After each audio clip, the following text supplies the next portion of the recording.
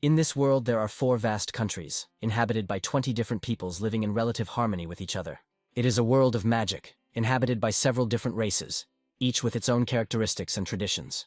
This universe is known to many by the name Rondell, which means circle of harmony in ancient language. Various mythical creatures stroll carefree through the streets of huge cities, causing no surprise to local residents. The age of magic and sword has passed, and now Rondell is a world of very advanced magical technologies that have become part of everyday life. This is called the era of magical progress, when ancient spells merged with modern inventions into a single whole. The girl uses a wrist bracelet. She talks to her holographic interlocutor and says that she is standing at a teleportation portal. However, despite the advanced technology, this world still remains feudal, where countries are ruled by kings and nobles. Class inequality still remains in force, despite the fact that this is an era of magical progress and universal enlightenment. It is a special time called the Golden Age of Rondell, and today is December 29th, 1999 according to the magical calendar. The day before the new age, Archmage Rondell announced his will, and it turned the whole world upside down. He said that he had hidden all of his legacy in different corners of this world, leaving only mysterious hints. Those who find these treasures will gain knowledge, power, and wealth that are beyond the imagination of ordinary mortals, and those who advance the most in their search will eventually take his place at the top of the magical hierarchy. The great sorcerer shook the world with his will, was the founder of Rondell, and had a hand in the formation of this world as a techno-magical civilization. He was also the Archduke of a growing empire, and his name was a great sorcerer of the Ninth Circle named Manuel Lucas. In all of history, there had only been 3 other Ninth Circle wizards like him, and he had no children or successor. His knowledge and power were great, and the Seeker would have his entire heritage in his hands. Whoever finds his destiny will eventually receive absolutely everything that ever belonged to the great magician. Immediately, a huge number of people began chasing the fate of the Archmage Manuel Lucas, driven by the thirst for power and wealth.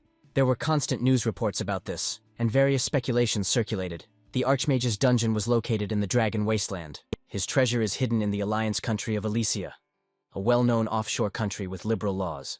And the Archmage's heavenly fortress is located in the Storm Sea in the center of the world, surrounded by eternal storms.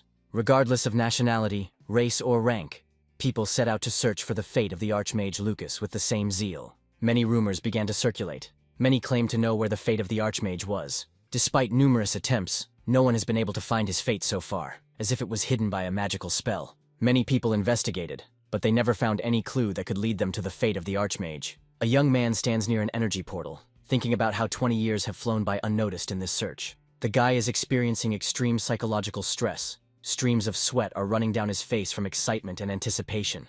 An information screen appears, informing the user that he has received the fate of Manuel Lucas, and this man is the main character of our story. The action moves to the year 2007 according to the magical calendar, to Lawrence's castle, where new events unfold. Showing concern for their young master, the servants ask young Master Adrien why he is heading to the office. The boy states that he wants to put back the books he has already read. He says that he wants to find one book, and asks the servant not to worry. This boy is the second son of the Count named Adrien. The boy was reborn in this body, and at the same time remembers his past life well. The end of his life was very boring. He served in the army and had only 1 month left before demobilization, but he died in an accident when the truck he was riding in overturned. When he opened his eyes, he was no longer in the Republic of South Korea. He was in the Kingdom of Ryangard with all its traditions and customs. The boy looks closely at his hands and thinks that now he is a new person with a completely different name. Before this, he lived in a middle-class environment, and now he became the second son of a wealthy viscount and lived in a huge estate. At first he was surprised and alarmed, but then he quickly realized that his past experience could help him very well in his new life. The boy looks at the image of his father and thinks that while his peers were busy with games and other childish nonsense, he eagerly strove for knowledge. Many praised him, and the boy understood that he exceeded the expectations of those around him and his new father with his abilities. However, everything was not so rosy. This was a civilization that was technically more advanced than humanity in the 21st century. The boy studied a lot of magical treatises, since his knowledge of human science was of no help in this world. Adrien is noticeably tired of studying the treatises, and thinks that in this situation, he is simply obliged to improve his qualifications. The boy realizes that he has no choice but to continue to act as if he is a natural genius. This life was not as easy as it seemed at first glance, and was fraught with many dangers. Adrien loses consciousness and falls to the floor. The servants begin to scream loudly and immediately rush to help the boy. When he was only 7 years old, someone who was ill-wishing him tried to poison him for the first time. The doctor begins to tell them that the boy was very lucky. If they had been even a few minutes late, he would already be dead.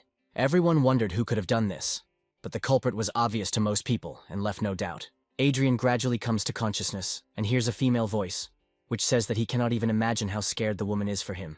The boy is noticeably tense and begins to slowly open his eyes, trying to focus his gaze on the surrounding space. He sees a woman in front of him, leaning over his bed, asking how the boy feels after what happened. This woman is his new father's first wife, and she is a high-born noblewoman with an impeccable reputation. Adrien himself was the son of a commoner and a thorn in the side because his father loved him more than his second son. Adrien gets irritated and punches the wall in anger. The boy thinks that this world has gone far ahead technically, but the state system here is terribly backward. He wonders why his father is doing nothing, but he realizes that he too has no evidence to accuse his second wife. Adrien can't believe that the man doesn't know anything about it, which means he's just turning a blind eye to it. It was at that moment that Adrien stopped pretending to be a young talent and decided to act differently. 10 years passed, and it was the 1st of May, 2019, according to the magical calendar. Adrien has noticeably matured. The guy heads to the virtual reality capsule store for the necessary goods. The vendors greet him cheerfully, after which they begin to quietly talk among themselves about his identity. Adrien hears them, but doesn't show it. The sellers discuss the guy and say that he is the son of the Count, the owner of these lands. The guy tells the saleswoman that he can't find his scorecards, and the girl says that they were moved to the cash register. The saleswoman asks Adrien how much he will take, to which the young man surprises the woman and says that he will take every single one. Having made his purchase, Adrien leaves the store. The sellers thank him for his visit and ask him to come again. As soon as the sellers are alone, the girl begins to scold the newcomer and demands that he pull himself together. She reminds him that there is a punishment for insulting a nobleman. The guy wonders why Adrien didn't send a servant to the store. The woman replies that, to be honest, she herself doesn't know, and was very scared when she saw him for the first time. The guy asks how often Adrien comes to the store, to which the woman replies that it's usually 2 or 3 times a month. Adrien has recently become interested in online games. He looks at his package and thinks that there is loot for 5 million inside the game currency. The young man remembers his past life. He quickly calculates the purchase, and comes to the conclusion that in Korean money, it would also be 5 million. The guy's thoughts are interrupted by the servant, who informs him that a visitor has come to his house. Adrien notices a woman approaching him, who is his mother. She looks worried. The guy says that he is fine, and then tries to find out where his brother is at the moment. The brother noticed the appearance of the young man. He loudly shouts Adrien and asks if he is in his right mind, since he is wandering around the city without a car and servants. The brother continues to scold the young man. At this moment, Adrien thinks about how he got on his nerves with his moralizing. Serdic says that the young man is the son of a nobleman, and he should at least once think about the reputation of his family. The guy sighs heavily and thinks that this is being told to him by someone who openly goes after girls. If he weren't a nobleman, he wouldn't even be able to take care of himself. Adrien understands that it is better not to argue. Otherwise, this concert will drag on, after which he tells his brother that this will not happen again. Serdic begins to smile evilly and thinks that a half-breed commoner has no use for pride in this world. Adrien tries to change the subject and asks his brother why he came. Serdic makes an important statement that his father wants him to take control of one of the family's businesses. He names the company and asks the young man if he has ever heard of it. By earthly standards, local nobles are both oligarchs and statesmen, and naturally they own many businesses. One of the family's businesses is a mining company, which the father wants to put his brother in charge of. Adrien understands why his brother broke into his place and behaved this way. He states that he is not claiming anything. Serdic smiles contentedly in response, and is glad that the guy figured out what was going on so quickly. Adrien shows his brother a large amount of purchased loot, trying to demonstrate his interests. Serdic starts laughing loudly. He calls the guy a good boy and nods his head approvingly. He reflects on the fact that this man clearly does not represent serious competition for him in this matter, after which he politely asks him to continue doing exactly this in the future. After Serdic finally leaves them, his mother, with obvious concern in her voice, asks the young man if he was really completely sure that he should categorically refuse. Adrien, with noticeable firmness in his voice, replies that this was indeed the absolutely right decision, and finally decides that in the current difficult situation, it would be much better not to interfere in what is happening at all. He walks slowly past the domestic servants, who bow low to him in respect, and reflects that after the recent poisoning, such a cautious strategy is the most correct and sensible. The guy politely asks not to disturb him, says that he went to play, since he completely abandoned his studies and noticeably distanced himself from everyone, even from the most devoted servants. Most likely, the father really did not need the son of a commoner, who was not an outstanding genius, and over time he noticeably cooled towards him. Thanks to this smart decision, the young man never again found himself in truly life-threatening situations. He lived the last 10 years of his life as an invisible shadow, trying not to attract attention to himself. He successfully graduated from the academy, after which he left his parents' estate with his mother for another place. There were numerous rumors that the guy became like this because of that poisoning. Many were sincerely surprised that he groveled before his older brother and did not dare to say a word against him. Adrien is well aware that many believe that he lives in his own game and has driven himself out of the family. Most of the servants in their new home are loyal henchmen of the senior wife, and even at home the boy must constantly think about what he says out loud. Adrien is in a desperate situation. All he can do is run away from the harsh reality. Adrien enters his room, then goes to the shelf and picks up a high-tech virtual reality helmet. Slowly he puts the helmet on his head and thinks that playing online games is just another escape from reality. A satisfied smile appears on his face. A system message arrives that he is immersed in virtual reality. The guy thinks that he has very well inspired this in those around him. His character loads. The game system solemnly informs the guy that he has successfully cleared the first level of the difficult quest of fate, after which the game system reports that synchronization with his physical body is taking place. Adrien believes that if his family wants to keep a close eye on him, then why shouldn't he keep an eye on them in the virtual world? After a moment, a system message appears, stating that the abilities acquired in the online game are fully reflected in reality. 10 years ago, Adrien successfully entered the prestigious Royal Academy and began to seriously study science. He wrote a detailed essay on Manuel Lucas and found something completely unexpected for himself. No matter how you look at it, the family credo of Manuel Lucas could not be interpreted in any way except by the English word, why. Adrien asks himself a serious question and asks himself how he knows English. The guy begins to methodically analyze the situation and think about the great sorcerer of the past. He comes up with a very interesting theory that genuinely surprises him. However, Adrien sits down to read the book slowly and thinks that he does not have enough convincing evidence. It may have been just a coincidence, but it soon became apparent that the Archduke was an Earthling. His last words were really strange. He wanted to walk along the California beach again with the woman he loved. The guy didn't understand what place he was talking about because he had never heard of the California beach. But he still decided to study it in the biography, because it was said by an outstanding person, and it meant something to him. Adrien carefully studies the Duke's last words exactly as they are recorded in the documents. Based on the butler's notes, the young man makes the assumption that this cannot be a simple coincidence, and that the great Archmage was an Earthling, like him. Adrien continued his investigation, studying various documents, and over time he found more and more irrefutable evidence that this man was indeed from the human world.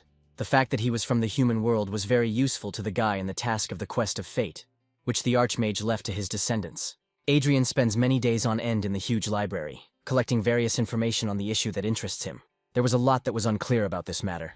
But the guy did not give up and stubbornly went towards his goal. And in the end he got what he wanted. An information screen appears next to him, which informs the young man that he is receiving the fate of Manuel Lucas. Adrien's eyes begin to shine with a joyful sparkle, and a smile appears on his face, because he finally found what he was looking for. Thoughts that he will now live in clover for the rest of his life are interrupted by a furious attack, which he barely dodges. The young man feels very irritated, and thinks that he was too early to rejoice at his success. The evil goblin continues his furious attacks, and throws a battle axe at the guy with the clear intent to kill. Adrien takes a defensive stance and thinks about how much pain he is in, and what a freak his opponent is. As soon as the guy got to the fate of the Archmage, the real suffering began. He thinks about whether it is worth getting involved with this. The fate of Manuel Lucas was hidden in the most unexpected place in the world. She was in an online game in her virtual world, hidden from prying eyes. This world is outwardly indistinguishable from reality.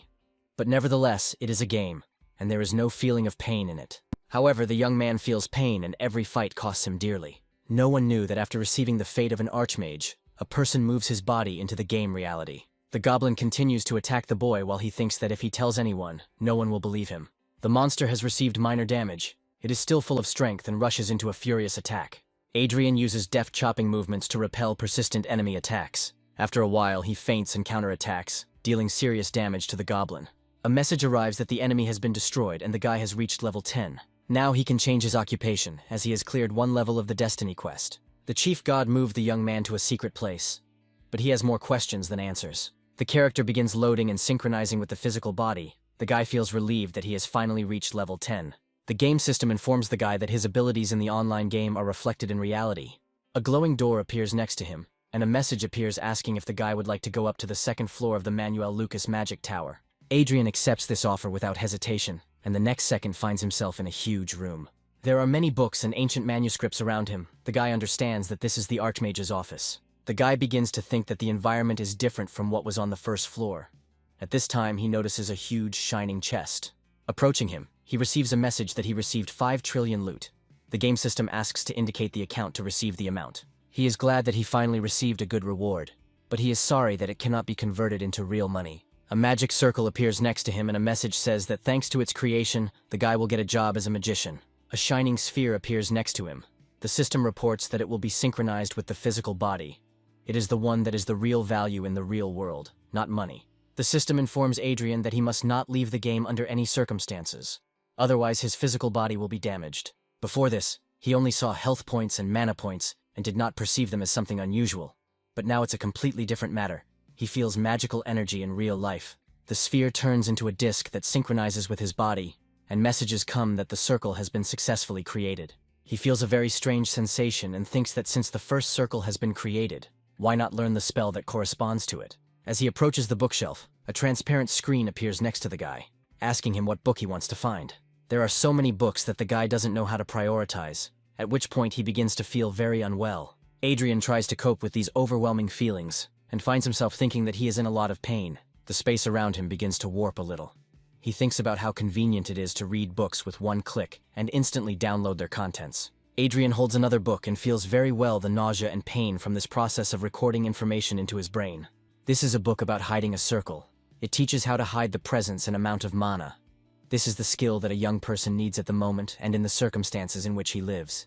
Adrien confirms the download of this book, after which the space around him becomes distorted and he begins to feel overloads. The bookcase starts to glow brightly. The guy didn't even hope to reach the level of an archmage very quickly. Exhausted from loading so many books, he falls to the floor and thinks that this is only a microscopic step forward. The guy just wants to live with his mother in comfort, prosperity, and safety, and for this, he is ready to do anything. The next day, he goes to the estate's training ground, where a young officer tells the boy that he is much more resilient than he previously thought. Adrien asks if he really thinks so. The knight says that it is indeed so. Adrien says that he has been feeling out of shape lately, so he decided he needed to do some exercise. The guy feels the circle of magic developing and his endurance growing. He does this because of the game. Training in reality will affect the character. It becomes clear to him that it seems that all of this is interconnected, and that the increase in level in the game was immediately reflected in the real world. Fortunately, he solved the problem of hiding his magic circle by learning a spell that prevents knights from recognizing that he has mana. The guy knows very well that knights have this ability. At this time, the officer asks if something good has happened to the guy in his life. He states that the young man's face says it all, to which Adrien replies that he simply received a nice reward in the game. In the officer's life, there are many ill-wishers around him. They wonder why he is so friendly with this insignificant person, and what he is trying to achieve. The officer feels the gazes directed at him, and calls these people scoundrels, to which Adrien asks him not to take it to heart, and not to pay attention to them. Adrien is pleased that the officer is worried about him, but he doesn't know that the guy is just pretending to be harmless. The guy needs to act in a way that doesn't arouse suspicion, because his brother or his mother shouldn't see him as a threat, so now it's best to look like a soft-hearted and narrow-minded person. The guy logs into the game and makes sure that his stats are actually reflected in reality. He is going to level up his character and remembers that someone wise said that the most important thing in online games is a fat wallet. He gets himself a companion, because if there is someone who will aggro all the enemies on himself, then this will help him a lot. The companion will, of course, take some of the experience that the guy himself could have received, but still, this is not a waste of money. Adrien confirms the choice of a low-class third-level companion, after which the holographic screen disappears. This companion is a low-ranking character without the ability to use strong magic. Adrien is a little upset because, frankly speaking, the choice in online games is not that great. He starts to think that he has invested 30 million, and maybe the satellite will not be to his liking. At that moment, he starts to see a blurry image of a girl. A message appears stating that the companion is Arcia Skysteel, a shield girl. The guy is very happy to see such a companion. And besides, she is at her level, even among unique companions, top-notch. This is an unusual companion, and the one who is taken once and for all and cannot be changed. The system asks the guy if he really wants to take this character as a companion. It's like there are restrictions that are put on the event, and the guy thinks that being a wizard, he doesn't need any other companion. He confirms his decision to the system, and the registration of his new satellite begins. The room is filled with a bright, blinding light. The guy thinks that it is too bright, and there have never been such bright effects before. Gradually, a female silhouette begins to appear in the blinding glow. A girl with bright green eyes slowly approaches the young man. Arcia stops and looks at the young man silently, then lowers her heavy shield to the ground. Adrien notices that the girl has a blank expression on her face. as if he had summoned some kind of golem that only has the appearance of a human, although she is indeed beautiful. Thinking that there is nothing that can be done, he suggests that the girl move to the training ground and start training. The young man is greatly surprised by the ease and power with which Arcia repels the numerous attacks of the goblins. Adrien helps the girl repel the attack by using magic arrow spells while looking at her carefully. The guy has leveled up to level 20. At this point, the game system asks if he wants to receive the books on magic and practices he received. He continues to look at the girl and thinks that even if he is losing out on experience, he doesn't feel like it matters. Although the further you go, the more experience your companion will need, he begins to think that perhaps it will be easier to practice magic in real life. The game system tells the guy that he has already spent 15 hours in the game and insists on resting. The guy agrees and exits the game. He stretches, thinking about what a productive day it was, and doesn't even notice that his female companion is next to him. After a while, he notices her and turns towards her with great surprise. Instantly, he realizes that the girl did not remain in the game, but moved with him into reality. The guy is very shocked by this fact, and he instinctively begins to crawl back. Having calmed down a little, Adrien begins to think about how this could have happened. Meanwhile, the girl remains completely calm and looks at the young man with an indifferent gaze. Adrien still can't hide his surprise and wonders who she is, this companion girl. After a while, Arcia breaks the silence. She respectfully calls the guy sir and says that she is his companion. Adrien replies that he understands that and says that he means how she was able to leave the game with him. The girl answers like a robot. She says that she understands the guy and knows that he wants to know how she can materialize in his world. Adrien believes that the girl understands everything perfectly well, since she can separate the game from reality. Arcia begins to tell that she is a magical creation of the ex-Duke Manuel Lucas. He created her with the characteristics and appearance that pleased him. The guy grabs his head. He thinks that if he had known that this would happen, he would have found himself another companion. He learns that some characters are closed to him and will only be opened upon leveling up. And if his stats are maxed out, he will be equal in strength to a Grand Master. The guy watches as a bright aura flares up around the girl and understands that in terms of magic level, this is the 8th circle, and she can compete with the strongest of this world. Previously, the boy had only heard of 7th level creatures and was amazed that the great sorcerer had created a monster of that level. He comes to the conclusion that having such a faithful, strong, executive companion would be very good. Adrien starts thinking about how to hide the girl in the real world and asks if she has a stealth function or magic concealment. The girl belongs to the warrior class, so she has no stealth, but the ability to hide her mana is possible. A moment later, the protective field around her armor disappears, as does the mana. It's a good thing she can do this, otherwise the knights would have recognized her. Adrien learns that the girl was previously in hibernation in the repair shop of the Holy City, and then moved here, and the reverse movement is only possible at the same time to which she was sent. After which the young man sighs sadly and begins to think about the possible consequences. He comes to the conclusion that he has nothing to lose, since he has already razed his reputation to the ground. Rumors immediately began to spread around the estate that some girl was coming to the master, and everyone was talking about how the servants had caught them in his room. The gossip doesn't stop there, and everyone talks about the young people spending time together, and many consider this shameful. Not everyone shares this opinion. Many are understanding and see nothing wrong with the fact that this girl is a commoner. Adrien tries not to pay attention to these rumors and gossip. He is more interested in the fact that he has reached level 30. The guy pretends that he is an immature, stupid young man who brought a strange woman into the house, and no one guesses who the girl really is, although his mother is already ready to marry them.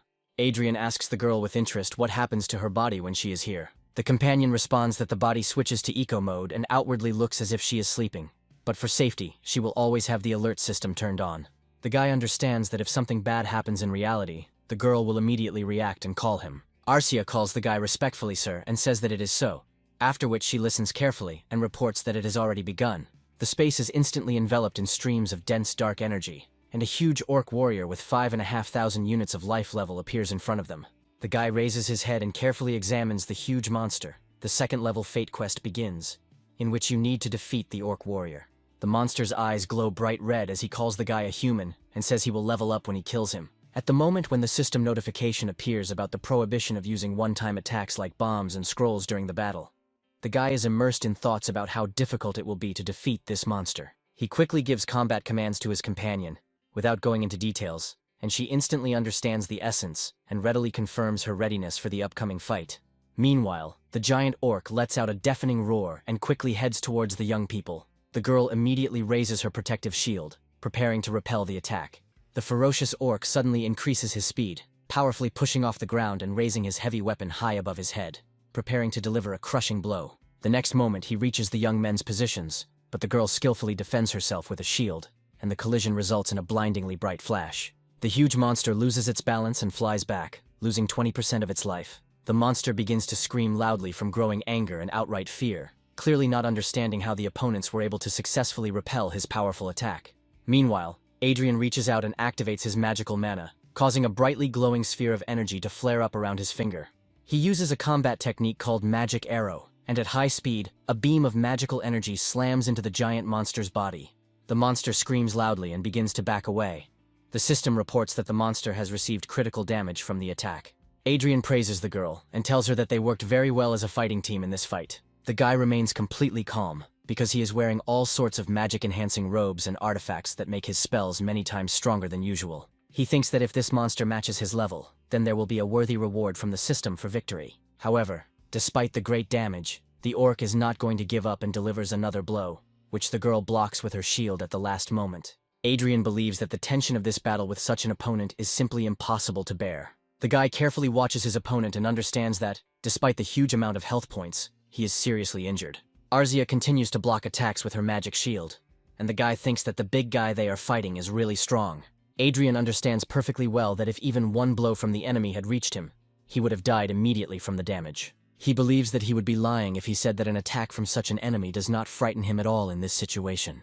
Adrien already knows what it is to die, so he activates the spell, and instantly a brightly glowing magical seal appears in front of him. The orc screams and is perplexed by what is happening, not understanding the nature of the magical attack against him. A brightly glowing pentagram appears beneath his feet, which instantly begins to suck the creature into a magical trap. Arcia realizes that the enemy is trapped and does not let up the pressure, moving forward and covering herself with her shield. Adrien stands behind the girl, activates another magic seal, and thinks that at this level he should not let fear overcome him. He orders the girl to prevent the enemy from getting up, while he himself will inflict magical blows on him.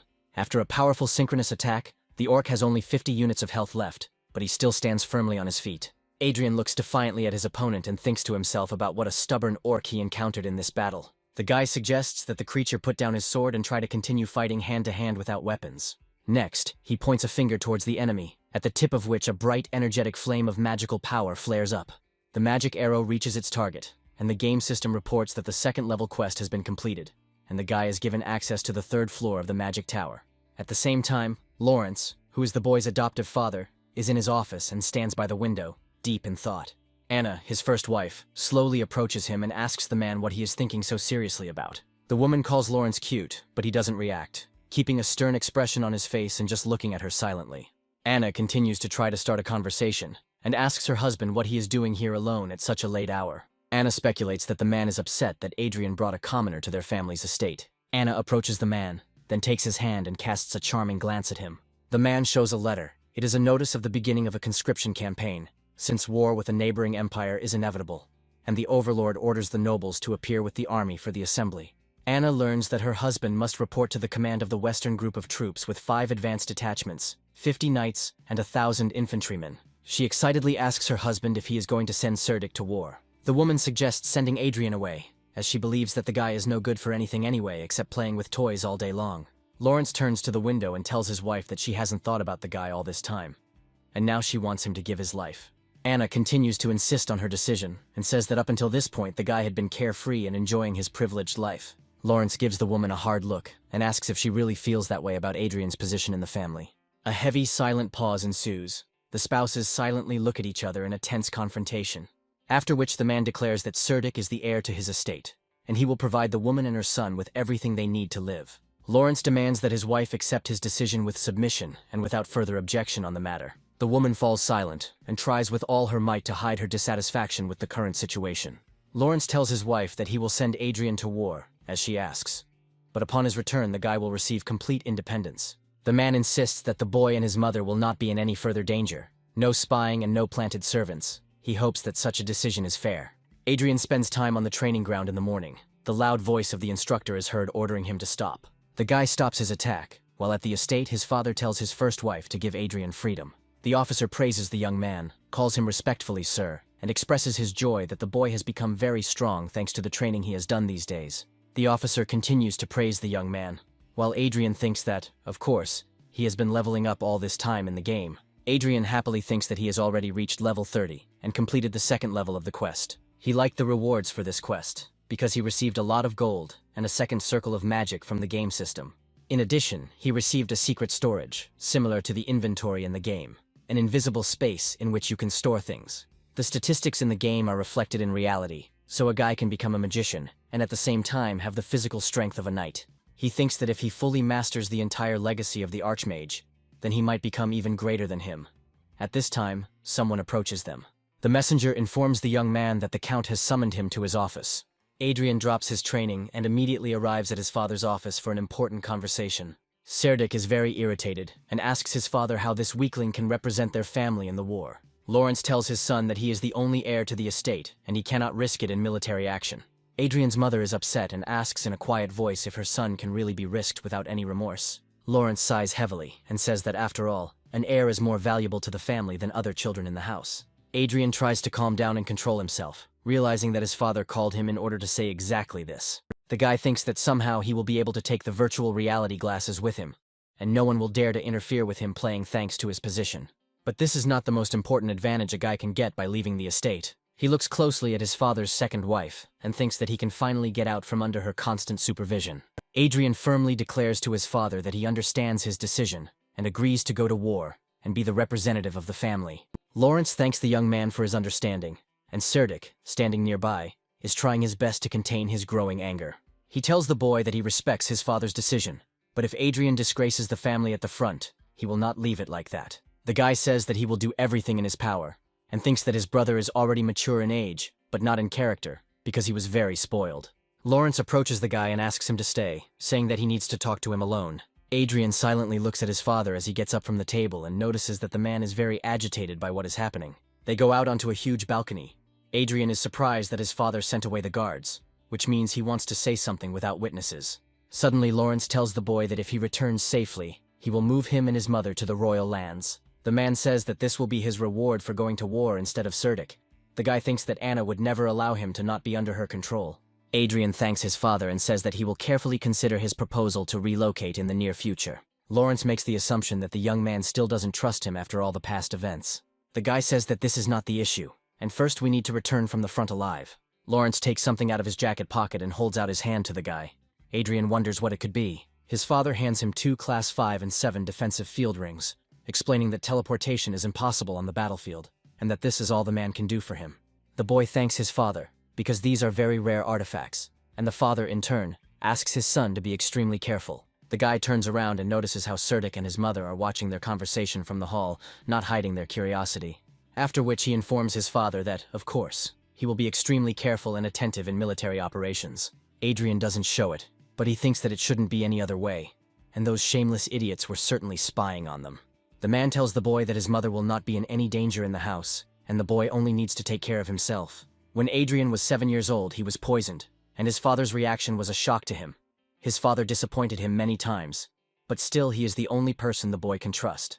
He calls the man father and says that he will definitely return, after which he shares that he trusts him. This conversation was very difficult for Lawrence. The man goes to his office, where he sits in silence and holds his head with his hand. The ring on his hand begins to glow brightly from the magical energy within it. The man is very worried inside and experiences mental suffering from the decision he made. He realizes that ever since Adrien was poisoned, he has been deliberately acting so coldly towards the boy. Lawrence is restless, suffering greatly, and rushing around the office in agitation. A clear image of Adrien appears before him. The man calls the guy his boy with pain in his voice, after which Lawrence again plunges into deep, sad, and anxious thoughts about his son's future. Adrien's mother starts to cry bitterly. The guy calms her down and asks her not to worry about him, saying that she should know that he can stand up for himself. She is afraid that Anna might send killers to the guy at the front to eliminate the unwanted heir. The guy says that this is even better. Let them commit more crimes, then it will be easier to eliminate them in the future. Mom is afraid that they are being overheard, but Adrien reassures her and tells her that Arsha is standing at the door and is in control of the situation. Adrien tells his mother that he will never tolerate this again. He promises that he will put an end to this soon, and asks his mother to wait a little for better times. 2 days later, the army begins to gather, and the old servant addresses the boy, respectfully calling him young master. The servant asks the young man who this young lady is. Adrien is a little surprised and wonders if he doesn't know Arcia. The servant admits that he heard that this is the lady of his heart, and reminds him that they are going to war, and he would not take his mistress there in his place. The gravity cruiser heads towards the front, while a meeting is taking place in a huge conference room inside the warship. Adrien believes that he could not leave the girl at home, because she is ready to protect him until her last breath. He thinks that, especially since she has recently improved a lot, and is very close in level to the highest knighthood, he needed to be well prepared to protect himself, and the guy spent 20 million gold in 2 days on equipment. There were 3 rewards for the 3rd level, and each one was worth 100 million gold, of which there was 1 universal panacea of the 3rd elixir. They are lying in the guy's storage and waiting for their time in the hidden storage of the game system. Adrien leaves the meeting and says that he will go to his room, and if there is anything important, he asks to let him know.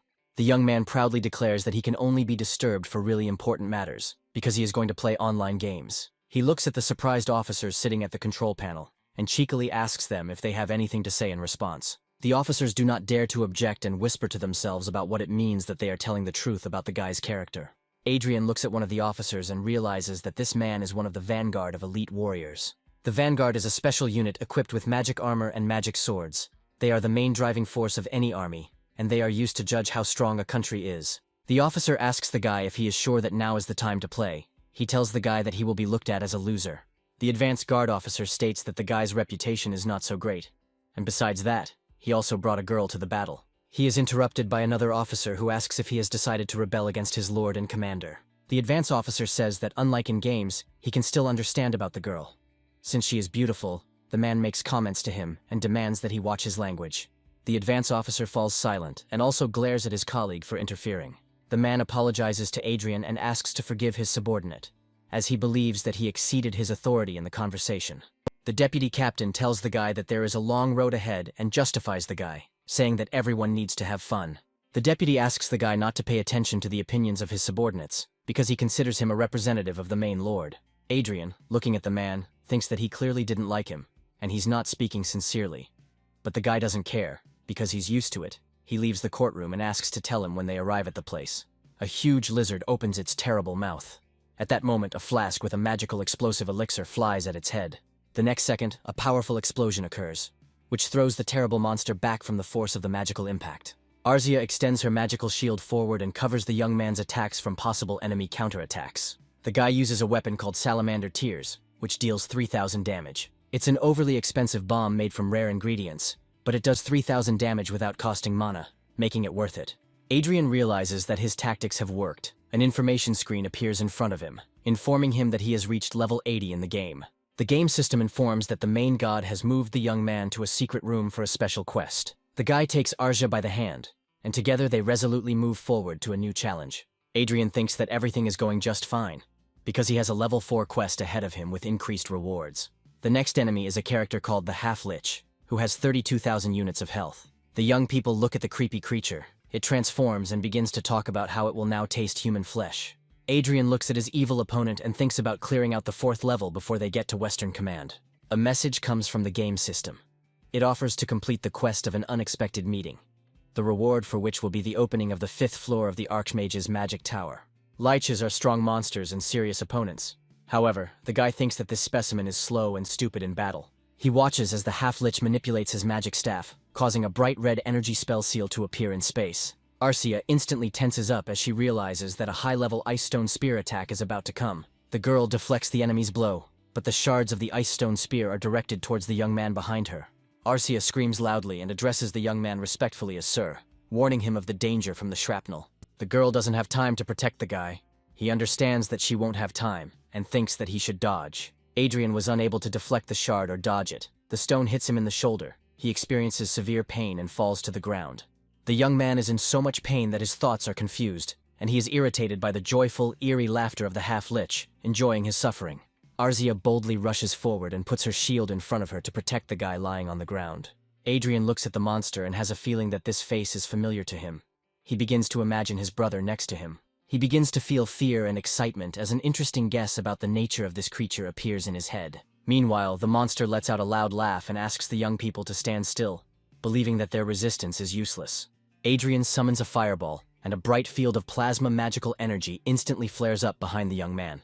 Under the cover of a fireball, Arja resolutely rushes forward and engages in combat with a dangerous enemy. In a split second, the girl reaches the monster and begins to push it back with her magic shield, using special combat tactics. She blocks the enemy's movement while Adrien activates a high-level magical artifact under her cover.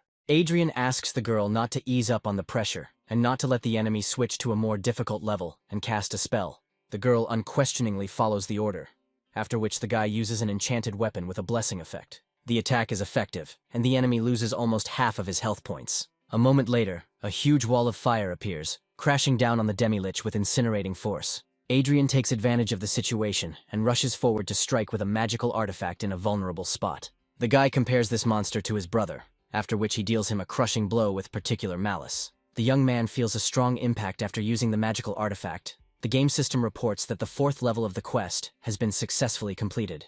Adrien experiences severe pain and weakness, after which he falls to the ground. A girl immediately runs to him and worries about him. She summons a vault, after which a holographic screen appears next to her, from which she takes out a flask with a potion. Arcia holds the young man by the neck and tries to carefully give him a restorative elixir. Despite the severe pain, Adrien feels joy because he has a companion who can open her master's inventory on her own. He continues to look at the girl in fascination and thinks that she is truly special among all the characters. The 5th floor of the Archmage's magic tower opens, and the guy rushes towards a huge, brightly sparkling chest with rewards. Adrien reaches out to the bright glow and offers the girl to immediately look at his rewards for completing the quest. The system offers to transfer gold to a virtual account, but the young man's attention is drawn to a strange object among the treasures. He picks up an object from the ground, at which point the system informs him that he has received the all-round view glasses. The guy opens the description of the artifact and learns that these glasses allow you to analyze and examine various objects around you. They possess mystical properties of clairvoyance and give the owner significantly improved vision. Looking closely at the glasses he found, he thinks that this is an unusual magical artifact, because it belonged to Manuel Lucas. The guy thinks that the glasses will allow him to see who is an enemy and who is a friend, and this is an indispensable item for such a distrustful guy like him. The 3rd magic circle is now complete and the creation of the 4th circle begins, while the action moves to the Western Command Field Camp. The military are very surprised to see that Lawrence sent his 2nd son to them, not his 1st, and quietly discuss this among themselves. The man recalls a rumor that the boy became a fool after being poisoned as a child. Adrien intervenes in the conversation, saying that he is indeed the poisoned brother. The senior officers meet the young man and tell him that he is not a fool at all, after which they respectfully call him sir, and say that these are just rumors. The deputy checks the composition of the detachment, and learns that 5 officers of the advanced detachment and 50 knights arrived with the young man. The guy asks why he doesn't pay attention to the infantry, to which the officer replies that the elite decides the outcome of the war, and ordinary infantrymen can be ignored. After all, only a mage of at least the 7th circle can deal with an officer of the vanguard, the military man adds with a serious look. The officers report that his fighters have been integrated into the army as part of the 2nd separate brigade, and his brigade commander is Count Otis. The guy begins to remember who this count is, and recalls that he is a great lord of the East, famous for his military exploits. He turns to his subordinates and informs them that they are now the 2nd separate brigade under his command. Adrien hopes that no one will disturb him. He goes to his chambers and asks the girl to follow him. A week passes. The young man thinks that Otis is the best commander, because the best commander is the one who is not there all the time. The subordinates inform the young man that before the start of hostilities, Brigade Commander Otis left on business and will appear through the teleportation system. His actions seemed completely illogical, but in the absence of the officer, the guy could calmly continue his game, without fear of sudden checks. Immersed in the virtual world, the guy thinks about the imminent passage of the 5th circle. The girl suddenly warns him that a stranger has entered the room. Instantly turning off the game, the guy jumps up sharply and notices how Arja with cold determination holds the hand of the uninvited officer, not allowing him to move even a step. The officer freezes in amazement, his face expressing complete bewilderment. He never expected that the fragile-looking girl would be the owner of such inhuman strength. Adrien, instantly assessing the situation, asks himself the only question: what does this officer want, and why did he enter his room without warning? Putting on magic glasses that allow him to see hidden intentions, the guy without hesitation calls the intruder a scumbag who is not worthy of trust. Adrien sharply demands an explanation, to which the officer, stumbling, begins to justify himself by saying that he was simply worried about the condition of the guy, who had been in the game for too long. Having forcefully pushed Arcia's hand away, the officer loudly declares that the girl herself approached him, and he does not understand at all what is going on here. Adrien delivers a precise kick to the officer's ankle, and reminds him that all communications should have been made via messenger, if it was really something important.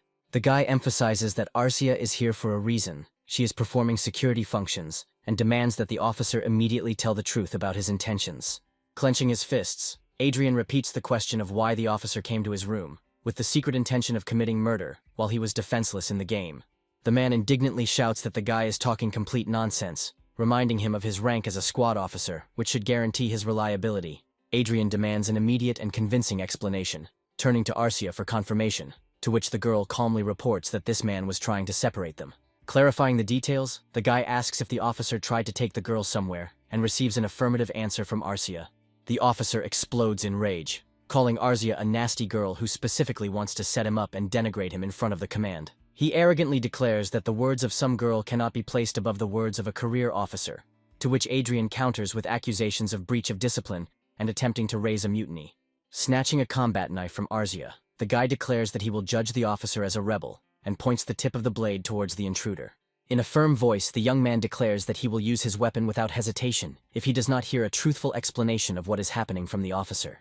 A mocking grin appears on the face of the uninvited guest. He is absolutely sure that this boy will not dare to use a weapon. Previously, Adrien had indeed shown restraint and silence, not at all out of good nature, but solely for the sake of survival. But now that Anna can no longer watch him, he does not intend to give in anymore. The guy decides that the time has come to show his true colors, and confidently tells the officer that he is going to calm him down. He continues to grip the blade tightly in his hand, and orders the officer to step forward. At this time, a subordinate runs up to the deputy commander and hurriedly informs him that the foreman ordered him to come to him immediately. The man relays the foreman's order, adding that he is going to execute one of the officers and demands that not a minute be wasted. When the deputy commander enters the tent, he immediately turns around and catches the dagger in his hand. He immediately notices that the blade is stained with blood, and this immediately attracts his full attention. Adrien, not hiding his displeasure, reminds the man that he asked him to hurry up, and looks reproachfully into his eyes. The deputy commander barely restrains his irritation and wonders with inner anger how this impudent man dared to speak to him in such a tone. He looks around the room, not understanding what happened here, and begins to look around carefully. Soon he notices one of the officers on the floor, writhing in pain and groaning weakly. The man respectfully addresses the boy, calling him Your Grace, and wants to know what exactly happened here. Adrien explains that anyone who allows themselves to harass girls is not worthy of being called a knight, and asks the deputy commander's opinion. The commander becomes enraged, shouts at the soldiers and calls them scoundrels, and demands that they explain what they have done. He then bows his head respectfully to Adrien and admits that all responsibility lies with him. The guy contemptuously kicks the officer, announces his dismissal from office, and orders that all his equipment be taken away and he be put in jail. He casts a cold glance at 3 soldiers standing nearby and accuses them of complicity, ordering their immediate arrest. The deputy commander continues to bow until Adrien firmly states that there will be no discussion, since he is now in charge here. He casually pats the man on the shoulder and coldly reminds him that this is not his territory. Adrien leaves the room with the girl, saying that the smell of blood is disgusting to him, so he will go to another room and asks to clean it up. The deputy commander watches the young man go by and thinks tensely about what kind of person he really is. Adrien thinks about how hard it was to hold back all this time and not show who he really is. Arcia desperately rushes forward and puts up her shield to protect her master from the blow aimed at him. Adrien, standing behind the girl and relying on her reliable protection, activates the artifact. He reflects on the fact that the enemy has been methodically striking at the blind spot all this time, while maintaining a safe distance. Despite the fact that the enemy has less than half of his health points left, he still maintains his fighting spirit and does not retreat. The game system announces the start of the 5th level of the quest, called Unexpected Encounters, where the goal is to defeat the Dark Knight and open the way to the 6th floor of the Magic Tower. The Dark Knight feints, gets into range, and prepares to deliver a crushing blow with his sword. Adrien steps out from behind the girl's protection and activates his magic wand to counterattack. The Dark Knight instantly turns his attention to Adrien and rushes towards him with fury. Arcia reacts instantly, and intercepting the line of attack, strikes the enemy with her shield. Taking advantage of the enemy's confusion, Adrien notices a vulnerability in his defense and releases a powerful energy stream in his direction. The Dark Knight doesn't have time to dodge and parry the blow, and all he can do is respond to the guy with a sinister smile. After the impact, a blinding flash occurs, and the entire space around the Dark Knight is filled with shining magical signs. The system reports that the 6th floor of Manuel Lucas's Magic Tower is now open to access. The guy approaches the sparkling chest and receives a notification about a reward of 1 billion gold, which is too large to withdraw into game or virtual funds. That's not all. He is surprised to learn that he also received a magic staff, a magic robe, and other pieces of equipment. He decides that he will keep the staff and the robe for himself, and give the remaining armor to the girl. The guy begins to think about the fact that new equipment is always a blessing. The Archmage gives the best. At this moment, his attention is distracted by something extraneous, disrupting the course of his thoughts.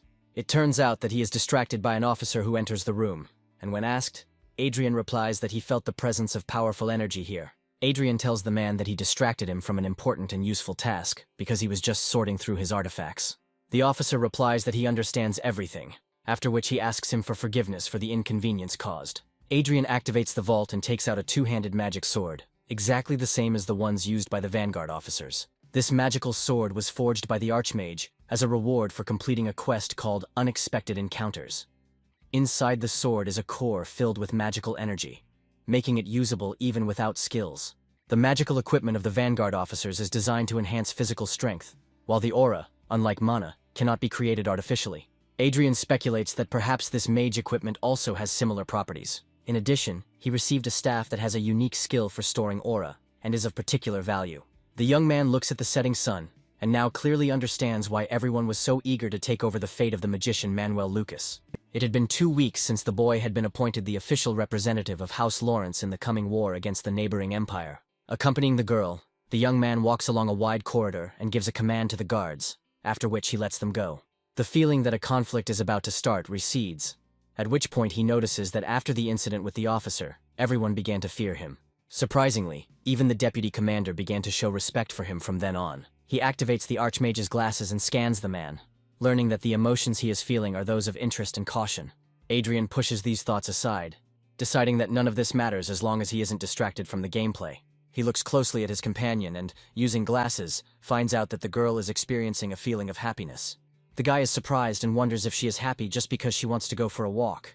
She reminds him of a small puppy, and for some reason this comparison seems very accurate to him. The young man is amazed that even an artificially created creature can have real emotions. He catches himself thinking that he actually knows nothing about her, and previously thought that she had no character other than banal preferences. Adrien looks around at the picturesque landscape spread out before him, and in the silence notices how nice this place is. He watches the girl carefully, trying to understand whether she has emotions similar to human ones. The glasses tell the guy that the girl is experiencing great happiness, and this causes him to burst into a fit of suppressed laughter. Returning to the camp, the young man tells the girl that they will now have the opportunity to go on walks more often. He runs into a distressed young officer in the corridor and asks him the reason for his depressed state. Suddenly, the young officer loudly greets the brigadier and invites him to have a drink together, clearly trying to hide his embarrassment. The glasses tell Adrien that the officer is feeling acutely ashamed, and he notices 2 others nearby who are clearly involved. Adrien directly tells the young man that it was those 2 who set it all up, or that he himself lost to them in some kind of argument. Adrien is about to leave, wondering whether he should really get involved in this situation or just walk past. However, a young officer steps on his foot, and the guy irritably asks if he is even worthy of the title of knight. Quietly, almost in a whisper, the young officer asks for forgiveness, admitting that he had indeed gone too far. Adrien scans the guy and finds out that he is an aura expert and has a rare combination of high magical talents. Adrien is amazed because he has never met a person who can simultaneously master 2 outstanding skills. He begins to wonder why this young man tolerates such humiliation and allows himself to be bullied. The guy reflects on the fact that if the officer had become a magician, he could have achieved much more in life. The officer looks constrained, does not engage in dialogue, and avoids continuing the conversation with him. Adrien irritably turns to the instigators of the incident and demands that they not dare to disturb him in the future. Once in his room, Adrien thinks about how he didn't interfere in someone else's conflict in order to avoid problems. However, he wonders how much good the officer's talent could do if it were channeled in the right direction. He comes to the conclusion that by equipping him with the equipment of a Vanguard officer, he could be turned into a combat mage. Adrien continues to reflect that while talent alone is not everything, becoming a knight at such a young age means there is a chance. The boy comes to the conclusion that it would be wise to take this young knight under his wing and develop his potential. But Count Otis stands in the way of this, because the young knight serves in another county and is not officially subordinate to him. Thus, for such actions, Adrien needs to obtain permission and official approval from the Count. He considers trying to bribe Otis, figuring he might not be averse to a bribe. The guy doesn't know how useful rare talents are, but he clearly feels the need to start assembling his own team. He puts on the magic glasses and decides that now is the best time, because he is far from the influence of his stepmother. After this, the guy tells the girl that he has an idea of what to do, and adds that they have a lot of things to do. A young officer named Lopez walks slowly down a wide corridor, lost in his own thoughts. He remembers Adrien's words that he could have achieved more if he had chosen the path of a magician rather than a knight. Lopez admits that at first he thought the commander of the 2nd Brigade was just an arrogant aristocrat. However, now he is pleased with the thought that Adrien recognized his abilities and saw the potential of a magician in him. Following the order he received earlier, he enters Adrien's office and loudly announces his arrival. In the office, he is met by the Count, who smiles affably and politely invites the young man to come in. Lopez looks closely at the elegantly dressed Adrien, but tries not to show his surprise. The guy, meanwhile, is wondering why he was called. While the Count continues to speak, the Count says that the officer probably already knows that before him is a representative of the Lawrence family and the new brigadier. This news brings sincere joy to the young officer, because now Adrien becomes his lord. The Count finally asks him to serve Adrien with loyalty and devotion, as befits a true knight. The boy clearly remembers an incident from his past life, when China lost to South Korea in a football match, and one fan asked an important question. He then wondered how it was possible that among the 1.5 billion people in China, there were not even 11 worthy football players. The answer was that the hypothetical Chinese Messi and Ronaldo were at that time digging in the soil on a farm, because without a social ladder, talent disappears. Adrien wonders who would have thought that so many young people in this world are simply wasted. One of such people he considers to be an unlucky knight named Lopez, and also a peasant worker whom he met on his father's estate. He also recalls one of the few soldiers who could play a musical instrument. Then a cheeky boy who was caught selling erotic magazines to soldiers comes to mind. He also remembers a maid from a neighboring regiment, and he understands that there are a great many such people deprived by fate. Adrien believes that all these people had abilities, but because they chose the wrong path, they achieved nothing. The maid asks the guy in surprise if he really thinks she can become a sorceress, since the test did not reveal any magical abilities. The guy replies that the problem was most likely with the equipment itself that was used to conduct the testing, which makes her even more surprised. Adrien guesses that no one understands his actions now, because in order to get this girl, he had to buy her from the owner and give several bribes. The young man standing nearby tells the maid not to ask unnecessary questions, and just do everything as her master tells her. This young man had previously spent a lot of time toiling in the mines, and Adrien does not understand why he is so willing to obey orders. They are now away from the camp and visiting a haute couture studio called the Royal Palace. Adrien understands that these people are very confused, because they have never been to such luxurious places before. The maid tells the guy that she is choosing a specific item from the assortment presented. Adrien looks at the young man carefully and says that he looks quite worthy. The young man in response declares that he is ready to serve his master faithfully and truly. Adrien believes that he has assembled a very worthy squad, because such talents are even more valuable and rarer than the ability to magic or fencing. He is sure that if talents are not developed, they will remain useless, as if buried in the ground, and suggests that young people not look at price tags, but choose what suits them. The guy decides that he will send his new team from the camp for training, and an individual approach will be chosen for each of them. They arrive at a brightly shining palace. Adrien believes that his people should look appropriate to their new high status. Genuine surprise appears on the faces of the young people. They are stunned by the sight of the palace and are clearly in complete shock. They ask Adrien with disbelief whether they really will be living and studying in such a luxurious place, to which they receive a confident confirmation. Adrien informs the young people that he has assigned them a servant and a butler who will help them with their daily routine. He explains that from now on they must direct all their energy and attention exclusively to their studies, while they will receive benefits and compensation for dismissal from their previous jobs.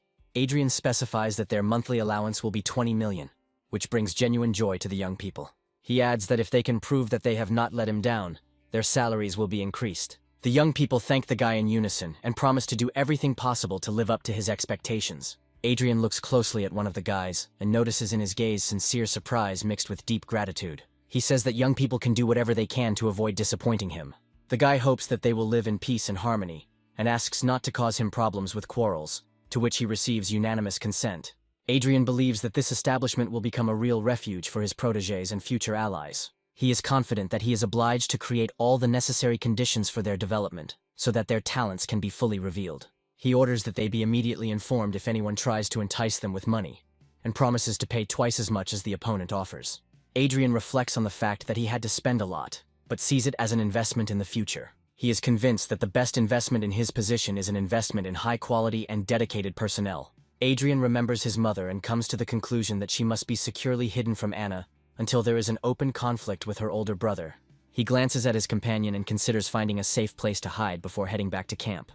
But first he has one important task to complete. Suddenly, Arja makes a sharp jump to the side and with an iron grip squeezes the throat of a stranger standing nearby. The girl continues to hold him by the throat, while Adrien mockingly greets the unexpected guest. The events are transferred to 2 days ago, when the guy still did not understand how his brother found out that he had started to gather commoners under his wing. Late at night, Serdic called him and said that he was doing the right thing by hanging out with the same rabble as himself. The boy considers his older brother a fool, especially after he himself let it slip that his every move was being followed. Adrien asks the spy how he found him, and wonders if he teleported straight from the royal palace. The spy tries to deny it and says that he doesn't understand at all what we're talking about. Arzia performs a spectacular throw and knocks the spy to the ground, after which Adrien asks if he wants to stay alive. He begins to choke with fear, realizing that his enhanced aura is powerless, and he is in mortal danger. He scans his female companion and panics even more at what he sees. The spy perceives what is happening as a real nightmare, because he feels that the girl is an expert in aura. He realizes that she is far from an ordinary girl, and if she doesn't talk now, they will simply kill him. After which he, trembling, asks to wait a little and promises to tell her everything. Adrien asks the spy how he found it, and if his older brother really has another rat in the teleportation room. The man trembles with fear as the young man scans him with glasses, and comes to the conclusion that he is apparently not lying.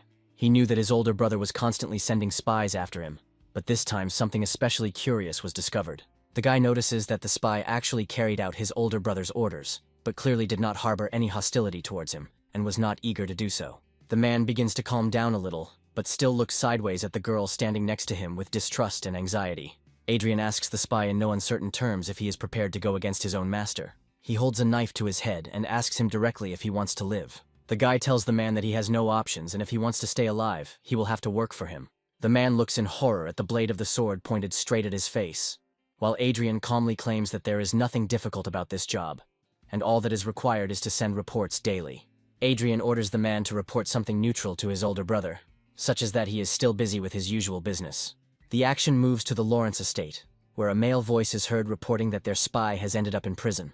Serdic learns that unfortunately, his spy was caught right in the foreman's chambers, and this has already caused a lot of problems. He begins to worry greatly about what happened, realizing that in this situation he clearly went too far. Serdic regrets his actions, all because he did not listen to his father and continued to send spies. He understands that his father will now be furious, and orders his man to keep an eye on Adrien until his father cools down.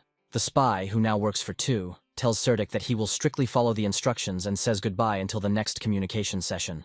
Adrien believes that over time he will lure away the rest of the spies and deal with them in the same way as with the spy officer. The talent pool went like clockwork, and now the young man has 20 very gifted recruits at his disposal. They all work very hard to ensure that Adrien can do his thing, and as a result, he quickly reaches level 159 in the game.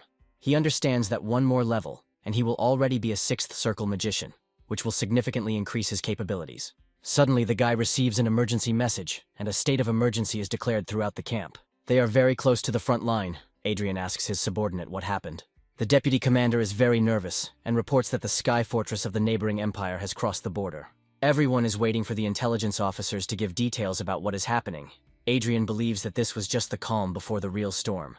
The high-ranking officers gather in the council hall and discuss the latest news, namely that the enemy empire has made the first move. Otis believes that we need to wait, and suggests loading the fighters onto an armored train, so that they are ready to move out at any moment. The Count forbids movement, since from the moment of the attack the enemy has been intercepting teleportation coordinates along the entire front. After this, he prohibits all types of communication for fighters, except for officers not below the rank of colonel. Otis turns to the young man and says that these precautions apply to his unit as well. Rising from the table, the Count announces that a full-scale war has begun, and everyone needs to take the necessary precautions. Adrien feels a surge of adrenaline and understands that things are really serious and dangerous.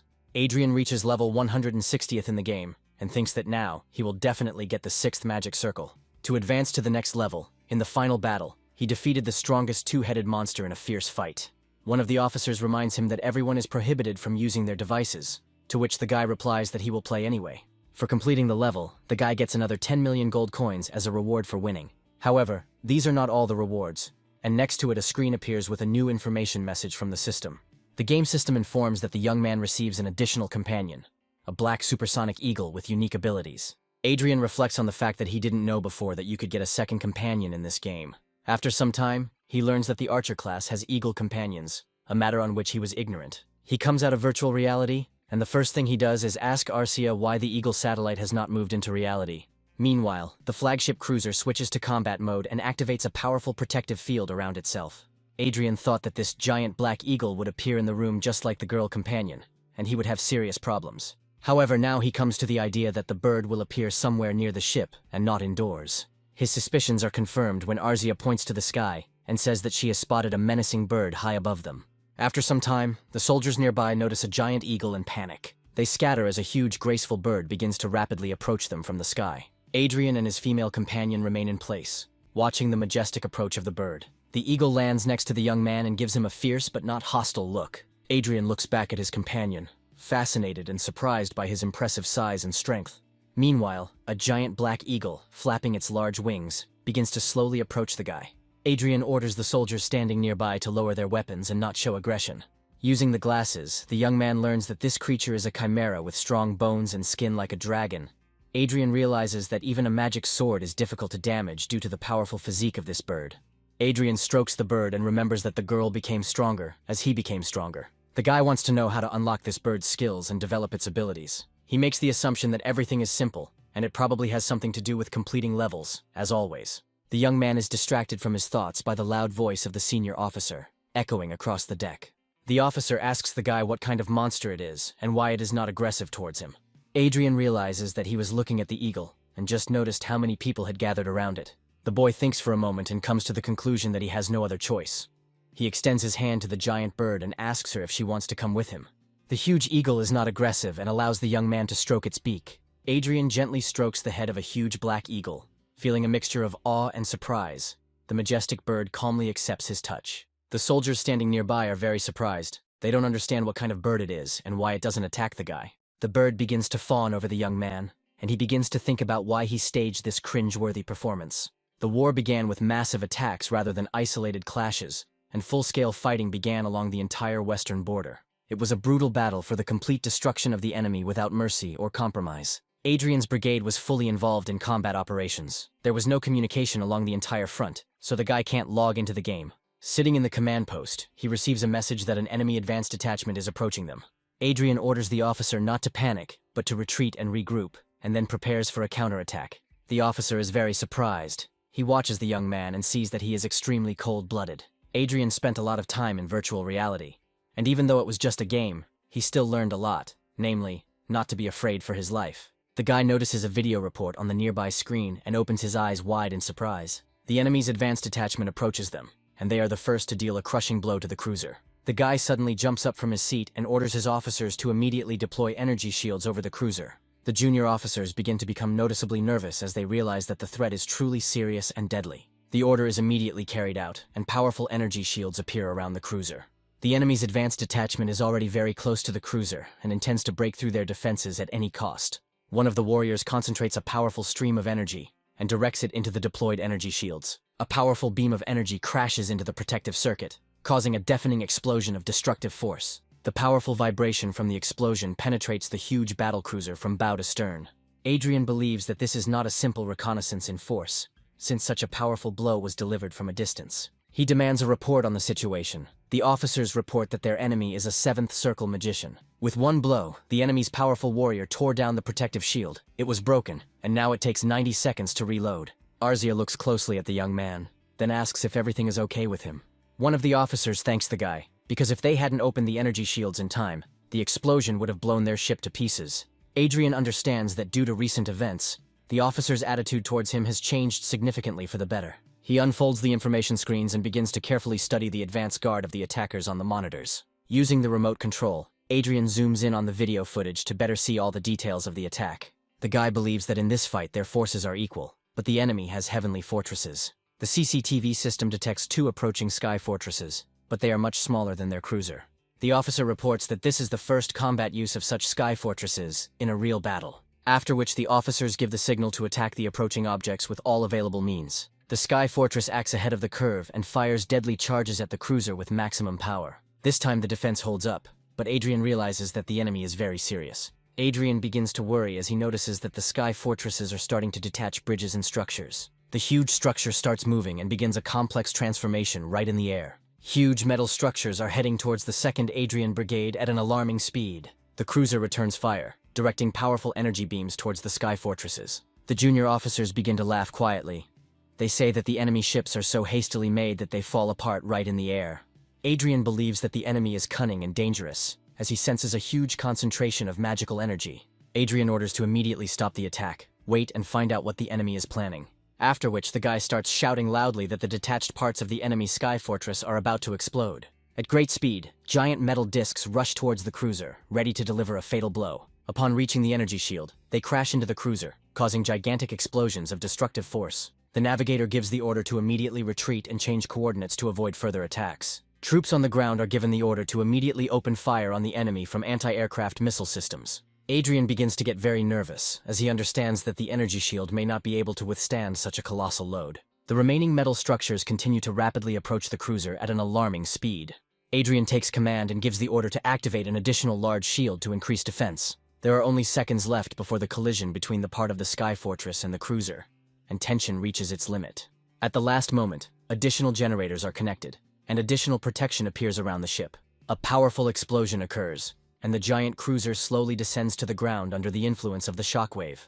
Adrien feels very unwell and realizes that if he had not used his father's ring, they would all have been torn apart. The guy glances at the screen and wants to make sure that the accompanying small ships are still intact. He breathes a sigh of relief as he sees that they managed to fly away and avoid destruction. Adrien gives the officer orders to find out what is happening with their advanced detachment and to take care of the wounded. The Count is delighted, rejoices and beams with happiness after successfully repelling the attack. He thanks the guy from the bottom of his heart and believes that he did an excellent job of commanding today. Adrien claims that the man is flattering him, to which he replies that this is not so, because the guy foresaw the impending kamikaze attack in time. Otis is going to inform the general staff that today's victory was achieved thanks to Adrien, and he can count on a reward. The man believes that it is his duty to ensure that his subordinates are rewarded for their achievements, since the enemy used this tactic across the entire front, and only they managed to escape this deadly attack. Suddenly the Count surprises the guy. He says that there are various rumors about him, and asks him to enlighten him. Otis reports that many are saying that the guy has tamed an incredibly giant magical eagle. Adrien smiles contentedly, while the Count reports that the soldiers say that the guy found it unusually easy to find a common language with this bird. Adrien begins to tell that the bird was really very smart, and it seemed to understand everything he said. The guy began to communicate with it, because it is a very interesting creature with a developed intellect. The officer nearby reports that the giant black eagle may be a species of eagle from the sacred city. These birds are born with high levels of mana, and can fly up to 5,000 kilometers without rest. Otis learns that if someone manages to tame an eagle, it will never betray and will be ready to protect its owner even at the cost of its own life. The man finds this very funny. He believes that the eagle's behavior is similar to a good dog. Adrien tells the Count that the danger has passed, and asks for permission to use the connection. The man replies that he allows this to be done as a reward for successful command. The second week of the war continues. The commander of the advanced detachment believes that the enemy is unlikely to appear in the open, and will definitely not come from the mountains. He believes that this may be a trap, and orders his subordinates to keep their distance and immediately use long-range weapons if an enemy is detected. He recalls that Adrien ordered not to rely on the radar signal, and to keep the maximum distance from the enemy. The attitude towards the young man has changed a lot, and he sees big changes in people since the beginning of the war. After some time, Adrien's advanced detachment is ambushed and takes up all-round defense under heavy enemy fire. Fighting off the enemies, the squad leader considers the attack to be incredible. The enemies emerged from underground, where the radar could not detect their presence. While fighting off another attack, he thinks that it's good that they moved carefully as the foreman suggested, otherwise they would all have been killed. Even though the men consider themselves lucky, it is becoming increasingly difficult to repel enemy attacks with each passing second. The enemy is twice as numerous and needs to be held back until reinforcements arrive, at which point a powerful explosion occurs. As the smoke clears, the forward officers look around and try to figure out how bad their losses were. They accomplished their task and held out until reinforcements arrived. 10 officers of the advanced detachment under the command of Count Otis. The deputy commander wonders how they managed to do it so quickly. Did the guy really know that this would happen, and called for reinforcements in advance? Adrien asks the officer why they are just hanging around and not attacking the enemy. The deputy commander reports that they have pinned the enemy forces against the mountains, and they are surprised at how calm the young man's voice is. Adrien says that it was not easy for him to get reinforcements for them. He wants the task to be completed with 5 units. Otis finds the guy's strategy stunning, as several enemy units have already been destroyed under his command. At first, the man thought it was just simple luck, but after several successful operations, there was no need to talk about luck. Otis recalls that many people said about the young man that he was a genius as a child, but after the poisoning he became useless. The Count believes that the boy is a sleeping dragon who has now awakened, and then asks a nearby officer how old he is, and whether he is the same age as his daughter. The officers are very surprised by the Count's decision. The man believes that his family has written off the guy, but he would gladly take him in. The subordinates tell the man that the foreman already has a mistress, and he is so inseparable from her that he even dragged her to the war. The officers try to dissuade the Count, but he thinks that a gambler, in his opinion, is still better than a drunkard, a drug addict, or a slut. When officers point out his daughter's fiery temper, Otis acknowledges that she does lose her temper often. Adrien, accompanied by his companion, slowly moves along the long corridor of the ship and is stopped by the deputy commander of the fleet. The officer politely asks the young man if he has a free minute to talk, to which Adrien kindly answers in the affirmative. By activating the analytical glasses, the guy reads the man's emotional state and discovers that he is in a calm mood with a hint of anticipation. The guy notes that the officer's attitude towards him has changed compared to previous meetings, when curiosity and caution prevailed. But now he demonstrates disposition and calmness. At this point, the officer directly asks why the respected gentleman so stubbornly hid his true strength from those around him all this time. The officer frankly reports that many influential people are seriously concerned that if Mr. Surdick gains power, then extremely difficult times await everyone. The man tells the boy that if he has even the slightest determination to confront his older brother, he will support him with all his might. The glasses do not record any suspicious changes in the officer's condition, which means the man is absolutely sincere in his intentions. This officer is one of his father's close advisors. The guy thinks that perhaps his father told him something before leaving for the front. Adrien sincerely thanks the officer for his frank words, in response to which the man says that he will pretend that this conversation did not happen. Adrien finds the officer surprisingly naive and rereads his state, finding him neutral, calm, but also very disappointed. The boy tries to stop the spying of his older brother and his mother, but he cannot be sure that there are not other types of surveillance that he does not know about. Adrien politely leaves the officer and reflects on the fact that perhaps he is able to cope with this task on his own, without involving outsiders. He believes that eliminating Anna and Surdick is exclusively his personal task, and he does not intend to share this pleasure with anyone. In the meantime, the young man will simply know that among their vassals, there are people who care about the fate of the family, and who are ready to support him in difficult times. As he leaves, Adrien casually asks the officer if he is entitled to any reward for his valor on the battlefield. A few days later, the youngest son of the Lawrence family is solemnly awarded the prestigious Order of the Golden Lion, 2nd class, for outstanding services to the fatherland. The man reads a ceremonial speech and informs everyone present that the 23rd ruler of the Kingdom of Rangard personally awards the guy an honorary order. Adrien says words of gratitude that this is a great honor for him, and that he will cherish this award for the rest of his life.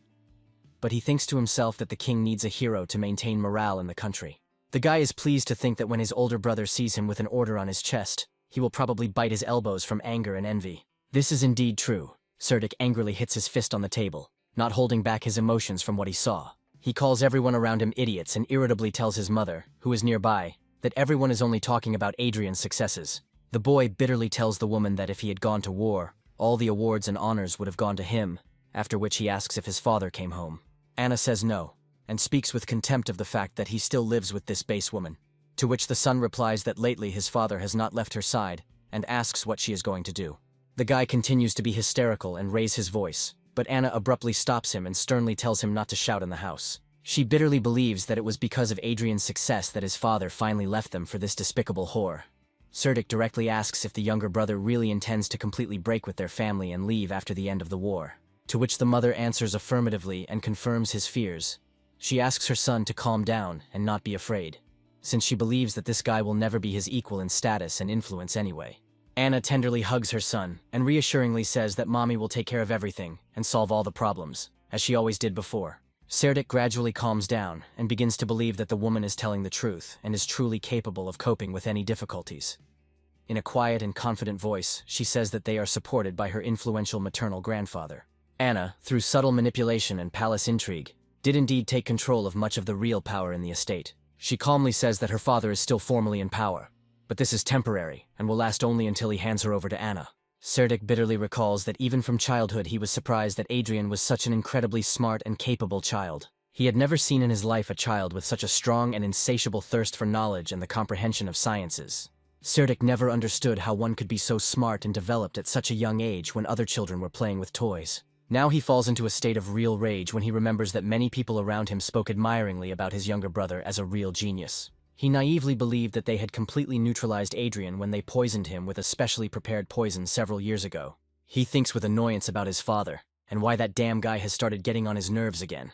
Adrien is solemnly presented with the well-deserved order, and the people around him applaud him and congratulate him on the high award. 48 days have passed since the start of the war, and Adrien suggests that all officers take a special energy drink before the upcoming battle. The soldiers accept the invitation with great pleasure and line up in a disciplined manner for the guy to pour out his miraculous drink. Adrien carefully notices how the officers enthusiastically praise the drink, saying that it is incredibly invigorating and refreshes the mind. These people don't even realize that this energy drink is a solution of one drop of the legendary panacea, capable of working miracles. To be honest, the young man even feels a little sorry to waste it on such people, but he must do it so that the war ends quickly. The deputy commander reports that they intend to go on a risky reconnaissance mission. The guy asks to be careful and be on the alert for possible threats. Adrien learns that his division commander is calling him again and wonders why he has been doing this so often lately. The guy thinks it necessary to treat not only the officers, and offers a large piece of fresh meat to a huge black eagle sitting nearby, after which he goes to an audience with the division commander, and the huge bird obediently follows him. Adrien thinks that the commander calls him too often, to which the driver suggests that his lordship especially trusts the guy and values his opinion. These constant calls are quite annoying to the young man, but he still cannot refuse the meeting according to protocol. He looks around the room carefully and is surprised to see that the other commanders are already there. Adrien is very surprised by the number of officers present, and wonders if the commander has gathered the heads of all the units for an important announcement.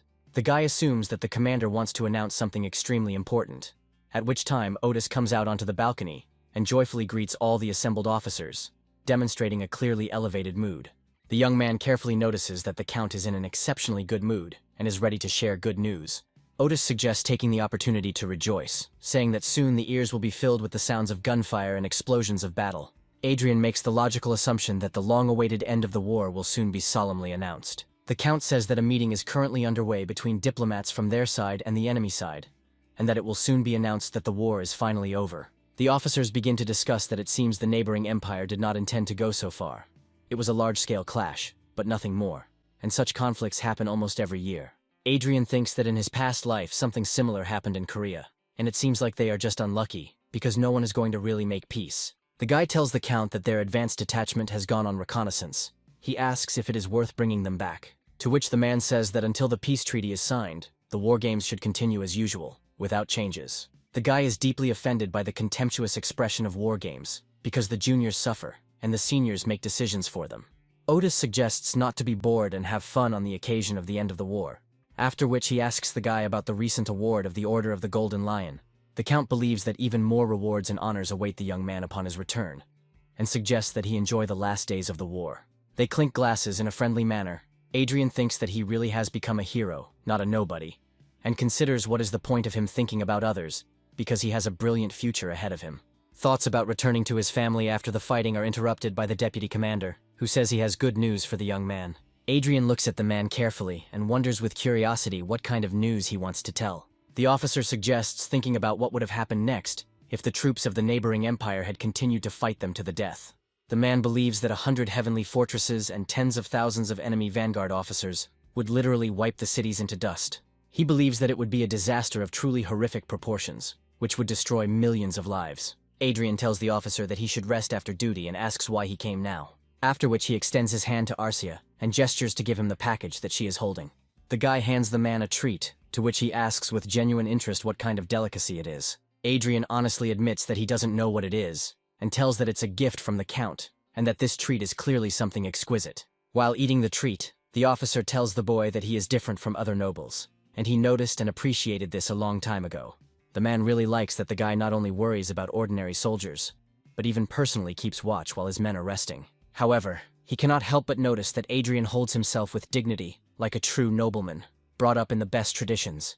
The officer recalls that when the enemy was coming straight at them, the boy was calmly sipping tea, and he thinks that this is evidence of his unshakable self-confidence. He remembers how at that moment his subordinates looked at the guy and had the opportunity to relieve themselves of the tension and fear before the battle.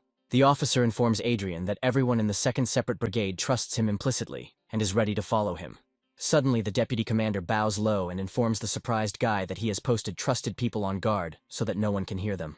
The officer reports that his men have carefully checked to ensure that there are no listening devices in this room. Adrien understands that these people are serious, and they are all on his father's side, not his older brothers. Adrien thanks the officer for taking extra precautions to protect their conversation. However, he fears that these excessive security measures will be noticed by outsiders and arouse suspicion. The officer tells the boy that he is his humble servant and solemnly swears allegiance to Lawrence's second son. Adrien thinks that the officer still wants to go against his older brother and his influential mother. He asks if the other trusted knights want to tell him the same thing, and receives an affirmative answer. There is a short silence during which Adrien thinks that this is good news for his future plans. The guy thanks the officer for his loyalty and does not hide his sincere admiration for such loyalty and bravery. He informs the deputy commander that he will accept his oath, but only on one important condition.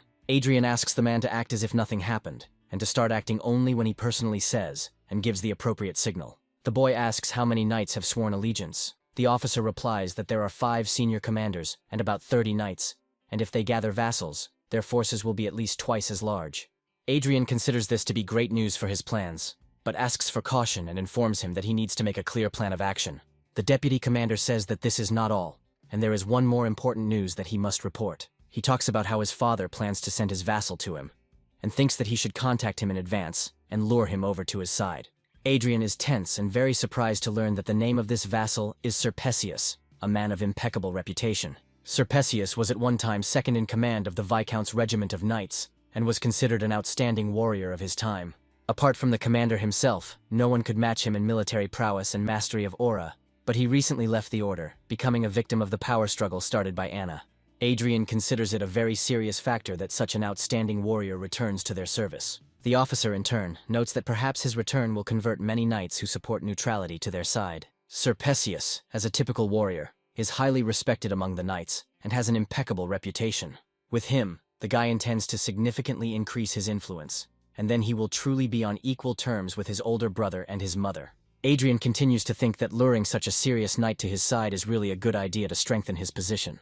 He tells the deputy commander that he wants to meet with him as soon as possible, and everything, of course, must be kept in the strictest confidence. The knight informs the young man that he will deal with this delicate matter in the very near future. The guy leaves the hall and is met at the threshold by a guard who gives him the required military salute. He thinks that influence is good, but it is not the most important goal in his life. The young man believes that there are things more important than political games, after which he activates the virtual reality glasses in his hand. With a precise movement, he places them on his head and turns on the game activation, anticipating the upcoming trials. A satisfied smile appears on his face when the game system informs him that he needs to complete the next quest to advance through the levels. The guy believes that today he will achieve the creation of the 7th circle of magic and reach a new level of mastery. Adrien lies on the cold floor in a pool of scarlet blood, his eyes unblinking and lifeless as he stares at the gray sky above. Far away from him lies Arcia, who has also been fatally wounded and is slowly bleeding to death on the stone floor.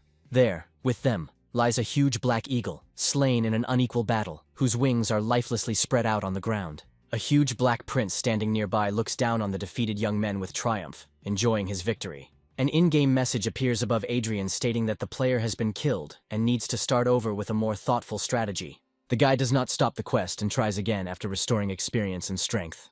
The battle continues. Adrien, passing through various levels of the quest up to the 200th level, has never died. It's normal to die and overcome difficulties in the game, but his body is synchronized with the character, and surviving death will be unimaginably painful. Arcia shows remarkable heroism and resilience. She always stands like a wall between the guy and the enemies, but now this huge monster is pushing her back. In any fight, Adrien always cared, first of all, about his safety. Thinking about this, he notices a black eagle that is trying to attack the Black Prince from behind. However, he seems to notice the attack and begins to slowly draw the huge sword from its sheath. The young men wait for the moment when the Black Prince switches his attention to the eagle in order to counterattack and deliver the decisive blow. The giant bird screams loudly and launches a furious attack, but the Black Prince easily repels it and strikes it with his sword. Having dealt with his companions, the mighty warrior raises his sword to deal a crushing blow to Adrien and end the fight. His eyes flash with a bright bloody light and he unleashes all his power on the young man. Somehow, the guy reflects his attack and thinks that his opponent is not just an aura master. He has individual abilities with the name of this quest, and his physical strength is simply unimaginable. This is a boss of such a level of difficulty that the young man never dreamed of even in his worst gaming nightmares. A second later, a message from the game system appears stating that the guy has been killed, and he is asked to recover and try again. Adrien returns to reality and experiences severe pain, which is very difficult to bear. He was resurrected in a nearby settlement and found himself sitting on a wooden bench near a small square. The pain is so strong that there is no strength to endure it, and the guy curses the synchronization with the body, because he cannot even writhe in pain, because there are people around. After a while, he uses the companion resurrection scroll, and Arcia appears next to him after a while. A little upset, she calls the young man her master, and humbly asks him to forgive her for her failure. The boy asks his female companion how she feels, and if it was painful for her to die in battle. The girl replies that of course it hurt, but in the game her feelings are not as strong as the guy's, so it's bearable. Having seen the statistics of the companion girl, Adrien immediately and without hesitation bought her for game currency. But the closer they get, the more he begins to worry about hiding behind her fragile figure during the fight. The guy is going to change his fighting style so that the girl doesn't have to take all the blows and take all his pain. In any case, tactics need to be changed, as the battle with this knight showed the imperfection of how they fight now. Before this, the equipment helped them equalize their forces, but they came across a superior enemy, and it was very difficult for the female companion to break through his defense. It takes a lot of time to reload. The guy thinks that you need to stay away from the enemy and attack from a distance. For this, it is necessary for the eagle to constantly attack the enemy from above and distract his attention from the main fighters. Arcia defended herself well against the Black Prince. He, of course, gradually overpowered her. But the girl can hold out for some time. Adrien has 3 options that come to mind. Firstly, he can use lower-level spells, which will provide a high rate of fire attacks. Secondly, he decides to use the eagle in such a way that it fights the enemy, and not just flies in and immediately flies away from the enemy. And most importantly, the female companion must actively use the sword, not only to defend herself with a shield, but also to inflict real damage on the enemy. Adrien instructs the girl, telling her that the upcoming battle will not be easy, but they simply have no other choice and need to try again. The second battle with the Black Prince ended in the same way as the first, with the death of the young men, without bringing them any closer to the desired victory. The Black Prince slowly approaches the fallen young man and mercilessly plunges his huge sword into his body. A female companion lies motionless nearby, but she is already dead and can no longer help her comrade. Adrien comes back to reality. He is near the fountain and screams loudly in great irritation, wondering how this is even possible. Arcia is resurrected again and again, in a drooping voice, asks the guy for forgiveness for another failure.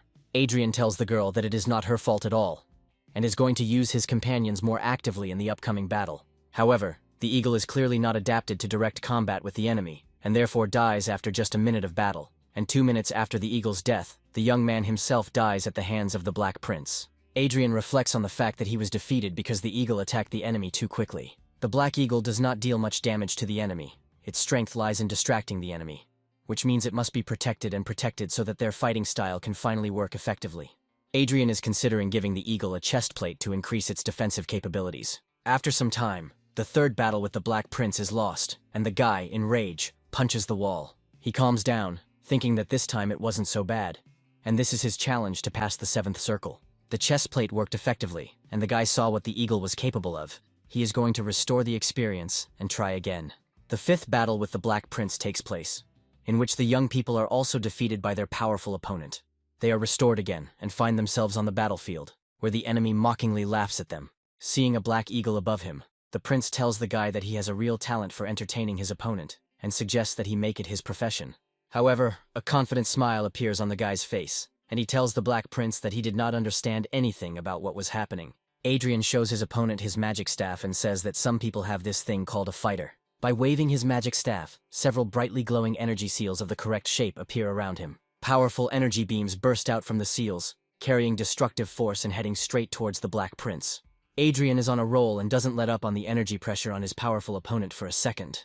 This time the Black Prince has a hard time, and he has a hard time repelling the young magician's continuous attacks. The guy thinks this is an excellent tactic and orders the huge eagle to continue attacking the exhausted enemy. However, the enemy destroys the eagle with a powerful blow, and the young man falls helplessly at the feet of the Black Prince.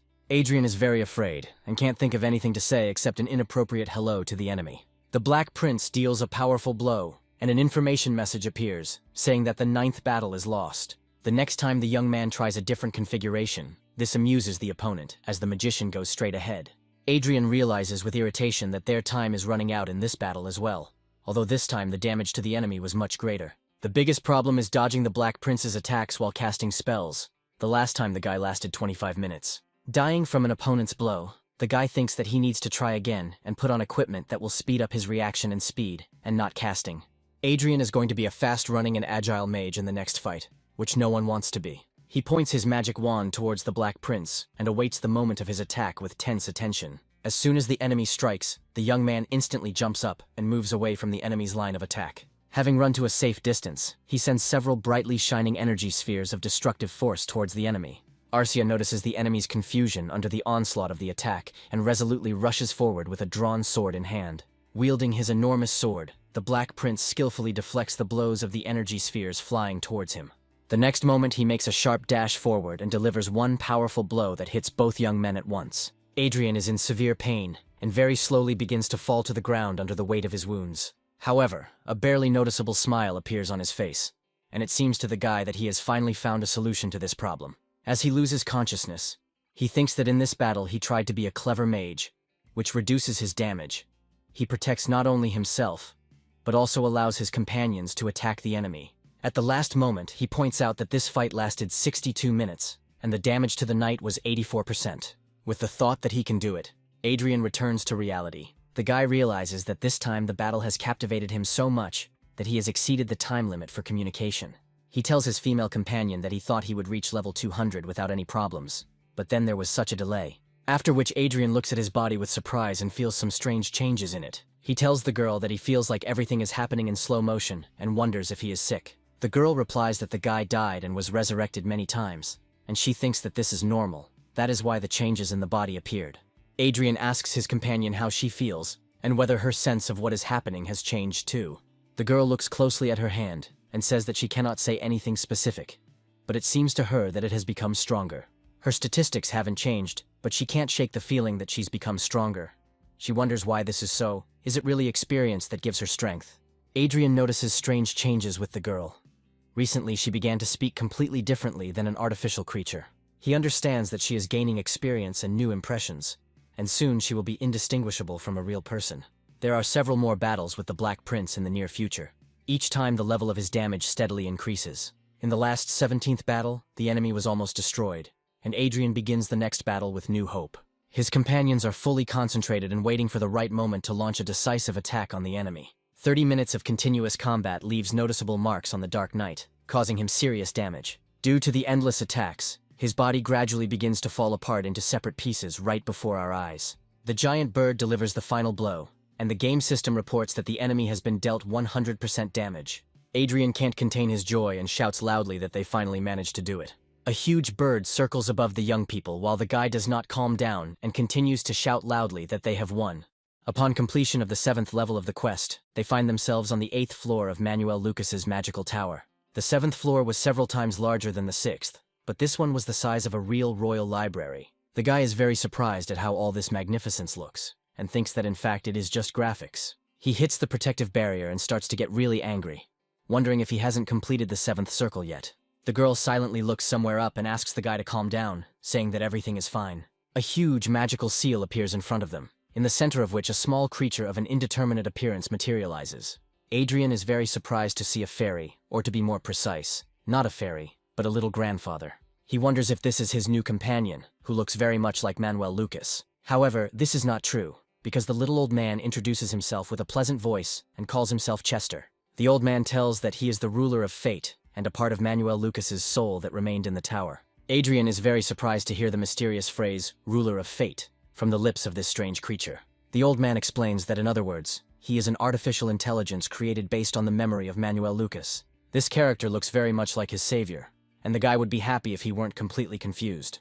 The guy hopes that Chester won't take away from him what he worked so hard to get in the tower. Adrien tells the old man that he cannot believe that he is an artificial intelligence, since he speaks to him freely and without a stereotype. Chester reveals that he has no soul, but has the memories of a real person's entire life. In a sense, this is eternal life. The Archmage could not resist the natural process of aging and death, but a part of him remained in this virtual world. Adrien wonders why the great mage didn't create a creature like Arcia and write his memories to it. Putting aside his thoughts, Adrien asks the old man why he appeared now. Adrien begins to wonder if this means that he will be given new tests, and some restrictions will be imposed on him. The guy looks closely at the silent Chester and thinks that, frankly speaking, the difficulty of passing the last level confused him a little. Suddenly a screen appears next to him, informing him that the guy is given the right to use administrator rights 5 times. The old man tells us that there are rules of use, and the guy has not yet fully entered into rights to the fate of Manuel Lucas. Chester says that in the future he can use them whenever he wants, and can apply them to any programs that run on the virtual system. The virtual reality system is similar to the human internet system, which means the guy can control all the information in this world. However, there are 4 restrictions on using administrator rights that must be strictly observed. The limitation is that firstly, you can only use administrator rights within the framework of Manuel Lucas's fate, and secondly, access to other people's brains is prohibited. In addition, it is forbidden to appropriate someone else's property and commit acts that could cause negative consequences in reality. Chester says that there are some advantages. You can convert game money into real money. The guy wonders if this will attract the attention of the police. Adrien asks if it is possible to create a new legend for the girl, and indicate that she comes from the holy city of Rohul. Chester promises to issue her documents of origin, which will state that she is an orphan. The guy understands that it is the old man's duty to give him administrator rights, and help him use them correctly in the future. At this point, Chester asks the young man why the boy went so far to achieve the destiny of an archmage. The young man bows to the old man as a sign of respect for the great man whose memory he preserves. Adrien says that if the great magician had appeared in this world, and had not been an earthling like him, the guy would have lived in complete despondency, and would not have been the way he is now. He kneels down and thanks the old man for everything, to which he replies that he is not Manuel Lucas. The young man looks closely at the creature and thinks that it can barely hold back its smile. After some time, a game message comes that the guy receives 50 million coins, and this amount will be credited to the account in the Bank of Elysia. Meanwhile, the action moves to the Archduchy, to the small town of Nishan. Former deputy captain of the Knights, Sir Pesius, asks his interlocutor a clarifying question about what is happening. The interlocutor answers him with something unintelligible, but from his words one could understand that he believes that when Adrien takes power into his own hands, their land will prosper even more than before. Pesius believed that the conversation would be about his father, and reports that if he had known that the man would promote the idea of supporting the power of an unreasonable child, he would not have come at all.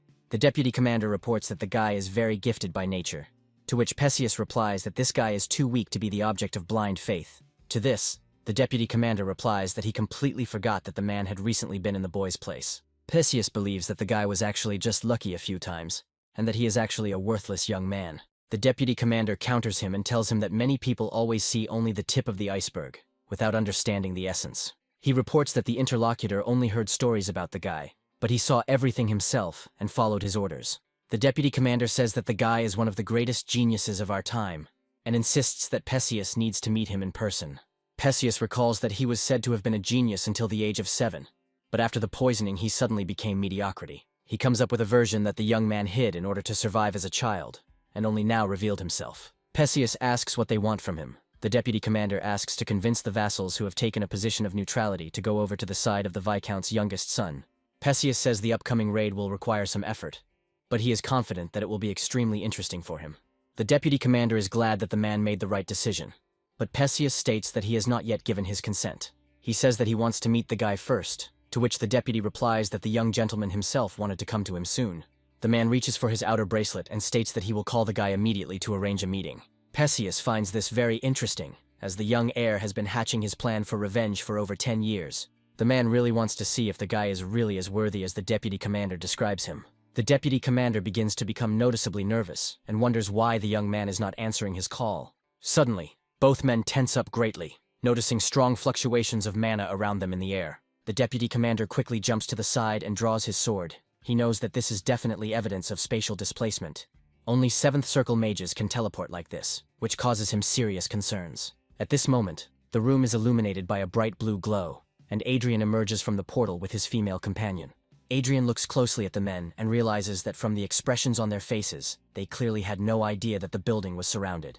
The guy understands this perfectly well, because the assassins came dressed in artifact clothes that hide their presence. Suddenly, bright energy flashes flare up in the room. The guy orders his female companion to get rid of them immediately. Arcia draws her battle blade from its sheath and after a few blows informs her master that 5 assassins have been defeated. The fog clears, and at the girl's feet lie the corpses of the destroyed assassins in dark clothes. The young man looks closely at the men and thinks that he clearly overestimated their abilities. Previously, the guy believed that these 2 were the strongest warriors in their lands, but they did not even have time to notice the approach of the assassins.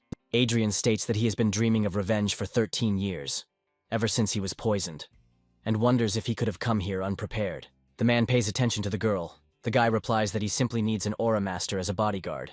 Pesius, together with his friend, continues to stand motionless and silently, listening with tension to the young man. The man is very surprised and thinks that he underestimated this young gentleman and his abilities. Adrien's body is covered with a bright golden glow. At this moment, the men think that this young man is not simple at all. They are still unable to recover from the severe shock and do not fully understand what happened. Adrien, in turn, remains silent and looks at the men with an appraising gaze, studying their reaction. The magic glasses tell the guy that Perseus is an aura expert and has very strong characteristics. Perseus asks the boy if these were really Madame's messengers, to which the young man replies that naturally it was so. The guy turns to the men and states that they probably have a lot of questions for him. After this, he extends his hand forward, and instantly the bodies of the defeated assassins begin to glow brightly with a blue light. The men are very surprised by the magical manipulations, to which the guy asks not to be surprised, because this is only a 5th circle spell. His body begins to glow brightly, and he suggests going somewhere else to continue the conversation. The deputy commander's body also begins to glow brightly, and he cannot hide his surprise at the guest that has appeared. The guy uses a 7th circle spell that can cause the effect of teleportation over long distances. When it comes to strong magic, most people will think of the Mountain Kingdom, which has the most great magicians, and they will all name a great duke named Cain, famous for his achievements in the field of magic. He is a great magician and teacher, among whose graduates are 6 magicians of the 7th circle. Everyone knows that the greatest magician is Manuel Lucas, but the greatest teacher of magicians is Duke Cain.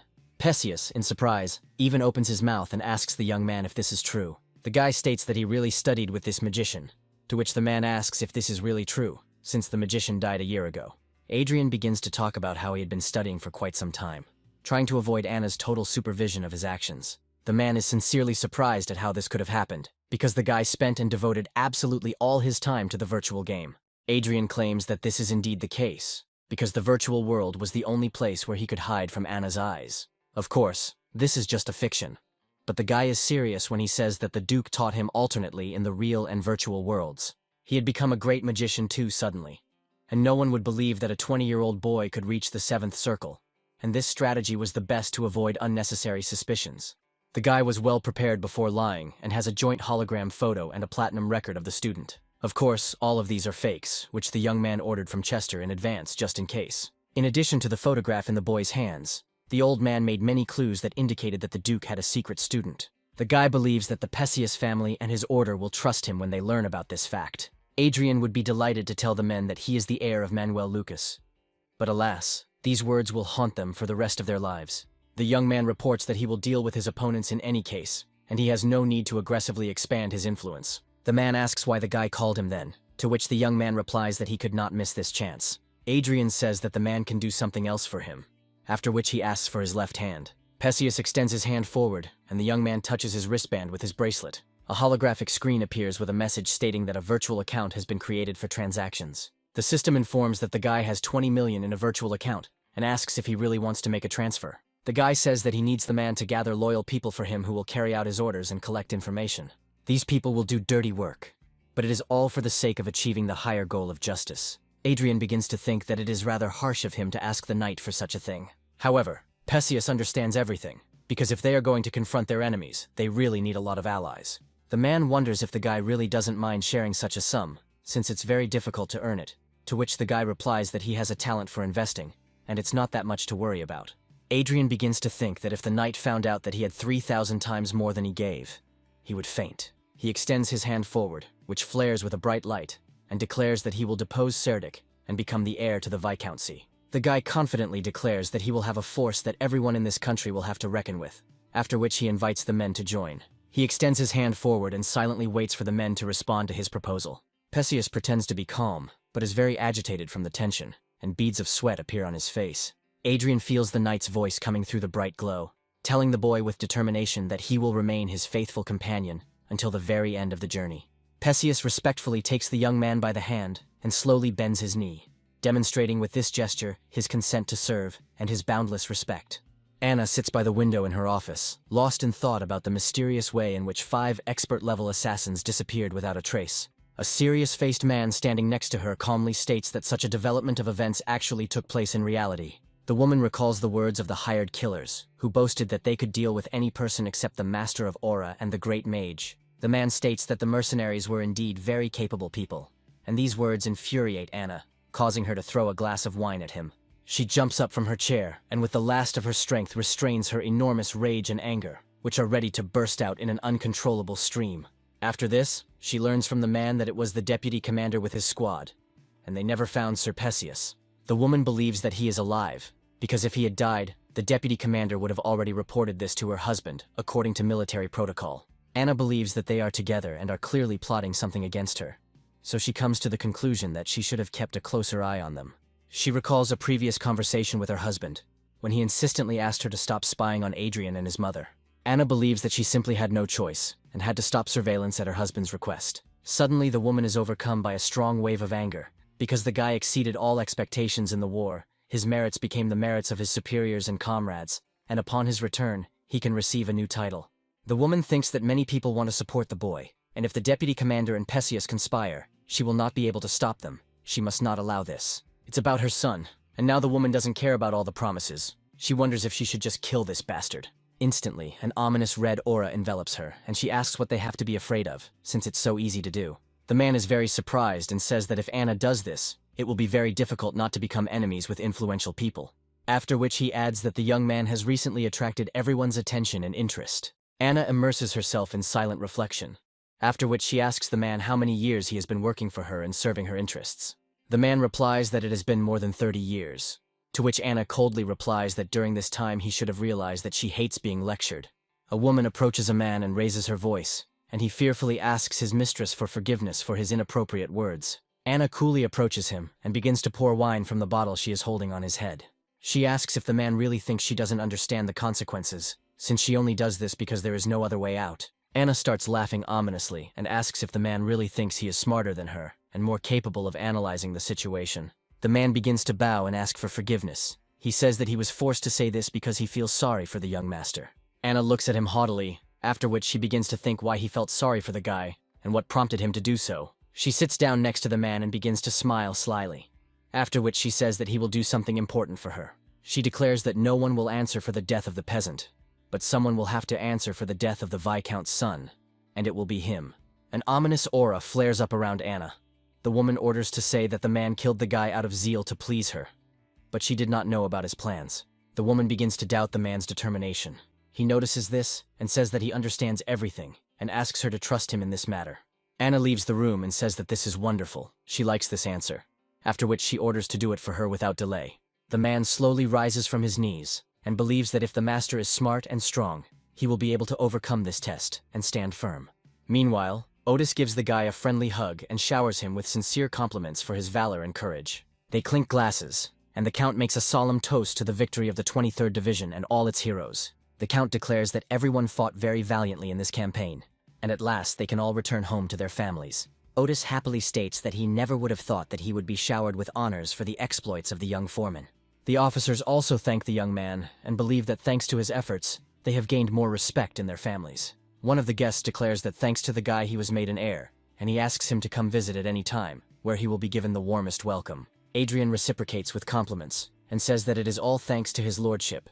The guy says that the Count trusted him and guided him with his wisdom. Suddenly the Count tells the boy that it would be more profitable for him if the war lasted a little longer, and provided more opportunities. The man believes that if the conflict had continued, the guy would have received even more recognition and could have become a lord, since his current awards do not imply this.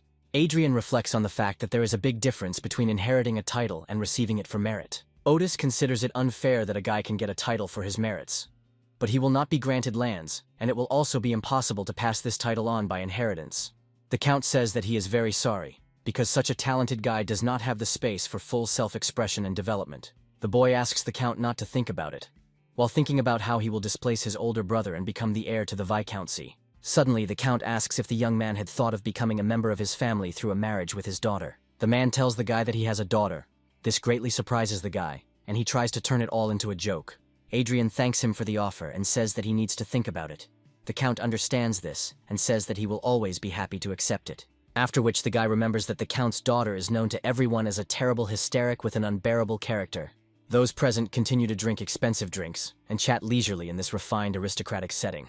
At this moment, Adrien enjoys thoughts about the upcoming revenge and sweet retribution for all the humiliations. He believes that when he returns home, interesting things will begin to happen that will unpleasantly surprise and shock everyone. The day after the peace treaty was signed, most of the army was withdrawn into the interior of the province for demobilization. The deputy commander thanks the young man and publicly announces that he will always be glad to see him in his home. Some of the battle cruisers begin to take off and head towards their permanent military base. Adrien feels very tired and sighs heavily from the accumulated tension and long fight with the enemy. He sits next to the defeated huge monster and thinks that every time he has free time, he needs to run and level up. In order to advance to the next 8th level of the quest, he must be at level 250, and now he is only at 202. It's already been 10 days since he reached level 200, and he doesn't feel like he's made any progress. The stronger he becomes, the stronger his opponents become. So it is impossible to level up every day like before. The young man thinks that this is not just his problem, but the problem of the whole team and a common difficulty. To quickly defeat the monster they defeated, at least 5 team members are needed, and the guy is thinking about it. However, he comes to the conclusion that he shouldn't do this. It's better to stay away from other players, because this is still a quest called Unexpected Encounters. He decides to take this as a lesson in patience and a good experience, and then orders his female companion to get up. He looks closely at Arcia and understands that the girl is thinking very deeply about something, and something is bothering her. The guy wonders what she is thinking about and what is bothering her so much at the moment. After which, he carefully examines the Black Eagle and realizes that something strange and unusual is happening to it. Suddenly, the guy begins to feel very anxious and instantly realizes that something is happening in real life outside the game. The next moment, Adrien gives the order to immediately exit the virtual reality and return to reality. Having regained consciousness, the guy immediately notices that his female companion is repelling a furious attack from an unknown enemy. Arcia desperately rushes forward and delivers a series of rapid strikes with her sharp sword at the attacking enemy. The guy instantly activates his aura and creates a large protective shield to cover himself and his ally. Having repelled the attack, the girl tells that assassins have arrived, just as dangerous as last time.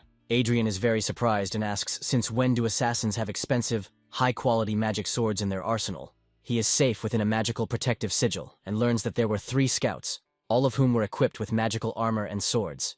The female companion reports that the assassins were trying to escape after the failed attack and leave unnoticed. However, the deputy commander's men managed to detain them, and now 5 officers from the advanced detachment are engaged in a fierce battle with them. The guy considers this to be great news and thinks that 5 officers will very quickly deal with the enemy without any particular problems. At this moment, a strong blow is heard.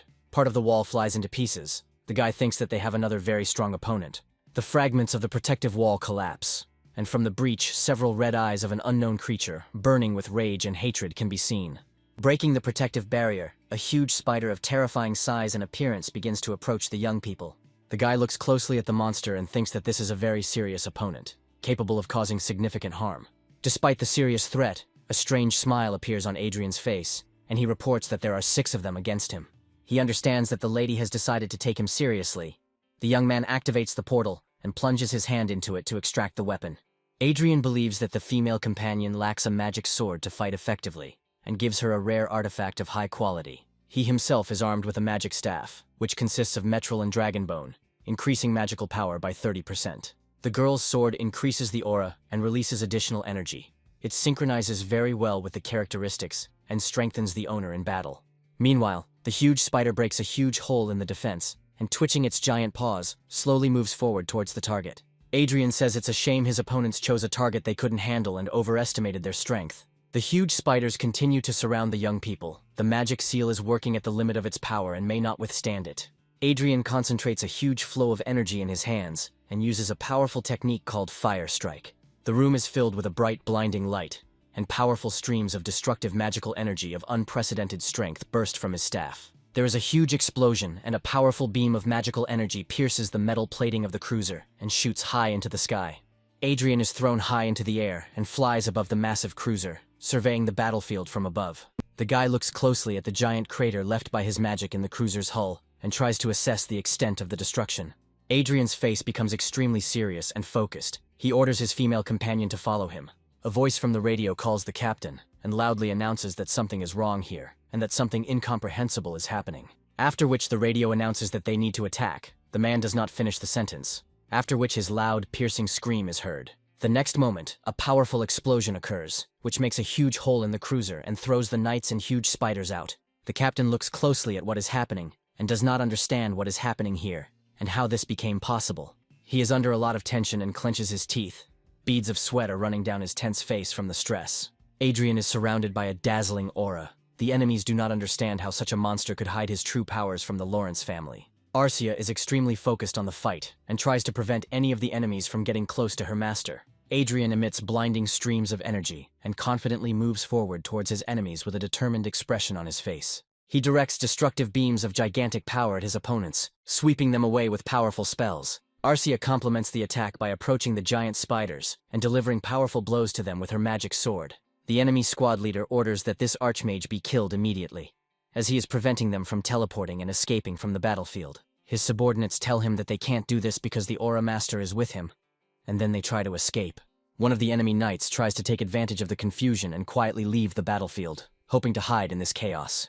The guy instantly notices him and stretches his hand forward, from which bright streams of magical energy burst forth. The enemy knight instantly stops and cannot move, as he is bound by powerful magical energy. Arcia instantly runs up to the immobilized knight and strikes him with her sharp sword.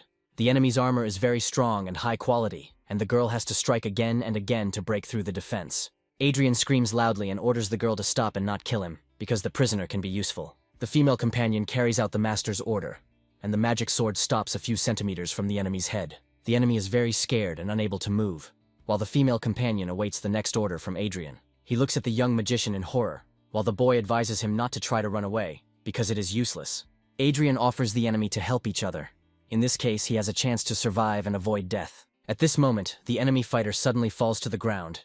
Adrien orders the female companion to stop him immediately. Arcia removes the knight's helmet and tries to feel his pulse to determine the man's condition. The girl reports that the knight is dead. Apparently, he bit into the capsule of poison attached to his teeth. Previously, the guy thought that such things only happened in novels. He had little experience of meeting assassins, and he clearly underestimated their determination. Adrien notices that the knights have formed a circle and have clearly begun to discuss his identity and further actions. The deputy commander begins to tell his subordinates that the young master is Duke Kane's disciple. This statement greatly surprises the soldiers. They do not understand how this can be, since the young man was always under the strictest supervision. Ballantyne states that he has no doubt whatsoever about the Duke's talents, but he believes that the young gentleman was able to reach such a level because he is gifted. He states that the guy was making plans for the future and deceiving everyone with his unsightly behavior in order to survive, after which he suggests that his subordinates think about whether they should stay on the sinking ship and tie their fate to the doomed side. Adrien looks at the burning ship and thinks that the deputy is very good at influencing people, and they will soon arrive at the estate. Mom loudly calls Adrien by name, and with tears in her eyes, she rushes to meet him with open arms. She hugs the young man, calls him her boy, and asks if he was wounded in the battle. The boy notices his father's satisfied face. The man praises him and says that he is a great guy and the hero of the family. Adrien expected to be greeted with a ceremonial welcome from the front, but it was very quiet and uncrowded here. The father apologizes to the boy for not being able to greet him as befits a true war hero. He says that they organized a reception in his honor. At this time, the guy thinks that Anna and Serdic probably had a hand in this. The father suggests going to celebrate together. At this time, something attracts the guy's attention and makes him wary. He senses that a flying fortress has appeared somewhere nearby, which has turned on its camouflage and energy-saving mode. A barely noticeable, satisfied smile instantly appears on his face, revealing his inner satisfaction. Huge tables are laden with various exquisite dishes and expensive drinks, creating the atmosphere of a luxurious feast. The officers and knights congratulate the young man and tell him that it is a great honor for them to fight side by side with him. One of the officers bows to the young man and says that thanks to him he returned home safe and sound. At this moment, Adrien notices out of the corner of his eye that Anna is approaching them with her large retinue. The young man bows sarcastically and says that it has been 3 months since they saw each other, after which he calls them dear relatives. Anna looks at the guy with hatred, as if she doesn't believe that he is really alive and standing in front of her, and not a ghost. Adrien looks closely at the man and understands that something is clearly wrong with the butler. He heard that the butler had served Anna faithfully for 30 years, but he wondered why the man was so attracted to him. At this point, he notices the crown commander and thinks that this seems to be the concentration of Anna and her son's power. Serdic interrupts the prolonged pause and says that he must admit that the guy did not disgrace the good name of their family. He believes that, of course, it was a duty, but one way or another, he recognizes this achievement. Adrien tries to put on a friendly smile, but he thinks to himself that he doesn't believe a single word his brother says. The guy has a great desire to cut off their heads right now, but first he needs to justify it, because they made him suffer for so many years. Adrien wants to drown them in such a swamp from which they cannot get out, and then strangle them when they are already in despair. The guy thinks that he can no longer hide his true face and tells his brother that he finds it funny to hear this. He is outraged by his brother's insolence, as if he had achieved something in life through his own efforts. Serdic falls silent, and the servants standing nearby open their mouths in amazement at the sight of such insolence.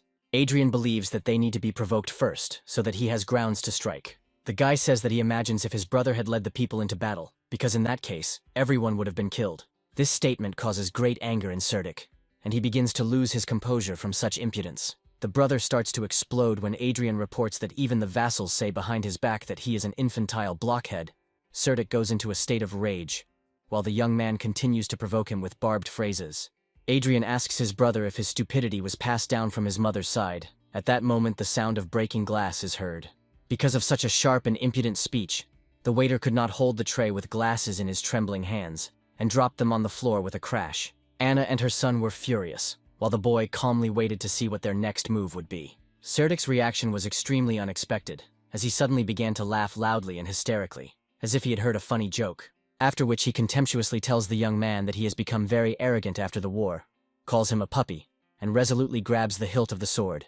Serdic is no longer able to contain his seething rage and sends numerous rude insults towards the impudent guy. The father, in a stern voice, orders his son to calm down immediately and put away his weapon, as he does not want him to ruin this important happy day. Serdic asks the guy with disdain why he suddenly became so bold, and whether the reason was that he communicated with this dangerous rebel. He continues to furiously shower the guy with dirty curses, and angrily asks how he dares to so brazenly violate the sacred hierarchy of this ancient family. After which Serdic suddenly attacks the deputy commander, and asks him a direct question whether he has completely gone crazy. He firmly believes that it was the deputy commander who secretly instigated Adrien, and sternly orders the guards to immediately seize this treacherous rebel. However, the security present is in no hurry to act on orders, and an oppressive, tense silence hangs in the air. Serdic asks the knights present in bewilderment why they are staring at him so stupidly, and demands that they immediately carry out the order given. After which the knights defiantly declare that if Serdic really wants to arrest the deputy commander, then let him try to do it himself. Serdic is overcome with wild, animalistic anger and fury, and demands that the impudent officer immediately repeat the insolent words he just said. His rage and malice reach such a critical point that a dark mystical energy begins to ominously thicken around his tense figure. He cannot come to terms with the fact that this pathetic nobody is talking to him so insolently, and that such a humiliating situation has even occurred. Serdic loudly shouts that now these damned bastards will certainly die, and quickly rushes forward, drawing his sharp, shining sword. Valentine is visibly nervous as she watches the rapidly unfolding confrontation, but Adrien remains standing serenely in his original place without the slightest sign of concern. Suddenly, someone unexpectedly stops Serdic's furious attack, sharply and firmly grabbing his raised hand. The guy slowly turns around and notices with surprise that his faithful female companion was there at the right moment. Arcia is outwardly completely calm, and as if nothing had happened, she continues methodically eating a huge, delicious chicken leg. Serdic insults the girl with the most rude words and insistently demands that she immediately let go of his hand raised to strike. He screams loudly in indignation, but his soul is gradually filled with cold fear, as he cannot understand where this fragile girl got such incredible powers from. Suddenly, Arcia suddenly moves and delivers a crushing blow with a chicken leg right to the guy's arrogant face. Serdic screams loudly in pain and very slowly begins to helplessly lean back under the impact of the unexpected blow.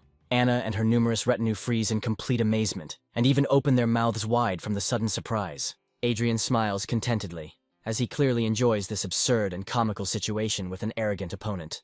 The female companion freezes in her previous place, still holding tightly in her hands the huge bitten chicken leg. Valentine is shocked by how quickly the situation is developing and, in a conciliatory tone, asks everyone to calm down immediately. Under the impact of a powerful blow, Serdic falls heavily to the ground and completely loses consciousness. The numerous servants nearby are shocked by the incredible events and cannot even move from their place. Adrien is unable to hide his undisguised pleasure. He thinks that the beginning of this brawl was extremely pretentious and theatrical. Serdic was so unbearably arrogant and haughty, and then suddenly he received a crushing blow with a chicken leg from a girl who was half his size. The loud and commanding voice of the crown commander is heard. He sternly orders everyone to stop immediately and firmly says that enough of this disgrace. Having bared his sharp combat blade, the man reproachfully says that the young master has finally gone beyond all reasonable limits of decency. Adrien, with caustic sarcasm, politely calls the knight sir, after which he defiantly asks if maybe it was he who went beyond all acceptable limits. The guy knows perfectly well that Crown has committed so many serious crimes that there is no count of them, and he has absolutely no shame either. Serdic, standing at the officer's feet, shouts loudly and indignantly asks why he does not act decisively and just stands there. He screams hysterically that these vile degenerates dared to brazenly hit him, and they all certainly deserve a painful death. Crown begins to grin evilly and calmly confirms that everything is exactly like that and that it is quite fair. However, A second later, he states that as a loyal vassal of his father, he cannot cause serious harm to members of the noble Lawrence family. After which he points his sword threateningly at his female companion, and gloomily says that this impudent girl will be a completely different conversation. He declares that this commoner, who raised her hand against a person of blue blood, cannot be forgiven by the laws of the kingdom. Arcia calmly listens to these threats, and calmly continues to methodically consume the remains of the chicken leg. Crown raises his sword, preparing to deliver the fatal blow, and announces that he will carry out the just sentence himself without any trial. In a loud voice, he declares that this impudent girl is sentenced to immediate death, at which moment the knights standing nearby tightly surround him and point their weapons at him. Crown wonders what exactly is going on in this strange and unexpected situation. Ballantyne in turn sternly orders him to immediately put away the weapon and move away from the girl. Ballantyne informs the surprised knight that he is not going to listen to his arrogant orders, and insistently demands that he move away from Arcia. Crown looks carefully at the knights surrounding him, and bitterly realizes that even Serdik's people are in solidarity with them. He believes that most of these vile scumbags only think about their own gain and not about duty, but even these hypocrites sided with Adrien. At that moment, a group of heavily armed knights in shining armor confidently approach them. Adrien understands that the long-awaited reinforcements have arrived. Now it is clear why Anna did not rush to protect her beloved boy. She constantly transmitted secret orders to the knights via telepathic communication.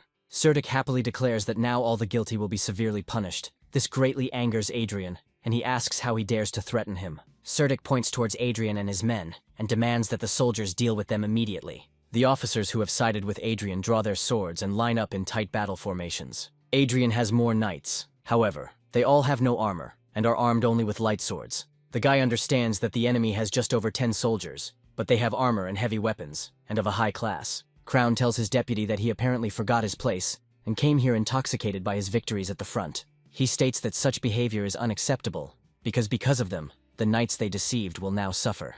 After which Crown says that they will not kill the family members of senior officers, but they will live in hellish conditions much worse than those before.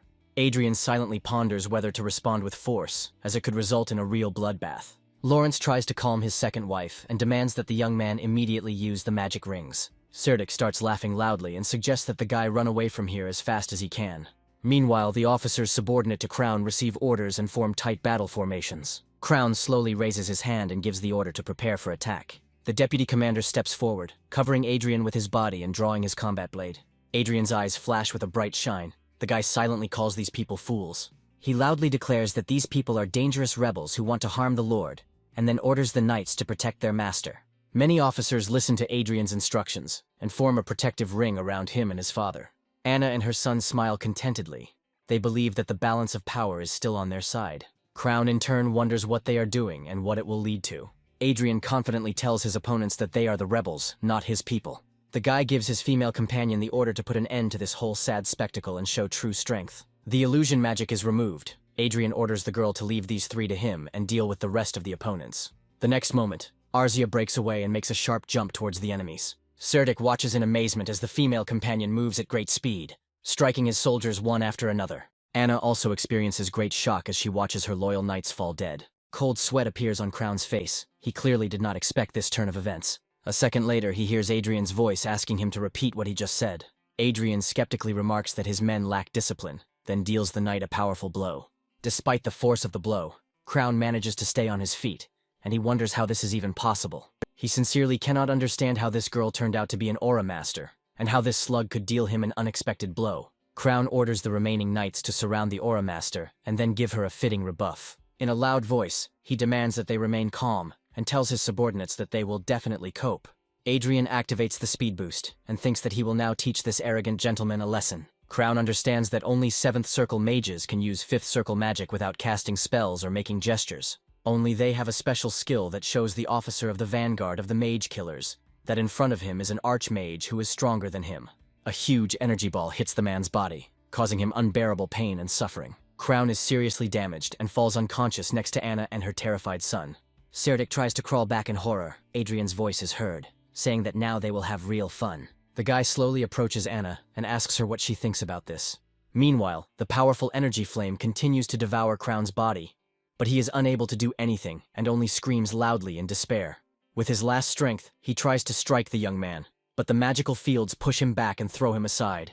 Adrien sarcastically calls his opponent Sir, after which he advises him to lie on the cobblestones and not fuss. However, Crown does not intend to give up. He gathers all his strength into a fist in order to continue the resistance. Anna still can't get over the shock of watching the battle unfold. She watches in horror as Crown's unconscious body falls to the ground again. Adrien demonstratively straightens his jacket and revels in his victory. Anna's eyes reflect insane horror.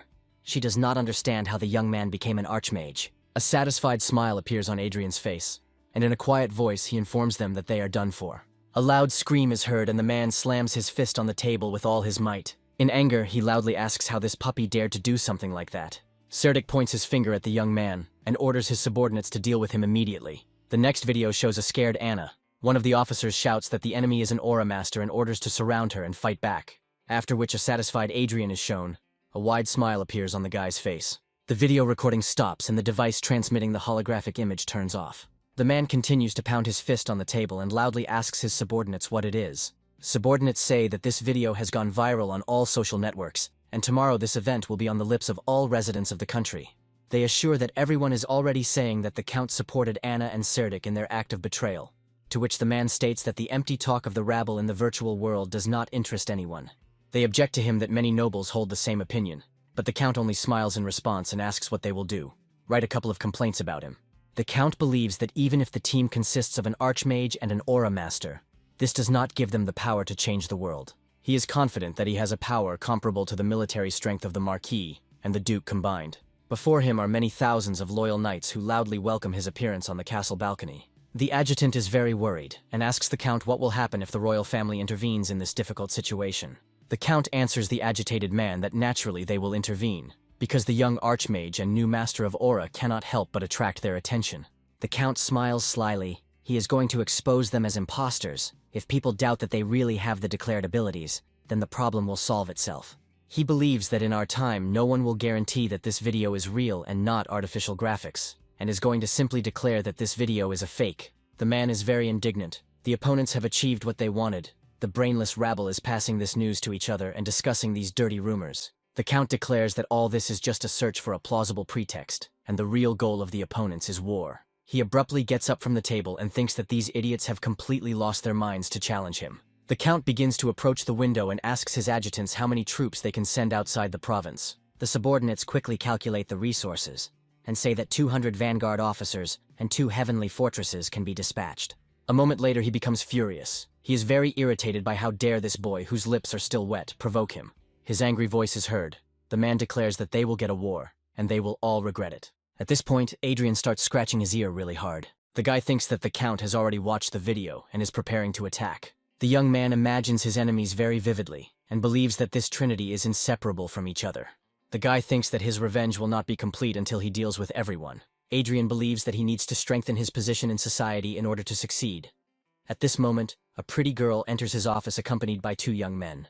The girl greets the guy and says that she is Kane's daughter and her name is Olivia. This girl is an archmage and a subject of the kingdom. She is the famous teacher of the mages of Duke Kane. She is said to be just short of the 8th magic circle, and is the de facto head of House Kane after her father's death.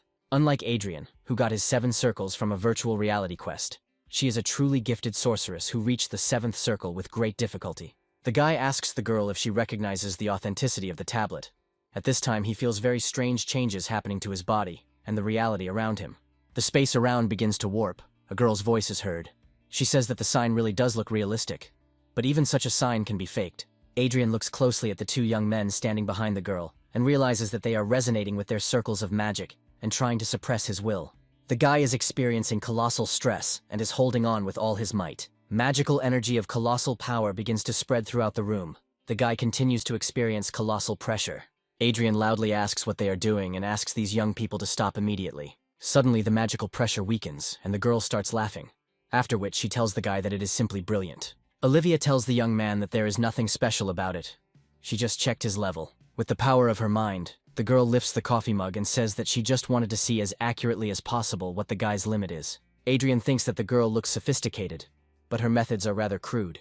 He thinks that now she understands who he is. Olivia is not going to refuse support to a talented archmage who claims to have been her father's student and can help her family expand its influence. The guy understands that she doesn't really care whether he was her father's student or not. She just wants to cooperate with a powerful archmage and considers her a wise woman. Adrien asks if the girl is afraid that he will turn out to be a villain. Olivia is completely calm, because she confirmed the identity and abilities of the young man. The guy thinks that they recognize him, after which he respectfully turns to the girl and says that he has one request. The next day comes. The Count asks his subordinate how much time it will take to gather troops. The adjutant reports that this will take at least another hour, to which the Count urges him and asks if there is no way to do it faster. Suddenly, another young man runs up to them. He turns to the Count and asks him to watch this video immediately. A holographic image of Olivia appears, and the girl announces that she would like to announce something. In a loud voice, she declares that Adrien is a student of her late father, and moreover, an archmage of the 7th Circle at the age of 20. The Count's face is distorted with astonishment. He is horrified and stunned. The girl believes that the guy has a rare talent for magic, and he can soon reach the 8th Circle. The Count turns off the video and thinks that this bastard has beaten him again. His face twists with anger, and he understands that this time he will not escape the attention of the royal family. He understands perfectly well that if someone around him tries to cause Adrien any harm, Olivia will certainly perceive such an act as a direct act of aggression against her own family. Screaming loudly and calling the girl a despicable piece of trash, he throws the electronic device with all his might against the massive brick wall. His subordinates do not dare even move, and only after a few agonizing seconds does the Count's commanding voice ring out in the air, announcing that they are moving out immediately. The adjutant timidly tries to start a conversation with the Count, but the latter sharply asks him if he has accidentally gone deaf, since they are moving out exactly as they had originally planned. The adjutants try to say something about the royal family, to which the Count replies that they are completely unaware that they have gathered troops to invade Lawrence's territory.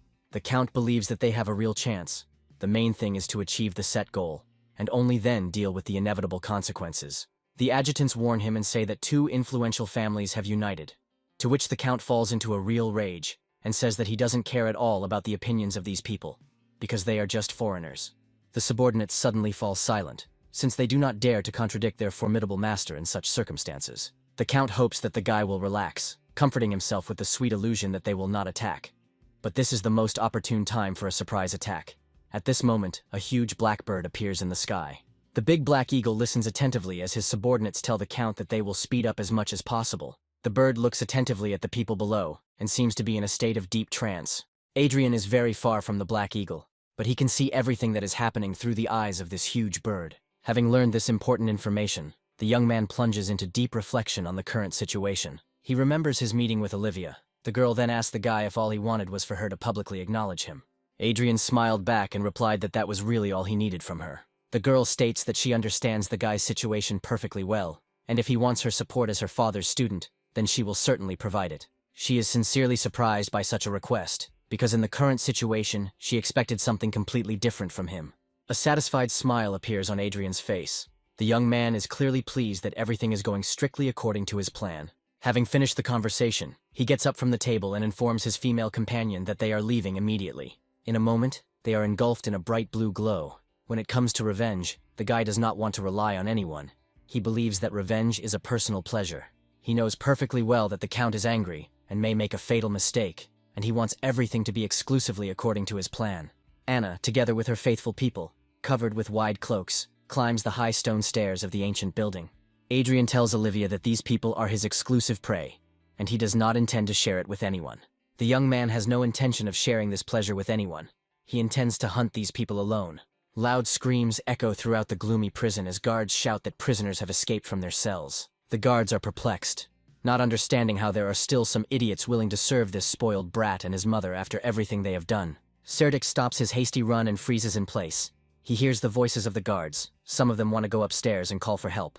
Anna orders him to pull himself together and tells her son that she knows the right path. The woman reaches her hand out from under her wide cloak and takes out a glowing golden key of an unusual shape. At this moment, a heavenly fortress hovers over the prison and removes its energetic camouflage, becoming visible. Anna orders her people to hurry, and thinks that her father will take revenge on these scoundrels for everything they did. Serdic asks if his mother will really do this, to which the woman says that she has no choice, and they cannot live like this any longer. He tells his mother that she is right in her actions, to which the woman loudly interrupts him and angrily orders him to immediately shut his mouth and follow her. After some time, Serdic and his mother find themselves on the roof of a building. Anna turns her gaze to the sky and stares at the enormous sky fortress hovering in the air. The magical protection dissipates, and a giant structure hovers over the building, revealing itself in all its grandeur. The woman resolutely holds out the key, which flares with a bright golden aura. Immediately, a glowing screen appears in front of her. a message asking if she really wants to go to the Sky Fortress. Anna confirms her actions, after which their bodies are instantly captured by the light beams directed at them. Instant teleportation occurs, and Anna and her people find themselves inside the Sky Fortress. Serdik, having got on the ship, calms down and begins to look around with curiosity. A creepy smile appears on the woman's face. She is going to do everything possible to make this bastard finally die. Anna is not going to submit to someone else's will. She wants to destroy the guy and the entire estate with the help of the Heavenly Fortress. Anna approaches the control panel, and with a sharp movement inserts the golden key into the corresponding lock. The key is recognized, and biometric data is taken from the user's identity to confirm access. The biometric data is verified by the system, after which the voice asks the woman to enter her voice data for final identification. The system sends warnings. It informs the woman that her biorhythms are currently unstable, and she is trying to activate the Heavenly Fortress under pressure. Anna tries to trick the system. She says that it is not so, and it works. The Heavenly Fortress is activated, giving her administrator rights. The massive structure begins to move as the woman activates cannons for a fiery assault. The gun is pointed towards the estate. Anna loudly orders that as soon as the guns are ready and loaded, they must open fire. Suddenly, Adrien appears behind her. The guy quickly covers her mouth with his hand, and with cold determination says that it's enough. Adrien tells the woman that he knew she would do exactly that. The guy smiles at her and thanks her for activating the Sky Fortress. A powerful energy wave throws Anna's subordinates aside. Arcia appears in the room and grabs the frightened Serdik by the chest. In a quiet voice, Adrien tells the woman that she is trying to bomb the estate with a Sky Fortress, and her crimes are growing and growing. Anna is very surprised and does not fully understand how the guy fooled her. Adrien tells her that the Count has almost reached their border, and she and his brother will defend the estate with their bodies. The guy says that he has been waiting for a long time to see something like this, and casually pushes the woman to the floor. He tells her that this fortress has an incredibly complex security system, and thanks to Anna, it was disarmed. Anna starts to smile fakely. She tells the guy that she doesn't know what he's up to, and they're all a little excited, after which she suggests that they calm down and talk. Adrien orders his female companion to stop and asks her to drag her brother to him. Arcia respectfully calls the guy sir, after which she throws Serdik to her mother. Serdik tries to find a common language with the young man. He asks why he is doing this, and reminds him that they are brothers. Adrien raises his hand, and the next second a large energy shield forms around his enemies. The female companion points to Anna's subordinates and asks what she should do with these knights. The prisoners confess that they have committed a crime for which they deserve death, but ask to be spared. Adrien knows that these knights are the Count's men, and reports that they will now send them to him. A moment later, the knights are thrown out of a huge hatch and fall to the ground at great speed. Adrien tells his female companion that he forgot to upload the video and asks her to edit it. Serdik makes numerous attacks on the protective dome, but he is unable to penetrate it. Arcia asks if the guy really enjoys distributing such videos, to which he replies that he will use social networks for political games. A video appears on social media showing Anna activating the cannons of the Sky Fortress in order to destroy the Lawrence estate. The Count is furious. He is very unhappy that some rabble laughs and mentions him on social networks and in comments. He wants to find and execute every freak who insults him in the virtual world. The adjutant tells him that it is possible, but it will take a lot of time and effort, and besides, this resource is under the jurisdiction of Elysium, and they do not give out personal data of users. In response to this, the Count calls everyone brainless idiots and is eager to rip their heads off. The huge battlecruiser is loaded and warming up its giant engines. The officer reports to the Count that everyone is assembled and ready to deploy. The Count sternly warns the officer not to dare let him down in this operation, otherwise the consequences for him will be dire.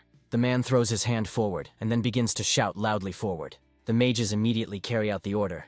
They hit the ground with their staffs in sync, and they burst into a bright blue glow. A brightly shining energy field forms above the huge cruiser, after which a magical portal begins to open. The glow continues to grow rapidly, and at some point the portal expands to such a size that an entire cruiser can pass through it. The Count watches in fascination as the massive cruiser begins to plunge into the energy portal. He thinks that he should have gone there personally to take charge of the operation. At this time, Anna and her son hit the walls of the protective dome. The woman screams loudly and asks her father to stop. Above the heavenly fortress where Anna is located, a huge magical sign flashes with blinding brightness. Adrien falls silent and plunges into deep thought. He feels magical vibrations in the space. The young man suddenly jumps to his feet and loudly announces that they are already here.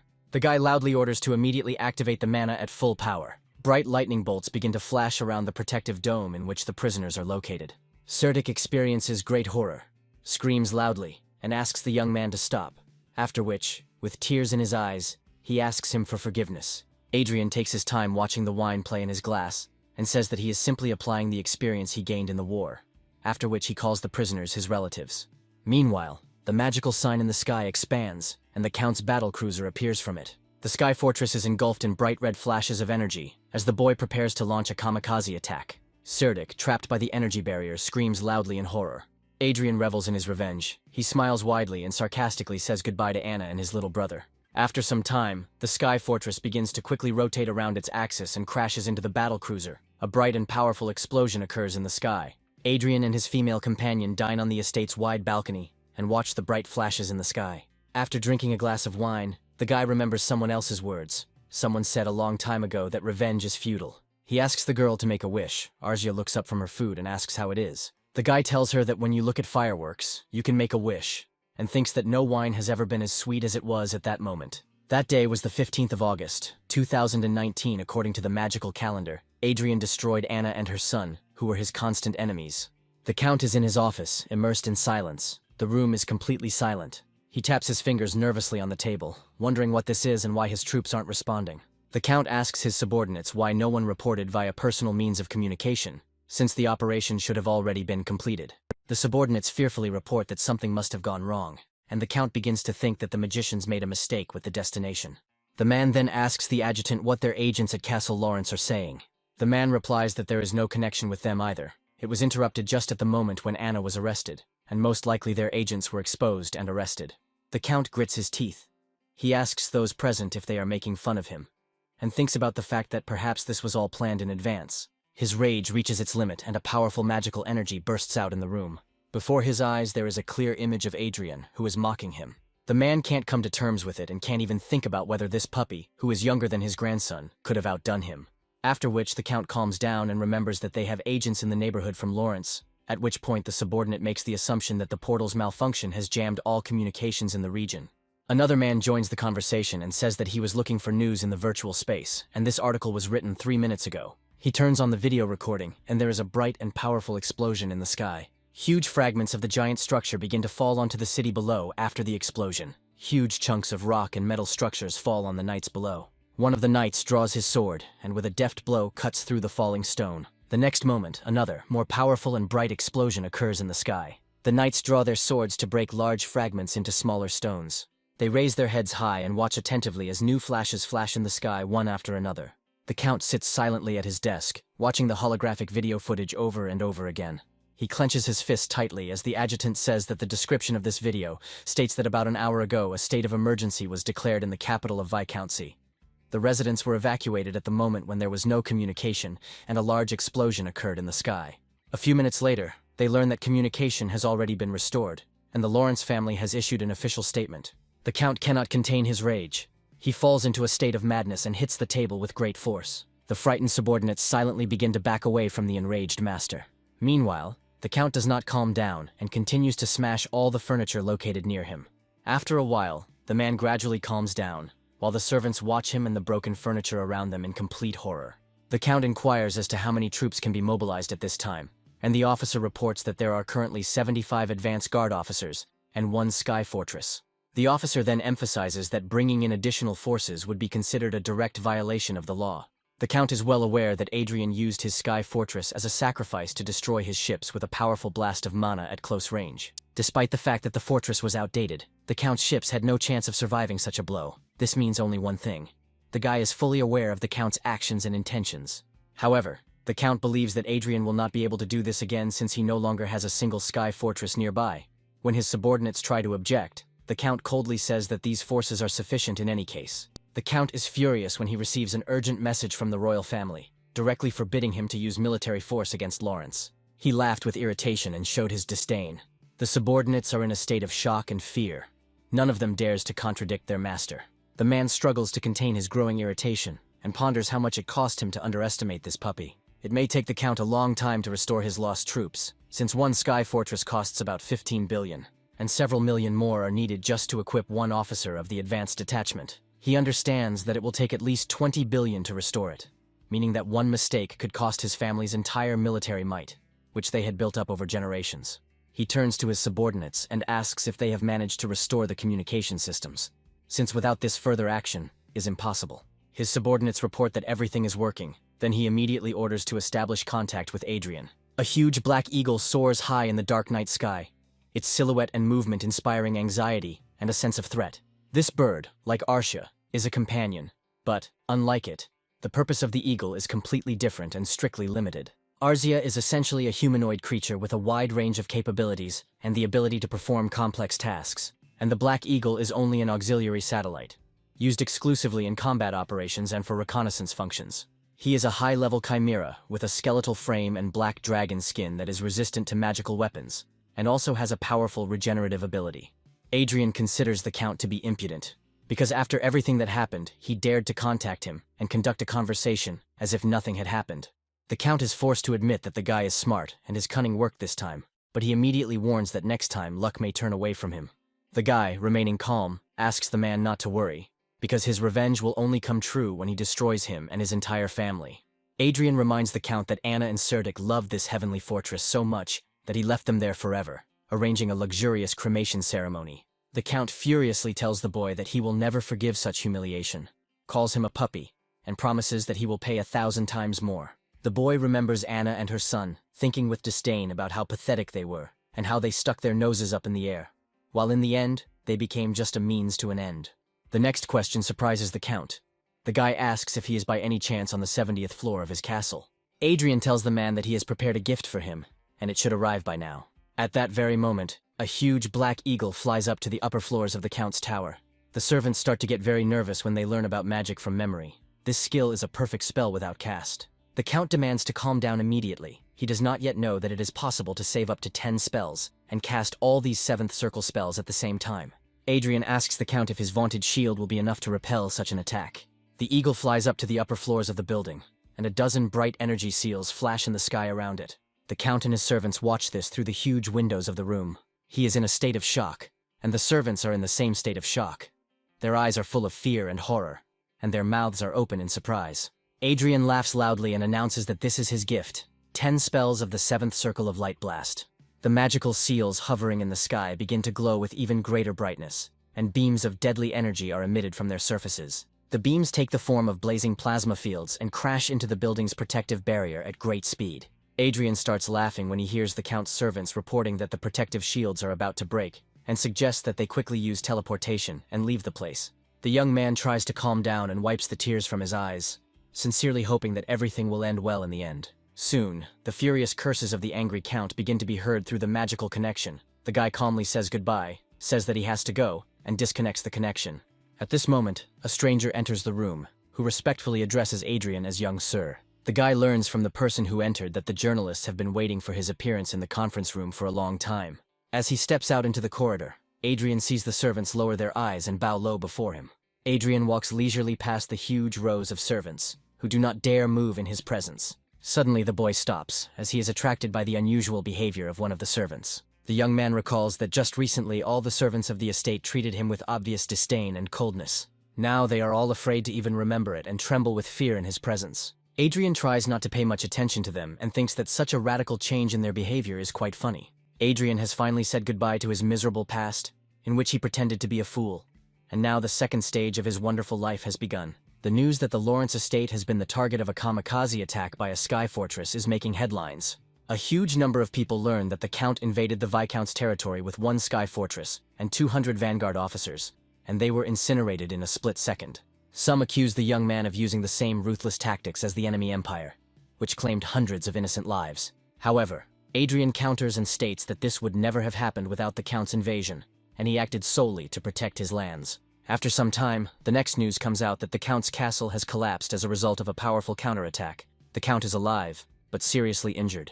The sensational news that the young genius has defeated the significant military forces of the powerful Count comes to the fore. Adrien points out the huge number of people who write enthusiastic comments in his support, and he already has over 1 million subscribers in just one day. Ballantyne expresses her serious concerns, and is very worried that people will accuse the guy of attacking an influential nobleman. The guy doesn't consider this a big problem, and says that there is no point in thinking about the reaction of strangers. He starts laughing loudly and confidently states that now no one will ever be able to stop him. The incident with the powerful Count caused a great stir both in the country and abroad. The Count still retained considerable influence, so some corrupt journalists wrote devastating articles about the guy, but the common people invariably remained on his side. Even those nobles who had until that moment cautiously maintained strict neutrality joined him. Nobles usually treat common people as powerless slaves, but the guy is fundamentally different. The Count desperately tried to get out of this extremely unpleasant situation for him by all available means and methods, but he succeeded with great difficulty. In this cruel world, discrimination based on class is an integral part of the political system, and not at all because the lower classes are somehow worse than the higher ones. The father shows official documents and worriedly informs the boy that a strict order has arrived to immediately report to the state inspector. This unexpected news noticeably tense and alarmed the young man. Adrien carefully studies the official document, which clearly states that he and his girlfriend are required to appear at the inspection at a strictly appointed time. From all this, the logical conclusion follows that either these are the insidious tricks of a vengeful count, or influential nobles have decided to thoroughly put the squeeze on the guy, or the powerful royal council has a grudge against him. If they wanted to be friends, they would have sent a completely different, more friendly order. In this tense moment, the man carefully asks the guy if he has any thoughtful plan of action. Adrien asks his father what, in his opinion, influential nobles love and value most in the world, to which the experienced man answers without hesitation that it is money and wealth. Ballantyne fully agrees with this opinion and thinks deeply about what this unpredictable young man is really up to. Adrien confidently declares to everyone present that he will certainly make them radically change their minds with the help of money, and many nobles will be extremely interested in this proposal. The father was very interested in the young man's cunning plan, and he politely asked him to explain everything in more detail from this point on. He patiently explains to his father that he has earned a decent amount of money through successful investments, and if he agrees to pay taxes on this amount, the nobles will immediately appease him and will treat him much better. Adrien notices that those around him are not very happy with what he said, and rightly believes that it is better to demonstrate everything with a specific action rather than utter loud words. He shows off his bank account, which contains 60 billion, which greatly surprises and amazes all the people present. The father's loud, amazed voice echoes throughout the spacious estate, excitedly declaring that this is simply unbelievable and does not understand how archmages can accumulate such a huge amount of money. Adrien starts to be modest and calmly says that he was just a little lucky in choosing the right strategy. Lawrence ponders for a moment over what he has heard, and then confidently declares that the nobles will simply go crazy over such fantastic figures and sums, to which the young man curiously asks his father how much, in his opinion, the tax deduction would be on such an amount. The father states that this will be at least about a fifth of the entire amount he has saved. Ballantyne joins in the general conversation and tells that he heard that for paying taxes in an especially large amount, the royal treasury can partially exempt the payer from future taxes. The boy considers this great news and happily tells his father that he will have to say goodbye to a fifth of the money, and he has grandiose plans for all the remaining funds. Adrien confidently states that he will definitely acquire several powerful sky fortresses for his family and hire experienced vanguard officers to service them. The next day, another news broadcast comes out, where the presenter talks in detail about how the influential Lawrence family paid the state huge taxes on their income from successful investments. The sensational news that the young man had earned an incredible sum on investments literally shocked and excited the entire high society of the country. Otis happily declares that this guy is a real madman and sincerely praises him for always being able to surprise and amaze people. His daughter curiously asks if this is the foreman her father had recently told her about at the dinner table. The Count thoughtfully states that this guy has risen too high in just a few days, which leaves him with mixed feelings. The Count tells his daughter Michelle that he is not at all against getting such a promising and rich son-in-law. The girl openly states that she definitely likes the appearance of the young man, but she categorically does not want to be a kept woman and is going to find the fate of the archmage Manuel Lucas. The father sternly asks his daughter how long she plans to live in the clouds and when she will finally grow up and become more practical. The woman stops abruptly and watches attentively as the thoughtful Count silently and intently examines them. He states that he would not be very surprised if this legendary destiny had already been found by young Lawrence, because it explains a lot, including his bold actions and incredible enrichment. The woman rightly states that the guy is definitely not stupid and actively begins to establish useful contacts with influential neighboring families. The Count says approvingly that this is an excellent political move that will significantly strengthen his position in society and at court. Michelle shares that she heard that the guy's money is indeed from investments, to which the man replies that there may be some secret deal between him and the royal family. They begin to actively discuss various conspiracy theories, when suddenly the announcer on the screen reports that an important message has been received. The girl says that the Republic of Prius has officially announced that its citizens have finally found the legendary fate of Manuel Lucas. This message causes an extremely strong and violent reaction from Michelle. She loudly screams that this fate belongs only to her and no one else. Adrien is in a huge library, calmly resting after the tedious process of loading a large number of different books into his memory. The guy thoughtfully holds a thick book in front of him and thinks about how wonderful it would be if scientific books could be loaded as easily and quickly as magical skill books. Tomorrow he has an important visit to the state inspector, and the day after tomorrow an official reception for influential members of the royal family. Besides this, he must definitely look for suitable sky fortresses and high-quality weapons for officers. The guy always has a lot of urgent matters, so he enters the game only when he has a free minute. He thinks critically that these books contain too much empty talk and only 1% of truly valuable military research. The revolutionary weapon invented by the brilliant Manuel Lucas radically changed the modern way of waging war. But he himself was a convinced pacifist. Manuel Lucas has spent most of his time studying in depth the complex teleportation between different worlds and dimensions. He never married and never even found a worthy successor to his knowledge. The magician spent his entire life searching for a way home to his native planet. Everyone talks about him as this great man who changed this world forever. But in reality, all his life he desperately wanted to get back to planet Earth. He deliberately left obvious hints that he was an Earthling, most likely in order to find his own kind among the time travelers. Unfortunately, such a person appeared in this world only after his premature death from old age. Suddenly, Chester unexpectedly appears in the spacious room. The old man respectfully declares to the guy that the young gentleman really knows how to show due respect to his elders. Adrien modestly states that he is just a normal person and thinks that respect for people is completely natural, to which the old man politely asks him not to be unnecessarily modest. The old man appeared just in time, because the young man just wanted to find him and ask him one very important question.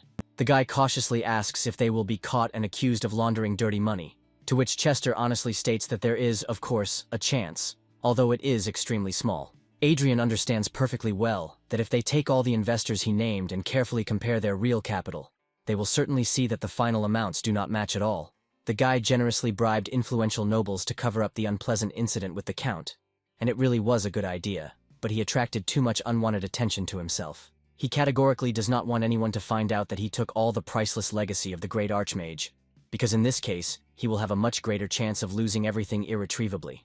So the guy must keep this a strict secret, and therefore came up with a cunning plan. A huge, enthusiastic crowd of people loudly chant, "Long live the Prius Republic," and cheer wildly as the popular leader of the nation steps out to the people. Fermont looks out of the luxury car with a smug expression and greets those around him with a joyful greeting in return. He is extremely pleased with the way he is idolized by the crazy crowd, and he sincerely wants this adulation to never stop, constantly thinking that he is their only savior. This year he turns 29, is considered the flower of the nation, and is the only son of the powerful president of the republic. This guy has a particularly arrogant nature and shamelessly uses his power and political immunity at every opportunity. From the day he was born, he was constantly surrounded by incredible luxury and huge amounts of money from the family business. He is a second-generation tycoon who shamelessly uses his famous father's big name as a cover. Adrien's cunning plan is to make everyone believe in the lucky man found with the fate of an archmage, and thereby divert attention from himself. This complex operation could permanently clear him of any suspicions people have about the boy, and buy him precious time until he reaches the powerful 9th circle of magic.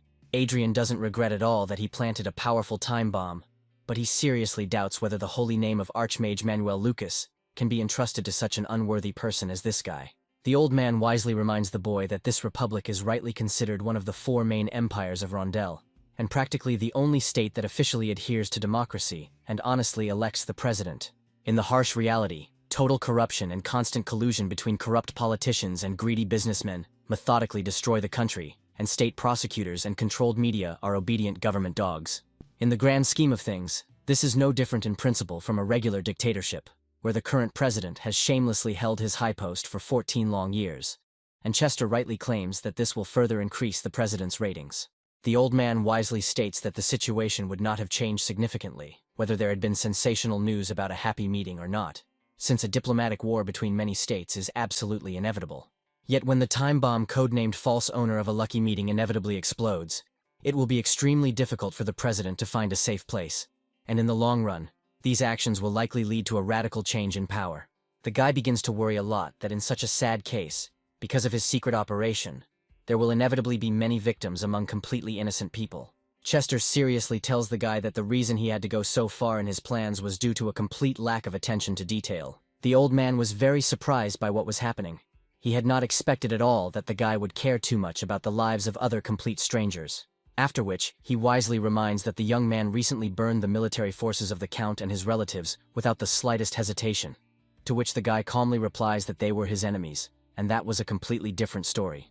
Chester, in turn, smiles understandingly, and rightly believes that this is a very good and correct train of thought. He seriously tells the guy that their main goal is to prevent innocent victims from appearing, so no mercy towards real enemies.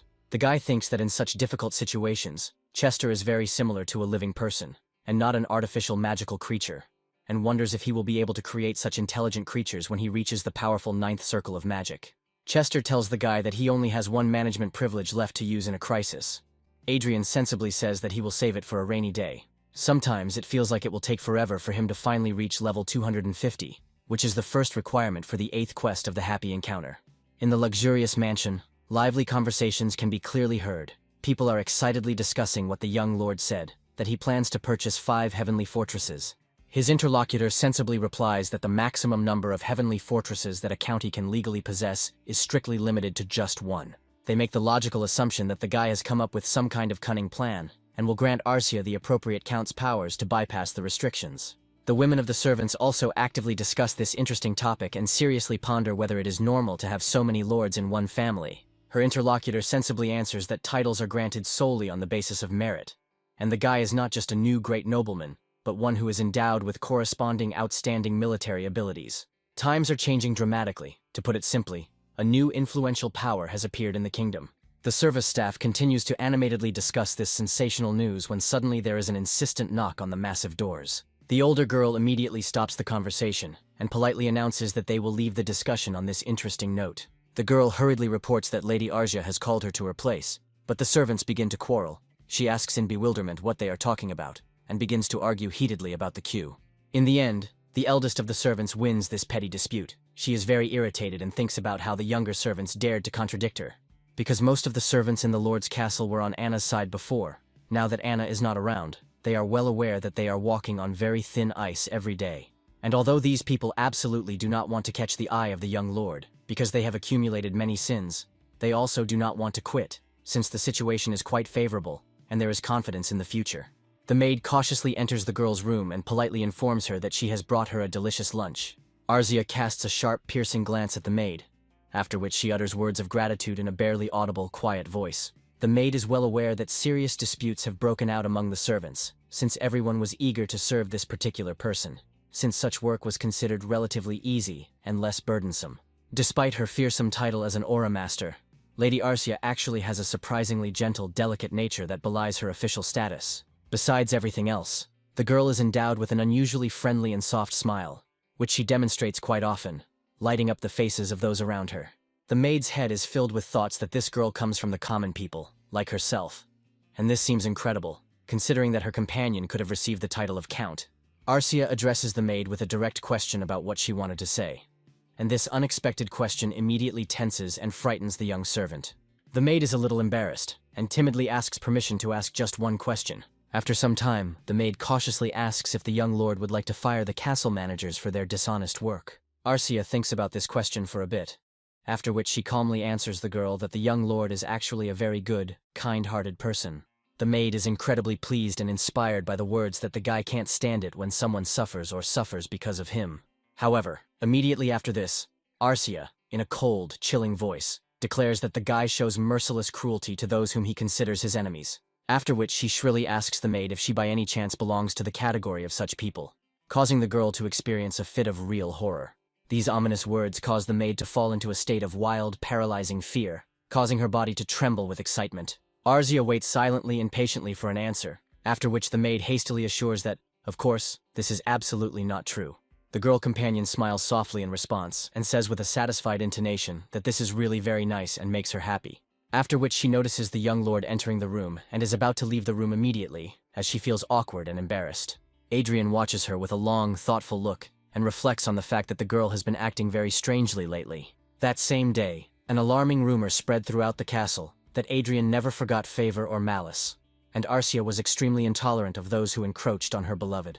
A guy from the talent group approaches with a question, wanting to know if they can follow the young lord to the royal castle for an upcoming event. Adrien is very surprised by such an unexpected question, and does not understand at all what this young man really wants to achieve. to which he calmly replies that he and his faithful friends simply lack such experiences and impressions. When the war in the neighboring empire was in full swing, in addition to leveling up in the game, there was another important thing that seriously interested Adrien. He was actively involved in searching for talents with great potential, using his magical glasses for this noble cause. The guy sincerely believes that the young lord couldn't just summon them without a special reason, so he must have some kind of well-thought-out plan. Adrien honestly reports that this can hardly be called a serious plan, since he just wants the two to gain more invaluable experience. The guy confidently states that the two are heading to the royal castle to conduct an important investigation by the Audit and Inspection Commission on Nobles. Adrien orders that special attention be paid to those influential people who rule the country, since this is their main task today. The driver suddenly interrupts their lively conversation, and respectfully informs the young lord that they are already directly at the teleportation gate. The guy resolutely orders the driver not to slow down under any circumstances, and after a while they suddenly find themselves in a huge, noisy metropolis. A young man from a group of talents, his mouth open in genuine surprise, looks with admiration out of the car window at the majestic, huge buildings of the capital.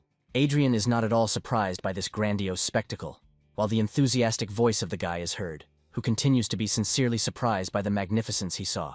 Adrien is visibly tense, as he understands perfectly well that they have no right to make a mistake. The capital of the kingdom is a huge, thriving metropolis, with a colossal population and majestic high-rise buildings reaching into the sky. People standing near the impressive administration building are very surprised by what is happening, and unanimously believe that Adrien looks much better in life than on video recordings.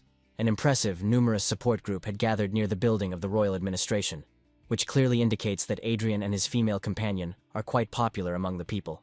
Adrien is pleased to tell the clerk that the media has indeed done a good job of promoting their names and reputations in the community. The clerk pauses briefly, meaningfully, and then carefully informs the guy that he has no idea what kind of commotion there was here before his long-awaited arrival. Adrien reflects on the fact that everything is happening exactly as he had predicted in advance, since the ruling class clearly does not like it and is causing concern. The clerk delicately informs him that the boy is already quite popular among the non-hereditary nobles, since he has honestly received his high position for his own outstanding services. Adrien carefully scans the chief manager with his magic glasses, and is pleased to realize that he has 4 high-level talents, and such a rare trait as sincere conscientiousness. Adrien is genuinely pleased to have the opportunity to meet this promising young man, and is very pleased to hand him his personal business card. The boy tells the clerk in detail that when he was solemnly awarded the title of nobility, he immediately thought about appointing a talented manager who could take care of his vast estate. Adrien kindly informs the guy that if he is interested in a lucrative job offer, he can let him know at any convenient time, and he will make sure that he is served appropriately. At that very moment, powerful protective energy barriers suddenly disappear, and 3 massive battle fortresses menacingly appear above the headquarters building. The manager informs the young people that they have arrived at the scene and are now in close proximity to the investigation room. He informs in detail that the young lord has every right to enter the specified room, and a thorough check will take from 2 to 4 hours, during which the servants can calmly wait in a special restroom. Adrien politely asks his loyal subordinates to take a walk somewhere in the nearby area, and promises to let them know when he has completely finished all his important business. The young man is clearly liked by the good-natured clerk, as he, in a cautious, quiet voice, urges the guy to exercise extreme caution during the upcoming conversation. He tells Adrien that he doesn't know exactly what's going on there, but the chief inspector is definitely not thrilled with the guy. This unexpected warning evokes a light, confident smile from the young man, after which he enters with a decisive, firm step into the spacious hall, where the investigation committee is seated at a long table. Adrien understands perfectly well that all these influential people are extremely serious, but he remains completely calm, because he can always leave the country. The chief inspector of the nobility gradually begins to understand why the count was so worried and anxious about the appearance of these 2 mysterious individuals. Adrien bows politely to the assembled group, and with sincere respect says that it is a great honor for him to meet the 2nd Prince and 2nd Commander of the Royal Guard, mentally noting that this impressive man is a master of aura. The chief inspector smiles kindly at those present, and joyfully invites the young people to raise their bowed heads before the high-ranking persons. He officially announces that he will now conduct a thorough document check, and politely asks the young people whether they are completely satisfied with this procedure. Adrien respectfully declares that if the noble inspection has made such a decision, then he does not dare in any way contradict this authoritative decree. The guy discreetly uses his magic glasses and gets valuable information that the interlocutor is watching him closely, and at the same time experiences a noticeable feeling of discomfort. Adrien is completely at a loss to understand what exactly is causing this strange, unsettling feeling. So he bows deeply and sincerely asks to forgive him for his rudeness. The inspector kindly asks not to worry too much, so the matter is insignificant, and kindly invites the young people to sit down comfortably in the prepared places. Adrien and his female companion obediently sit down opposite the strict commission, and the long-awaited inspection of his activities and powers officially begins. The guy calmly considers this to be the most ordinary routine check, and is confident that if they have something serious against him, then he will definitely have a convincing alibi for this. The guy's actions cause significant material damage to the influential Count's side, to which the man calmly replies that it was a completely ordinary territorial struggle for spheres of influence. Adrien was sincerely worried that his relationship with the chief inspector left much to be desired. But he, as it turned out, was a fairly honest and decent person. The inspector states that the Count was the one who started this senseless war, and should have known in advance about the inevitable consequences and damage, after which he firmly states that he sees no point in making serious accusations. To which one of the officers cautiously, in a quiet voice, reports that the Count was, after all, a fairly large political force, and was traditionally on their side. Adrien is genuinely surprised by such an unexpected decision, since the chief inspector usually unconditionally supports the interests of most of the influential noble courts of the kingdom. The man asks with slight irony whether everyone around him really thinks his decision is completely unreasonable, after which he once again states that all charges have been finally dropped. After which the inspector says that he does not want to beat around the bush, and honestly tells that the Count had long been considered one of his closest confidants. But the guy decisively knocked him out of the game. He sincerely tells Adrien that he does not blame the guy at all for what happened, because, as he had already said earlier, it is entirely and exclusively the fault of the Count himself. The man frankly states that it would be much worse and more dangerous for everyone if the talented guy suddenly switched to the political side of his influential brothers. Adrien suddenly realizes what the true, hidden purpose of this important meeting really is, and why he was invited here. The chief inspector's elder brother, the first prince of the kingdom, has already been officially crowned and has all legal rights to the throne and power. But it turns out that everything is not so simple, since the second prince recently unexpectedly became a real master of aura, which radically changed the balance of power. They are now on relatively equal political footing, but the very idea that the second prince has gone so far worries many. Everything is gradually unfolding in such a way that the decisive trump cards in this dangerous game remain on the side of the ambitious second crown prince. The army of the powerful Count is half defeated and weakened, but this is clearly not enough to finally resolve the current critical situation. It's not just that Adrien has outstanding fighting abilities, he is also incredibly rich and influential, and right now the guy is a major player in the political arena. Adrien bitterly admits to himself that there is absolutely nothing good in actively participating in a brutal political war for power. The guy humbly declares to the influential inspector that he is far from the best and most experienced player in the complex political field, and besides, he has not yet officially received his noble title. The second prince meaningfully informs that if Adrien decides to join his political faction, he will definitely appreciate his high status and outstanding merits in the last bloody war. Adrien is very surprised after the chief inspector solemnly promises to help the guy get the prestigious title of Marquis, which is much higher and more honorable than the usual title of Count. The young man asks incredulously if such a thing is even possible within the framework of existing laws, to which the inspector replies that in ordinary reality it is impossible, but with his influence it is quite feasible. Adrien asks the second prince if he really needs him so much, because this generous offer seems too tempting and suspicious. The inspector turns his close attention to the girl companion and, without hiding his true thoughts, admiringly reports that next to the guy is a truly charming master of aura. Luke believes that the guy will definitely agree to the lucrative offer, and closely watches his response, expecting a positive answer. Adrien, in turn, wisely does not rush with a final answer, and deliberately immerses himself in deep, serious reflection on the consequences of his choice. The guy carefully asks the inspector if he can calmly think over such a serious proposal later, to which the man immediately becomes noticeably tense and stern. The inspector coldly states that wizards should be especially careful in their actions, especially those mysterious individuals who have been hiding something all their lives. After which the man tells Adrien that he understands his difficult situation perfectly well and generously gives him a whole week to think over the final answer. Luke extends his hand to the boy in a friendly manner and asks him defiantly if he thinks that the royal crown rightfully belongs to the one who has a legal claim to it. He tells the boy that if the legitimate heir receives the crown, the kingdom will be under serious threat of existence, and he, as a true nobleman, must also seriously think about the well-being of his country. After this, he politely turns to his silent female companion and delicately informs her that she too must think carefully about this important proposal and its consequences. He is very surprised by the girl's unusual appearance, how small and fragile she looks, although he understands perfectly well that she is a powerful high-level aura master. He also politely shakes the girl's hand and muses that perhaps they will have a duel in the future. as he has never had to face a female aura master in open combat. The chief inspector kindly tells the young men that they look a bit sad and gloomy, and expresses his hope that he will see them again soon.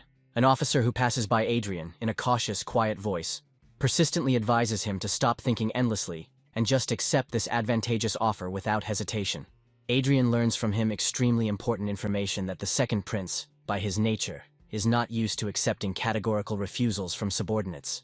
Adrien speculates that the chief inspector was simply stalling for time and doing all this solely to comply with the necessary formalities. The guy seriously thinks about what decision he should make in the situation, after which he carefully asks his female companion if she is by any chance hungry. Arcia calmly replies that she is not very hungry, but she certainly would not refuse a light snack in pleasant company. After which, Adrien suddenly remembers the girl's strange reaction, and is surprised to realize that she is not a human after all, but an artificial magical creation. The young man kindly offers to grab a bite to eat, and confidently states that he knows several really good restaurants in the area. Suddenly, Adrien turns around sharply as he clearly hears an unfamiliar male voice cheerfully informing him that this is indeed a great and wonderful idea. A smiling young man casually approaches them and says in a friendly manner that he knows of several really good places not far from this place. The stranger smiles happily at his interlocutors, and carelessly says that it just so happens that he knows a whole bunch of decent restaurants in the area. Adrien is very surprised by the unexpected appearance of a mysterious stranger, and begins to think hard about who it could be and what he wants. Meanwhile, the young man behaves completely naturally, trying to continue a light, casual conversation with his new acquaintances. Adrien quietly activates his magical glasses. The information he receives greatly surprises and even shocks him. The young man turns out to be none other than the first prince named Michael, and he is a powerful supreme mage of the fifth circle. Adrien notices that the surrounding servants do not react at all to the appearance of the first prince, who freely walks around the area. No one really notices him thanks to a skillful spell that changes his appearance.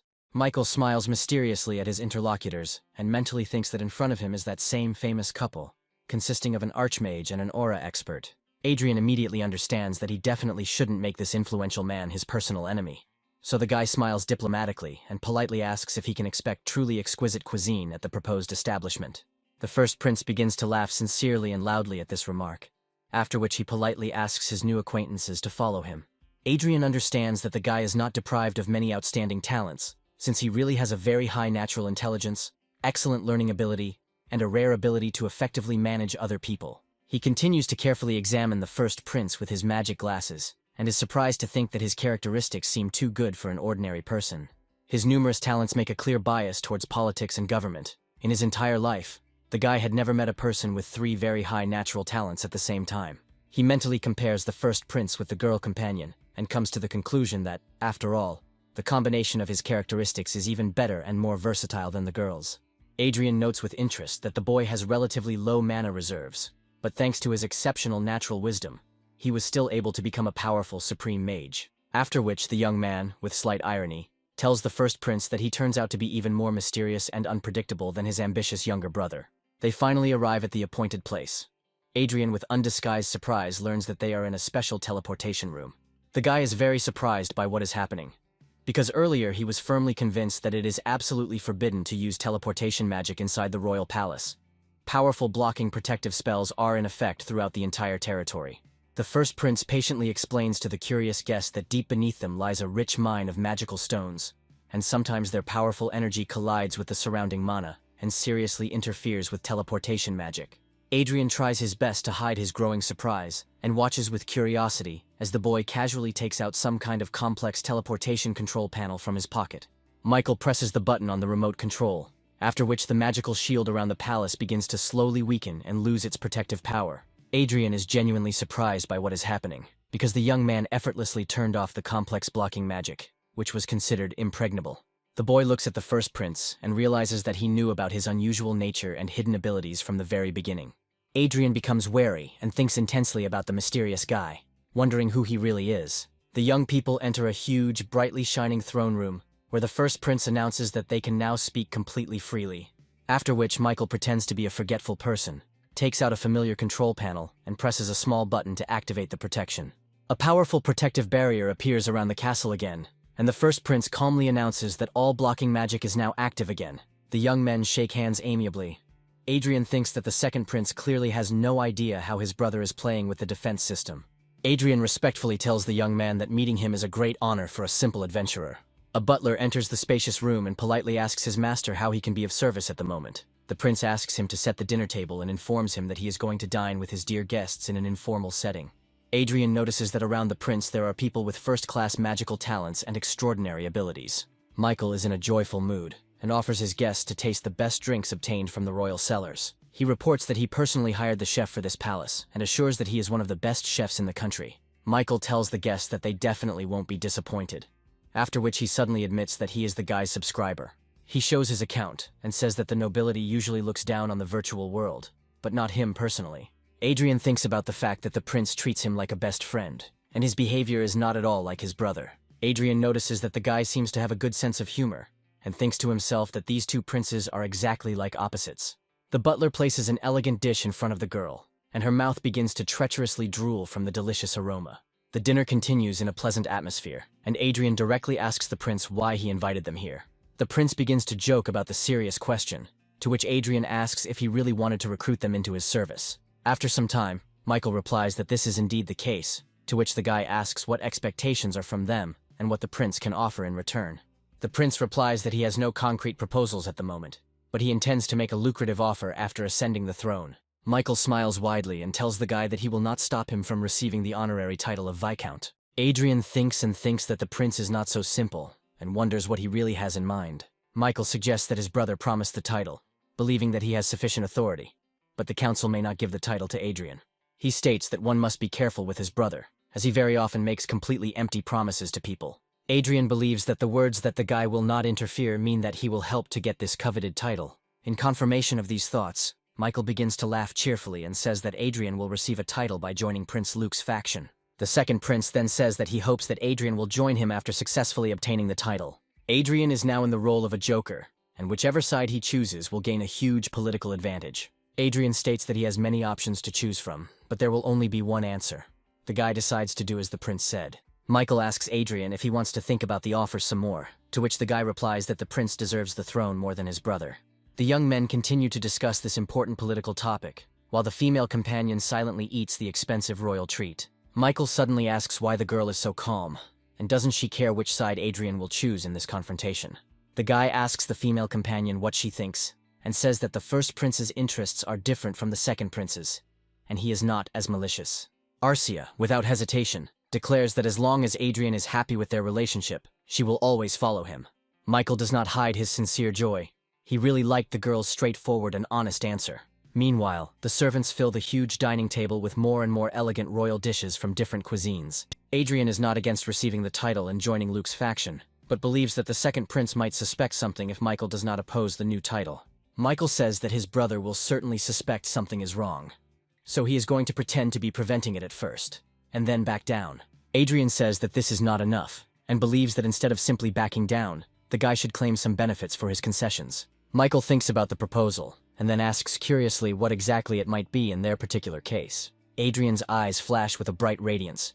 He believes that there is no reason to simply retreat, and this is a chance to get rid of the second prince. Michael falls silent again and becomes deeply immersed in thought over his new ally's bold proposal. The topic of conversation shifts to the recent conflict with the Count, where he lost 40% of his strength. Adrien states that due to these events, this nobleman no longer deserves the honorary title of Count of the Kingdom. It seems that Michael understands what is being discussed.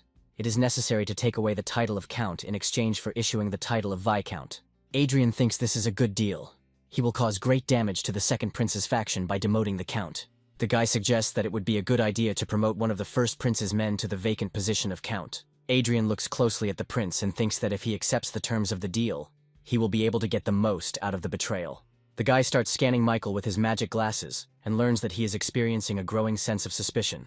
Suddenly, Michael asks an unexpected question. He is interested in who Adrien met before meeting him at the palace. Michael falls silent, waiting for an answer, but the magic glasses indicate that the young man is extremely suspicious.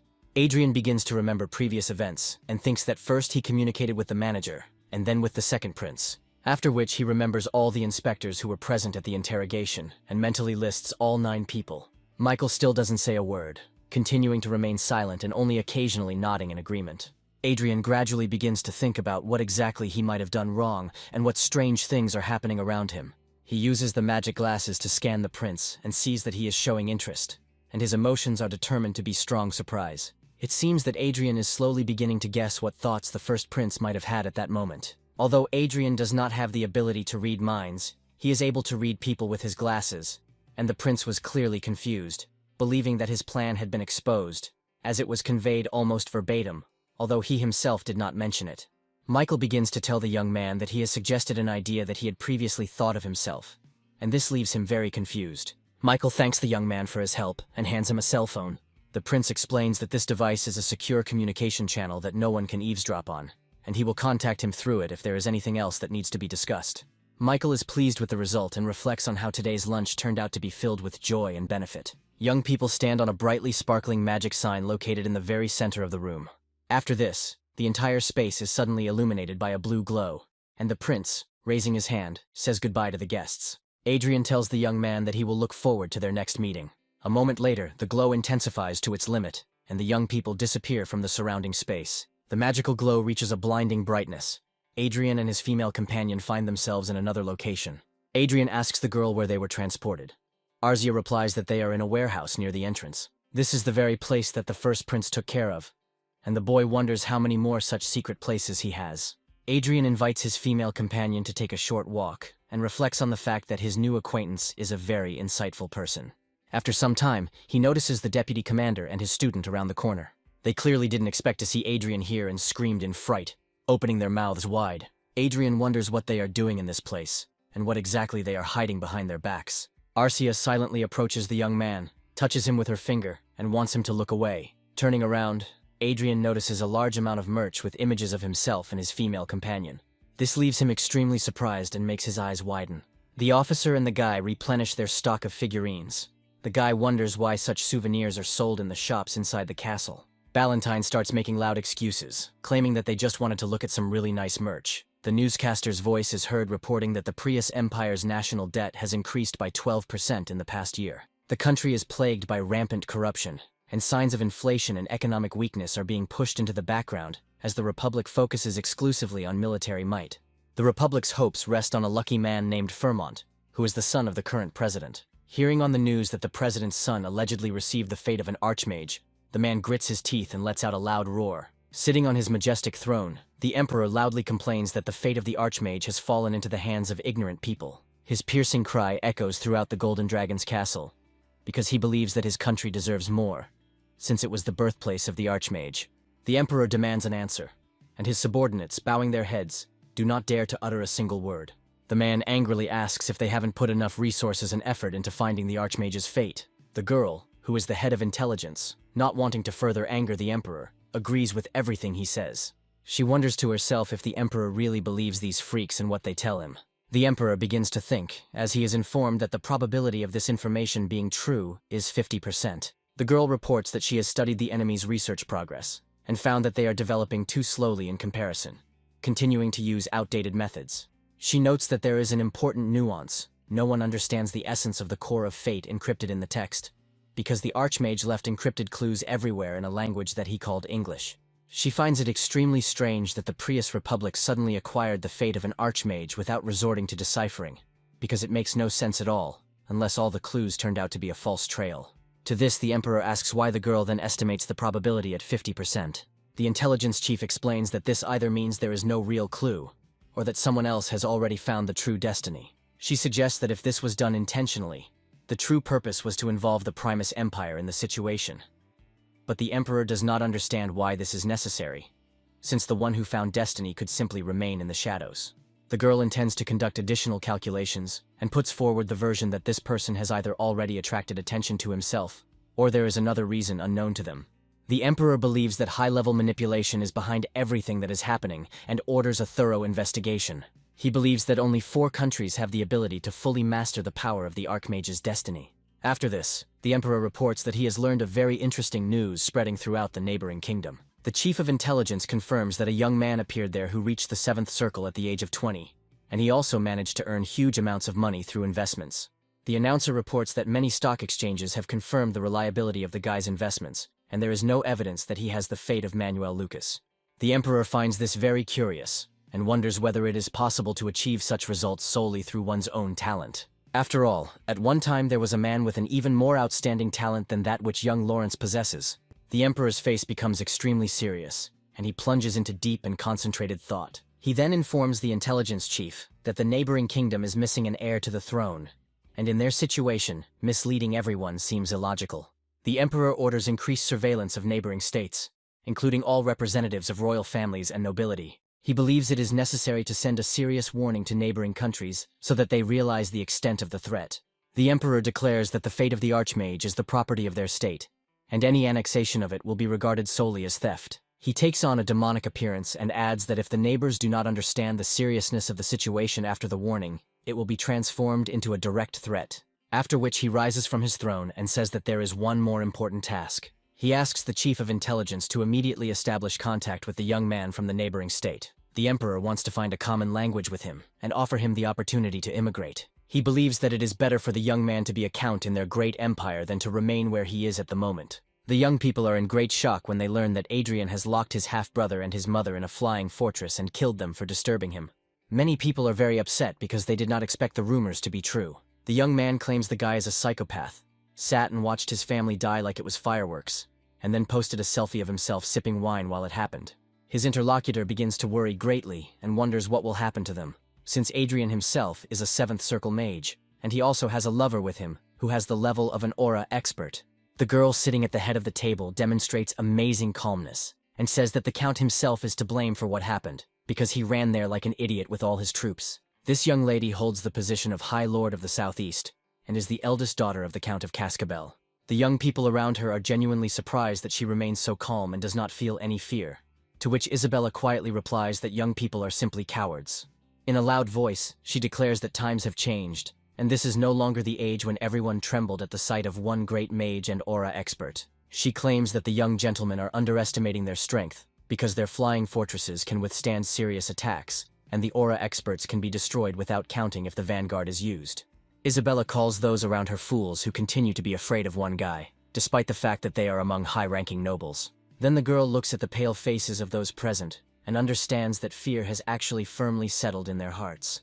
This begins to irritate her. She gets up from the table, announcing that she is leaving the meeting. She politely refers to urgent matters, and the young men ask her to return as soon as possible while they enjoy themselves in the castle. Isabella leaves the banquet hall in irritation, the servants bowing politely after her. The girl falls into deep thought, beginning to wonder if this young man is really that dangerous. She remembers the imperial school, his shining silver hair and expressive blue eyes. Isabella recalls that his bright appearance was hard to miss even at the academy, where dozens of gifted classmates had gathered. A guy makes a remark to a group of unruly youths who are bullying a classmate and tries to stop them. The children of influential parents demand that he immediately shut up, considering it unacceptable that anyone would dare to stop them, especially some commoner. The guy bends over the beaten girl.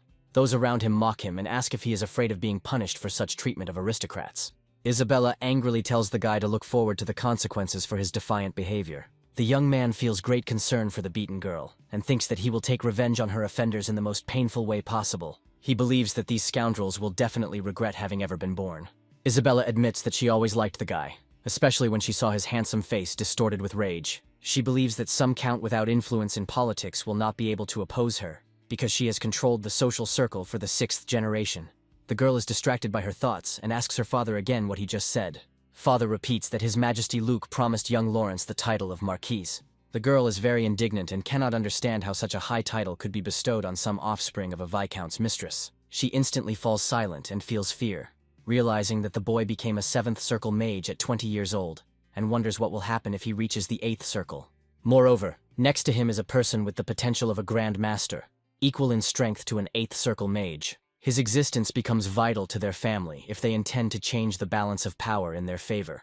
And there is nothing wrong with winning over someone more influential to their side. The father wants his daughter to establish a relationship with this guy. Isabella bursts into the room like a hurricane and loudly demands that everyone listen to her immediately. At this time, her friends are having fun carefree and are surprised to notice that the girl has unexpectedly returned. Looking at her stupid and careless friends, Isabella begins to get angry and realizes that she made a mistake because these fools cannot help her in any way. Arcia tries on new armor, which makes her look even more irresistible than before. Adrien is happy looking at the girl and tells her that this outfit really suits her. The first thing the guy did after returning from the royal palace was to finally go online and play a game. And if it suddenly turns out that there is a character who looks like Arcia who has become a star, then there will be no end of problems. A young man asks Adrien if he is going to go into the military industry in the near future. The man makes a remark to him and asks him why he thinks he can speak in such a tone to the young gentleman. Adrien scans the young man and finds out that he is a budding accountant with high intelligence and excellent administrative skills. Adrien asks why the guy came to such a conclusion, to which the accountant replies that the production of carbon steel and iron will bring huge profits. The accountant says that there is a need to diversify investments, and therefore he considers his idea to be an excellent plan for long-term investment. Adrien praises the young accountant and tells him that the proposed plan is indeed a very good one. Perseus doesn't mind this, but wants to have all the information and understand the priorities so that he can strictly follow the instructions in the future. A barely noticeable smile appears on Adrien's face, making it clear that the guy is clearly pleased with what is happening. Adrien states that they will start by developing gear for the Vanguard and focus on that area first. Adrien claims that they have obtained the operating principle of the power system and an approximate method for making secret equipment. If this technology works, the assistants will likely be able to handle the task. Currently, the production of equipment for the Vanguard is divided among several aristocratic families. If Adrien starts making his own gear, it would be an open challenge to these families, and the accountant warns that the authorities will not tolerate such behavior. Adrien believes that there is no reason to worry, since after his visit to the palace he has a plan of action suitable for the current situation. He adds that a serious threat can be avoided if we first create equipment comparable to or less powerful than the enemies. However, the guy understands that if a great mage of unknown origin at the age of 20 starts producing equipment for the Vanguard, it will certainly cause a public outcry. Adrien emphasizes that he does not intend to limit himself to just equipment, and demands to immediately report if a worthy magic tower appears on the market, after which he activates the magic glasses and records in his subordinates' clearly expressed emotions of admiration and devotion. Gradually, through consistent actions, Adrien wins the respect and loyalty of his employees. Lawrence is so shocked by what is happening that he almost chokes on his tea from surprise. Adrien informs his father of his decision to accept the second prince's offer, as he sees no compelling reason to refuse it. The guy reflects on the fact that since his return from the war, not a single day has passed without new and unpredictable events. His father tells him that it seems that his mother is still not used to the role of mistress in her own home, and feels out of place. The boy suddenly says that it would be nice to become the king of the state and have a harem, which causes an extremely awkward reaction from the parents. The parents look at each other in amazement, not knowing how to properly react to their son's unexpected statement. Adrien hears their reproaches about the inadmissibility of such statements in the presence of his beloved. But Arzia continues to dine as if nothing had happened. He explains that he was only joking, but his father sternly replies that there are things that one should not laugh at. Adrien activates the magic glasses, and is surprised to find that the girl is experiencing complex and subtle emotions. He is amazed by the fact that an artificial being is capable of experiencing genuine human feelings and emotional vibrations.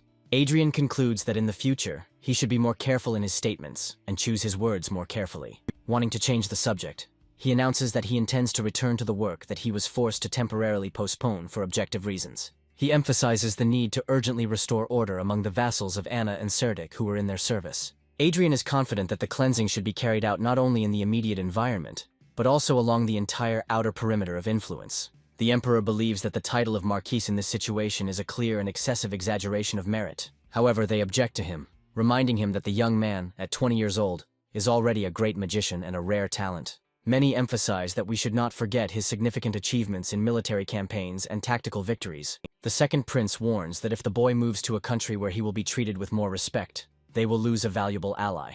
Michael joins the argument and claims that his brother is promoting the young man only because he himself was able to secure his support. His brother angrily answers him, asking if he has gone too far in his statements, to which Michael responds with a quiet, restrained laugh. Luke begins to feel growing irritation, makes a sharp remark to his brother, and asks him to behave in a manner worthy of his status as crown prince.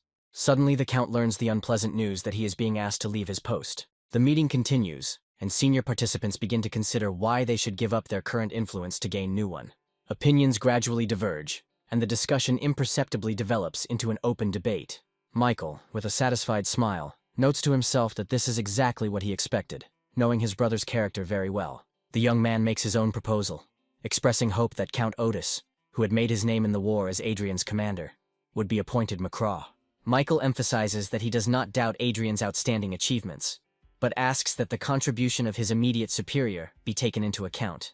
Luke tenses up and can't figure out what game his brother is playing right now and what he's really trying to achieve. The Emperor calls everyone to order and asks them to stop arguing and squabbling. He thinks silently for a while, after which he announces that the decision has been made finally. He says that he will satisfy the requests of both Crown Prince Michael and Prince Luke equally. 2 days pass, and the day of the official celebration of the great victory arrives. Adrien's mother experiences genuine joy and admiration at the sight of the luxurious and incredibly expensive palace. The woman begins to worry and asks her son if she looks too strange and tasteless. Adrien looks at his female companion and notes to himself that she looks especially beautiful in this outfit. Adrien understands that he is at an official ceremony, and everyone present needs to look appropriate. Looking around, the young man notices a group of his old acquaintances in the crowd. One of the young men turns out to be a hereditary nobleman whose family lands are located nearby. The other young man next to him also belongs to the nobility and comes from the house of the Viscount of Parma. In their company are young girls who hold equally high and respected noble titles. The final girl attracts Adrien's particular attention and turns out to be a noblewoman named Rania. Adrien smiles and thinks to himself that he's already starting to miss these disgusting faces. The guy says goodbye to his classmates and says that he will definitely visit them later when he has time. Adrien thinks that these guys have matured a lot, but they still get together and gossip like in the old days. Mom asks her son who these young people are, and Adrien replies that they were his classmates at the academy. The young men begin to get noticeably nervous when they see how Arja, at the end of the conversation, cast a very anxious glance at them. They become even more frightened and hope that Isabella will be able to provide them with the necessary protection if necessary. Arcia asks Adrien what to do with these young people and suggests that if possible, he should simply kill them.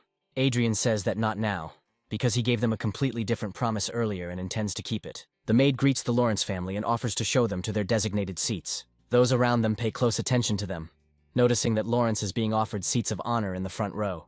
Adrien begins to feel a strong discomfort from the dozens of eyes literally drilling into them. The Lawrence family finds themselves surrounded by a distinguished audience, the women admiring their magnificent dresses. The head of the family feels extremely awkward under the hail of compliments and attentive glances. Adrien comes to the conclusion that all high-ranking aristocrats are already aware of his new title of Marquis. He looks to the side and notices the Count, with whom he had recently had an armed conflict. The Count glances at him from under his brows and demonstratively pretends that he does not notice any reason for irritation.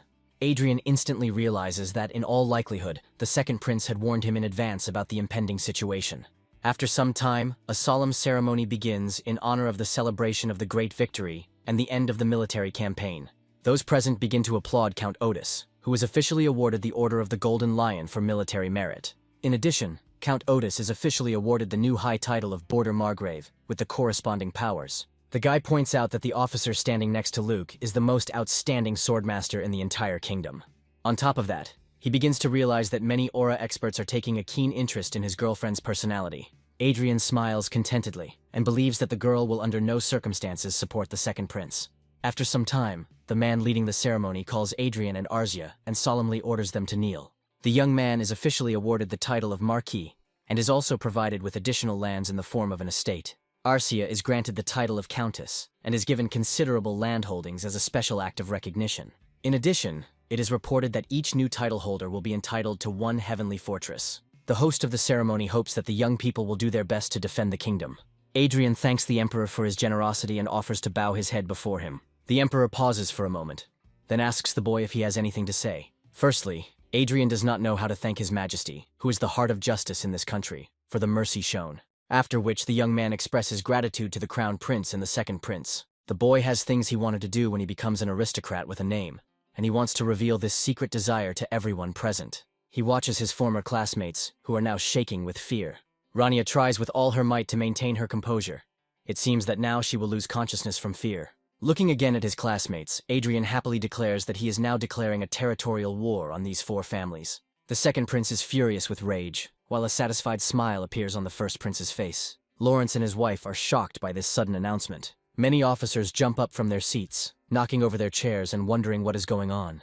Adrien, in turn, falls silent and watches how those present react to this. The emperor was worried. His anxiety was only growing these days, and it was connected with the succession to the throne. There was a long-standing dispute that flared up between the crown prince and the second prince.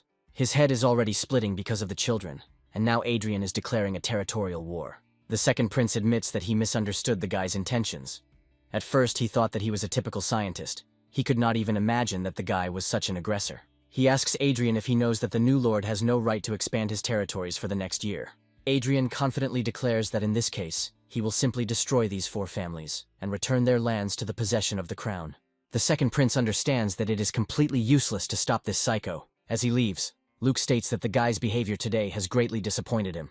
Adrien opens the curtain and is about to enter the reception hall. He wants to make sure that the official part of the celebration has begun, after which the young man tries to understand what his female companion thinks and feels. Even before the celebration began, everyone was rushing to exchange greetings with them. But now, not a single person approaches them. Adrien believes that today he has become the biggest scoundrel in the family, to which his father replies that this is true. The guy apologizes and says that he didn't originally plan to go that far, and was apparently a little nervous. Lawrence asks himself the agonizing question of why this territorial war is necessary, to which the guy replies that it is revenge. Lawrence, in turn, says that declaring war on 4 families at once is very dangerous, and the guy should have understood this when he declared war. Adrien asks his father not to worry, but the man is very worried and sighs deeply. The mother watches her husband and her son in agony while the father says he believes in him. He tries to change the subject, and says that it has been a long time since he took part in the festivities hosted by the royal family, and plans to enjoy it. Lawrence asks his wife not to worry, and to believe in her capable son. Adrien doesn't show it, but he is very happy that his father supports him. The guy continues to observe his parents and understands that the relationship between them is very subtle and complex. All this time, the father walked on tiptoes in front of Anna, but now he can take full care of his mother. Adrien turns to his longtime detractors, and believes it's time to pick up where he left off. Young people argue loudly about the reasons for this territorial war. They agree that the reason is something they did as children, and they think about their chances of winning. Only Rania has no idea what they could have done as children. One of the young men suggests uniting for a start. He orders them to calm down and listen to him, no matter how small their forces are, because by uniting they remain noble families. The girl supports him and begins to feel joy. She believes that the united coalition will be much stronger than their enemy. Unexpectedly, Adrien intervenes in their conversation, laughing happily and waving his hand at them. Someone present calls Adrien by name. The guy makes a remark and asks how dare they address him in such a way. One of the guys asks not to make him laugh, and asks if Adrien can really be considered a full-fledged marquis, for which he immediately gets a glove in the face. Adrien loudly declares that he cannot forgive such rude behavior. The guy challenges the offender to a duel. At this moment the voice of a man is heard, who respectfully states that Adrien is not allowed to participate in this. He sees the heads of 4 families approaching him. One of the men asks if the young man himself provoked them first. In addition, the man states that according to the laws of their country this is impossible, to which Adrien replies that it is a pity. If he had deprived the young gentleman of his head, they would not have had to participate in the war. The man doesn't know what Adrien has done wrong to his son, and asks if the boy has gone too far. Adrien replies that the man himself can ask his son, after which the guy declares that a letter declaring a territorial war will arrive within a week, and if they don't want their family to fall because of their stupid son, they must arrest him and deliver him to him. Isabella hides in the crowd and listens carefully. The man continues to be indignant and tells the guy that he crossed the line. Adrien is not going to argue any further. He leaves his opponents and says that they will see each other on the battlefield. Arcia does not utter a single word and silently follows her master. A young man tries to explain something to his father, but the man interrupts him and says that they will talk later when they get home. The guy notices Isabella and starts calling her name loudly, asking why she only showed up now. He plaintively asks the girl to talk to his father, expressing a strong desire to resolve an important issue with him. This incident immediately pops up on social networks. Adrien thinks that he didn't even have to post it himself, and there will be no problems with justifying a territorial war. The guy returns to the conversation. His interlocutor talks about the specifics of heavenly fortresses. He hands over a detailed catalog and says that they are outrageously expensive. Looking at the guy, many people think he is crazy. They say that it is completely illogical to enter a war without having enough power, but Adrien is just going to buy it. At the moment, the guy has a fortune of 48 billion, and if he combines the confiscated property from the Count's faction and the belongings of Anna and Serdic, the total amount will exceed 70 billion. Moreover, in the near future the guy can add an installment plan based on his credit rating. The transaction amount is large, and the sellers want to receive part of the amount up front, to which Adrien asks if he can count on a tax exemption, after which further terms are discussed and the deal is declared complete. Adrien thanks the agent, noting that even if he bought 8 sky fortresses, he would still have 20 billion left over for change. This deal is so big that it will seem unrealistic to many. Adrien suddenly notices Count Otis, who has been watching him for a long time. The Count greets the young man and says that he is incredibly happy to see him. The guy asks the man to drop formalities, because they are on the same side. The Count is a little embarrassed and reminds the young man that he now has the status of a marquis. The conversation continues, and the man is surprised to learn that Adrien has purchased 2 sky fortresses. The Count begins to think that he should also strengthen his military power, because it should be no less than that of the marquis. After which, as if by chance, he changes the subject and invites the guy to meet his daughter. Michelle bows respectfully, then introduces herself and says that she is pleased to meet you. Adrien looks closely at the girl and thinks that she is clearly not lacking in beauty. In turn, Adrien introduces Arcia and tells those around him that she is his fiancée. Adrien recalls that according to rumors, the Count's daughter is considered a real psychopath with a disgusting reputation that causes anxiety and fear. However, carefully studying the girl's appearance, he comes to the conclusion that her appearance does not at all correspond to such a frightening image. Adrien continues to scan the girl with his magic glasses and is horrified to learn that she can interpret English. The guy tries to calm down and thinks about how this is possible. Does the girl really know the same English language that he knows? The Count begins to praise his daughter and tells the guy that until now she has been actively searching for the fate of the Archmage.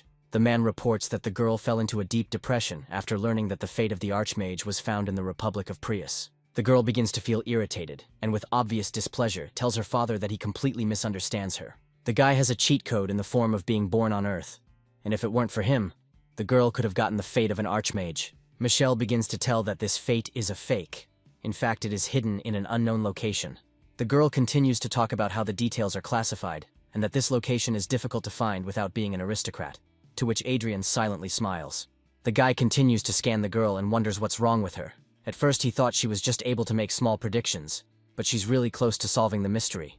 The young people continue to chat pleasantly, Michelle declaring that she prefers people who made themselves rather than those who received a title by inheritance. Suddenly the girl declares that she would like to communicate from time to time, which greatly surprises the guy. She respectfully calls him Your Grace and asks what he thinks about it. Adrien smiles contentedly and says that this acquaintance will bring him great benefit. The Count and his daughter bow to the young man and say that he is all for it and will send an invitation as soon as possible. Left alone, Arcia asks whether to kill this girl, to which the guy forbids this and offers to watch them for a while. He continues to quietly watch Michelle, who is very animatedly explaining something to her father. Adrien increasingly realizes that he needs to take an even closer look at this girl. Meanwhile, smiling and laughing, the Count and his daughter move away from the young people. The two barons discuss ordering 8 sky fortresses and 400 pieces of exclusive equipment for the vanguard. The Baroness is standing next to them, and the voices of men can be heard discussing the support of high-speed ships with teleportation artifacts. The Baron sitting next to him says that he has information about 4,000 power armor and swords for knights, as well as 20 medium-capacity ships for 500 people. They fall into silence, after which one of the barons announces that this may not be the entire shopping list for today's visit to the capital. The man loses his temper and starts shouting loudly, calling the guy a brat who is seriously planning to wage war. The Count sitting next to him clutches his head and thinks that this guy is a real psychopath who spent tens of billions on weapons in one day. They try to support him and tell him that the guy bought a lot of weapons, but he has no soldiers. A woman enters the conversation, stating that nothing has gone according to their expectations since he arrived. The barons come to the conclusion that the guy should be thought of only from the point of view of leadership and common sense. They have no right to make a mistake, because their enemy is about to become an archmage. The woman sitting next to him suggests sticking to the worst possible scenario. Suddenly a man comes with bad news. He says that Adrien posted an advertisement for hiring knights on his online diary. The man reports that the ad has collected about 4,000 comments from residents of the kingdom, and they all want to work for the guy. The next news is no better. Adrien today also acquired a magic tower, plus a company for the production of artifacts, so there is no way to use magicians and technicians against him. The Baron grabs his head again and thinks about how they will have to resist the maximum amount of forces. But that's not all, because this colossal force will be led by an archmage with incredible abilities. In addition, he has a fiancée who has the status of an expert in the field of aura. The aristocrats begin to whisper quietly, realizing that their deeds are truly horrific, and they come to the conclusion that this will not be an equal war, but a one-sided massacre. Suddenly one of the barons declares that they can try to drag their allies into the conflict. Then it will be a civil war, and in this case the royal family will intervene. They tell him that young Lawrence will not care about the interference of the royal family, because he declared war on them right in front of the emperor. The baron clutches his head and deeply regrets that they did not have the opportunity to prepare countermeasures initially. After which he turns to the adjutant and shouts loudly in his direction, ordering him to immediately bring this bastard here. The adjutant asks who the man is talking about, to which the Baron replies that he means the main culprit of this meeting.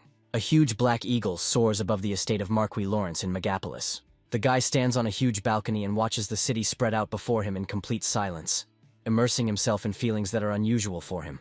Looking at the majestic megalopolis, he truly realizes for the first time that he has now become a great lord. The man respectfully addresses the guy, Your Highness, and asks how he likes the newly assembled knightly squad. The boy turns and watches as 2 officers approach him. These knights are among the finest warriors of the Vanguard Legion. The officer reports that he is absolutely delighted that in such a short time it was possible to assemble an excellent knightly detachment. The Baroness tells Adrien that he has surprised them more than once. She is very surprised that the young man in just a couple of days created huge military reserves, including sky fortresses and skirmishing, and also prepared knights.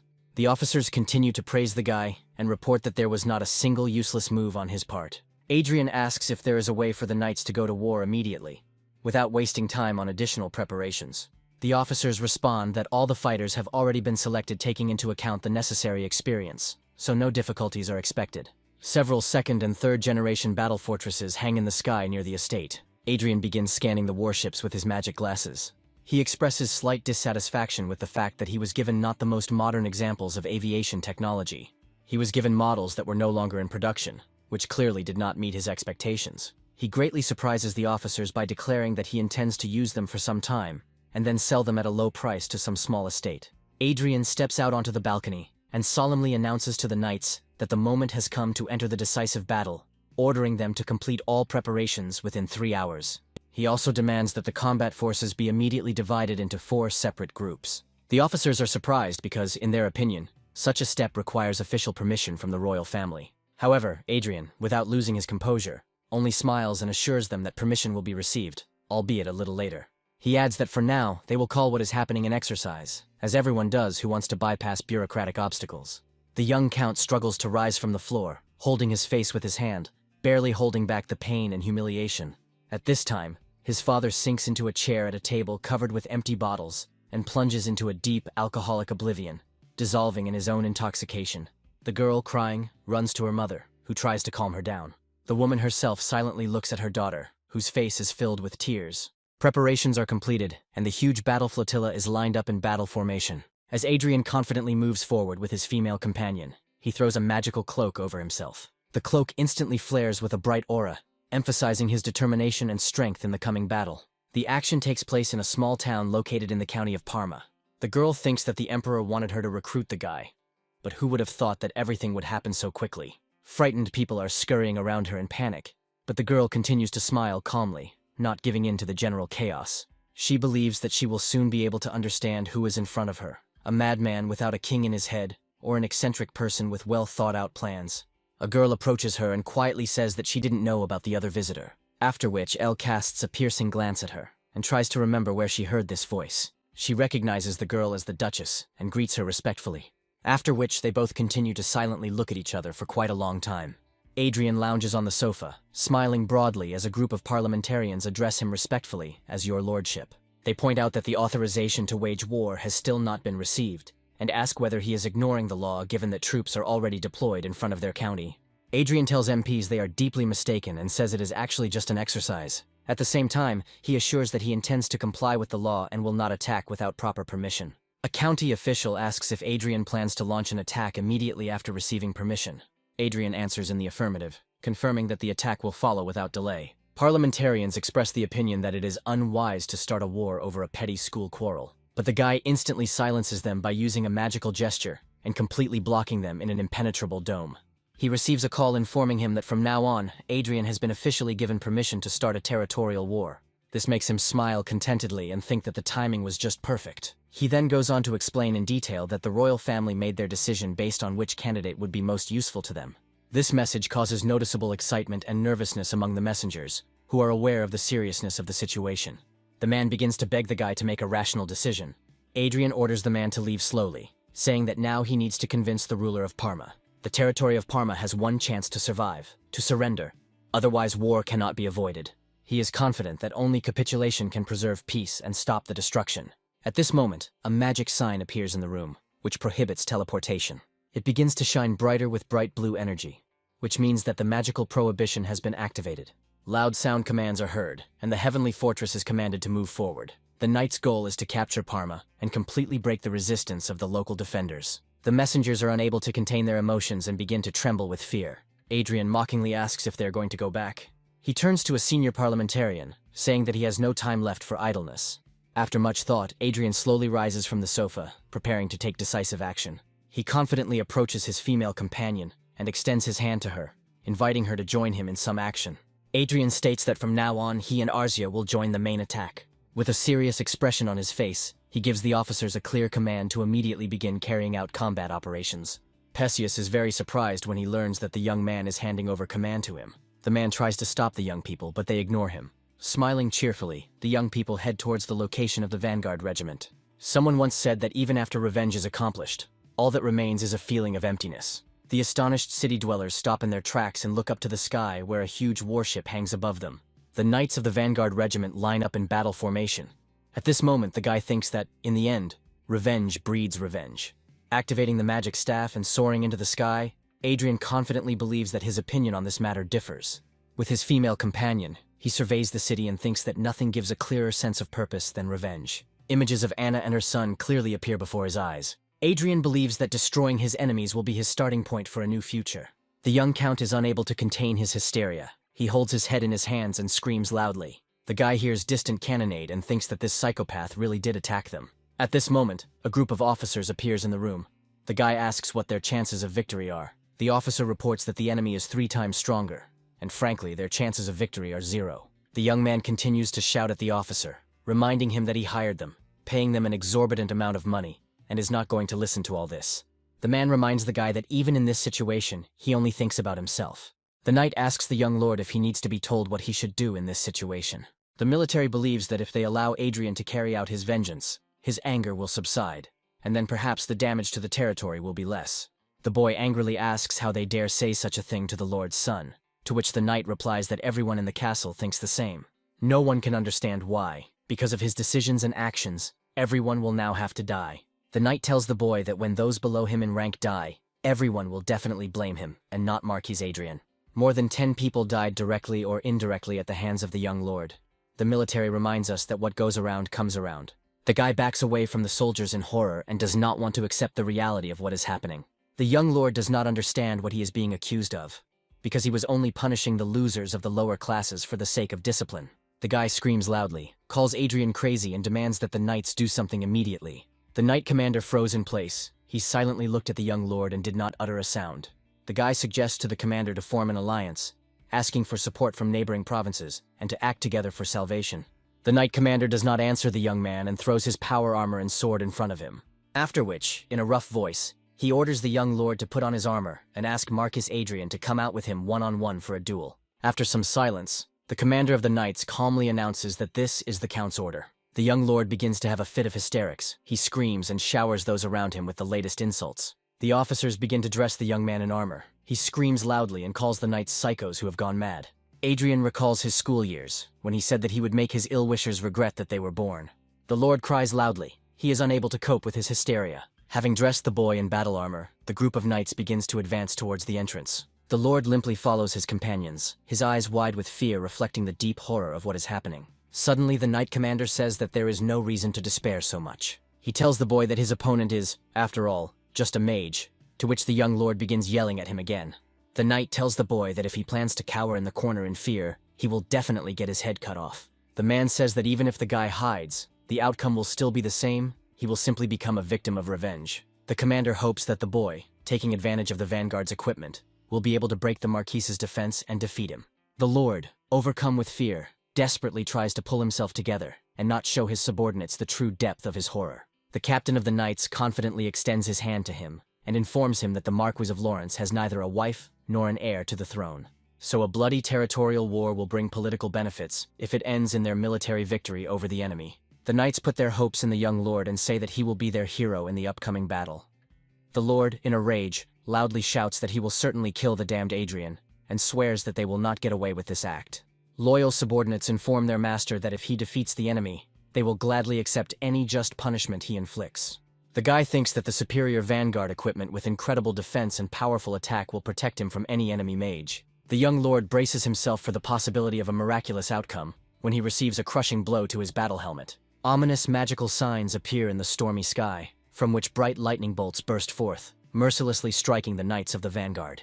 At monstrous speed, lightning strikes the knights, easily piercing their powerful armor as if it were paper. The young lord finds what is happening impossible, and is at a loss as to what is happening to his army. At this moment, Adrien majestically descends from the sky onto the battlefield, illuminated by a pulsating bright glow of magical energy. The young man slams his magic staff down on the vanguard knights with incredible force. each blow shaking the air and causing his opponents to shudder. Experienced fighters immediately realize that before them is a real mighty archmage, whose power exceeds all expectations and inspires involuntary respect. Next to the formidable magician is his faithful companion, who silently watches the battle and is ready to support her lover at a critical moment. The young lord turns to the captain with concern, asking if he really wants him to go to this hell. At this tense moment, Adrien deals a crushing blow to the knight, and the metal helmet shatters into small pieces from the monstrous force. The knights quickly regroup into battle formation and prepare for a joint attack, believing that their numerical superiority will give them a chance of victory. Adrien deflects all blows with his staff with amazing agility and instantly moves to a safer place to continue the battle. He strikes the ground with his staff, and a bright field of magical energy instantly flares up around him, pulsating with incredible power. Bright lightning bolts are emitted from this field and instantly strike the vanguard knights, causing them to shudder from the electrical discharges.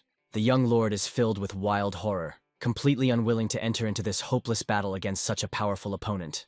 Meanwhile, the flying fortress begins to move and hovers in front of the estate like a menacing shadow, covering the land with its presence. The magical protection falls from it, and the huge structure becomes visible to all the people below. The vanguard knights immediately notice it and raise their heads to see this incredibly large structure above them. The tower begins to rotate and emit a powerful electromagnetic field, which spreads in waves throughout the area. A powerful energy field descends upon the vanguard knights, paralyzing their will and depriving them of the physical strength to resist. The young lord grabs his helmet and desperately tries to resist this destructive radiation that is restricting his movements. Having disarmed the knights, Adrien fearlessly approaches the young lord, demonstrating complete superiority in this unequal fight. The young man controls his wild fear with all his might and gradually realizes that Adrien is standing in front of him.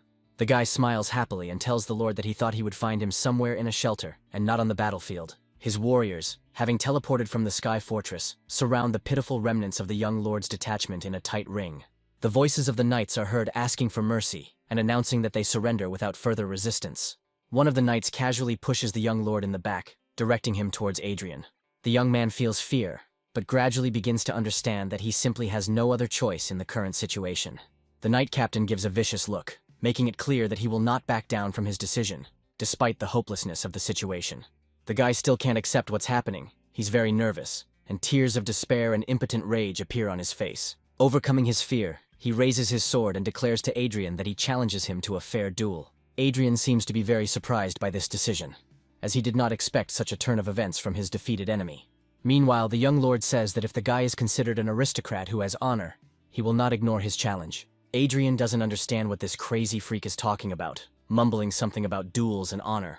Adrien jumps into the air and delivers a powerful blow to the young lord with his magic staff. Everything happens so quickly that the young man does not understand at all what happened in these split seconds. He instantly falls to his knees, experiencing intense pain and clutching at his severed hand, which is bleeding. Adrien happily tells him that this time he spent 70 billion in installments to buy weapons. Looking at the shaking young lord, the boy states that he has a feeling that he will be able to pay off the debt in an instant. The young lord experiences mixed feelings of anger, fear, and complete hopelessness in this critical situation. Expensive equipment of the vanguard knights is scattered around, and a huge sky fortress hangs in the backyard of the estate. The young lord looks in horror at his severed, bloody hand, which is in the beak of a huge black bird. Adrien continues to laugh and tells the guy that the icing on the cake will be his rich family's treasure trove. He can't believe that this is the guy's main goal, to which Adrien replies that he killed 2 birds with 1 stone, got revenge, and got money. The lord begins to lose strength and gradually sinks to the ground, no longer able to support his own weight. Adrien begins to list the wounds he inflicted on his fallen opponent during this short but brutal fight. The guy methodically talks about broken ribs, humerus, and wrists, like a doctor keeping a patient's medical record. As he approaches his opponent, Adrien states that he needs to add a serious foot injury to complete the picture. Adrien goes on to say that the same injuries were suffered by the people who were once abused by the young lord. The wounded guy sits motionless and silently listens to Adrien, while in his own pool of blood. Adrien thinks that it is not necessary to say this, because these guys have been tormenting him mentally for too long. Arcia, clutching a heavy battle sword in her hands, silently approaches the helpless young man with the clear intention of finishing him off. Adrien stops his female companion and tells the young lord that he will not let him die so peacefully and easily. The enemy's body glows with a bright golden light, and a powerful healing spell begins to take effect, restoring their damage. Adrien thinks it would be a shame if this bastard died from simple blood loss, and orders the soldiers to take good care of him. The captain of the enemy squad sincerely apologizes to Adrien and bows his head with a submissive look in a sign of complete submission. He offers the young man to take him to the Lord's luxurious office for further negotiations and resolution of important issues. In response, Adrien smiles and sarcastically asks the man why he became so sympathetic and kind after a cruel defeat. 30 minutes later, the battle between Marquis Adrien and the Viscountcy of Parma finally ended with the complete victory of the young magician. Él sonríe alegremente y recuerda que el tipo vino de un círculo social insignificante, y la chica apenas habría venido aquí a ayudarlo. In response, the girl asks not to misunderstand her, of course. She considers the guy part of her social circle and a worthy partner. The girls continue to communicate pleasantly, but in reality they are extremely negative towards each other and hide their mutual dislike. The young lady asks Elle what brings the head of intelligence of a neighboring empire here at such an inopportune moment for a visit. The teleportation magic kicks in, and Elle tells the girl that if they fight, they will only tire each other out pointlessly. They make the sensible decision not to quarrel and go and see how good this mysterious young man really is in a fight. What they see surprises them both greatly, and they wonder in bewilderment what this strange tactic even is. They are very surprised that the young man, being a powerful magician, prefers to fight in close combat instead of using ranged spells. Elle knows that the main reason for the limitation of mages in modern battles is not at all due to incompatibility with the vanguard. The whole point is to ban teleportation magic, since short-range movement magic spells can increase the survivability of less agile mages. Since the best way to solve this problem was magic that prohibited teleportation, it began to be actively used, and transference became impossible to use on the battlefield. Eventually, this rule forced many mages to completely isolate themselves from the battlefield and avoid direct confrontation. This is why Elle is so surprised by the tactics used by this unusual young man. His technique suggests that he can simply dodge it himself, without using forbidden teleportation magic to move. The girl standing nearby is also very surprised by what is happening and wonders whether a battle of such a high level is really possible. She understands that even with the help of many magical spells, doing something like this is extremely difficult and requires exceptional skill. And this requires a sufficient amount of vast combat experience, a trained body and combat instinct, which only a few select warriors can achieve.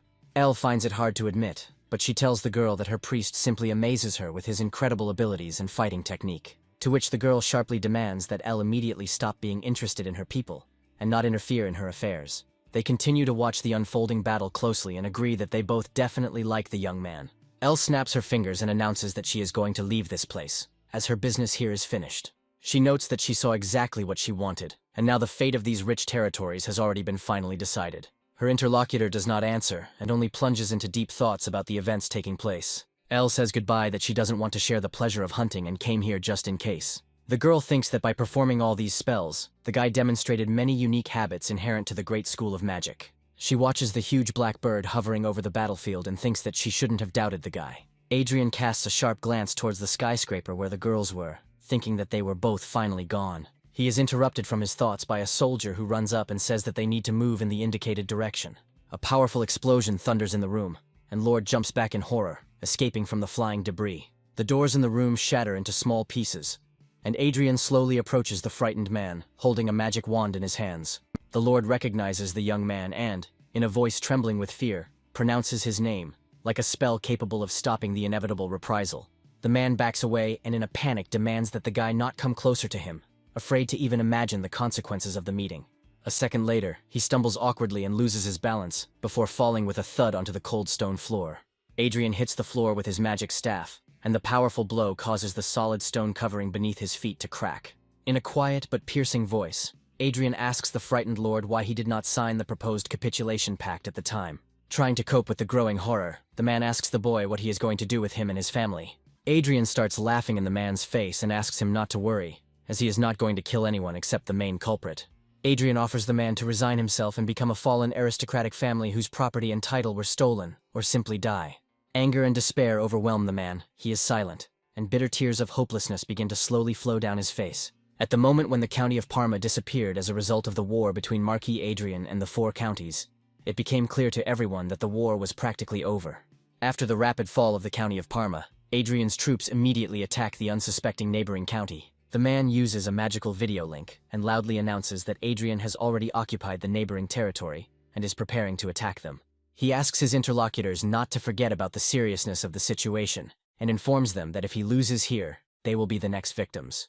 After which, he throws the video communication device aside in rage and clutches his head with both hands in complete despair.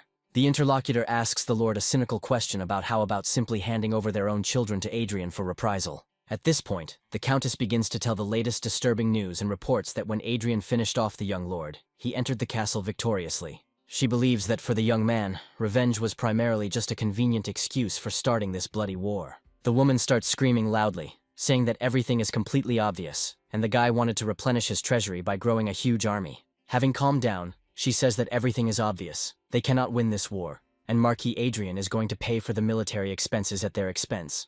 She suggests that men finally calm down and radically change their hopeless strategy of waging war to a more reasonable one. The squad captain reports that the scouts have safely arrived at the strategically important teleportation zone and taken up positions. He receives an urgent report from scouts and immediately gives orders to his subordinates to take the most advantageous tactical positions. The vanguard's task is to hold the teleportal until the main reinforcements arrive. Soldiers are given strict orders to use temporary advantages to seize government buildings and take civilians hostage. The captain believes that if this risky operation is successful, the tide of the war will turn in an instant, and they must do it at any cost. He unrolls a magical scroll, and an ominous countdown begins until the operation begins. 15 seconds pass, and the magic scroll begins to shine with a bright, blinding light, pulsating with powerful energy. A squad of soldiers is enveloped in a brightly glowing energy field, preparing them for instant teleportation to a designated point. A portal is activated in the sky to transport to a civilian city, whose inhabitants are completely unaware of the threat. Bright flashes of magical energy flare up over a peaceful city, after which enemy soldiers suddenly appear there. The captain of the vanguard detachment tries to establish contact with the command, reporting that they are safely in place. The remaining counties have united against Marquis Adrien, and are preparing to launch a surprise, decisive blow against his positions. The captain thinks that he has prepared a worthy welcoming ceremony for all his experienced fighters. He is distracted from his thoughts by a nearby officer who excitedly reports that he noticed something in the sky. Soldiers hovering in the air above the city are alarmed to see a huge flying sailboat rapidly moving towards them. On board is Adrien, who raises a magical staff high above himself, flaring up with bright flashes of destructive energy. The guy laughs loudly and mockingly orders the scouts to come to him immediately. A huge magical seal flares up around the sailboat, instantly spreading in all directions, covering the confused scouts. Their bodies are subjected to a powerful energy field, rendering them unable to resist the spell. Gradually, the glow becomes unbearably bright, and the captain of the scouts realizes with horror that their secret operation has been exposed. Their bodies begin to shine brightly under the influence of magic, after which the scouts are involuntarily transported to another location. Having materialized in an unfamiliar place, the captain turns his head around in surprise, gradually realizing that they were teleported. He begins to swear loudly and anxiously wonders where they are now. A moment later, the soldiers of the reconnaissance detachment notice with horror the Knights of Adrien, who methodically surround them in a tight ring. The ring gradually tightens around them, and the scouts realize with despair that the forces are completely unequal. Like a bird of prey, a huge flying battle sailboat materializes in the air and slowly hovers over the confused opponents. The captain of the Knights swears loudly and thinks with horror that they are in an extremely serious mess. A joyful, satisfied smile appears on Adrien's face, because the guy understands perfectly well that his opponents are now completely surrounded and defenseless. The enemy knights raise their heads to see Adrien standing on the upper deck of the majestic sailing ship. A majestic battle sailboat, reminiscent of a formidable fortress, soars in the beautiful blue sky. On the upper deck, Adrien sits quietly on a luxurious throne, the guy slowly sipping expensive, exquisite wine. After which he rises from his throne, and with a grin announces that they are already here, just as he predicted. The man is very surprised by what is happening, because everything happened exactly as Adrien said earlier. He believes that the young man has the gift of clairvoyance, to which the guy replies that this is just a simple logical prediction. The man begins to think that now he is becoming truly scared, and he could not even imagine how glad he is that he is not his enemy. Adrien grips his magical staff tightly, which instantly begins to emit a bright, pulsating energy of incredible power. Enormous energy vortices begin to rapidly swirl around the young man, and a giant glowing pentagram appears under his feet. Adrien laughs happily and says that his opponents had a really good strategy, but it was completely useless because they were one step ahead. The man lowers his head and thinks with sympathy that he now even feels a little sorry for their unfortunate enemies. A combined squad of enemy scouts anxiously notices a giant battle sailboat heading inexorably towards them. Adrien raises his magic staff high above himself and announces in a loud, triumphant voice that he has prepared a solemn welcoming ceremony for everyone. Having moved all his opponents to another location, he himself appears in it, and slowly descends from the sky to the ground. He orders his enemies to lay down their arms immediately and surrender unconditionally if they truly want to save their lives. The knights of the enemy squad are alarmed to realize that they have found themselves in an extremely difficult and practically hopeless situation, and do not dare to offer resistance. The captain of the scouts cannot come to terms with how easily they were fooled, and bitterly realizes that they have no chance. The rank-and-file knights standing behind him begin to slowly whisper, saying that Marquis Adrien is next to them. A desperate plan is gradually maturing in their heads. They believe that the war will end immediately if they manage to capture the young Marquis. Ballantyne begins to worry greatly, believing that the young man is in mortal danger and could suffer from a sudden attack.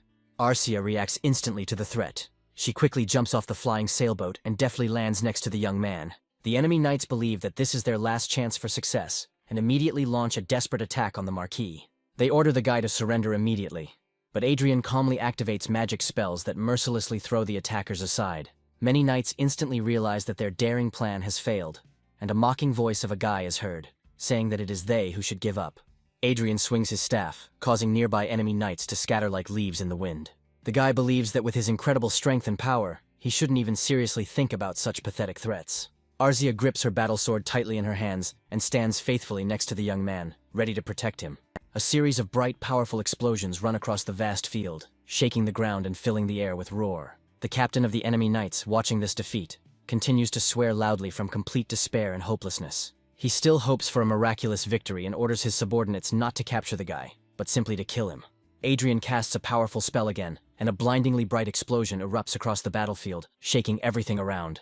The knight captain understands that he will no longer be able to dodge this deadly spell, and he urgently needs to cover himself with the sword's force shield. A huge field of hot plasma transforms into a hemisphere, and quickly heads towards the confused knight captain. The man sighs in resignation, and desperately hopes that he can withstand this devastating attack and stay alive. The flash after the powerful explosion gradually dissipates.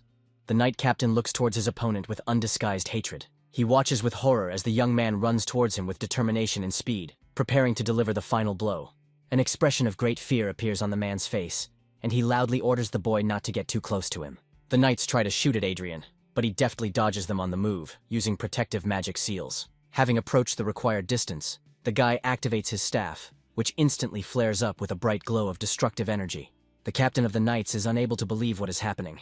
His face reflects intense horror at the imminent death. The man understands that the guy creates a protective aura around himself from the avant-garde equipment and uses the strongest protection of the fifth circle. Out of complete hopelessness, he clenches his teeth with all his might, preparing for the final battle. The man wonders how a magician can be so strong, to which the guy starts laughing and replies that he gets asked this question all the time these days.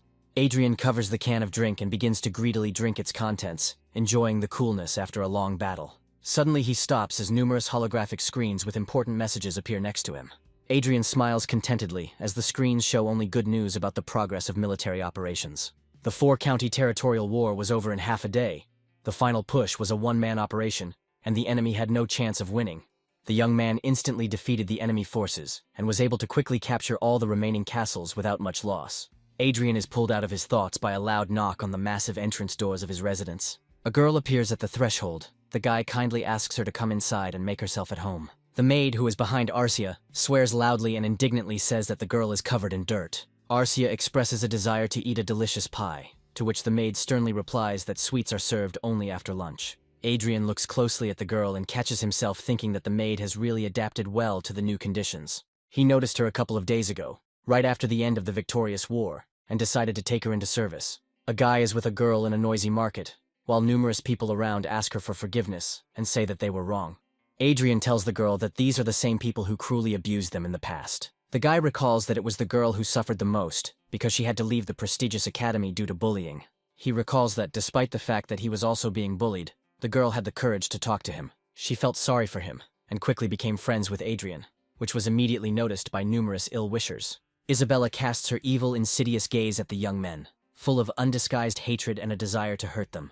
Katrin begins to remember with horror her difficult school years, when she was constantly bullied and pestered with cruel attacks. The memories cause her a chilling horror and make her shudder from the humiliations she experienced. The guy tells the girl that for political reasons he needs some time, but he plans to make all the offenders apologize. Katrin is shaking violently and begging the guy not to do this. She says that he must stop all this immediately. Adrien sighs heavily and realizes that she is still a very kind and compassionate girl. He takes her hand gently, after which he says that he cannot act differently in the current situation.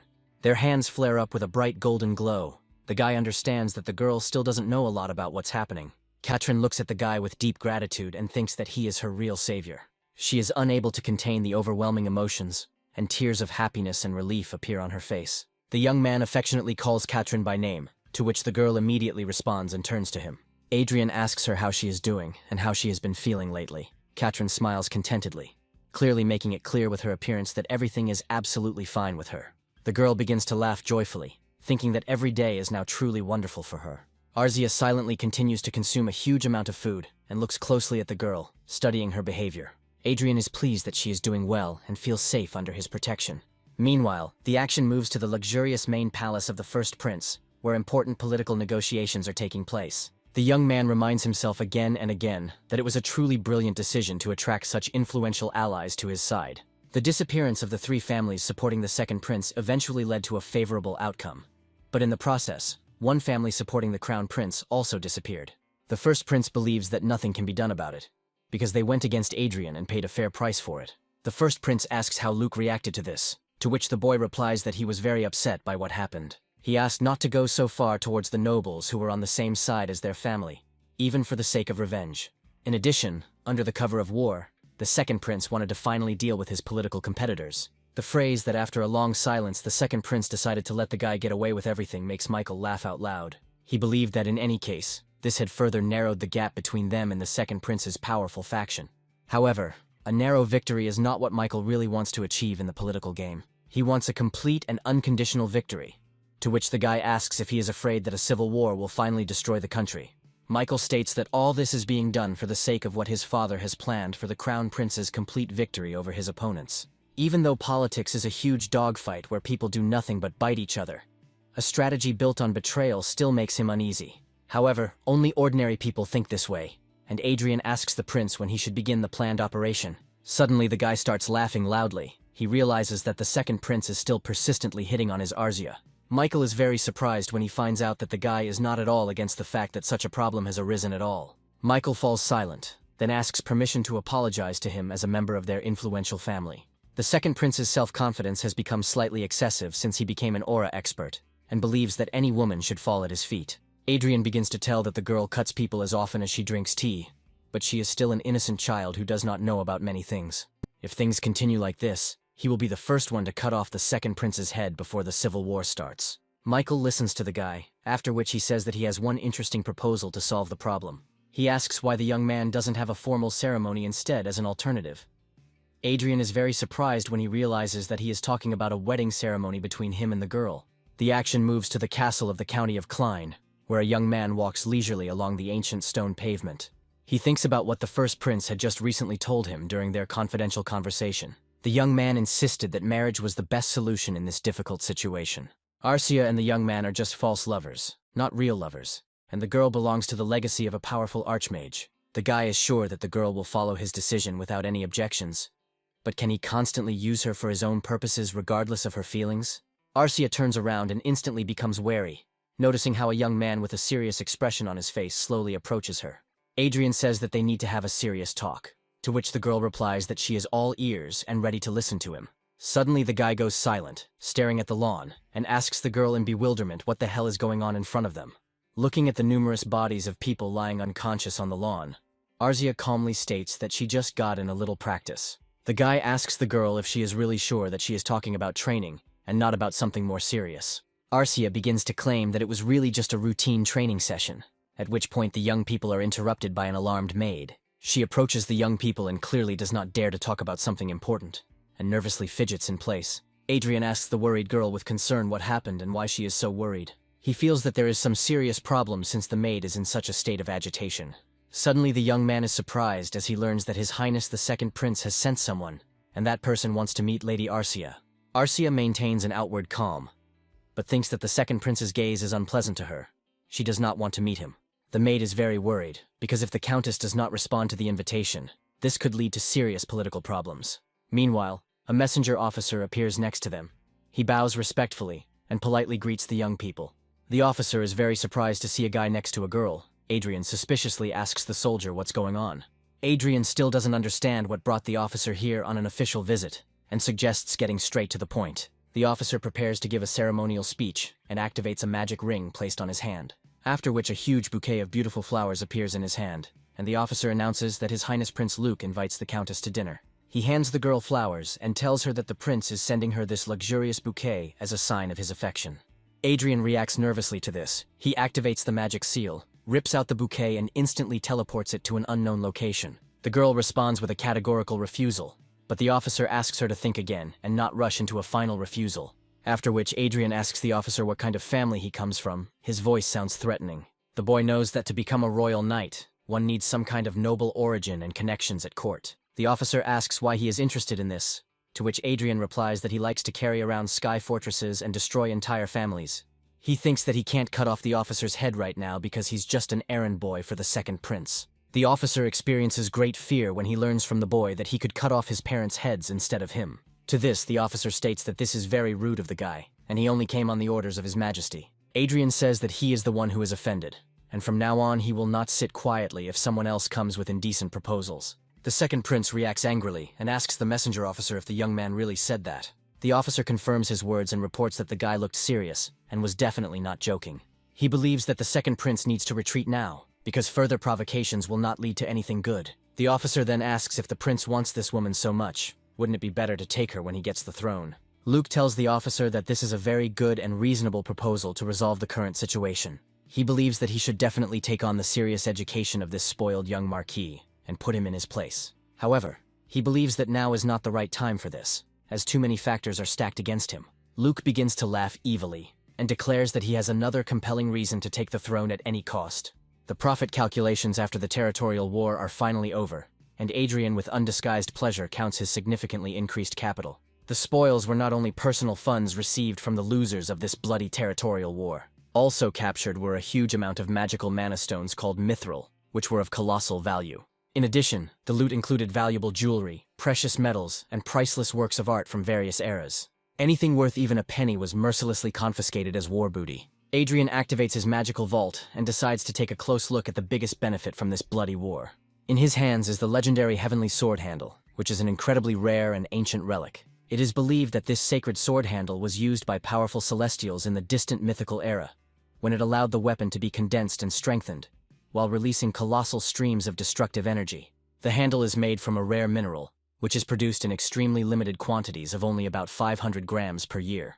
Adrien looks closely at the priceless relic and reflects that it is worth much more than the entire Sky Fortress. The guy believes that he must visit the sacred lands where this unique mineral is mined in the very near future, but now he has much more important things to do. The vampire leader turns back sharply, clearly sensing with his heightened senses that something is wrong with the surroundings.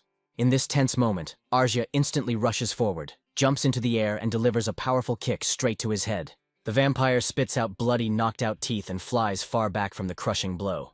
Adrien happily notes that this damned vampire is very similar to the hated second prince in his facial features. The guy uses powerful spells of magical fire, and the next second the enemy's body is enveloped in a giant, all-consuming flame, capable of incinerating all living things. The young people act incredibly harmoniously and decisively in this brutal fight for life and death. Adrien makes a swift dash forward and delivers a crushing blow with his magical weapon, after which the vampire is thrown high into the air. He does not stop his relentless pressure and continues his furious, merciless attack without the slightest respite. A short moment later, the vampire's mangled body finally disintegrates into tiny pixels and disappears without a trace, and the young people triumphantly clap their hands. Adrien catches himself on an interesting thought that this exciting hunt is very refreshing and gives him an unusually joyful mood and new strength. Lately, he had been completely occupied with exhausting work, so he could only devote 3 hours a day to his favorite game. Adrien successfully rose to level 205th, for which he delegated all matters that did not require his personal presence. And secondly, he transferred his magical magic glasses to the faithful Arcia in reality for more effective work.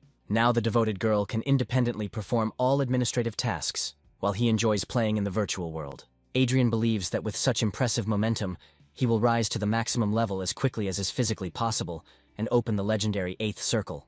A guy receives an urgent message that his reconnaissance team has discovered a talent of an incredibly high level. Adrien asks to recruit this man as quickly as possible, to which the faithful girl calmly replies that the necessary measures have already been taken and delicate negotiations are underway. He curiously asks what level this mysterious talent is, to which Arcia meaningfully replies that it is the rarest divine level. Adrien is very surprised by the information he received, because the unknown stranger has a unique innate trait under the mysterious name of a saintly nature. This is a truly unique opportunity, and the young man begins to think hard about this discovery. after which he suddenly screams loudly. The action quickly moves to the remote outskirts of the city, to a small, inconspicuous shop, lost among narrow alleys. Arzia is accompanied by her loyal assistants and looks closely at the mysterious girl, assessing her potential. She carefully adjusts her elegant magic glasses. At this time, the polite voice of the saleswoman is heard, who kindly asks how she can help the visitors. The girl asks a direct question about what exactly the mysterious Arzia and her companions are looking for in their modest little shop. The scan clearly shows that this girl is an ordinary commoner of 15 years old, and has a special rare talent called divine power. In the mighty kingdom of Rondell, there is only one almighty god, and one single official religion for all subjects. Here, all the inhabitants selflessly worship the great creator of this world, and the supreme being known as the only god of the universe. The doctrine of this one omnipotent god is called sacred sepietism, and is the basis of the spiritual life of the kingdom. The center of sepietism, and the place where its highest leadership is located, is called the Sacred Lands, also known as the Golden Country, which no empire dares to attack. This sacred holy land is ruled by three supreme spiritual leaders: the Holy King, the Saint, and the mysterious Saintess. The Holy King is responsible for closely overseeing the general management of the entire powerful church and its affairs. The sacred duties of a saint include strict control over the army, including the elite holy knights and their training. The saint responsibly looks after all the priests who perform truly divine miracles in this amazing world. The guy curiously asks where the mysterious girl is, to which he receives an exhaustive answer that she was taken to a special hall for gifted talents. Adrien resolutely enters the spacious room, and immediately pays close attention to the unusual new girl. She bows low and respectfully greets the guy, respectfully calling him Your Highness. Adrien politely greets her in return, after which he gallantly introduces himself, and says that he is sincerely glad to see her at his family estate. The guy carefully scans Barnett and is surprised to realize that she is indeed surrounded by the rarest Saint aura, which confirms all the assumptions. Arcia told the guy in detail that she was found working part-time in a very ordinary store, since the family faced serious financial difficulties. The young people sit comfortably at a large table and begin a leisurely, friendly conversation about future cooperation. The girl confirms with genuine joy that her cherished dream has always been to become an influential administrative official in the government apparatus. Adrien confidently asserts that the girl's outstanding talents are completely unsuitable for boring, routine administrative work in the office. The guy seriously says that the girl has a rare talent of divine power, and her unique nature is simply amazing. The resources are so huge that she can very well achieve the highest position of a saint. He firmly places the mug on the table and categorically states that it is absolutely impossible to become a saint with only innate potential, without proper training. A holy knight who has received the blessing of the one and only God is traditionally chosen from the holy royal family, solely by blood and lineage. However, the saint and saintess are chosen only by God himself every 50 years, completely regardless of their social status or origin. Therefore, in the divine election, the saint must show himself excellently, speaking on behalf of the sacred person of the Almighty God. Adrien firmly believes that since God sent him such an exceptionally talented person, he will definitely not sit idle. The girl is amazed to learn that the guy has carefully studied and learned that the selection of a new saint will be held very soon, and he is going to provide Barnett with his full support to make her a saint. The girl considers this completely impossible, to which the guy calmly replies that 7 out of 10 saints were previously ordinary people, and this is not so impossible to accomplish. However, such a grand transformation does not happen overnight, so it requires colossal efforts and an iron will on the part of a determined girl. Before the solemn election, Saint Barnett will have to thoroughly study much: court etiquette, complex theology, divine magic, and many other important disciplines. At the moment, Adrien is going to provide the girl with an impressive initial payment of 200 million, and then a monthly salary of 500 million.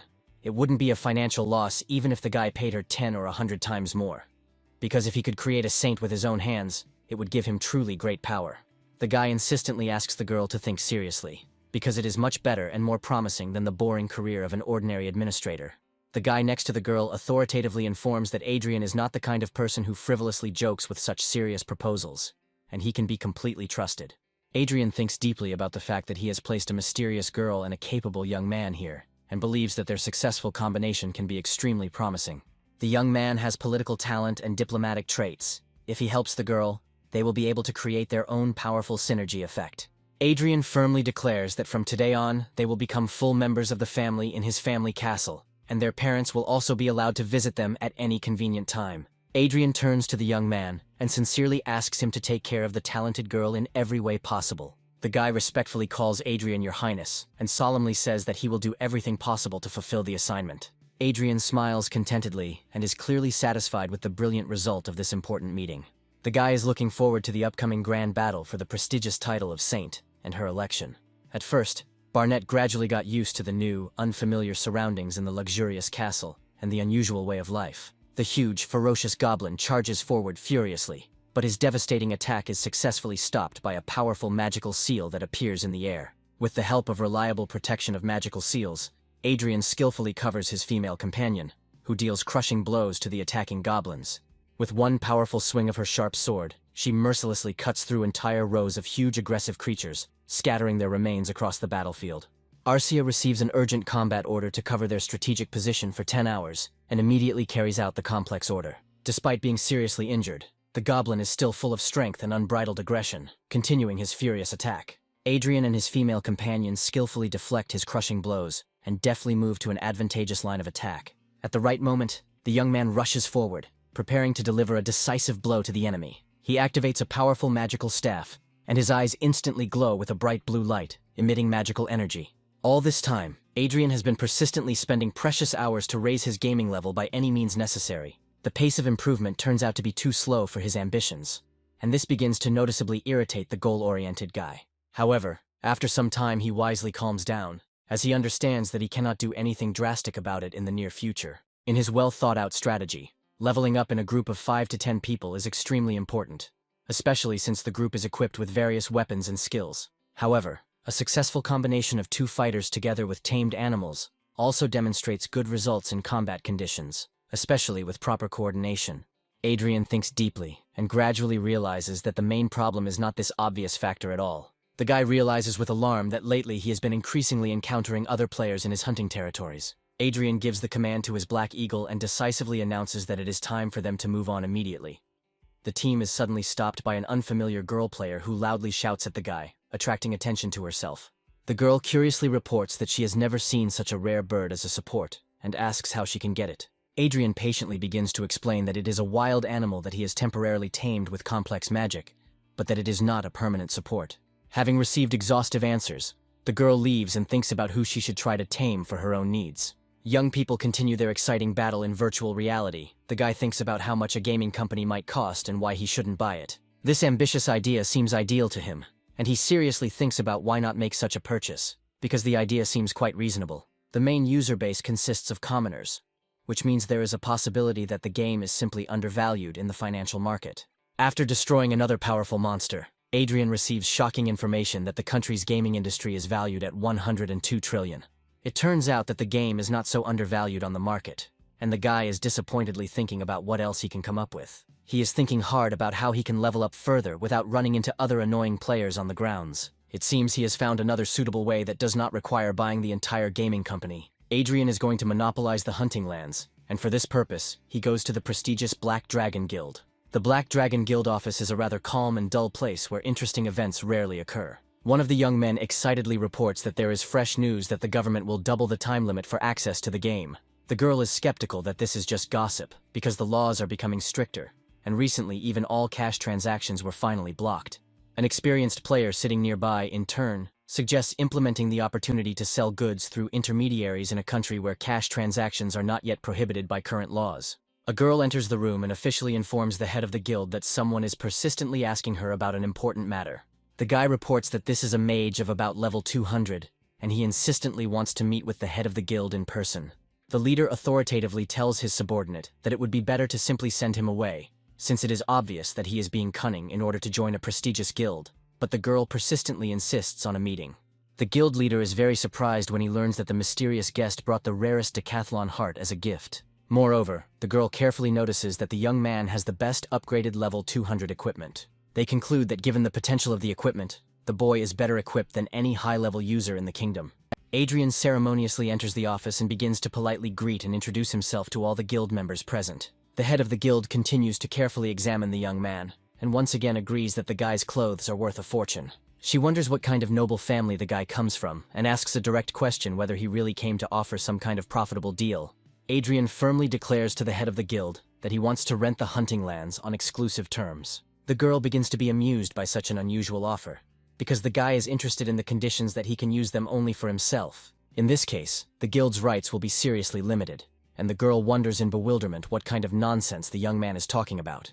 Adrien generously offers to pay 5 times more than what the guild currently earns from these territories. The guild chairman is interested in such a generous offer, especially since the payment will be in cash. She asks the guy what kind of lands he is interested in. Adrien states that he is interested in the Chimera dungeon. The girl begins to be indignant, since this location is used daily by more than 200 active players. She reports that they have a very large stable income from this popular location. Adrien begins to count the profits and says that he will cover all the losses. Adrien continues to insist on his condition. He wants his rented lands to be blocked from entry for other players. The guild leader begins to suspect that there is some legendary artifact in these hunting grounds, but the guy calmly replies that he just wants to raise his gaming level. Those present are very surprised by the intentions of the guy, who is going to spend colossal amounts of money just to pump up his personal level in the game. The girl is interested in this generous offer, especially since the payment will be in cash. She asks the guy for how long he wants to rent the popular location. Adrien says he needs to look at the efficiency and wants to rent the land for 1 month to start.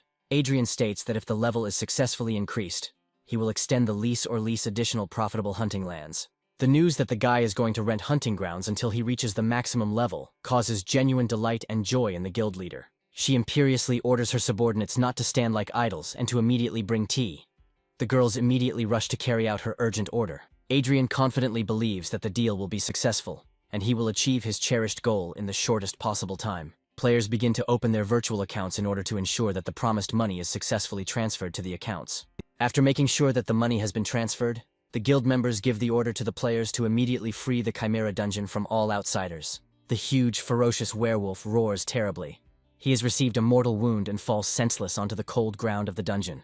Adrien feels genuine joy and tells his girlfriend that the experience is growing very well thanks to exclusive hunting. The guy happily informs his companion that this is a completely different matter compared to the previous hunting conditions. The speed of experience accumulation has increased twofold compared to previous battles in a group with other players. Level 220 was reached in less than a week, and the guy expects to rise to level 250 in a month. Ballantyne tells the latest disturbing news. The man heard that the selection will take place in the lands of the Saints much earlier than originally expected. This unexpected news begins to irritate the guy, disrupting his carefully thought-out plans for leveling up his character. He was just thinking about how he could finally level up without being distracted by anything. And then he got this unpleasant news.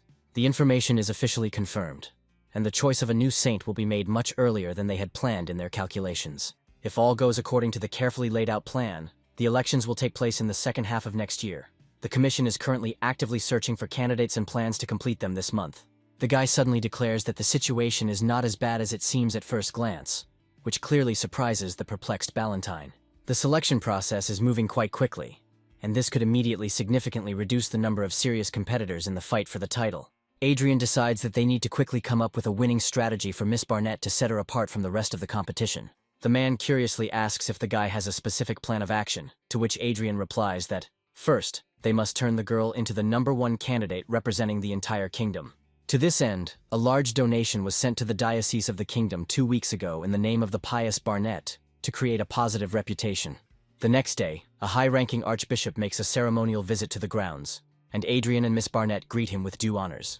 Ballantyne knows that the guy is going to involve an influential archbishop in his ambitious plans to achieve his goals. The man believes that if they win the favor of the archbishop, they will be able to ask for support from the powerful royal family. Adrien confidently confirms that this is indeed the case, and in addition, Barnett will have someone next to her who constantly motivates her. Ballantyne hopes that everything will work out exactly as it should, according to their carefully thought-out plan of action.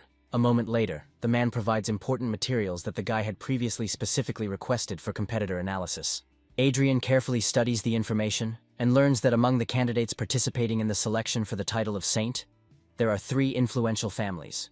The first candidate from these families is a high elf girl of 10 years of age and a royal granddaughter. The second girl has the skills of an aura expert and is 21 years old, making her a formidable opponent. The third candidate is a young girl of 17 years of age, which will make matters much easier in the psychological confrontation.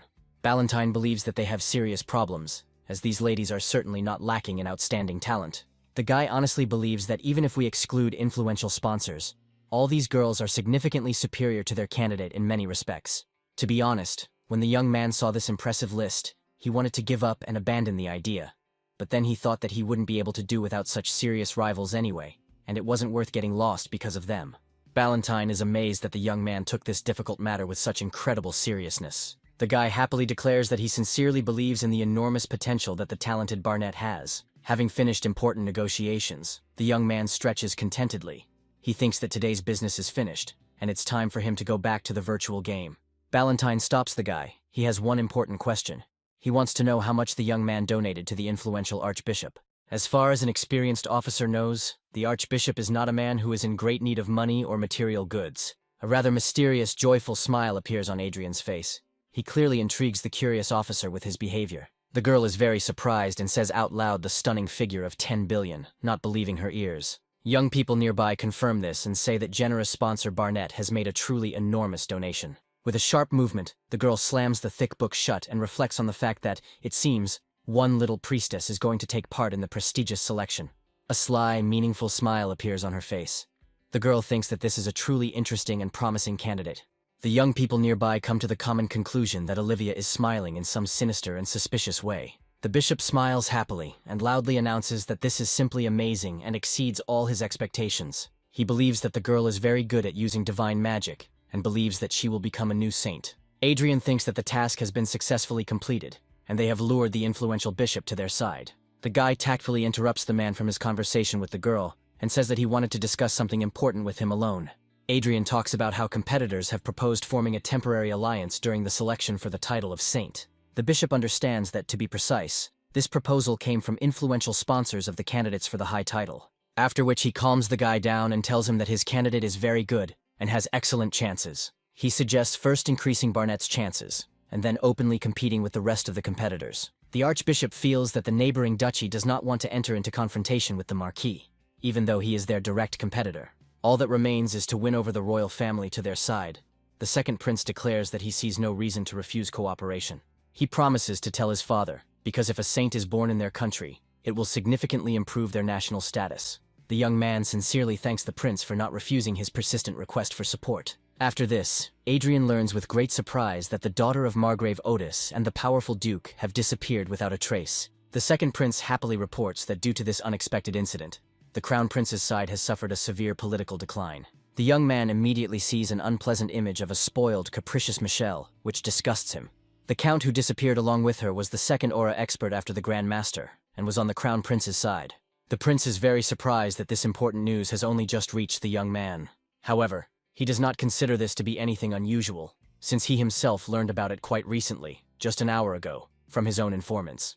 Adrien tries to play his part, and fakes a laugh before telling the second prince that this is great news for their plans. However, in reality, the young man is very unhappy with what is happening. He clasps his hands behind his back, and tries to cope with the growing anxiety. After this, Adrien goes to the first prince. The guy is very unhappy, because first the selection of the saint was suddenly moved, and now it is unclear what is happening. Michael smiles cheerfully and invites the young man to look at his worried face in the mirror. He believes that the young man has already received disturbing news from his younger brother. The first prince reveals that the Margrave and the missing count are cousins on their mother's side. The count dotes on Michelle like his own daughter, and he volunteered to be her protector when he heard that she was going on vacation alone. Adrien begins to wonder if an aura expert could be a regular security guard, and speculates that the problems must have arisen once they had already arrived at the scene. The guy considers this an incredible act of suicide, since they went to an extremely dangerous place. The first prince thinks that this girl is a very arrogant madwoman, and he knows that she is seriously engaged in searching for the fate of the archmage. After which he declares that the fate of the archmage has already been found, and it is located in the distant Republic of Prius. He believes that the girl could not come to terms with this unpleasant fact, and many say that she went on this vacation completely impulsively. Adrien begins to feel guilty, because he turned out to be the very guy who provided this crazy girl with an unquenchable passion. The guy thinks that Arcia does not hold this point of view, and remembers how he asked her to stay while he talked to the second prince. Arcia unquestioningly carried out the young man's order. The girl indifferently continues to eat a huge amount of food in his absence. The first prince reports that he has taken the necessary measures. Firstly, he has requested the extradition of 2 people through official diplomatic lines, and also covertly deployed special forces in conjunction with the National Intelligence Service. He believes that if the case resolves itself, that would be the best-case scenario, but the likelihood of that outcome being successful is extremely low. Diplomatic friction is inevitable one way or another, and the prince is willing to take on such a loss for the sake of these 2. After hearing these serious arguments, Adrien confidently declares that he himself will set out on a dangerous search for the missing people. The guy says that he is ideally suited for such a difficult mission due to his unique abilities and experience. The first prince promises that he will send the coordinates of the location where they were last seen and narrow the search to places they would prefer to visit. Michael tells the young man that he is leaving the search for these two important people entirely to him. Michelle and the Count desperately run through the deserted forest, dodging the deadly energy beams of their pursuers. The girl turns around sharply and sees one of the beams approaching her at great speed. In the last split second, she deftly dodges the deadly energy, and a powerful, blinding explosion occurs. The shockwave throws the girl and the Count aside, causing them to fall painfully to the ground.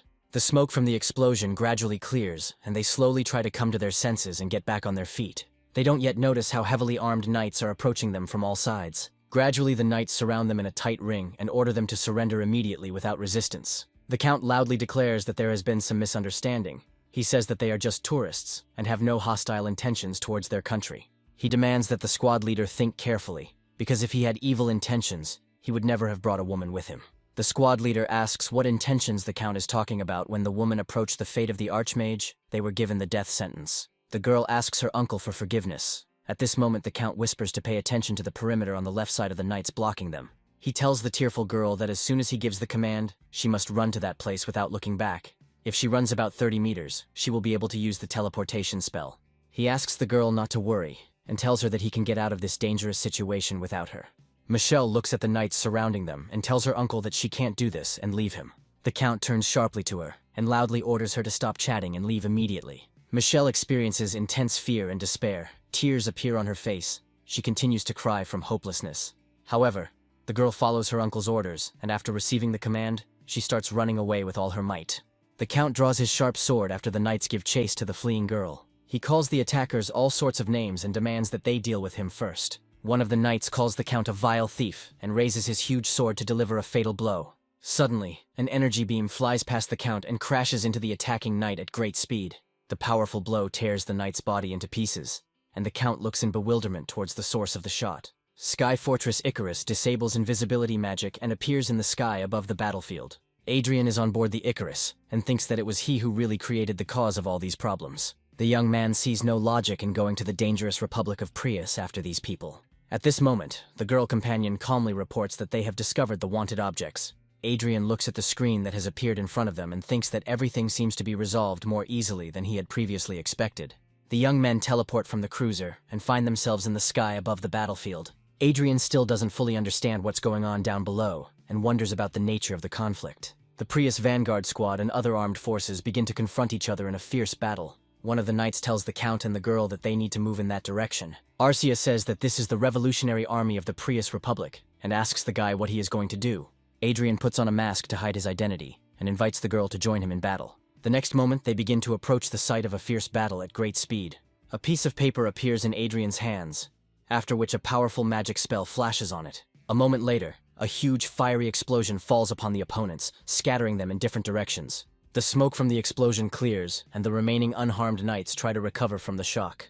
At this moment, Adrien lands on the ground and fearlessly rushes into a furious attack. Arcia lands next to him and deals a devastating blow to the nearby knights. Having suppressed the resistance of the knights, the young people confidently move forward towards their goal. They slowly approach Michelle and the Count, who look at the unexpected visitors with obvious surprise. Adrien solemnly declares to the Count that they have arrived with the purpose of inviting his lordship and his niece to return home. The Count suddenly feels a spiritual uplift as he realizes that the long-awaited popular uprising has finally begun in the Republic. Michelle, meanwhile, stares intently at one of the young men and gradually begins to guess his identity. Adrien notices that the girl has a very sharp look, so he carefully puts his finger to his mouth, making it clear that she needs to remain silent. A joyful smile blossoms on Michelle's face, and her eyes literally shine with the boundless happiness that overwhelms her. The girl respectfully turns to her uncle the Count, and hopefully asks him to make a decision about returning. Adrien finally feels a deep sense of relief that the difficult situation has been resolved more quickly than expected. Suddenly, one of the knights decisively blocks Michelle's path, standing right in front of her with a serious expression on his face. The knight formally announces that he wishes to ask the miss some important questions regarding recent events. The two bravely tried to protect them, even when they were in an unequal battle against the elite vanguard of the Prius Republic. The officer recently heard credible rumors that the girl allegedly inherited the legendary fate of the Archmage. Adrien is extremely surprised by the information received, and instantly realizes that the girl has gained access to a skillful false fate. Michelle calmly begins to explain that, judging by its external form, the artifact looked quite plausible and convincing. but after careful examination, its internal contents turned out to be much more defective than she initially expected. The soldier still hopes that there is a small chance that fate might be true. The rebel commander cautiously suggests that this is, after all, a clever fake created by the true master of fate. Adrien discreetly holds his hand behind his back and generates a powerful energy field in his palm, thinking about the need to eliminate witnesses. However, the guy quickly changes his mind, as he does not want to act blindly, without knowing the true scale of the Revolutionary Army. The knight persistently continues to question the girl, not believing that she was able to penetrate the security of the presidential palace. Michelle calmly reports that she has discovered destiny in a virtual world that is not real in nature. She methodically continues to tell how she remotely gained access to Fermont's terminal and found out his frequent logins to a certain domain. The girl logically decided that it was this domain that served as the entrance to the legendary fate of the Archmage. Adrien gloomily thinks that if no one had learned the truth first, this girl would have become the real mistress of fate. The guy abruptly interrupts the dialogue and warns that enemy scouts will soon appear here. He firmly states that he will personally escort these people to a safe place, but the officer stops him with a gesture. The soldier dryly reports that he has not yet finished his conversation with the girl and her uncle. The officer announces that their mysterious commander has personally invited the two to his office for an important conversation. A huge glowing pentagram suddenly appears under the feet of everyone present, and everyone is instantly teleported to the northern glacier. The bright magical glow gradually fades, and people's bodies slowly begin to materialize in the harsh new location. They are greeted with great fanfare by a commander named Jeremy, who is a powerful 7th-level archmage and the leader of the Revolutionary Army. Adrien instantly determines with his experienced eye that all of the leader's closest associates are recognized experts in aura. The man warmly welcomes the young people who have suddenly moved to such harsh and inhospitable climatic conditions. He sighs heavily and sadly reports that during his entire stay here, he never noticed the beautiful northern lights. The commander says thoughtfully that he was always curious, because people talked about the rainbow color of the northern lights on the glaciers. A loyal soldier standing nearby respectfully greets his leader, and formally introduces Michelle and her esteemed uncle to him. The girl and the count sincerely thank him for his timely rescue, and solemnly promise that they will never forget his generous kindness. Jeremy, in turn, politely replies that this is exactly what any noble and decent person should do in such a situation. Adrien mentally believes that this is far from true, and that everything that is happening can only be explained by the hidden selfish intentions of the commander. Adrien suddenly finds himself thinking that he could never have imagined meeting the man who is the center of everyone's attention. A little later, Adrien politely introduces himself and gallantly introduces his faithful companion to the assembled people. Jeremy apologetically asks for forgiveness from those present, and announces that he and the young man are mutually subscribed on social networks. The Count is extremely surprised by the unexpected discovery that Adrien was next to them all this time. The guy calmly understands that there is absolutely no need to hide his face anymore, and decisively removes the camouflage mask. The Count begins to become noticeably nervous, and anxiously asks why the second prince's close associates are here. Michelle insistently asks her worried uncle to calm down, since these details are completely unimportant now. Adrien seriously tells the rebel leader that he must know what the real deal is. The man looks at the young man with an ambiguous and intent gaze, and seems to gradually begin to understand the essence of his words. Adrien suddenly declares with a slight grin that His Majesty Jeremy is an incorrigible prankster and mischief maker. Jeremy is incredibly surprised by the unexpected discovery, and asks the guy in bewilderment how he managed to find out his true identity. Adrien smiles contentedly and mysteriously, casually answering that this is his commercial secret, which he does not intend to reveal. The knights react extremely aggressively to the guy's impudent and brazen behavior, instantly pulling out their sharp combat swords. However, the rebel leader immediately stops his heated and battle-ready subordinates with an authoritative gesture of his hand. Jeremy calmly tells the guy that he recognized them solely through his own intuition, since they represent an odd couple of an archmage and an aura expert. After this, the rebel leader persistently demands an explanation of how exactly the guy managed to find out his true identity. The man carefully admits that the guy is definitely not the kind of person he wants to be enemies with. After which, Jeremy politely turns to Michelle, as he wants to ask her one important and delicate question. He directly tells the girl that she copied valuable research materials of the Archmage, to which she gained unauthorized access. Adrien seriously considers that copying classified materials actually sounds very plausible and logical.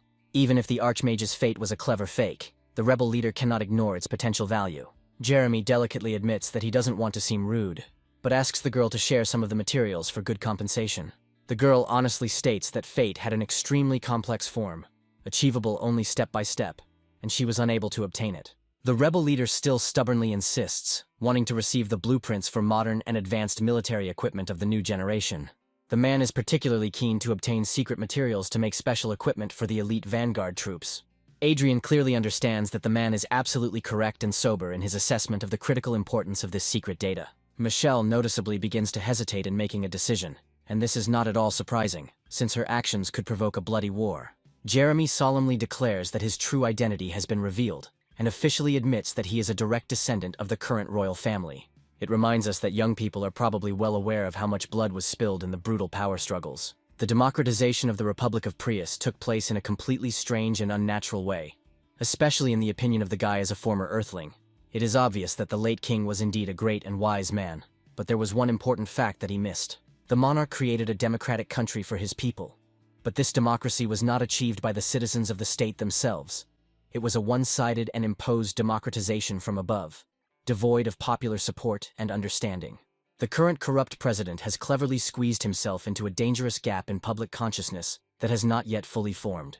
Jeremy sighs heavily and says sadly that as a result of the dictatorship, the country has become much larger than in feudal states. He sincerely informs young people that he wants to radically change the situation and introduce an undistorted democratic system. Adrien seriously thinks about the fact that no matter how you look at it, the man has an incredibly long and thorny path ahead of him. Still, it seems to the guy that this man is sincerely trying to create something significantly better than the current despotic regime. Jeremy again addresses the girl politely and carefully asks if she seems reluctant to take part in the proposed deal.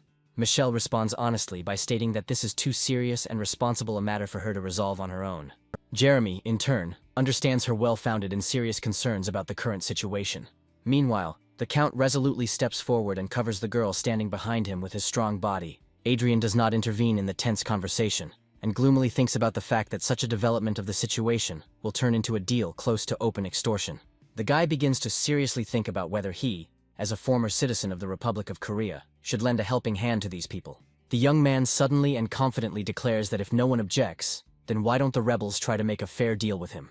The rebels are indeed in dire need of modern technology and detailed plans for quality equipment for their armed forces. Adrien firmly believes that his unexpected decision was absolutely correct, because in any case, he was going to produce and sell power equipment. In a loud and confident voice, he solemnly declares that he has all the necessary drawings and samples of modern equipment. Jeremy smiles contentedly and happily, as he is completely pleased with the guy's unexpected and generous response to his request. He tells the boy with admiration that he is truly a man who goes far beyond the bounds of ordinary common sense. The Count is extremely surprised by the fact that the young man's technology is in no way inferior to the power equipment produced by the powerful kingdom. A glowing portal suddenly appears next to the young man, and he calmly announces that he can immediately demonstrate a working prototype. The next moment, a complex power communication device of an entirely new type materializes in his outstretched hand. Jeremy, with undisguised surprise, begins to carefully and in detail examine the high-tech device he received from the guy.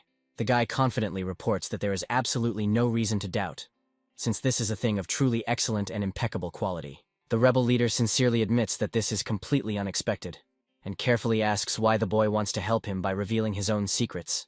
Adrien's answer greatly surprises the man, as the young man simply and sincerely says that he really likes them. Adrien suddenly falls silent and looks at the man standing in front of him in tense anticipation, studying his reaction. Jeremy looks quite pleased and satisfied, because he did not expect to receive such an unexpected benefit from the Marquis. The Count anxiously asks the boy if everything is okay with him, since trading technology without the permission of the royal family is illegal. The answer surprises the man again, as Adrien calmly says that everything will be absolutely fine if everyone keeps their mouths shut. Adrien confidently states that they all know each other's secrets perfectly well, and therefore wisely suggests living in peace and harmony. He directly states that everyone present is well aware of the identities of these people, who are dangerous rebels. After which the guy notes that the young lady has come into possession of a priceless and powerful treasure of unknown origin.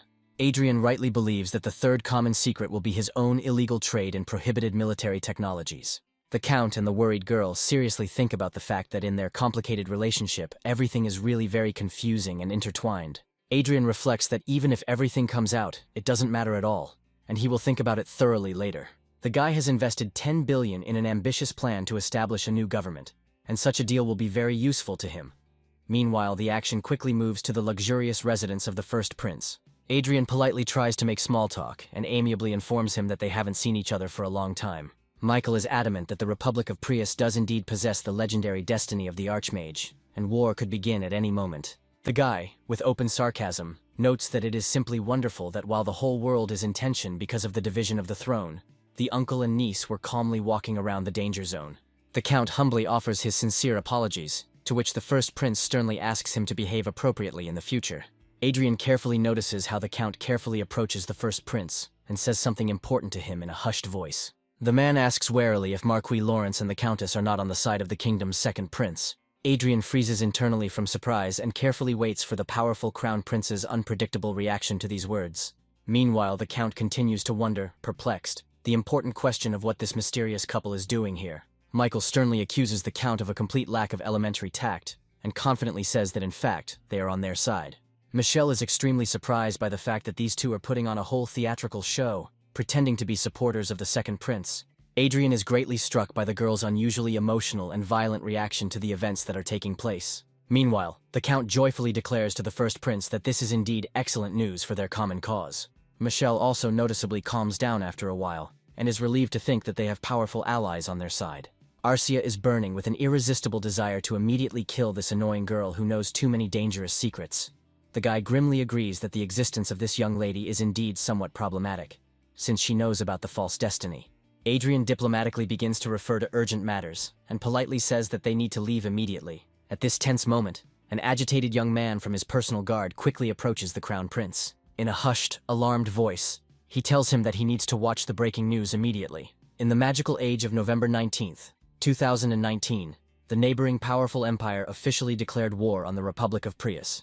The emperor, in an angry and furious voice, publicly announces that his vile neighbors have unleashed an aggressive war and harshly criticizes their policies.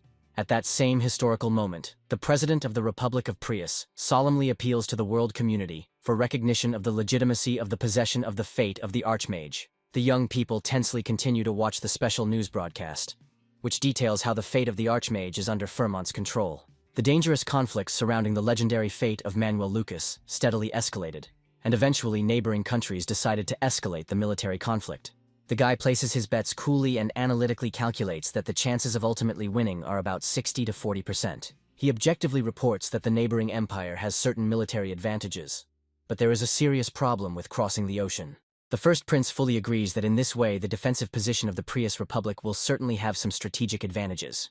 Adrien, carefully analyzing the current situation, comes to the sober conclusion that at the moment the neighboring neutral kingdom can do nothing. He can only sincerely hope that the military actions will pass without numerous casualties among the civilian population of both sides. The guy also hopes that the war will end with the neighboring empire helping to resolve the situation with the despotic regime in the Republic of Prius. The Count, in turn, is seriously considering that the best scenario would be one in which the revolutionary army destroys the corrupt regime. Adrien sincerely hopes that the man will keep his mouth shut and not reveal any unnecessary information to the first prince. He doesn't care at all if someone misunderstands his actions. The main thing is that the issue of illegal trade does not arise. Michael is surprised to learn that in the process of rescuing the two, Adrien asked for help from the revolutionaries of the Prius Republic. Adrien insistently explains that they were in dire need of a local information network, and he managed to make some useful connections with them. After which the young man casually announces that he and the leader of the revolutionary army are mutually subscribed to each other on social networks. Adrien admits that this cost them a little money, but he was surprised by the scale of the operation. The first prince shrewdly realizes that in a sense, the revolutionary army may use this political situation as a suitable opportunity for a coup. Adrien, in turn, gives sensible advice that at the moment no public statements should be made regarding the war that has begun between neighboring states. Michael goes into deep thought about the current situation, after which he agrees with the young man's reasonable arguments. His usually commanding voice becomes noticeably quieter and more cautious, as he diplomatically suggests ending this delicate conversation for now. The prince categorically demands that the Count and his niece keep their mouths shut and maintain complete silence at any cost. The crown prince announces that Adrien and his faithful companion are his main trump cards in the upcoming brutal struggle for the throne. Adrien firmly believes that this strategic decision by the first prince is absolutely correct and far-sighted in the current circumstances. Michelle cautiously asks if it would not be better if she and her uncle remained in the prince's palace. The prince generously agrees to her request, and the girl accepts this news with genuine joy. She sincerely says that if she stays here, she will be able to see Marquis Adrien and his beautiful countess much more often. Arcia is extremely jealous, and painfully perceives such flirtatious behavior of an annoying girl, demonstrating obvious interest in her lover. Meanwhile, the bloody war was rapidly gaining its threatening momentum, and the expeditionary forces of the hostile empire were deployed with terrifying speed. It seemed as if they had been carefully preparing for this conflict for many years, and patiently waiting for the right opportunity. The Republic of Prius responded to the aggression by wisely taking advantage of its geographical advantage and forming a strong, multi-layered line of defense.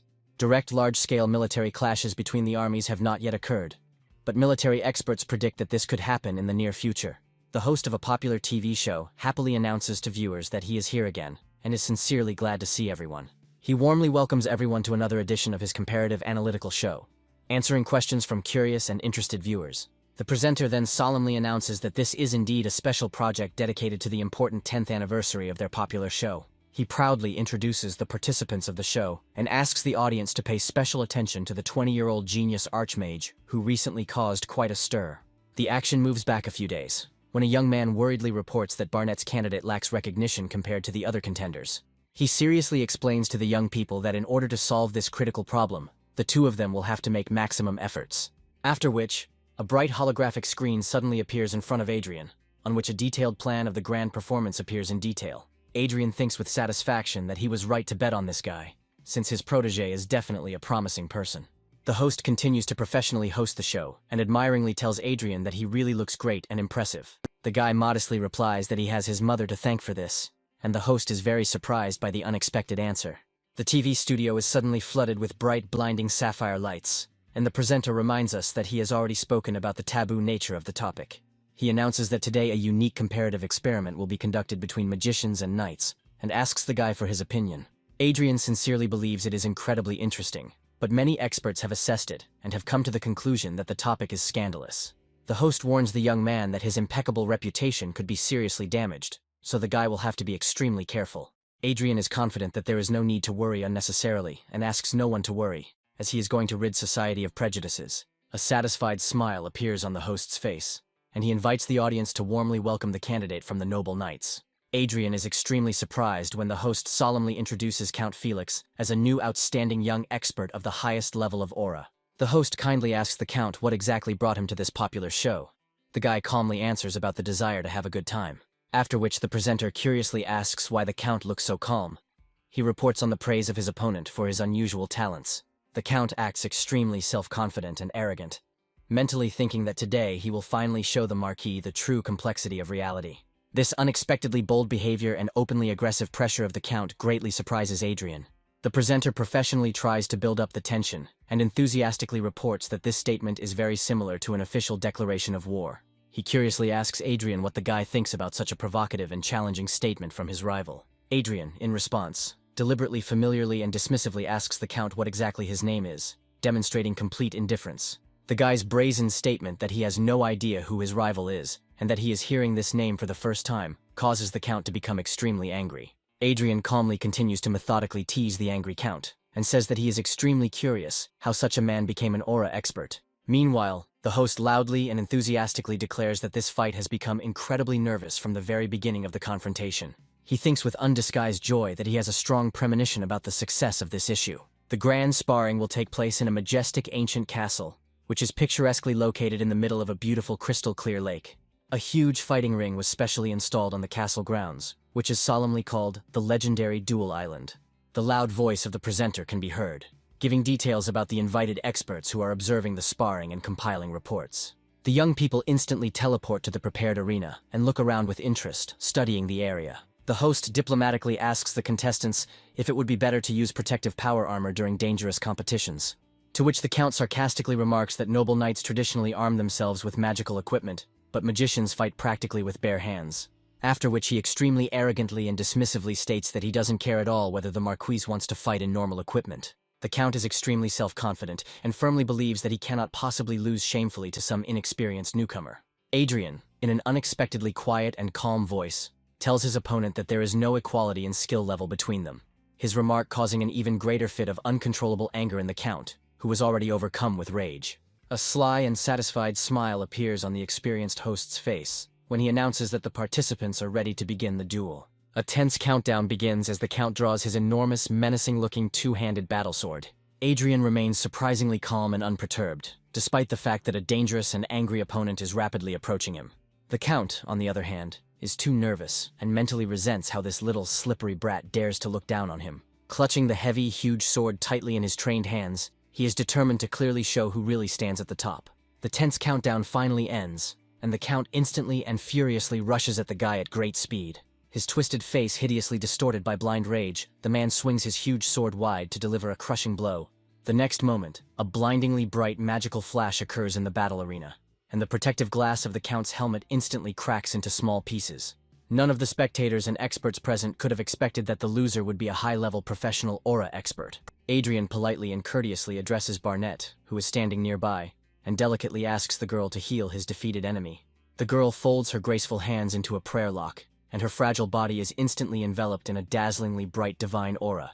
The members of the authoritative judging committee experience genuine joy and admiration, carefully watching the magical actions of the amazing girl. Barnett continues her sacred prayer with concentration, and following her words, the body of the slain Earl begins to be covered in a bright golden glow. Experienced experts are extremely surprised by the miracle that is happening and turn their heads in disbelief, paying attention to the angelic feathers falling from the sky.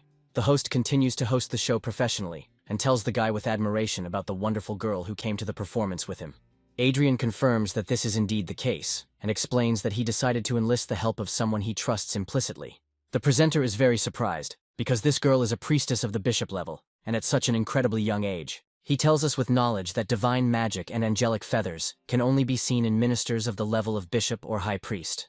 Adrien explains that the girl recently studied divine magic personally from the archbishop, and the effect of the angel feathers is due to her nature. After which the guy solemnly announces that Miss Barnett plans to take part in the upcoming prestigious selection of saints. The presenter carefully watches the expressions on the faces of the judging committee, and rightly believes that they unanimously agree with the assessment.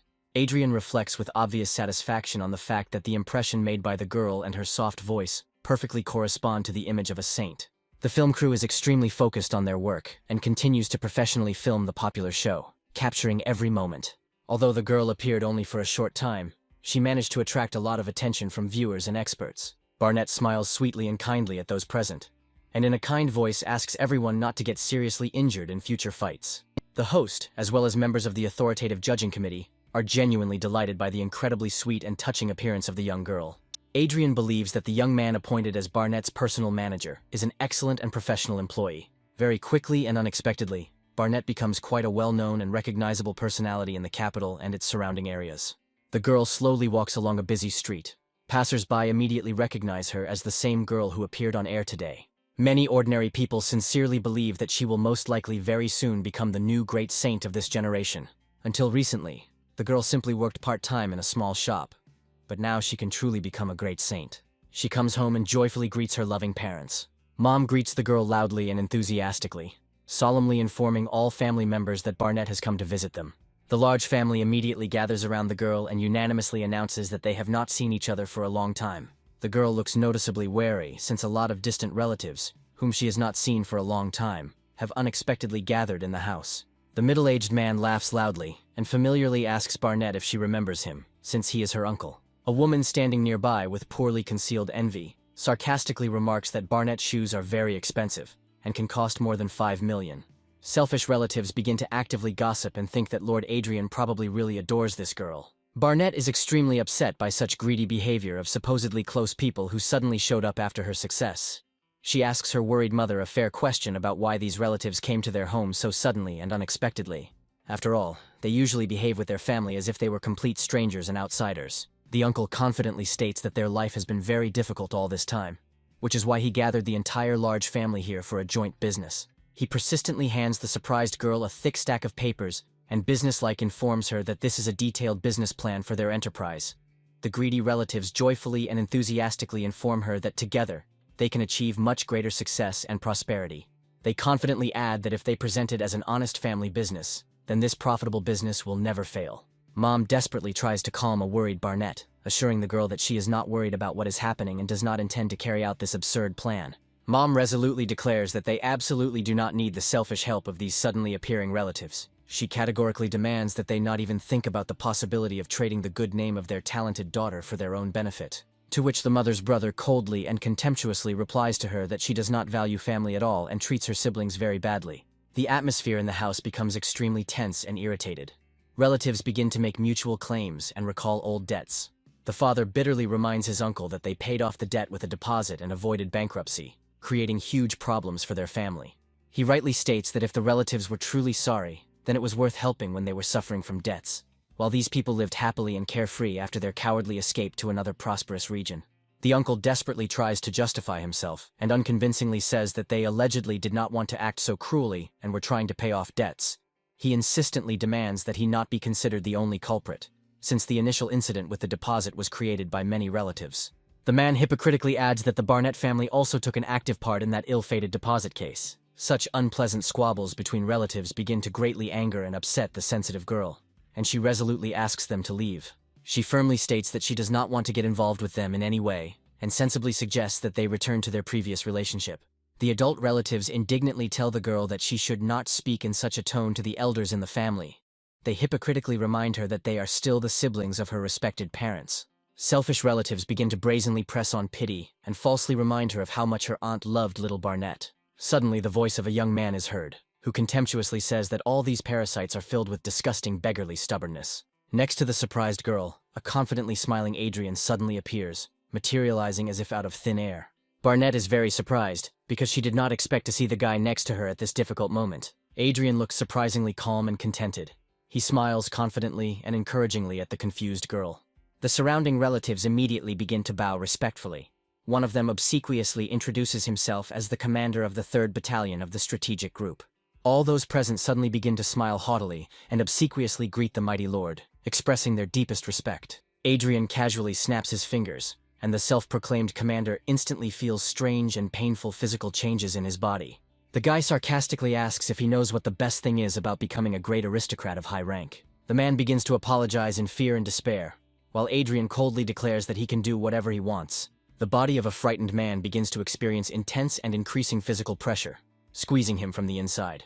The guy casually moves his hand and begins to lift the helpless man into the air, demonstrating his magical power. A moment later, he makes a sharp swing of his hand, and the man quickly flies to the side, painfully hitting a hard wall.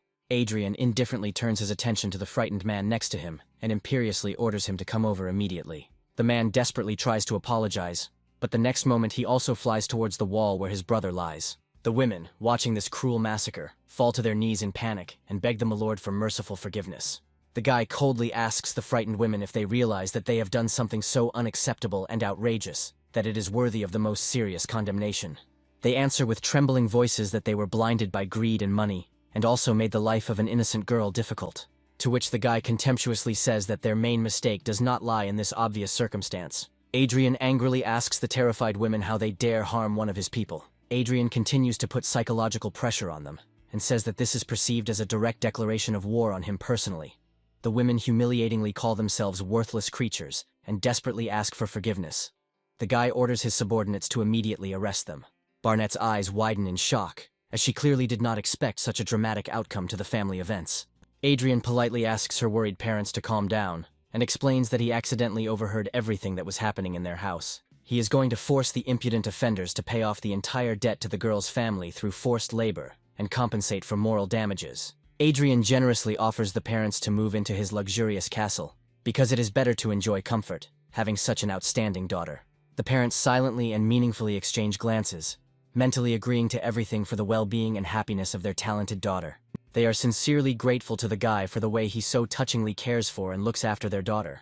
Adrien makes a calming gesture asking the girl not to worry and gives her a thumbs up, indicating that everything is going well. The guy kindly offers to personally accompany the parents to the castle, and this unexpected statement slightly embarrasses the modest girl. Barnett tries hard not to show her strong emotions, but her delicate face betrays a bright blush of excitement. She sincerely believes that she should be the one who can at least help the respected Sir Adrien in his affairs. Suddenly, she is overcome with an anxious thought about whether she will cause him unnecessary problems by expressing interest in the guy. However, the girl wisely believes that she can still usefully help him as a devoted and reliable assistant. The action quickly moves to one of the powerful duchies of the Great Brigham Empire, where a tense political atmosphere reigns. A holographic recording of Barnett's speech is broadcast, where she sweetly asks the participants not to get too hurt during the dangerous tests.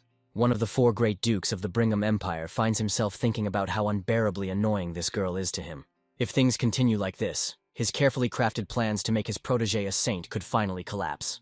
The Duke immediately summons one of his most reliable and trusted subordinates to his personal office. The young man's face is completely hidden by a black mask, and he receives a secret order from the Duke to get rid of them. Adrien is in his spacious office, methodically working through a huge number of important government documents. Suddenly, he receives an urgent holographic notification that a new confidential message has been received from an unknown sender. The guy is genuinely surprised to learn that this mysterious message is addressed to him personally from the influential Duchess. He receives a serious warning that the powerful Duke is engaged in some suspicious and strange activities. In one of the spacious rooms in Lord Lawrence's enormous castle, a group of young officers from his personal guard are resting peacefully. The guys unanimously agree that working in the reserve team is very profitable, because they always have enough time for leisure. One of the guys proudly boasts that he used to work with a baron who had a private credit business. The officer adds that there were so many enemies there that even the reserve team was constantly busy with dangerous combat operations. His partner happily declares that compared to his previous dangerous place of work, this is a real paradise for officers. He adds with gratitude that the Lord strictly calculates their working hours and carefully monitors their physical condition. The guys unanimously agree that the food here is really good, and begin to good-naturedly joke with one of their friends. After a while, they regretfully realize that the joke was too cruel, and worriedly ask the guy if they offended him.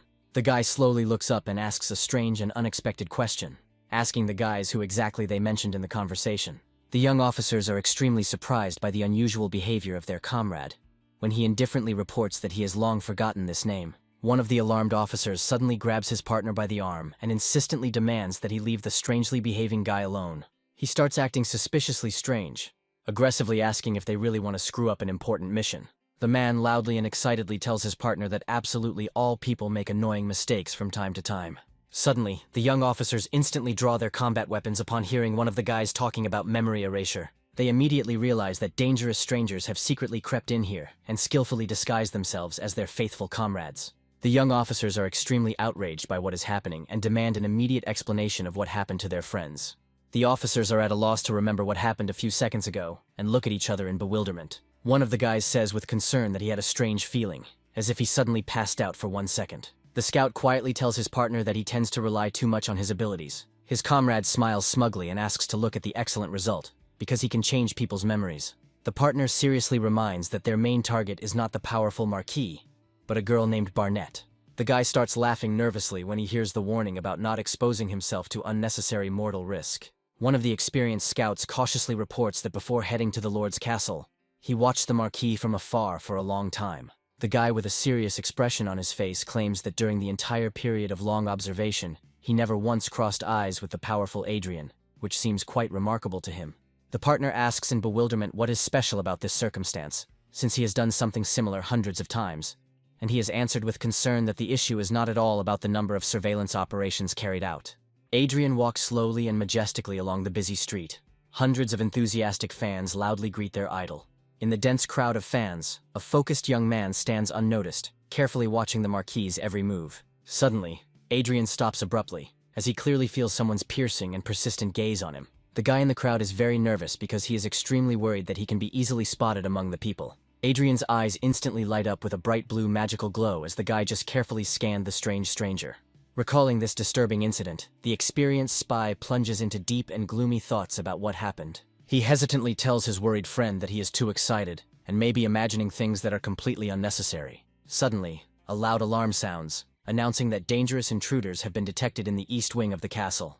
The security team should be immediately ordered to move out, as the intruders are 5 expert-level assassins with power daggers. The young officer's job is to support the reserve team in the east wing and prevent the killers from escaping. The scouts suddenly rush towards the east wing and are sincerely happy that everything is happening exactly as they planned. The target is located in the farthest room of the eastern building, very close to the personal office of the esteemed milord. The bodyguards suspiciously ask the scouts, disguised as young officers, what they are doing here instead of guarding my lord. The guys convincingly answer that they heard about the lack of guards and came to help, but the bodyguards order them to stand still. In a stern and unyielding voice, the bodyguards categorically inform that no one in the castle should approach Miss Barnett. They add that the only exceptions are those people who were personally appointed and approved by Milord Adrien himself. They warn that the girl's personal guard will soon arrive, and the young officers would definitely be better off returning to their positions.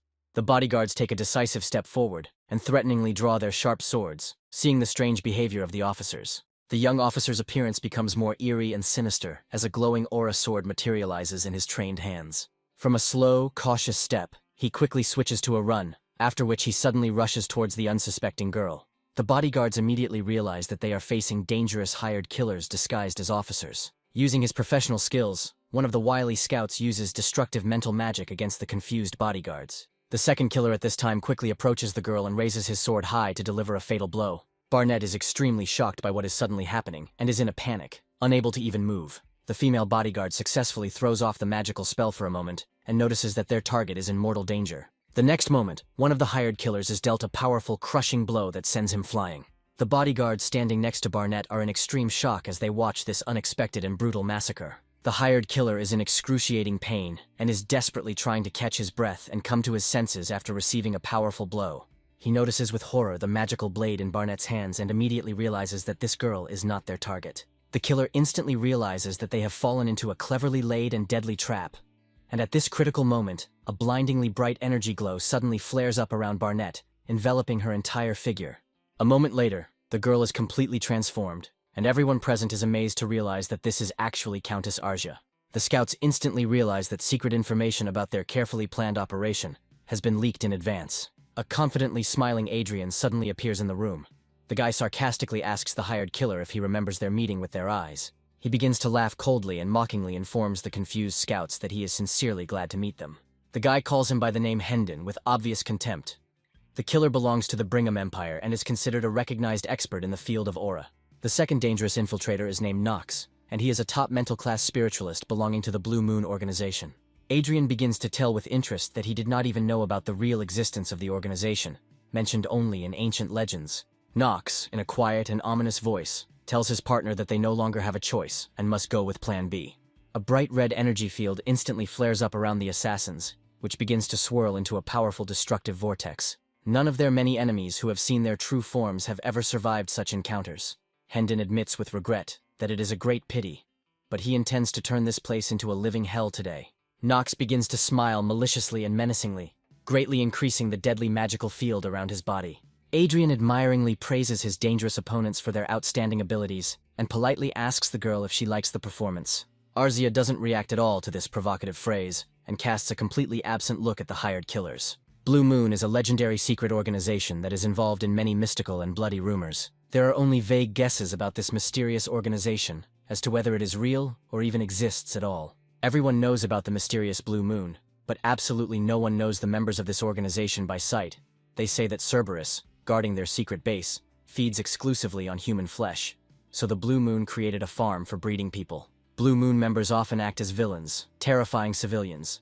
Adrien states with surprise that he thought it was all just scary stories made up by parents to scare their children. Who would have thought that this legendary organization really exists and is actively operating in the modern world? On top of that, this dangerous duo consists of an expert aura assassin and a high-class spirit magic spiritualist. Nox greatly increases his destructive spirit and madness magic, and a huge demonic butterfly materializes next to him. Arcia dismissively asks if Blue Moon are the dukedom's dogs, or if they are unaware of their true status. She is adamant about an immediate answer and insistently asks what exactly the true purpose of the Blue Moon is. Adrien seriously thinks about who could be financially supporting and sponsoring this powerful secret organization. He points his magic staff at the assassins and confidently states that he is the one who understands them well enough. Hendon threatens the boy that in that case he will have to die a painful death here. Adrien smiles arrogantly and contemptuously in response, sarcastically asking the mercenaries if they have enough strength for this. Nox lets out a creepy demonic laugh, after which his entire body erupts in bright red bursts of destructive energy. Instantly, the energy transforms into a huge humanoid butterfly, which begins to move menacingly towards the young people. Adrien watches this display of the highest magical skill with obvious surprise and professional interest. Over time, the huge demonic butterfly begins to rapidly grow in size and make truly eerie sounds. Nox laughs menacingly and mockingly asks the young people if this is the first time they have seen a real magical spirit. The magic wand in the young man's hands instantly activates, and a bright stream of glowing blue energy bursts out from it. The next moment, a powerful destructive explosion occurs, after which the hired killers regroup and take up a defensive position. The guy looks at his magic wand with satisfaction, after which he casually informs the mercenaries that he will play with them in moderation. A powerful energy field begins to move rapidly around the confused mercenaries, and they instantly realize that this is a force attack. The world is huge, and there are really a lot of talented people in it. So the guy sarcastically asks the mercenaries if they think they are exceptional. The mercenaries realize with undisguised surprise that the guy used a power attack and is a dangerous high-level magical swordsman. They know very well that the guy uses a magic rod made of metril and dragon bone, which has auxiliary functions of charging the aura. Hendon finally understands why the boy was so confident that he could hold his own in close combat against an aura expert. Adrien calmly states that this is not all of his capabilities, and loudly snaps his fingers to activate the next spell. The next moment, a huge blackbird crashes through the roof of the building with a roar. The mercenaries watch in genuine horror as heavy chunks of concrete fly off in all directions with a roar. Nox is overcome with a chilling horror at the sight of this powerful magical creature summoned by Adrien. Adrien laughs loudly and solemnly declares to his opponents that he is also a skilled tamer of wild animals. Nox screams loudly in pain, falls to the floor and desperately clutches his bloody wounded leg. The humanoid butterfly's spirit grows even larger in size, filled with the furious anger of the wounded Nox. The young people are instantly overcome by an ominous blood-red aura, spreading throughout the room in threatening waves. Adrien is fully prepared for the attack and clearly understands that a powerful mental attack from the enemy is about to occur. Nox screams loudly in anger and rage, and begins to use a dangerous spiritual skill called mind control. The spirit begins to manifest itself even more strongly and actively, thereby significantly increasing control over the developing situation. However, a moment later the blood-red aura completely and without a trace disappears, leaving the mercenaries perplexed. Adrien, with a satisfied smile on his face, mockingly asks the mercenary what exactly he is trying to do. Arzia is frankly bored with this drawn-out performance. The girl tells the young man that she is hungry, after which she practically suggests getting rid of these annoying and useless mercenaries once and for all. Nox, consumed with impotent rage, continues to desperately pour all his remaining strength into this obviously futile attack. Tentacles of magical energy quickly move towards the young people, but instantly dissolve into thin air without a trace. Adrien once again asks the confused scouts, surprised and mocking, what exactly they are trying to do. The guy smiles contentedly, because the abilities of the Owner of Fate have now been successfully transferred from the online world to the harsh reality. For people whose defensive abilities are at their maximum level of development, such attacks are completely useless. Nox realizes with growing horror that his fighting abilities are at zero, and his mental attacks are not working. His worried partner gloomily reports that the guy sees right through them and anticipates their actions. He complains in despair that he cannot determine the characteristics of the young man, even when he is standing right in front of him. A moment later, he reports with horror that the boy is a genius magician who became an archmage at the age of 20. Hendon adds that Adrien is the last disciple of the legendary Grand Duke and has incredible powers. After a small, anxious pause, he states that there is more to it, and this guy is definitely not that simple. Hendon's hands, tightly gripping his battlesword, begin to tremble traitorously as he reports that this young man is simply a monster.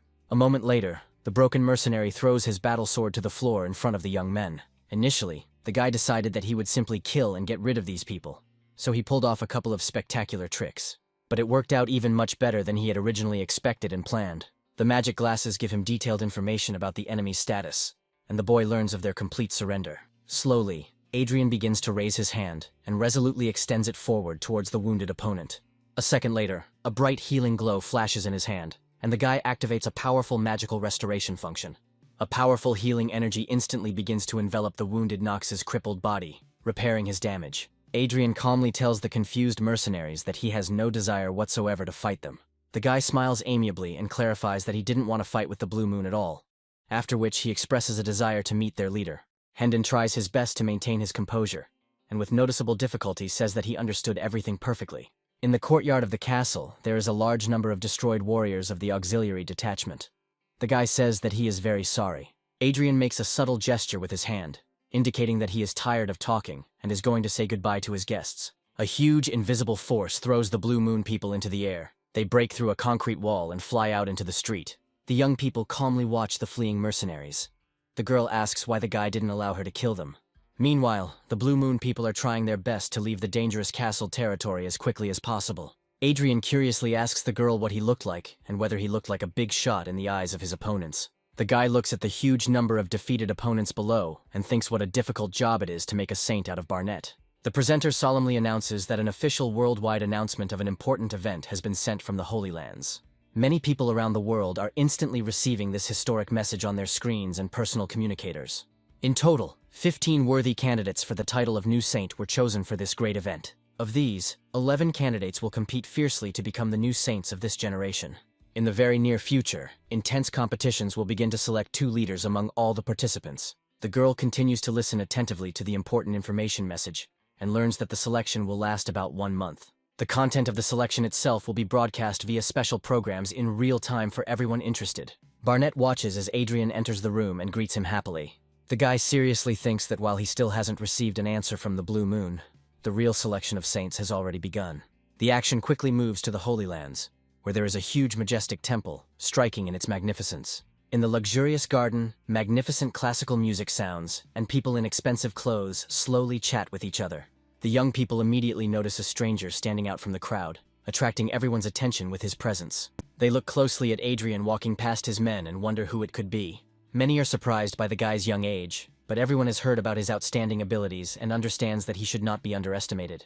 A group of musicians begins to play loudly on trumpets, solemnly signaling the presence of a high and respected guest. The great saint appears in the huge hall, and all those present instantly bow to him as a sign of deepest respect. The great saint raises his hand, indicating that everyone should remain silent and listen attentively to his solemn speech.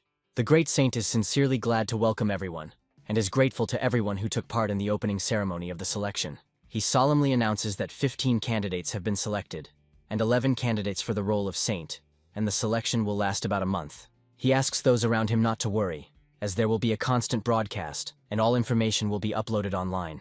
The theme of the first round concerns tactics based on the behavior and effective subjugation of various magical monsters. The man explains in detail that the group must consist of 5 people, including 2 companions who are swordsmen of the aura expert level, and 2 mages. He adds an important condition. All of the candidates' abilities except divine power will be temporarily sealed to ensure the fairness of the competition. The great saint sincerely hopes that everyone will enjoy the grand event dedicated to the first day of the ceremonial selection. Adrien respectfully greets the 3 leaders of the Holy Land and the head of all the faithful people in this sacred world. The guy clearly knows that the main person who should turn his attention to Barnett is the current saint. The saint curiously asks the guy what his name is, after which Adrien politely and gallantly introduces himself. The girl tells the guy with a smile that he is very young and mentally thinks that she would seduce him. Despite the fact that the saint looks young, in fact she is a real granny who got married 60 years ago. After the introduction, the young man ceremoniously introduces Barnett, whom he generously sponsors at this important competition. The young man respectfully asks the great saint to take care of this talented and worthy girl. The saint begins to carefully examine Barnett, after which she quietly says in admiration that this is simply incredible. She rightly believes that the young Marquis has found a worthy candidate, as she expected from a perceptive guy. Adrien scans the great saint and learns that she is favorable towards them and has a neutral attitude. The guy is pleased to think that if they were able to make such a strong impression, then it was definitely a success. He is seriously considering whether he should seek out the Duchess, with whom he has made an important political alliance. However, he does not have to look for her, and Adrien suddenly notices a familiar Duchess next to him. There is a powerful duke next to the girl. The guy immediately recognizes that he has a hostile attitude. Adrien smiles diplomatically and politely tells the duke that he is pleased to meet him, after which he gives his name. In a calm voice, the young man informs the man that he has received his generous gift. The count is extremely wary and tries his best not to show his true emotions, because it was he who sent the hired killers. The count hypocritically begins to play a double game, and with feigned concern reports that he heard about a major incident on the guy's territory. Returning from the failed mission, the assassins gave the count one important piece of advice in gratitude for his favor. They insistently asked him never to make the young Marquis his mortal enemy. Adrien continues to smile amiably and reports that he heard about the sudden collapse of the Count's sky fortress. The boy regretfully says that it is very unfortunate, since the pilot of the fortress suddenly lost his mind from an unknown reason. These caustic remarks lead the already tense Count into a state of rage and uncontrollable fury. The guy politely introduces himself to Countess Frances, and diplomatically asks her to be gentler with his talented candidate. Adrien decides to tickle her father's nerves one last time, and casually announces a meeting with 2 influential counts. The guy indifferently states that the Count has lost contact with these 2 influential people, and it seems to him that it does not concern him. Having driven the Count to white heat, Adrien leaves him and says that they will see each other next time. Barnett curiously asks those around him to whom this Count is subordinate, perhaps to the powerful Brigham Empire. Adrien seriously tells the girl that she is one of the chosen candidates, so she should always be more confident. The guy's words that the girl is the only one he has chosen leave her genuinely amazed. Having regained her composure, the girl sarcastically remarks about what a curious and interesting scene this is. Adrien greets the young Duchess warmly and says that he was just about to look for her among the guests. The girl kindly asks to be called by her first name, Olivia, as she does not like the formal address of Duchess, after which she kindly introduces the young men to the girl she is promoting and who has the talent of divine power. For the first round of selection, very strict and uncompromising conditions were set, allowing no compromise. The girl is optimistic and confident that they will definitely cope, because she has the right staff. After which she openly shares that they have 2 knights, but no mages with real combat experience. Adrien generously offers the Duchess to lend him his men, which makes her genuinely happy and grateful. Adrien kept wondering why this girl was acting weak in front of him, but it turned out she had a goal. The guy solemnly promises to find 2 third circle battle mages with excellent skills and good character for her team. Even just standing next to this girl and laughing casually, they put a lot of pressure on the other candidates. The guy pauses for a moment, then asks to be allowed to ask a question, even though it may be completely inappropriate. Olivia is clearly interested in what is happening and curiously asks what this mysterious question is. The young man cautiously asks if a magic swordsman will count as one person in this tactical competition. The girl carefully looks at the list of participants at the moment when a young man standing next to her asks in confusion what they should do now. She finds him to be a truly amusing young man, since a knight who uses magic would obviously cause displeasure among the other candidates. The guy rightly states that it is their fault, because they did not immediately announce that hybrids are not allowed, to which the girl wisely replies that they will not change the rules now, and finding loopholes is assessed as the ability of candidates. After which the young man leaves, and the girl continues to study with interest the composition of the various teams of participants. She studies the composition of the young Marquise's team with great pleasure and professional interest, after which the great saint makes the astute guess that the young man is even more interesting than she thought. A huge werewolf opens its giant mouth threateningly and launches a furious attack on defenseless people. The young knight bravely steps forward, drawing his sword, and desperately tries to protect the candidate from the monster. The group works together to use a powerful technique called Sacred Protection, which sends a sphere of fire that scatters the werewolves in all directions. After which, experienced magicians come into action, because the theme of the first round is the tactics of subjugating various monsters. All the holy men and women were registered as candidates and led teams of 4 to defeat the monsters. Cameras follow them closely all the time, and everything that happens during the selection is broadcast live. Each candidate has a separate channel dedicated to them, and the viewership rating can be seen as the number of people supporting the participant. The guys unanimously praise the girl and say that the monsters she caught are here, and she can take them. The guys confess to Barnett that they are her fans and have watched her on TV, after which they suggest monsters.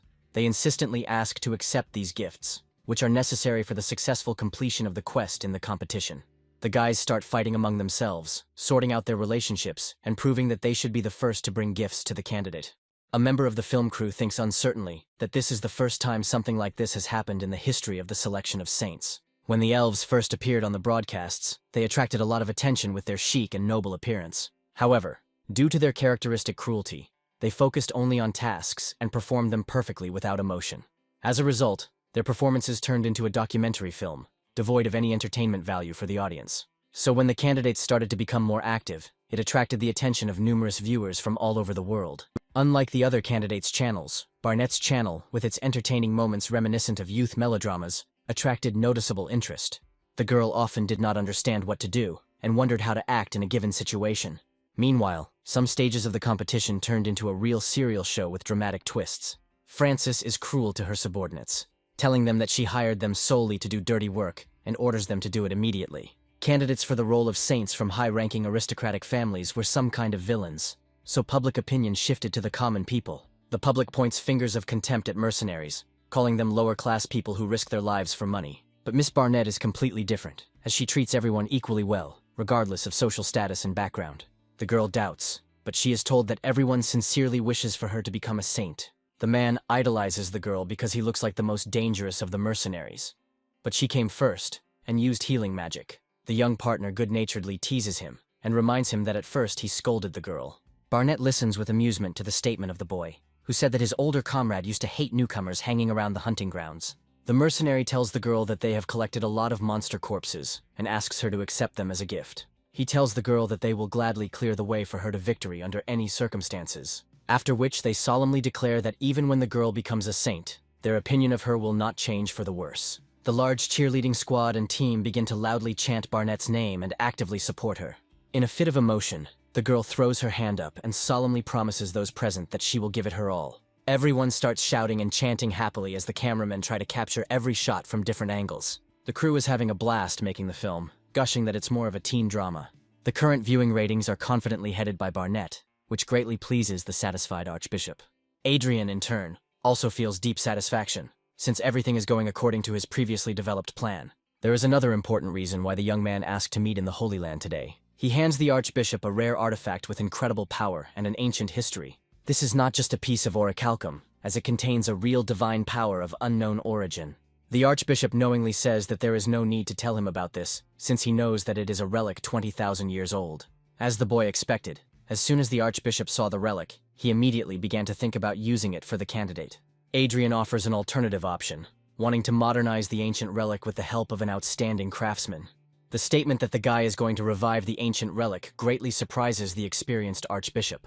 The man believes that this is quite possible, since there is a sacred magic chain from the mythical era inside, although most of it has been destroyed. After which the archbishop agrees to invite a worthy and talented craftsman for this work. The man beams with joy and solemnly declares that this will be a great opening for the church. The guy asks with genuine interest whether it will be necessary to hand over the relic to the church, to which the archbishop calmly replies that there is no need for this. The archbishop rightly believes that this will be excellent advertising for the girl. But a properly functioning relic from the age of myths is too much for advertising.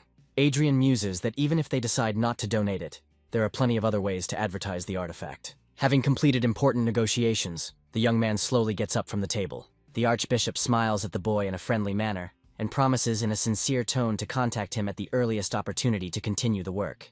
There are a lot of dedicated people working hard behind the scenes to make Barnett a saint. The screen shows the first stage of testing, where many fans solemnly swear allegiance to Barnett. The girl continues to watch this fragment over and over again, in the complete darkness of her room, as if trying to catch something elusive in it. She is very irritated by Barnett's expression when she said that she would give it her all.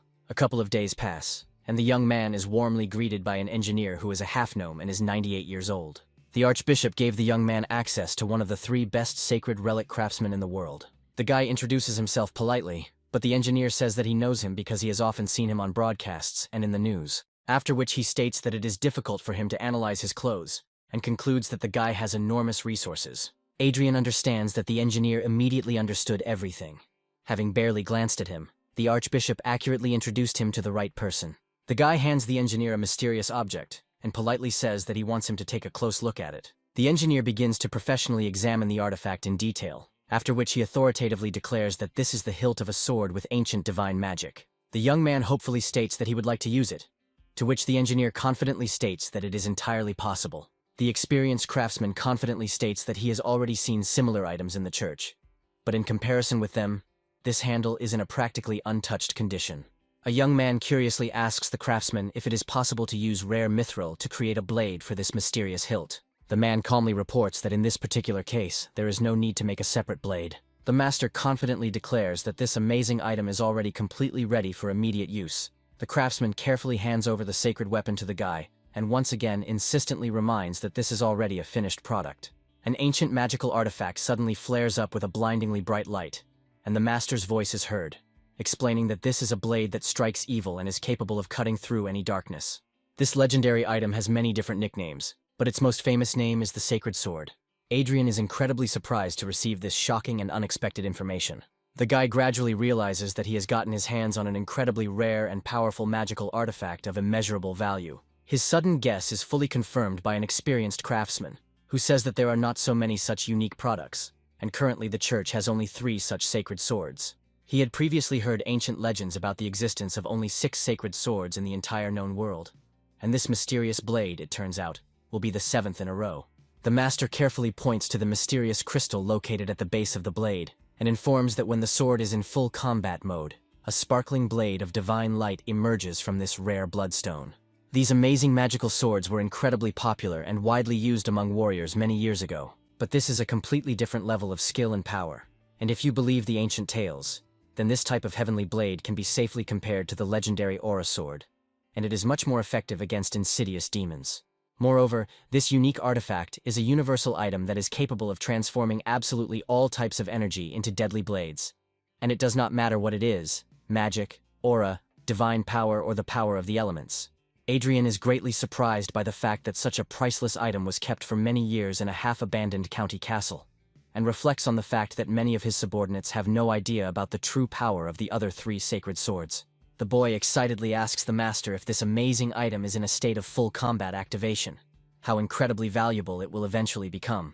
The craftsman thinks for a moment, and with a serious look says that with the money from his sale, it will be possible to buy one prosperous big city. However, this is still far from an accurate assessment, and frankly speaking, even an experienced appraiser finds it quite difficult to determine its true market value.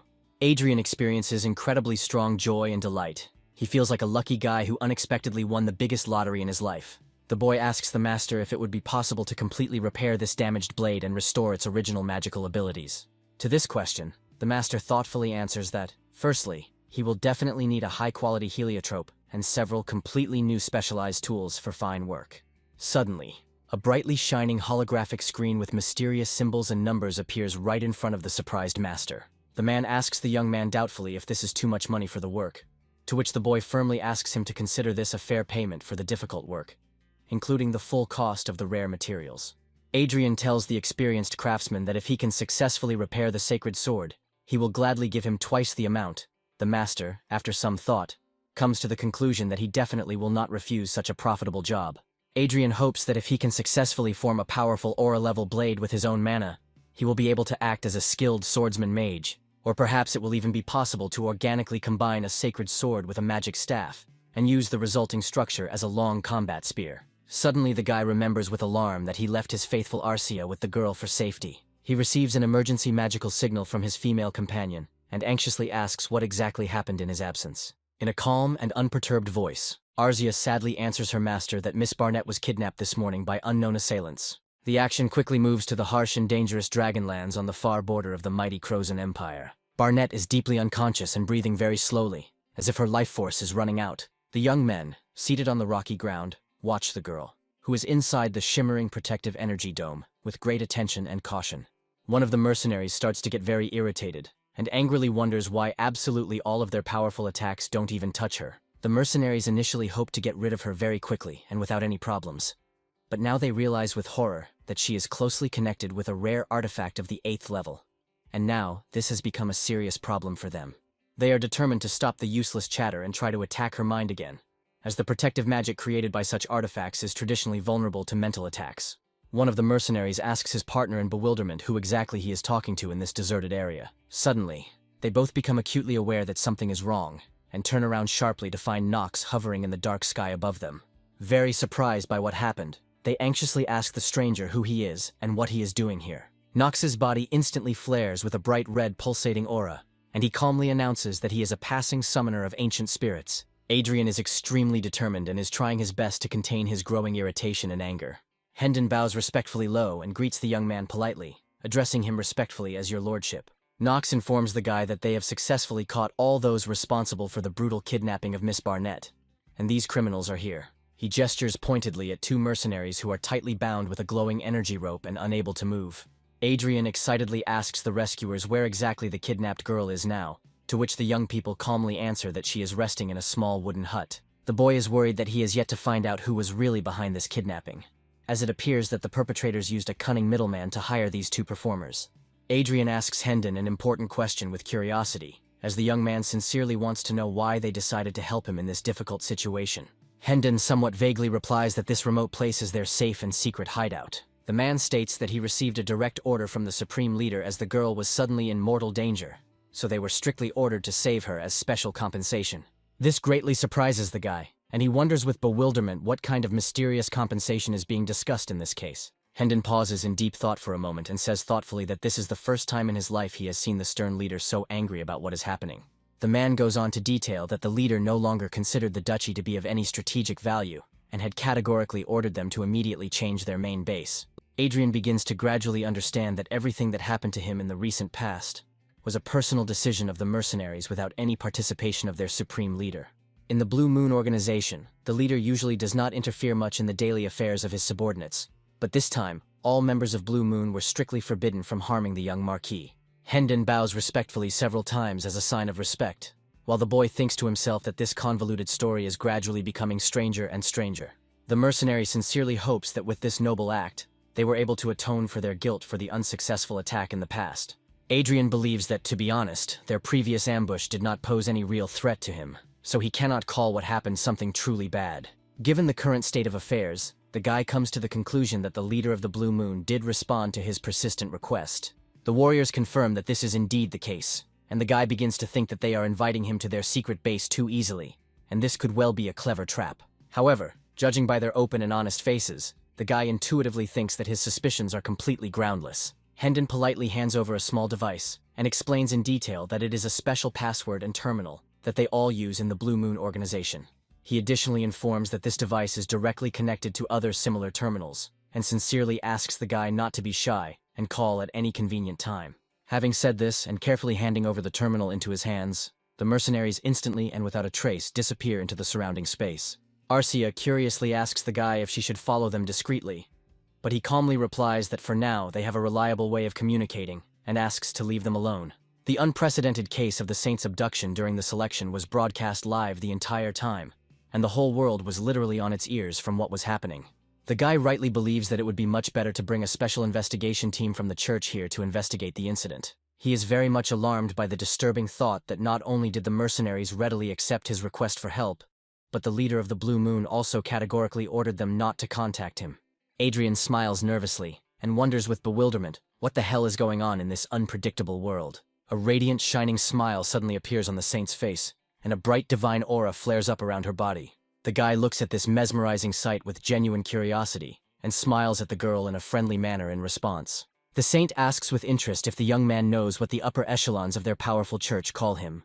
Adrien tries to defuse the situation with a joke, saying that he is probably handsome and rich, but at this time the girl angrily slams her fist on the table and sharply says that they are calling him a rule breaker. She asks loudly and indignantly whether it was not clearly mentioned earlier that in tactical competitions, it is strictly forbidden to use anything other than the equipment specifically designed for this purpose. The Saint persistently asks what this mysterious necklace was, to which the guy sincerely replies that he simply had no other choice, because they had already survived one serious attack attempt. Adrien firmly states that if he had not taken any protective measures, Miss Barnett would have lost her life long ago.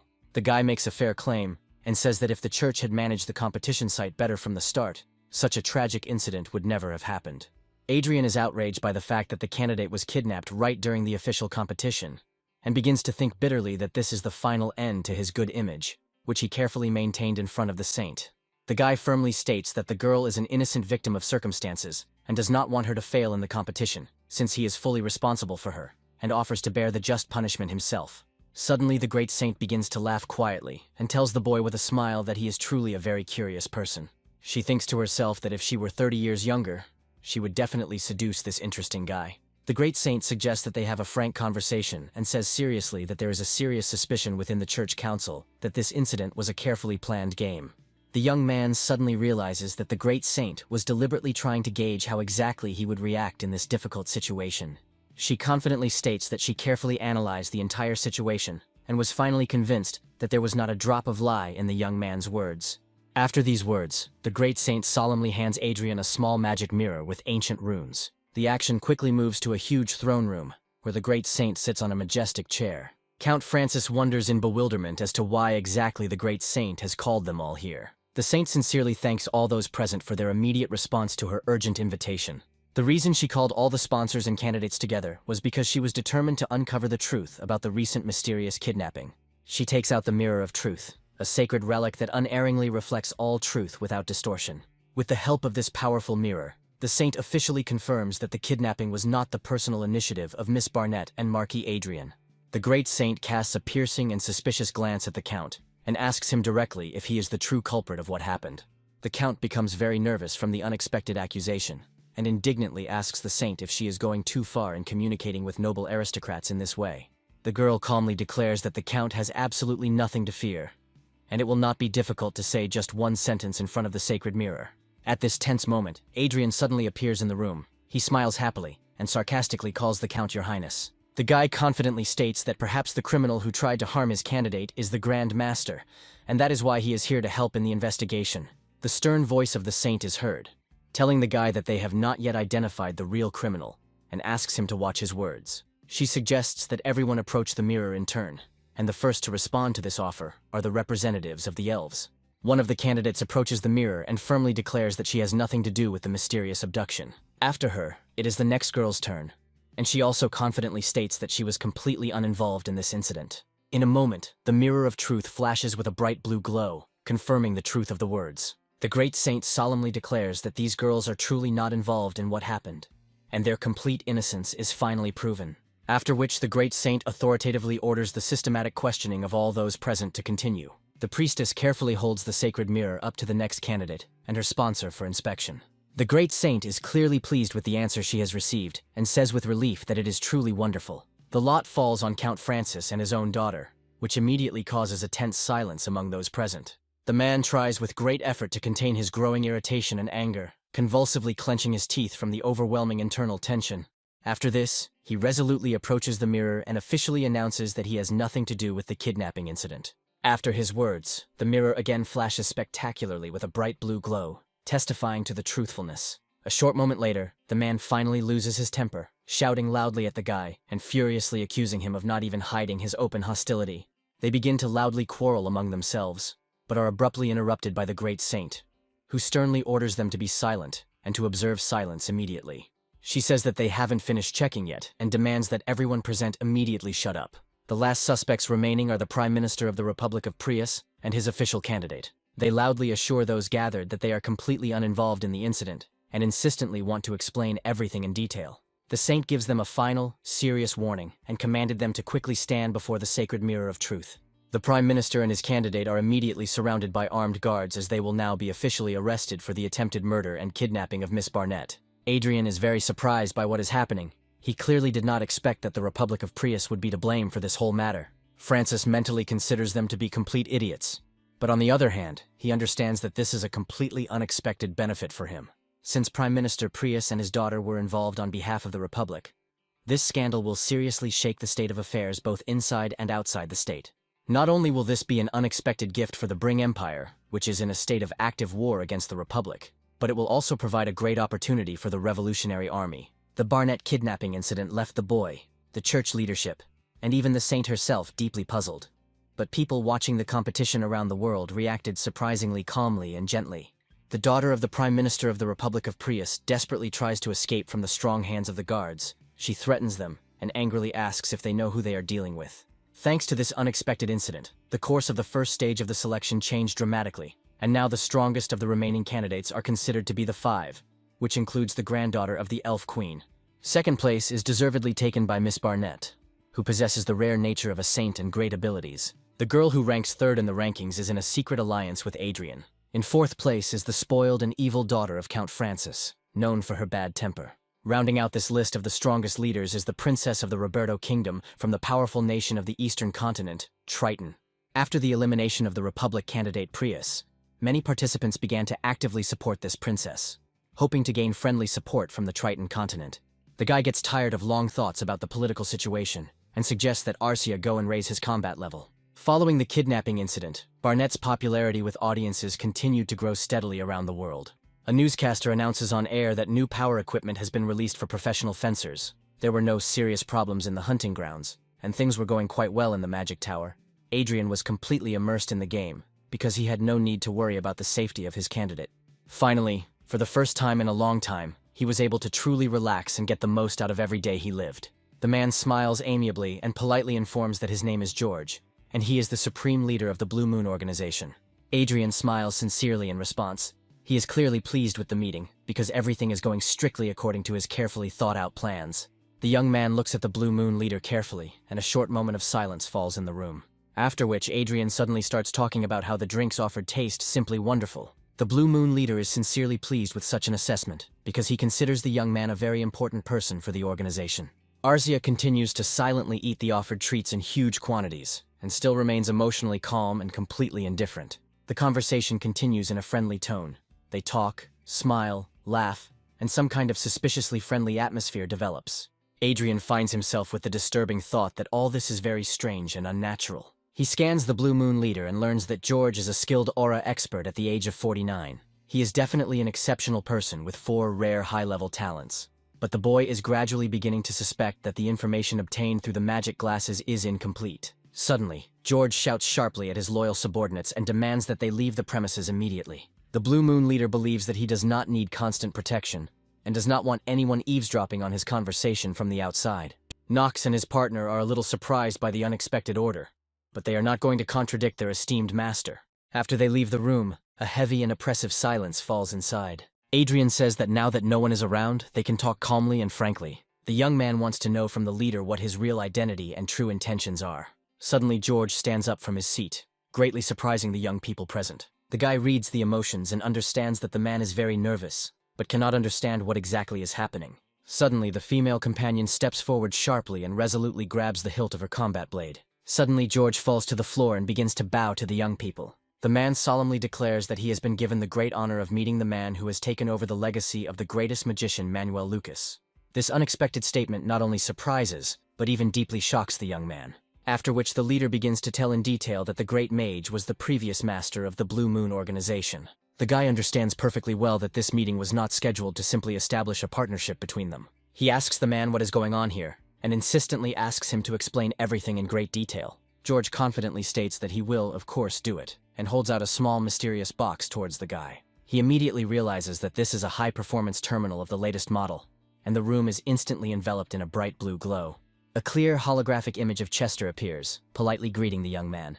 The guy asks the old man in bewilderment if this is also a magical fate, to which Chester calmly replies that this is indeed the case. Chester goes into detail about how the Blue Moon was meant to be an important part of the Destiny quest, and a well-deserved reward for successfully completing level 8.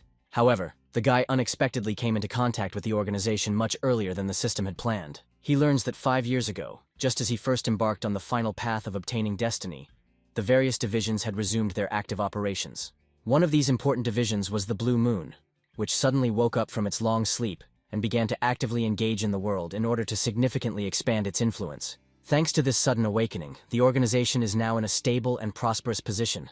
Adrien learns that George is the old man's personal assistant and an experienced manager of the entire Blue Moon organization.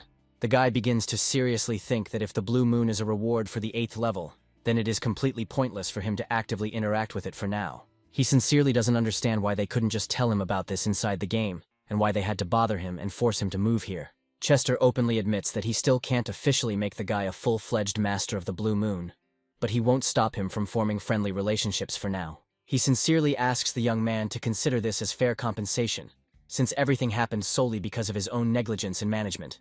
George continues to bow respectfully to the guy, and says with respect that it would be an incredibly great honor for him to work with such a person. Chester shares secret information that Blue Moon consists of 8 special members at the Aura Master and Archmage level, as well as 1,000 high-ranking Knight-level assassins armed with power daggers. Adrien is overjoyed to learn that the organization owns the 5 Sky Fortresses, as well as the Pacific Hotel where they are currently staying. Adrien believes that he has hit the jackpot, as the organization's financial power is around 100 billion, and its military power far exceeds most of the dukes. The next day, the young man meets with an experienced craftsman to receive the repaired sword. The man asks the guy with curiosity what happened, because his face is literally shining with genuine joy and satisfaction. The engineer apologetically informs the guy that the repair of the product took much longer than he initially expected, and sincerely apologizes for the annoying delay. Adrien thinks to himself that from the outside this object looks like an extravagant handle, and wonders with curiosity how exactly it works. The engineer patiently explains that you just need to put any kind of energy into it, like aura, mana, divine power, and so on. Adrien decides to try it immediately, and at that very moment, a powerful blinding blade of light bursts out of the handle. The young man immediately recalls with a smile that this strongly reminds him of the famous Star Wars. The engineer asks Adrien to be extremely careful and try to make a test swing with the sword. The guy easily delivers several confident blows and notices with great surprise that the blade easily cuts both soft matter and hard matter, such as stone. He gets excited and begins to swing the powerful light blade with vigor and enthusiasm. Adrien laughs happily, because the cutting ability of this amazing weapon simply amazes his imagination. The engineer turns to the girl sitting next to him with concern and urgently informs him that immediate help is needed. Adrien suddenly feels a sharp weakness and instantly falls dead to the hard ground. The girl quickly picks up the young man, after which she opens a magic portal and takes out a restorative elixir from there. The engineer watches with obvious concern as the girl carefully sprinkles the boy's body with a healing, restorative elixir. Adrien comes to. The guy tries to catch his breath and screams loudly in pain. The engineer asks the guy with concern how he feels, because just recently blood was gushing out of him like a powerful fountain. Adrien begins to seriously consider that this was actually the biggest threat to his life since his rebirth, aside from the attempted poisoning of Anna. A small information screen appears next to it, which contains a message that the sword needs to be given its own name. The guy asks the engineer if the sword has a name, to which the man replies that no, and he needs to come up with one himself. Adrien solemnly raises his sword above himself and, being an earthling, is going to name this sacred weapon Excalibur. Sacred weapons embody various types of energy, including aura, magic, divine and elemental power, into one powerful blade. The young man again sincerely thanks the engineer for his excellent work and instantly falls unconscious to the ground. After some time, he regains consciousness and smiles weakly. The girl reports that he received a serious wound and is still very weak. The fans are crying loudly and emotionally telling the girl that she simply must become a saint. The first stage of the selection has passed. The fans are very upset and wonder what they will do when the girl leaves. Adrien catches himself thinking that this is not the first time he has observed how soft these stern guys become. Barnett had a great performance, taking second place in the tactical challenge and first in the audience ratings. Previously, the guy thought that Princess Jelen was an ordinary candidate who was just lucky enough to receive the support of the Prius Republic. In fact, she very cleverly overtook the Countess and took fourth place in the overall standings. The guy thinks that this princess is really a dark horse. He didn't expect such a result from her at all. Adrien ceremoniously presents his contender with beautiful flowers and tells the girl that she did a great job. Barnett hopes that she can live up to the young Marquis's expectations in future trials. In this competition, candidates are selected from whom God himself, who is watching the struggle, will choose. He always chooses the person who is most suitable from the first places. If things continue as they are, Barnett will be one of 5 girls who will have a chance to become a saint. The young people are actively discussing the next selection round. At this moment, a young priest approaches them. He addresses Adrien politely and respectfully calls him Marquis. The guy learns that candidate Shailen wishes to arrange a personal meeting with His Excellency. Adrien is very surprised by what is happening. He clearly did not expect such an unexpected turn of events. A melodious female voice is heard, saying that the name of his lordship has spread far beyond the Central Sea and is heard even on the territory of their continent Triton. The princess respectfully states that it is a great honor for her to meet the young man like this. After which the princess casts a piercing and searching glance at the young man. Adrien politely tells the girl that she flatters him, after which he begins to gallantly shower her with exquisite compliments. The princess notices the girl companion and makes the assumption that the beautiful woman next to him must be Countess Arzia. This is the first meeting with the princess, however. To the guy she seems like a rather smart and good-natured girl. She is undoubtedly one of the best candidates who can use her sacred magic well to help other people.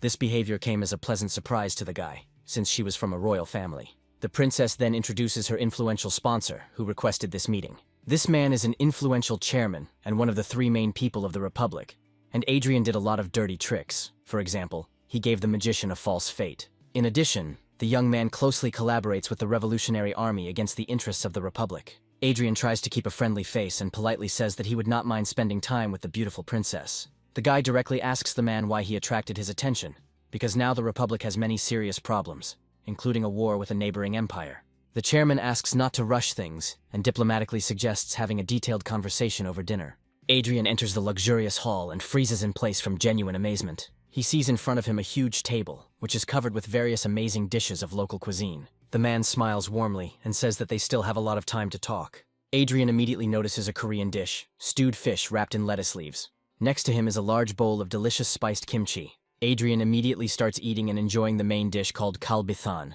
The princess's clothing bears a striking resemblance to that of the Goryeo dynasty, and even the food is very similar to Korean cuisine.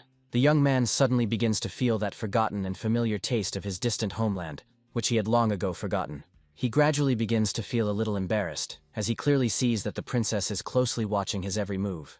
Adrien is cautious about revealing that this is his first time trying the kingdom's exquisite cuisine, but it suits his preferences perfectly. The chairman announces that he is the person responsible for the official reception, and is very pleased about this. After which he suggests getting down to business. A man with a serious face declares that, frankly speaking, extremely terrible events are currently happening in their republic. And it's not just the war with the neighboring empire. Since for some time now the government has been concerned about the actions of an armed group calling itself the Revolutionary Army. The chairman reports with alarm that, to everyone's surprise, this anti-government group has somehow managed to make their own combat gear for their vanguard. They were alarmed to discover that the equipment in question had many similarities with the new swordsman's magic core currently being produced in the Lawrence Magic Tower.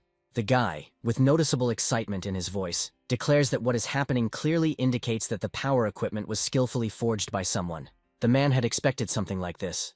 The young man sincerely hopes that they were unable to analyze the complex core without a special password, and is going to play the fool. He politely asks for forgiveness, and innocently states that he cannot know in what way exactly the equipment of the Revolutionary Army is similar to the equipment of his magic tower. The chairman, in turn, confidently states that he scheduled this important meeting not at all because he suspects the guy of anything reprehensible. He is adamant that these secret technologies were stolen without permission, and insists that the boy formally file a serious charge against an organization called the Republican Army. There are now really big internal problems in the Republic, and the chairman openly wants to undermine the people's trust in the so-called Revolutionary Army. Adrien curiously asks what his personal benefit is, to which the influential man calmly replies that they are going to pay well and the guy will definitely not be disappointed with the amount. The chairman generously offers to purchase 50 suits of modern power armor at 10% above the normal market price. Adrien asks the princess if he should accept these tempting offers from the authorities. He asks himself the important question of whether it would be right to deal such a crushing blow to the Revolutionary Army for the sake of the self-serving politicians of the Prius Republic.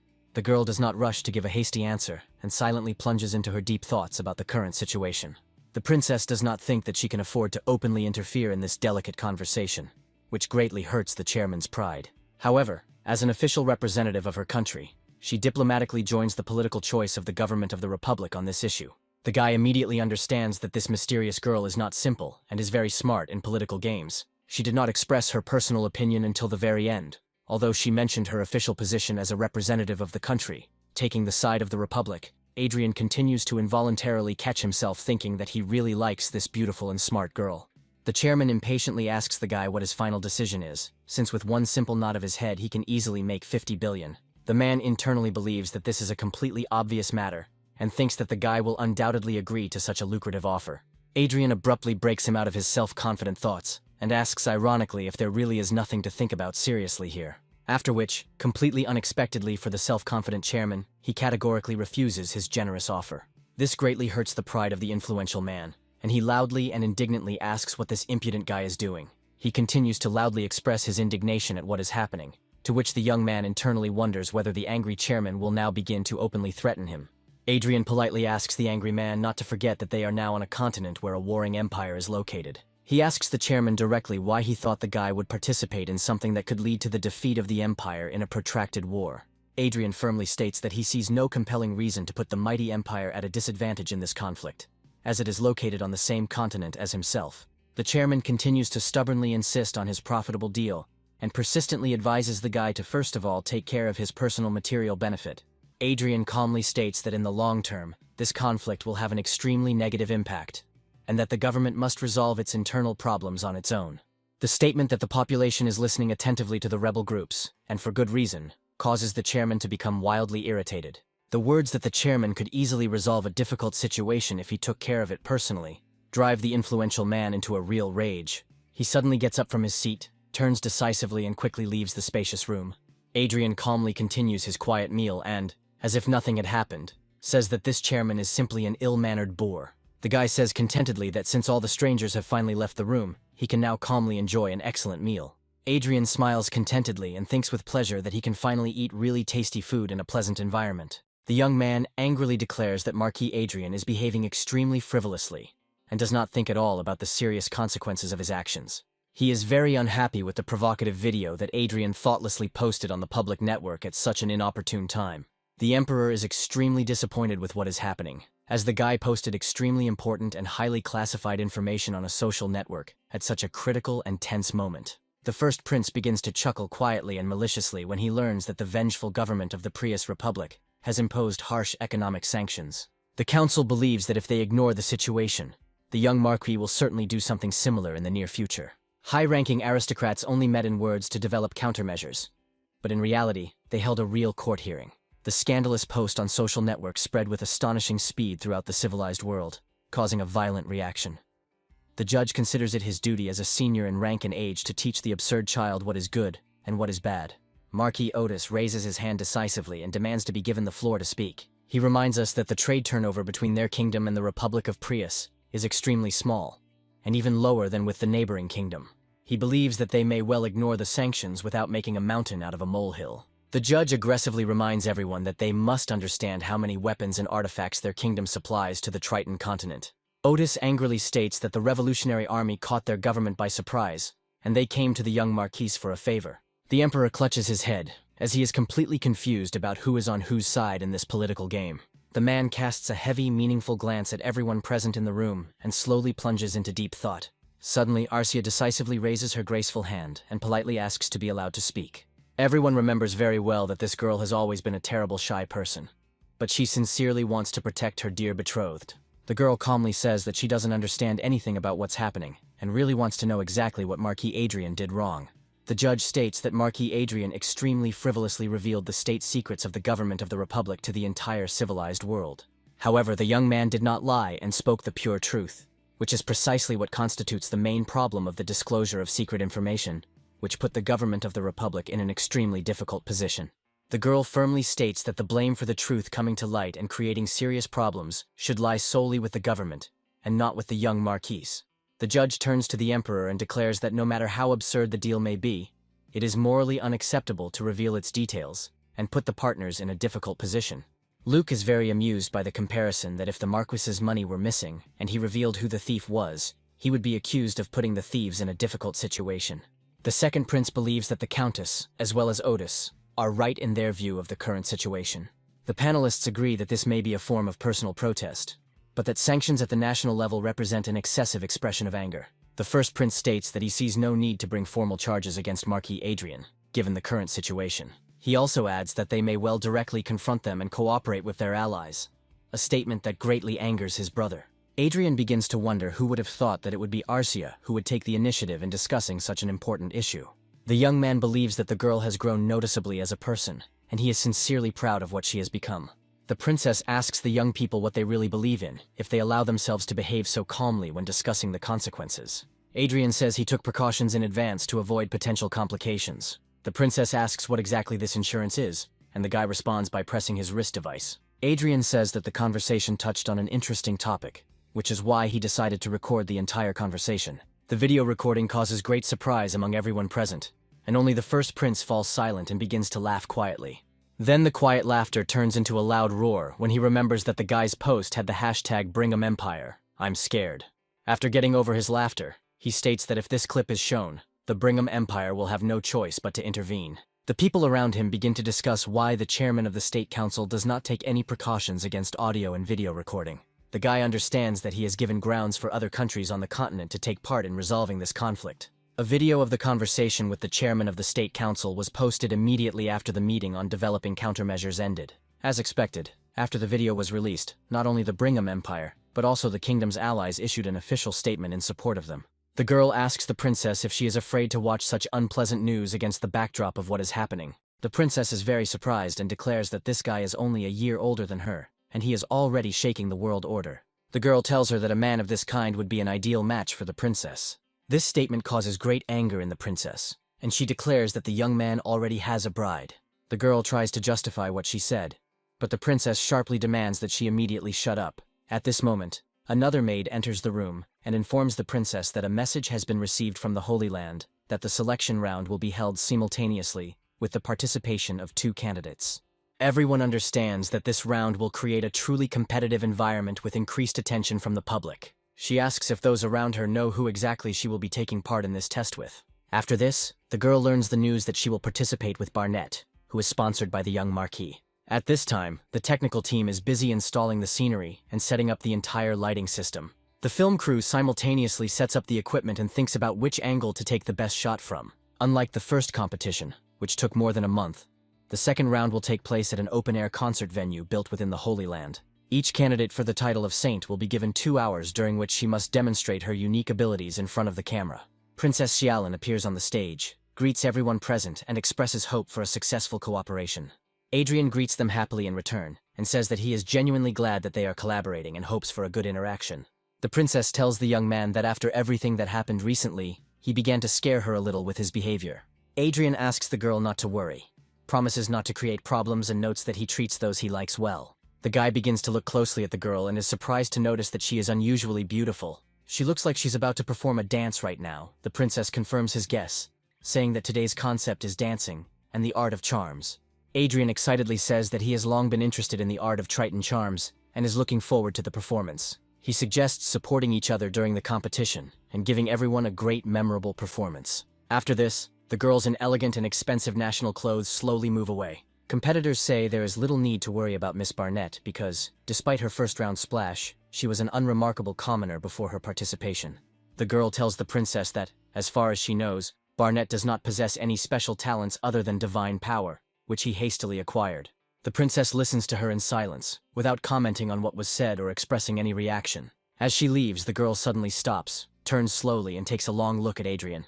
She is greatly surprised by the young man, from whom comes an inexplicable and strange aura. At this time, the director loudly gives the command and announces that the competition will begin in 3 minutes. Another command is heard, which states that candidates and assistants must get ready immediately. The princess slowly walks onto the stage and quietly tells herself that she must become a saint, no matter what. She approaches the heavy curtain and thinks that at least now she must become a support for her country. The command to begin is given, after which the musicians begin to play national string instruments. Magnificent music is heard, and the princess begins to perform an expressive dance, moving with grace. With her graceful hand movements, she performs a dance that is remarkably similar to traditional Korean dance, as if immersing the audience in another dimension. She continues to dance, confidently twirling around the stage with a magnificent and piercing gaze, exuding deep inner strength. Without stopping for a second, she performs her dance to the admiring glances of those around her, captivating everyone present. The girl's palm suddenly flashes with a bright light, and a huge white tiger appears above her, shining in the air. The princess continues to spin around the stage and performs the dance with amazing ease, demonstrating complete control of her body and an impeccable sense of rhythm. Adrien watches the proceedings in fascination and believes that this is truly an outstanding display of the art of enchantment. The technique's level corresponds to a maximum of the 4th circle, but its sophistication can rival that of any archmage. The guy is confident that if everything continues in the same vein, Princess Jalen will take one of the highest places in the 2nd round of selection. Adrien believes that the competition is becoming increasingly tough, and every participant is obliged to give their best. He believes that they, too, have no right to lose in this competition. Barnett greets visitors with joy in his small shop, smiling sincerely at everyone who enters. The people around don't understand what's going on. There's some store in front of them, some salesgirl, and it all seems completely meaningless. One of the customers says he would like to pay, which causes Barnett to laugh heartily and happily. People watching the filming cannot understand whether there is something serious in what is happening, or whether this is just a scene for the sake of a joke. The young man asks why the people around him don't buy something, since the chance of being a customer in a store where a candidate for sainthood works is 1 in a million. Barnett greets customers as they enter the store and cheerfully advertises the various products, telling them about each one. The film crew continuously records what is happening, believing that the girl is really showing herself to be a real hard worker. Assistants believe that this is the point, to show how close to the people the candidate is, despite her exalted sacred status. It may not look as extravagant as spiritual practices or the art of magic, but it still warms the hearts of viewers when they watch it. The emphasis is on presenting the girl as someone familiar, as if she is no different from any ordinary person in the crowd. Rather than inventing fictitious talents or overly embellished performances, the main goal was to highlight the unique and truly living qualities of the girl herself, with humor and light irony. In fact, the initiative did not belong to Adrien, but was thought up by his attentive assistant, who sought to show the candidate in a more down-to-earth and relatable image. The princess thinks there is nothing special about the scene, just a girl behind the counter, and doubts whether the audience will watch it for 2 hours. She believes that the rivals managed to achieve the effect only by emphasizing the candidate's everyday life, and is confident that viewers tired of the monotony will eventually return to her. Adrien smiles mysteriously and contentedly, because any quality performance should include not only a beginning, but also a development with a culmination that can surprise. He snaps his fingers, and at that very moment, a brightly shining magical sign appears in the air in front of him, accompanied by a powerful and blinding explosion that amazes both the film crew and the audience. Many seriously begin to think that a real explosion has occurred, but soon a girl in the guise of a devil appears in the shop. A voice is heard from behind the camera. The cameraman says with surprise that he expected to film a documentary, not a variety show. Arcia, transformed into a devil, addresses the audience in a languid voice, asking if they would like something sweet. Everyone around looks with surprise and admiration at the girl, who appears in a completely different image, and now looks completely unrecognizable. There are enthusiastic exclamations from the members of the film crew. No one expected that Ms. Arcia was capable of such a bright and frank transformation. The girl lowers her gaze slightly and begins to giggle quietly, enjoying the effect produced and the attention of the audience. She then says in a practiced voice that she is an insatiable demoness and an aura specialist. The girl demands 3 portions of food at once and adds several snacks to them, after which she begins to read aloud a prayer in the name of the devil.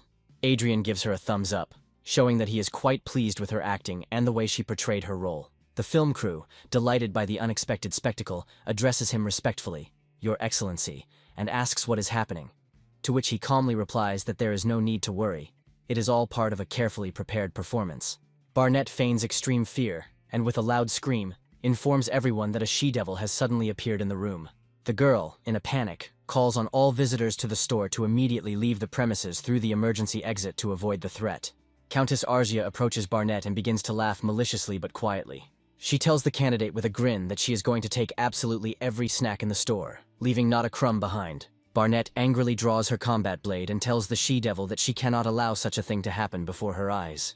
Arzia immediately orders her to shut up immediately, demands that she give her the snacks without further ado, and suddenly rushes into the attack. The crew members watch in fascination as the two girls engage in a tense and dramatic confrontation.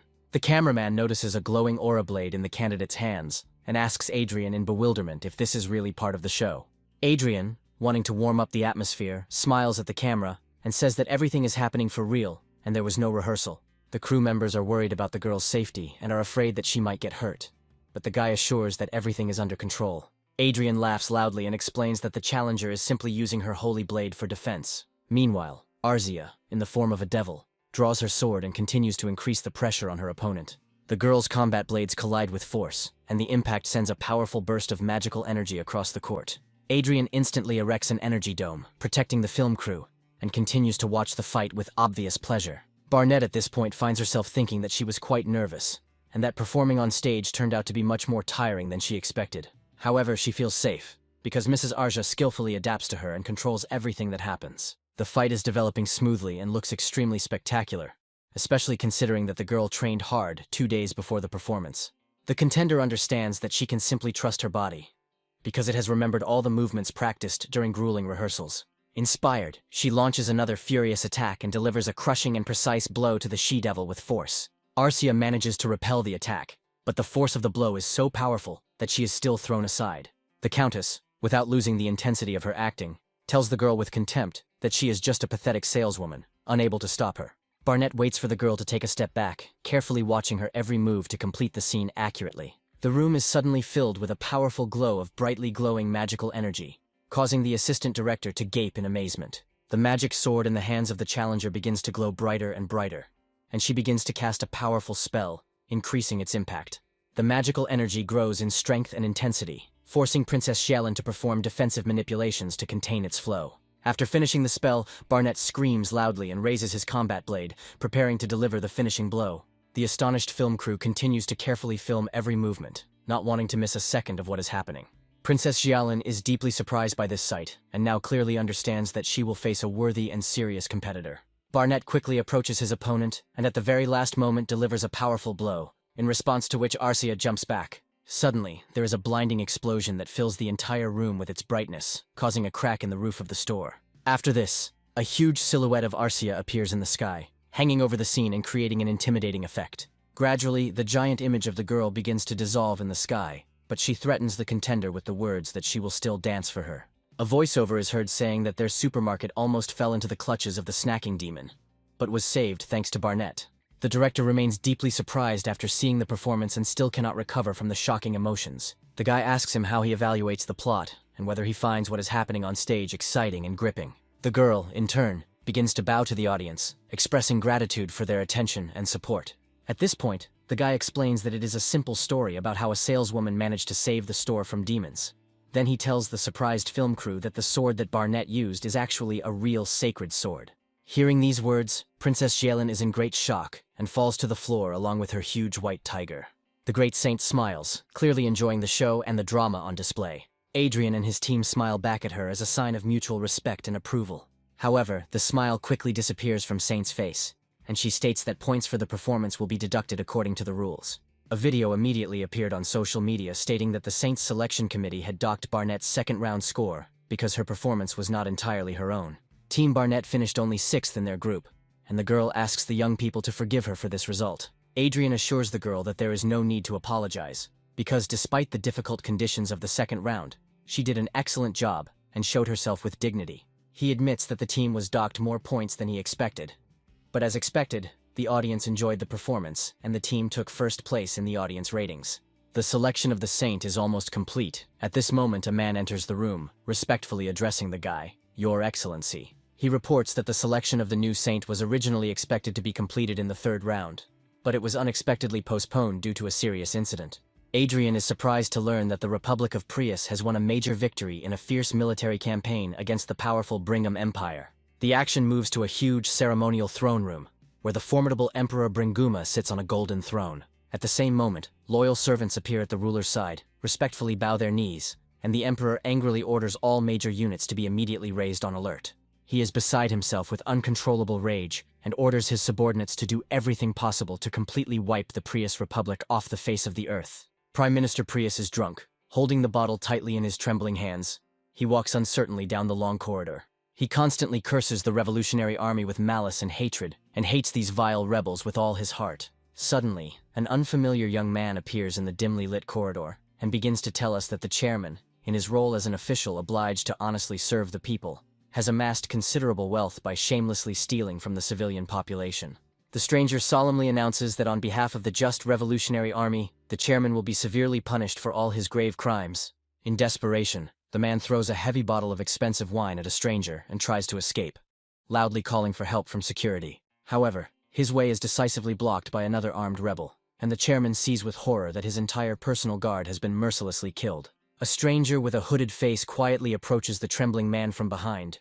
He politely apologizes and calmly says that he is forced to kill him.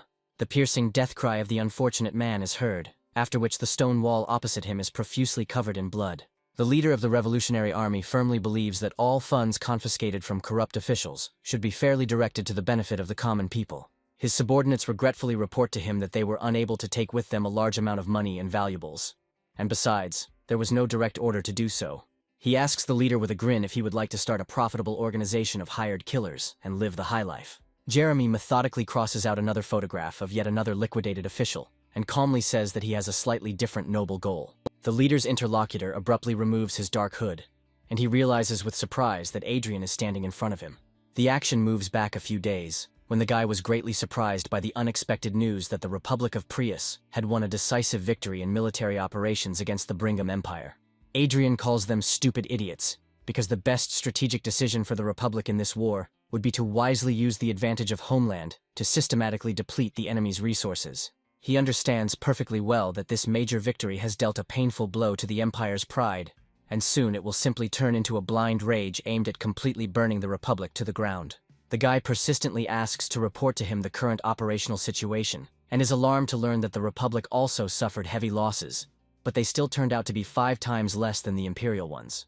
The man continues to explain in detail that the Republic's military leadership very successfully optimized its own losses in this battle.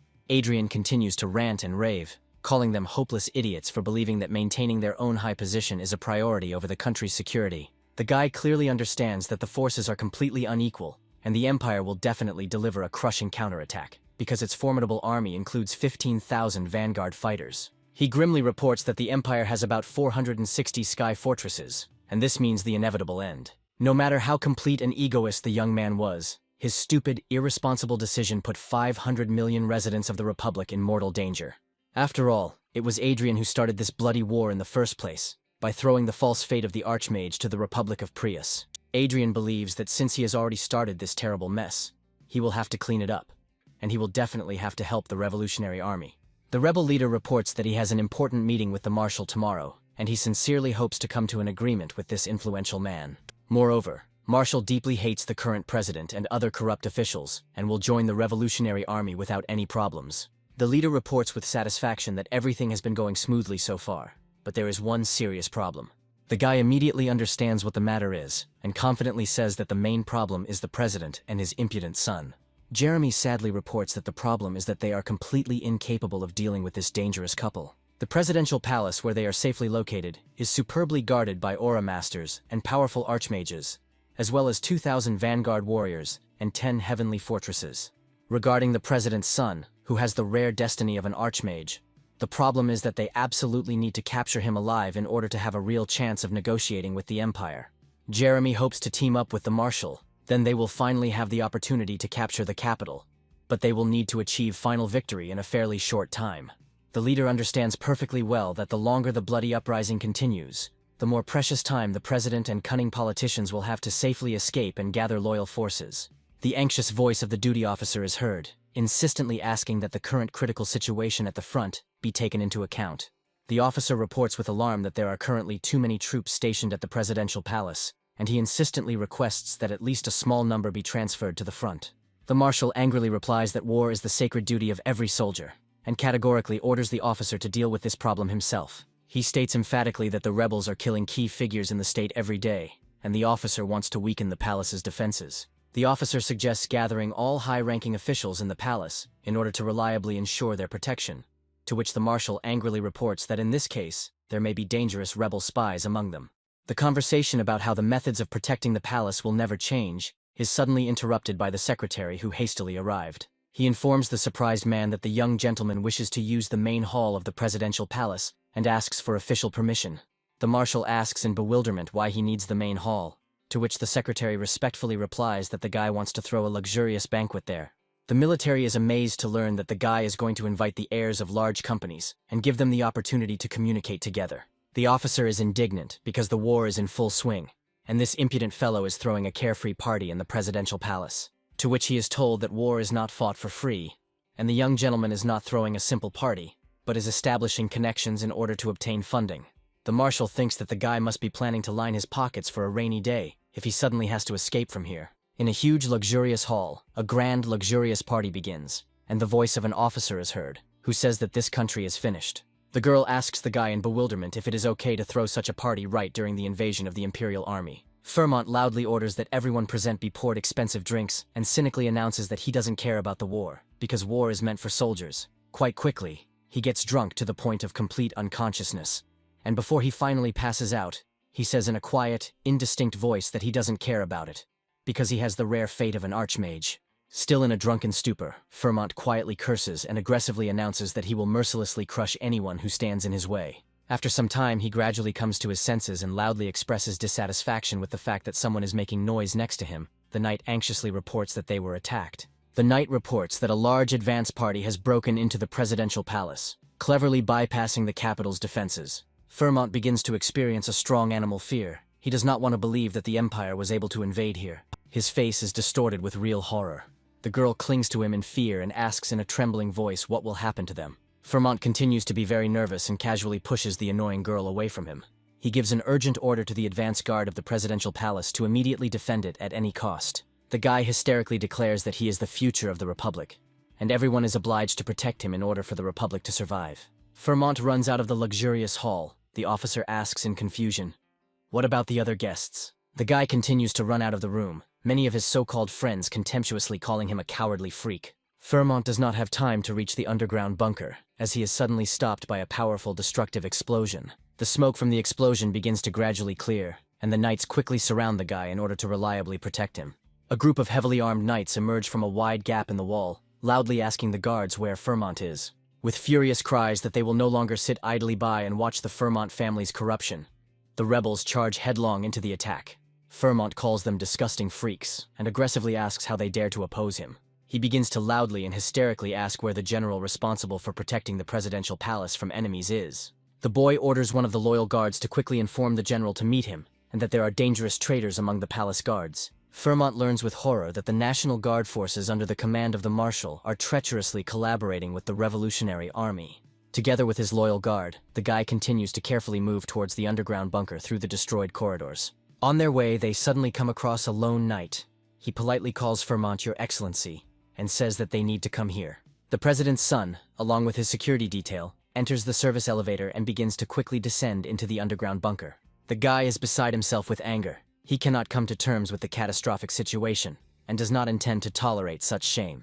The guards continue to silently watch Fermont's hysteria, as he loudly swears and punches the walls of the elevator. Fermont calls the rebels all sorts of names and furiously promises that they will definitely not get off with a quick death.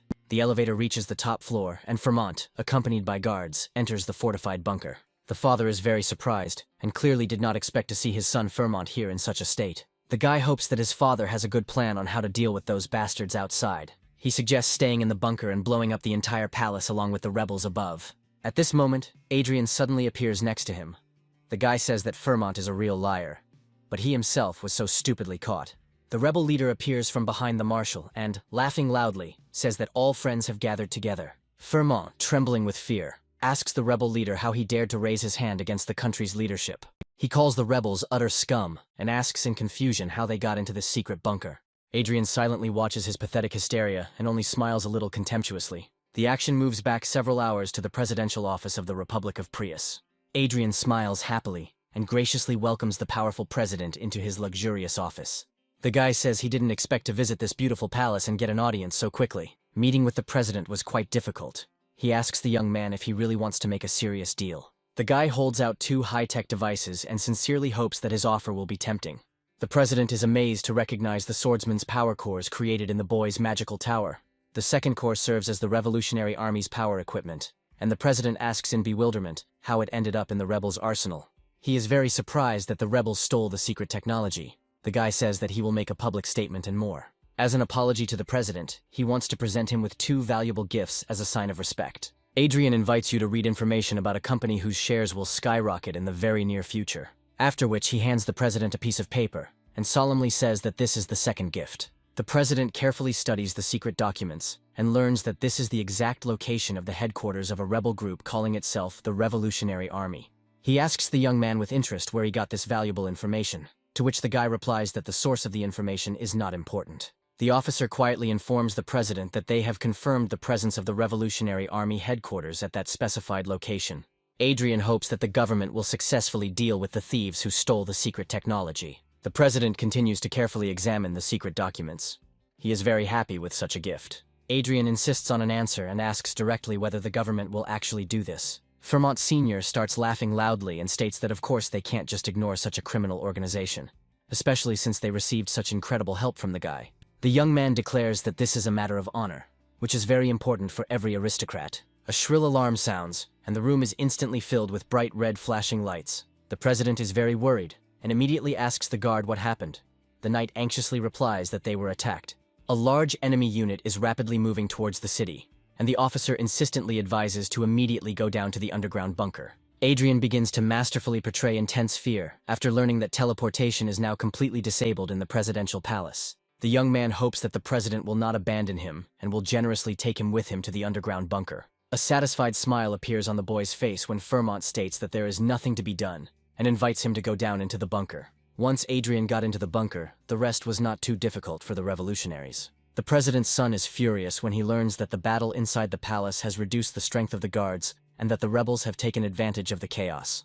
The rebel leader asks him not to despair, because he is an extremely important figure for subsequent negotiations. Upon hearing that he will be given as a gift to the Brigham Empire to end the war, Firmont desperately tries to escape. Jeremy watches with laughter as they desperately and completely futilely attempt to escape. The president's son loudly calls for security and hysterically announces that he is the owner of the rare fate of an archmage. Jeremy slowly approaches the president's son and raises his hand threateningly to strike. He tells the man, who is trembling with fear, that he is too proud of being the president's son. Jeremy asks Adrien what he thinks about becoming president of this republic. The young man is very surprised to hear this unexpected proposal from the rebel leader. Jeremy continues this theme and asks the guy if he would like to become a full-fledged citizen of the republic. Meanwhile, the knights on the rebel side are tightly twisting the arms of the president's son. Adrien tells the leader that it is a bad idea to involve foreigners like him in the interim government. Jeremy starts talking about how he was a member of the royal family. He worries that people will riot and everything will eventually return to authoritarianism. Adrien says it is stupid to think and lie to yourself that there will be no mass protests at all. After this, the guy declares that the appointment of a rebel marshal to the provisional government is more like another dictatorship. The young man says that the ideal solution would be to appoint a government from among the rebel commanders. The guy leaves, but the leader shouts loudly at him, forcing him to turn around. Jeremy, along with his loyal officers, gives the young man a solemn military salute. He states that they are now in great debt to the guy. Adrien smiles back and thinks it's a little annoying. The rebel commander replies that such respectful treatment is the minimum the young man deserves. Most of the Republic's population will rejoice, but the guy knows that when the government changes, things will not get better so easily, and the people who fought for the revolution will have excessively high expectations for the future. Adrien believes that there will be conflicts with supporters of President Firmont, who only see and hear what they want. Meanwhile, a large number of people gather around the presidential palace, shouting loud slogans in support of the Revolutionary Army. Several days after the revolution in the Republic of Prius, the action moves to the kingdom of Reinhard in the hunting grounds. Adrien slowly sips aromatic tea and carefully studies the information from the holographic screen that has appeared next to him. Having studied the latest data, he learns that the revolution is over, and all the oligarchs who supported the government are in prison. As the leader of the revolution, Jeremy ruled the country until the next presidential elections. The former president, a hotbed of corruption and deceit, was sentenced to death in a jury trial. His son was handed over to the Brigham Empire along with the Archmage's fate in exchange for ending the war. This news makes the guy very happy, because the war between the neighboring countries seems to have come to an end. The problems that had been troubling him lately have been resolved, and now he can focus on selecting the saint and leveling up in the game with peace of mind. The guy next to Adrien notices that the young man is a little bored. Adrien replies that because of the second prince, he had to get involved in a pointless confrontation, and he is not particularly interested in hunting. Meanwhile, rumors quickly spread that the fall of President Fairmont was facilitated by Marquis Adrien. Rumors continued to spread, and many people began to think that this was not just an attack, but that the guy had made an alliance with the Revolutionary Army and sent the president to the chopping block. Adrien constantly noticed how the courtiers gossiped behind his back. The young man asks Adrien to forgive him for his narrow-minded servants. The guy was used to this, because in the aristocratic world there is always this masquerade going on, where people smile in your face. But what is going on inside them is impossible to know. The young man tells Adrien that there are many people among the aristocrats who want to become his friends. The officer makes a remark. He is very irritated that after the attacks on the young Marquis, many have changed their minds and are trying to befriend him. This remark begins to greatly irritate the young aristocrat. The officer continues to make comments, to which the young aristocrat demands that he watch his words. The officer notices the girl standing next to the guy and politely asks why Countess Arcia doesn't show off her hunting skills. Many know the girl thanks to her triumphant victory over an aura expert on television, but many are interested in her skills, which they have never personally observed. Adrien immediately understands that the officer did not start this conversation himself, but was ordered to do so by the second prince.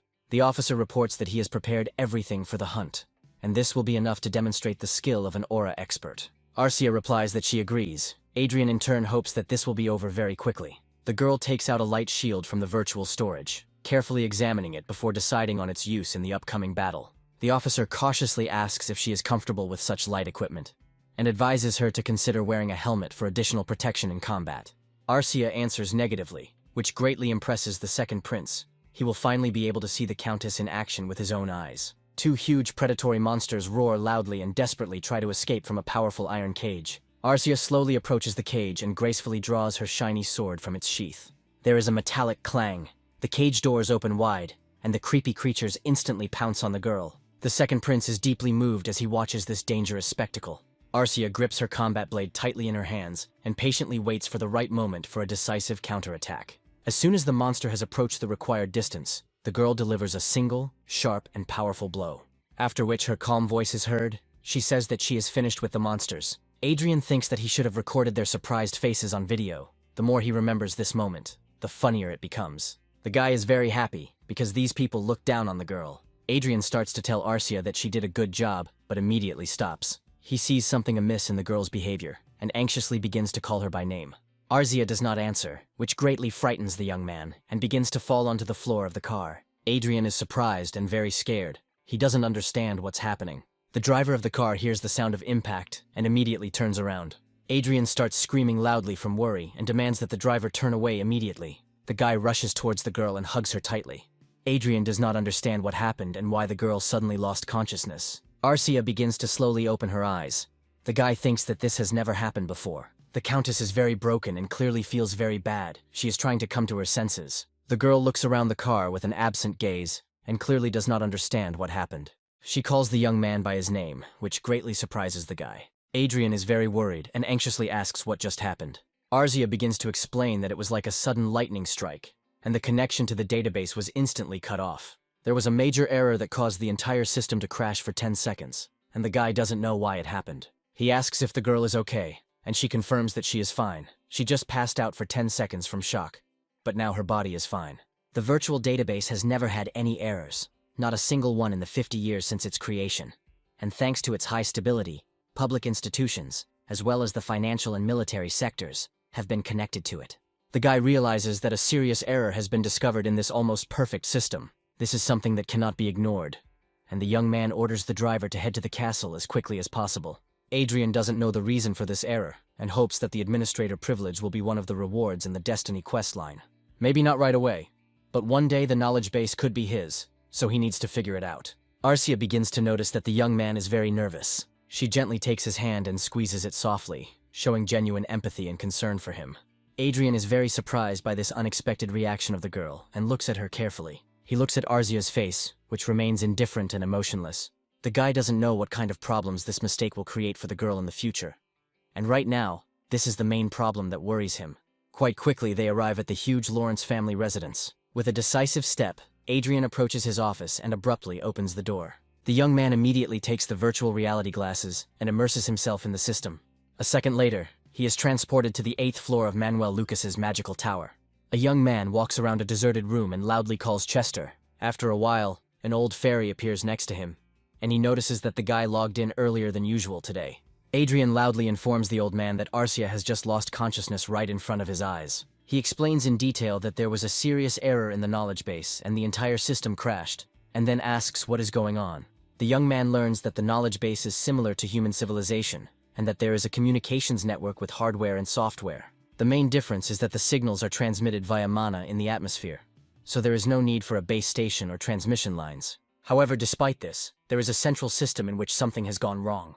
Adrien wonders what exactly could have caused this to happen, and what meaning lies behind this event. He looks closely at Chester, but the old man is silent and deep in thought. Chester, as the official steward of the Archmage's legacy, is now deciding whether to disclose information about this incident. Numerous screens appear in front of Adrien, showing a recording of recent events. Today, at approximately 16:30 local time, intruders entered the facility where the system control terminal was hidden. These were assassins in black robes and Vanguard fighters with power equipment. An automatic security system was activated to prevent intruders from reaching the main terminal. The guy learns that after this, the second block of the system began to work from a safer location. He worries and asks what would happen if the attackers captured the main terminal. The old man says that there is no need to worry about that. The guy sighs with relief. Even if all the system control terminals are captured by enemies, there will be no problems, since he is the owner of the Tower of Fate. Adrien asks where the attackers came from, to which the old man replies that he does not know this information. The old man lays out the circumstances, explaining that no terminals, artifacts, or voice recordings were found at the scene, while the enemies were using equipment of a completely unknown design. Chester adds an alarming detail to the facts presented, reporting that after death, the bodies of the killed azure creatures completely melted and evaporated under the influence of the acid introduced inside. The young man sighs heavily as the enemy is impossible to identify, and even his fighting style is unlike anything known. Adrien offers a sincere apology to Chester, realizing that he had pressed him too hard with questions, as if they were under interrogation. He is interested in reliable information about whether the second block is really safe. Chester says that the second block is reliably hidden and protected much better than the location that was attacked, and they have prepared defensive measures up to the 21st block. The guy believes that what happened was solely due to his own carelessness, and in the future he will strictly act in accordance with the established instructions. Although the young man does not know who exactly his enemies are, the motivation of his opponents seems completely obvious to him. They seek to gain complete control over the system.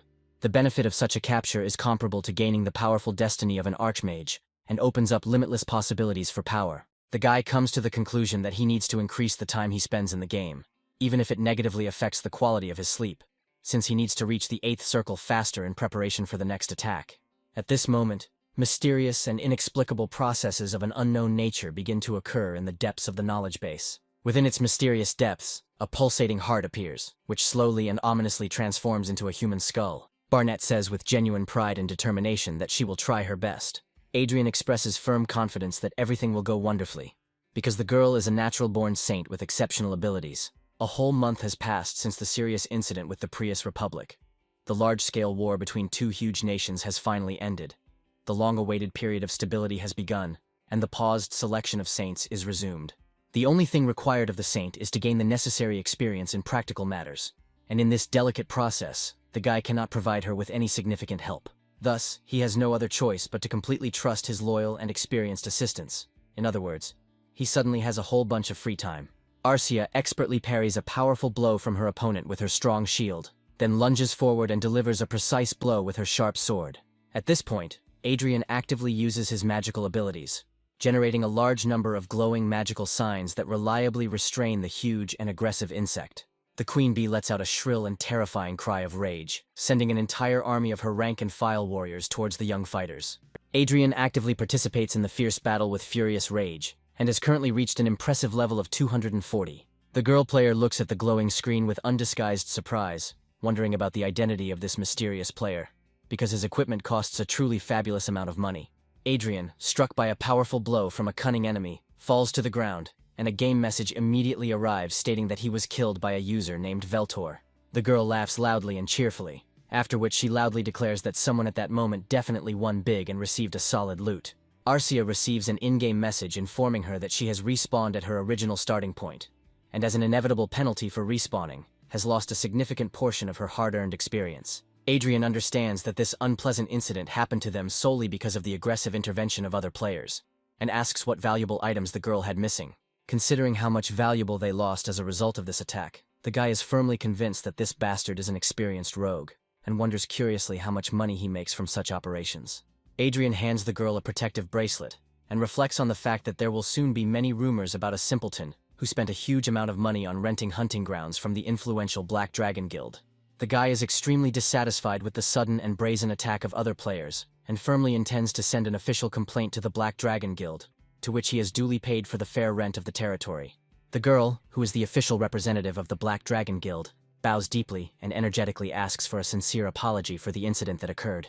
The guild representative asks to provide the game nickname of the offender, since in this case the guild will immediately receive an official order for his merciless murder. The guy reports that the attacker's name is Veltor, and in addition, he shamelessly sells equipment that he took from honest players. The guild significantly tightens security conditions and creates a powerful protective barrier around the rented hunting grounds.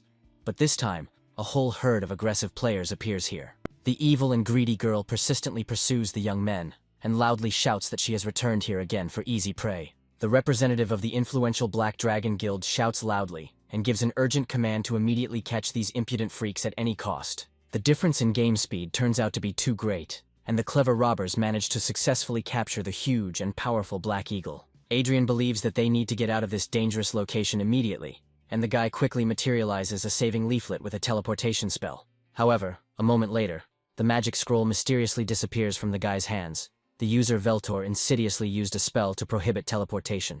Adrien is terribly outraged by what happened, and loudly curses at the entire game world. But he does not notice how a dangerous robber has silently crept up on him from behind. The guy continues to be surprised by the sudden ban on teleportation.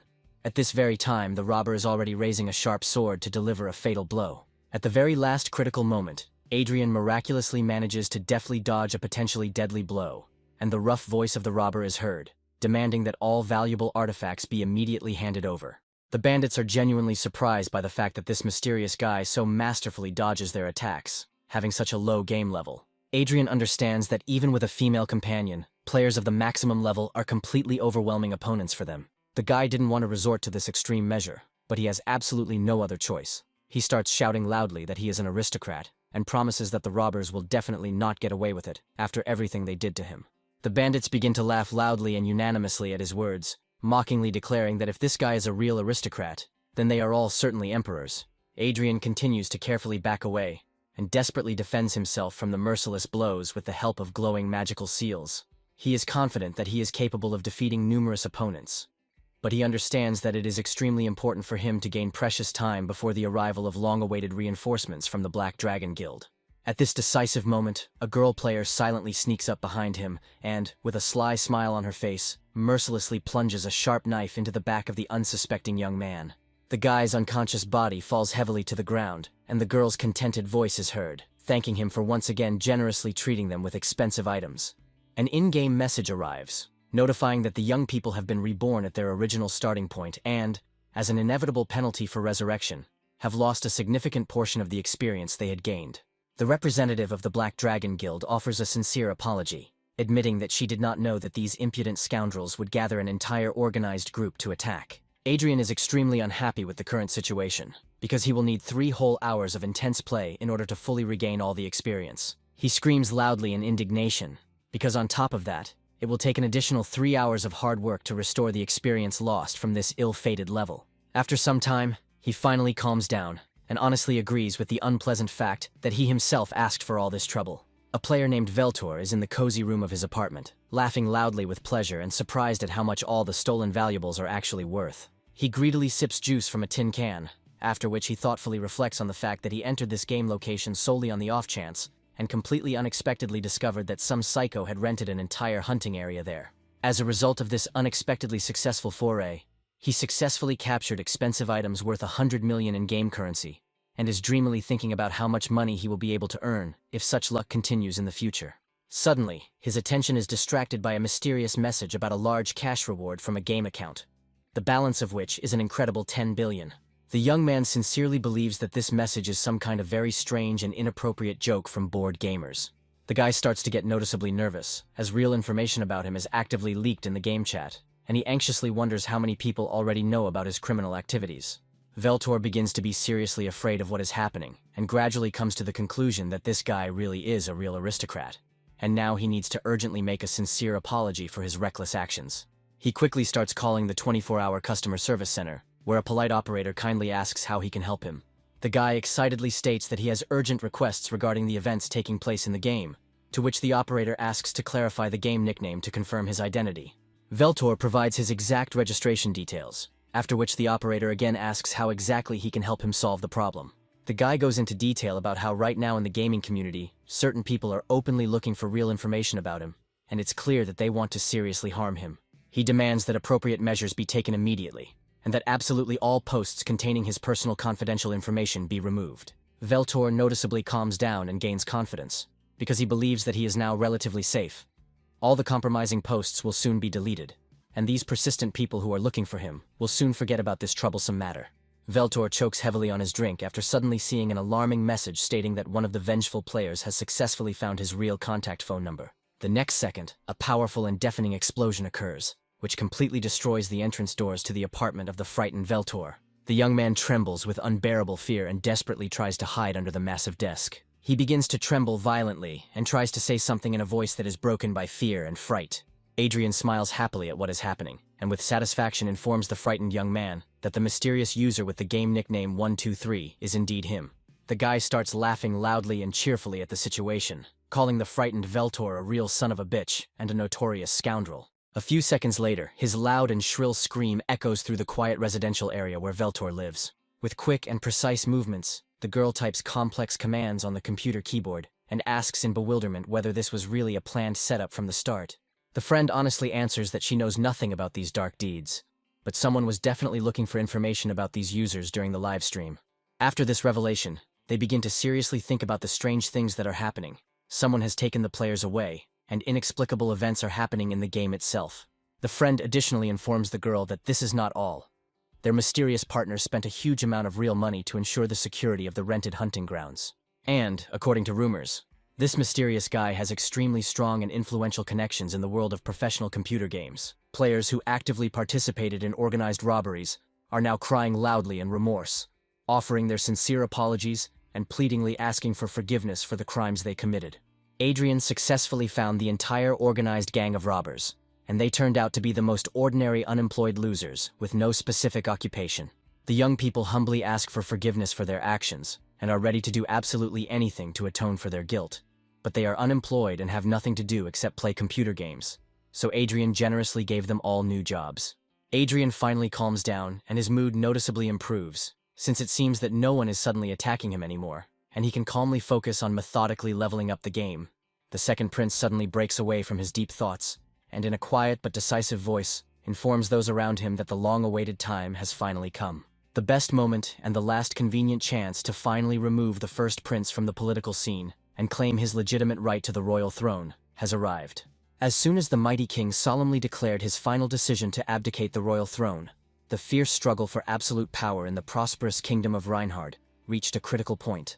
If the reigning king formally renounces supreme power over the state, the current first prince will automatically receive the crown and become the new monarch. Prince Luke will remain the second in line to the throne, and he must act decisively immediately before it is too late to change the balance of power. Adrien reflects on the unfortunate fact that the political situation always becomes critically aggravated precisely when he most needs to focus on leveling up his game. He turns his attention to the two young archmages sitting quietly next to him at the table, who are high-ranking and influential mages of the Sixth Circle. The magic glasses clearly indicate the remarkable fact that the noble marquis sitting next to him has a neutral political attitude towards what is happening and may well become a valuable ally. Adrien begins to think seriously about the unpleasant fact that these two talented young magicians may very soon unexpectedly turn out to be dangerous traitors. The guy starts to smile slightly, as it seems like he suddenly realized something really important. On the political surface, the current balance of power between the first and second princes is roughly 6-4 in favor of the eldest heir. The young man is extremely interested to know what exactly the cunning first prince has planned, losing to his rival by 20% in public support. Adrien realizes that this guy is a truly insidious person. It turns out that he has drawn not only him personally, but also the entire powerful Proton faction into his dangerous political intrigues. The second prince firmly declares that he cannot afford to prolong the destructive war indefinitely. He firmly states that if the civil conflict drags on for too long, the kingdom will become significantly weakened, and the neighboring empire may launch a large-scale invasion at any convenient moment. Luke offers a detailed plan of action. He will personally penetrate the royal castle. 2 detachments will participate in the operation. 1 will capture his father and the first prince, and the second will carry out the necessary measures to neutralize the main enemy forces. He makes the final decision that the experienced Marquis will take over the post of Commander-in-Chief during the operation, and Adrien will become the Deputy Commander-in-Chief, receiving this appointment by personal decision of the prince. Many of the officers present don't show it, but they are clearly unhappy with this unexpected personnel decision. Adrien believes that the first prince has found the ideal person for his purposes among the second prince's close associates. His favorite is the Marquis of Troton. He is extremely arrogant in character and greedy for political power. So, fearing for his impeccable reputation in the faction, he aggressively advocated for the boy's harsh punishment at the last official meeting. He then tried to actively recruit Adrien into his personal faction during a joint hunt. Moreover, he does not get along with many influential marquises and the second prince's right hand. Although Adrien had only received his noble title 6 months ago, he was promoted to the command staff of the operation. But on the contrary, he was not assigned any significant role in this important operation. Adrien reflects on the suspicious circumstance that the second prince seems to be deliberately inciting him to political betrayal. Luke confidently states that they will begin the decisive operation in 2 days at exactly midnight. Adrien is about to leave the room, but someone stops him with a loud and commanding voice. The second prince politely apologizes and says that he would like to have a serious talk about Countess Arcia. Luke states that the Countess is a true master of aura, and for the sabotage squad there is no talent more valuable than this gifted girl. This unexpected statement puts the young man in an extremely awkward position, and he thinks that he would be very happy to punch the second prince in the insolent face. The guy is forced to agree to the proposed conditions, to which the second prince sincerely thanks him for his willingness to cooperate. He further reports that the young people will make a truly significant contribution to the overall success of their secret operation. Luke solemnly promises to generously reward the young men personally for their hard work when they successfully complete the assigned operation. Adrien says that they will do everything possible to complete the task, after which he decisively leaves the second prince's chambers. He insistently asks the girl not to hold back and to give the second prince a good punch in the insolent face if he tries to harm her. Arzia's confident voice is heard. The girl cheerfully says that she will do it with great pleasure at the first opportunity. Adrien, together with his faithful female companion, returns to the family estate after a long absence. The loyal adjutant respectfully informs the boy that their guests have been waiting for them for a long time. Adrien notices his beloved mother, who smiles happily and greets him warmly after a long separation. She delightedly tells the girl that this castle amazes with its large size and impressive scale. Adrien notes that this is the first time his parents have visited him in this new place of residence. The father asks ironically if there is anything more unpleasant than annoying parents arriving at their son's house and poking their noses into all his affairs. Although people say that they enjoy the laurels of their successful son, parents have to actively protect their territory and categorically refuse aristocrats from the central regions, so that unpleasant consequences do not fall on their beloved child.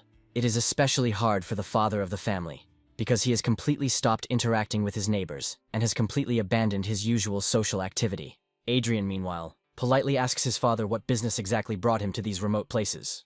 A young man is always genuinely happy about such family visits, but there must still be a good reason why his parents suddenly visited their estate. Father seriously states that he has heard reliable information that a bloody civil war will soon break out in the kingdom. This news comes as a surprise, since the man had long since cut off all ties with the outside world, and it is very strange that he learned of these events so quickly. Lawrence begins to detail that His Majesty plans to officially abdicate the throne, and Luke is not going to sit idly by. The guy replies that His Majesty Luke has decided to make him Deputy Commander-in-Chief, so his position will be much higher than most of the court aristocrats. After this, the father learns with alarm that Arzia has been assigned to the vanguard. The father begins to seriously warn his son against rash actions. He asks that if His Majesty's personal guard enters the battlefield, under no circumstances interfere in their confrontation. He falls silent thoughtfully for a while, after which he once again insistently asks that the young man under no circumstances go against them. Adrien listens silently to his father's wishes and becomes deeply immersed in anxious thoughts. Lawrence talks about the important fact that His Majesty is much more terrible and powerful than everyone is accustomed to believe, and in no way can he be considered only a nominal head of state. Adrien is surprised by his father's unexpected statement, and wonders how it might affect the political movement as a whole.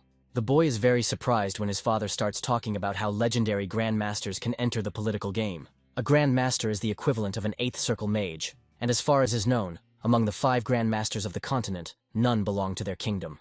Father says that he recently discovered an old diary of his grandfather, which said that their family probably served the king in the secret department for palace affairs. And one sad day, due to the sudden death of their grandfather, access to the palace for their ancient family was cut off forever. The father had absolutely no choice but to enter into a risky marriage in order to prevent a catastrophic decline in the status of the family. Adrien begins to understand that this tragic event happened because his grandfather accidentally learned about the secrets of the royal family. He believes that his father's serious words should not be taken lightly or without due attention. Lawrence urges his son to exercise extreme caution, understanding the danger of the current times. He emphasizes that now, in these troubled times, the most important thing is to take care of your own life. After this, the young man happily learns that his mother is pregnant, and he will soon have a younger brother. At this moment, Arzia sits quietly nearby and tactfully does not interfere in the family conversation. Michael is unable to contain his stormy emotions, and continues to laugh loudly with pleasure for a long time. He learns that the boy will soon have a younger relative, and asks to accept his sincere congratulations. After which the first prince directly asks the guy what his younger brother's weak points are. He learns from Adrien that Luke's main weakness is his lack of information control. The first prince declares that they will deliberately create a breach and allow the invasion to happen, as if luring a gullible mouse into a clever mousetrap. Michael carefully spears a shrimp onto his fork, and announces that he will deliver the finishing blow after his brother begins to revel in his false victory. He laughs joyfully and says that his insidious plan consists of a siege, betrayal, and complete destruction of the enemy. In order to maintain the traditional legitimacy of power, the second prince will not be able to afford to let go of the royal palace and the throne that he will get into his hands. In other words, the second prince will bring his entire faction into the castle and lock himself in there for defense. And this is the worst possible option in this situation for the second prince and his supporters. Adrien says that the second prince will be pleased, although he understands perfectly well his complete ignorance of current events. After a while, he seriously states that, unfortunately, there is one significant problem with this plan. Adrien states that he and his female companion, like other traitors, will inevitably be exposed to mortal danger. The prince calmly informs that the process is inevitable. As soon as the alliance begins to fall apart at the seams, he will show several secret passages from the castle. Adrien reports that the first prince's plan is perfect, but wants to suggest something else to improve it. He begins to talk about how he played a significant role in the recent crisis in the Republic of Prius, and made a significant contribution to the revolution, as a result of which he was given certain promises. The Revolutionary Army agrees to provide military support to their kingdom in the event of a civil war. The first prince fears that those around him will perceive what is happening as serious interference by a foreign power. Adrien replies that it won't be sky fortresses or vanguards. It will just be a few high-level aura masters. Michael was clearly interested in such an unexpected offer from a young ally. He wonders if all the incidents involving the Republic were just a coincidence, or if it was part of a deliberate plan.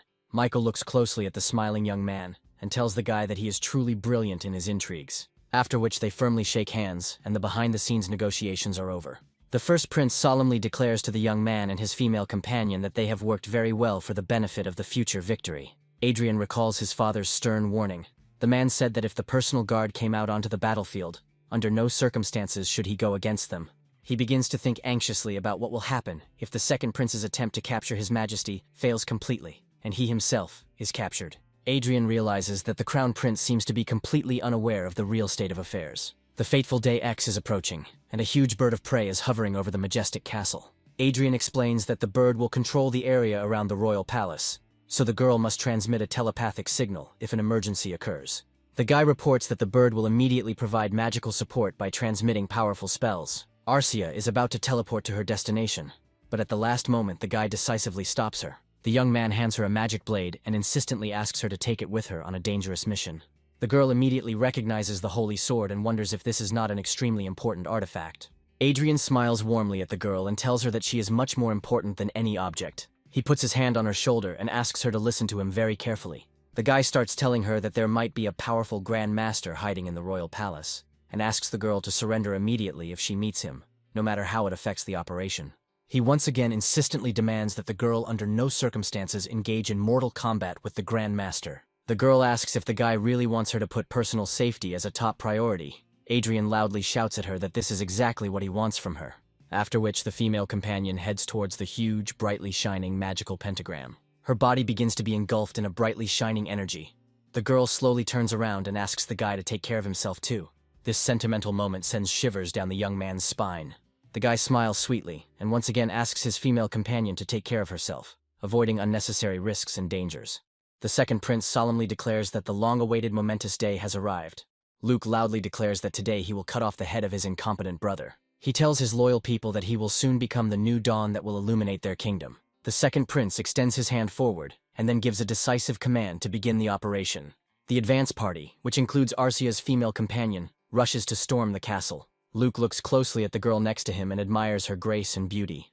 The squad moves very quickly along the long corridor and approaches the coveted door. Armed in heavy armor, the knights quickly deal with the few guards stationed in the corridors. They approach the doors and inform the second prince that the area has been cleared, after which the captain kicks down the heavy doors with a powerful kick. The rebel squad quickly runs inside the room and begins to look around warily.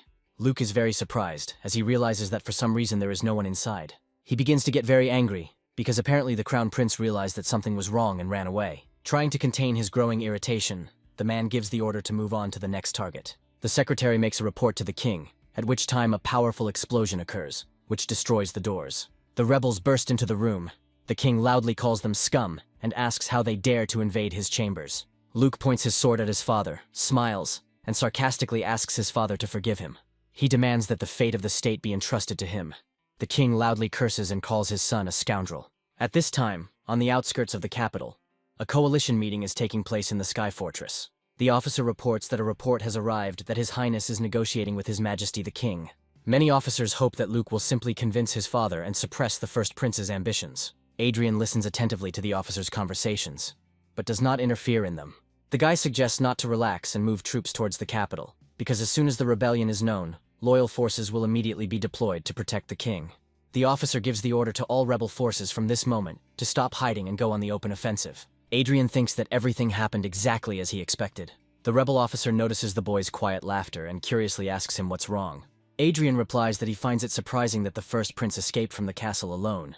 The guy says he never thought he would prioritize his own life over his father's. Adrien scans the officer and realizes that once the mutiny is over and he reaches his usefulness limit, he will be disposed of immediately. The officer smiles at the boy and asks him to trust him and prevent all attempts of the first prince to resist. The guy notices an old acquaintance, the Marquis, next to him, and says that it is high time for him to let go of his hostility. He wonders how long this man plans to maintain his feigned indifference, after which the young man tells the Baron that they need to be wary of his response for that incident with his sons. Adrien isn't sure about the rest of the rebels, but he'll destroy those bastards before they dare lay a finger on him.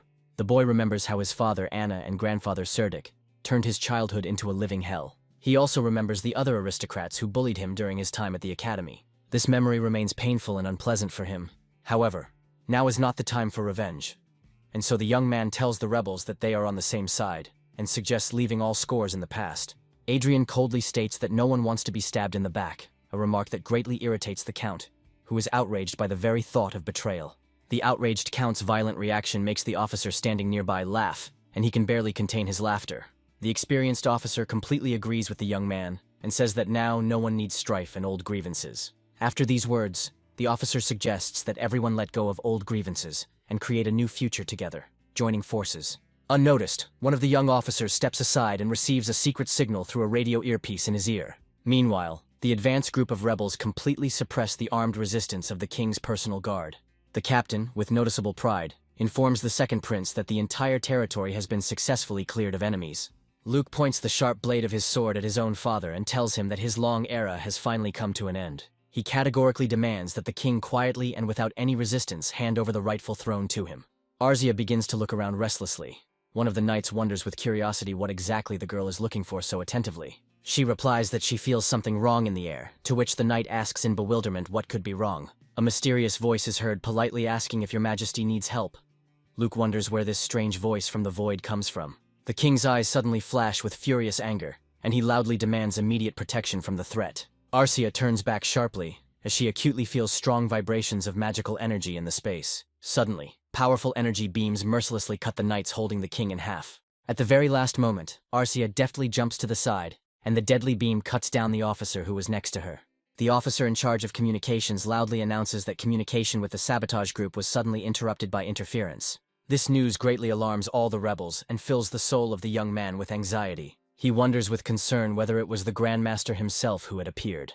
Luke looks at the hacked bodies of his loyal knights and wonders with genuine surprise what exactly is going on here. 4 members of the elite Special Forces unit were mercilessly destroyed in one short instant. In the ensuing complete silence, measured steps can be clearly heard, and a mysterious man slowly approaches the group of rebels. The alarmed rebels ask him who he is, to which the stranger calmly replies that he is a faithful knight of His Majesty. Luke angrily asks his opponent what he is talking about, since the prince has never heard of such a knight. The Grandmaster coldly asks the overconfident prince if he thinks the great king can be removed just like that. The prince bitterly realizes that his father turned out to be a truly terrible man, hiding a trump card up his sleeve that even his own son did not know about. Luke points his battle sword threateningly at the Grandmaster and commandingly orders his subordinates to kill the dangerous enemy immediately.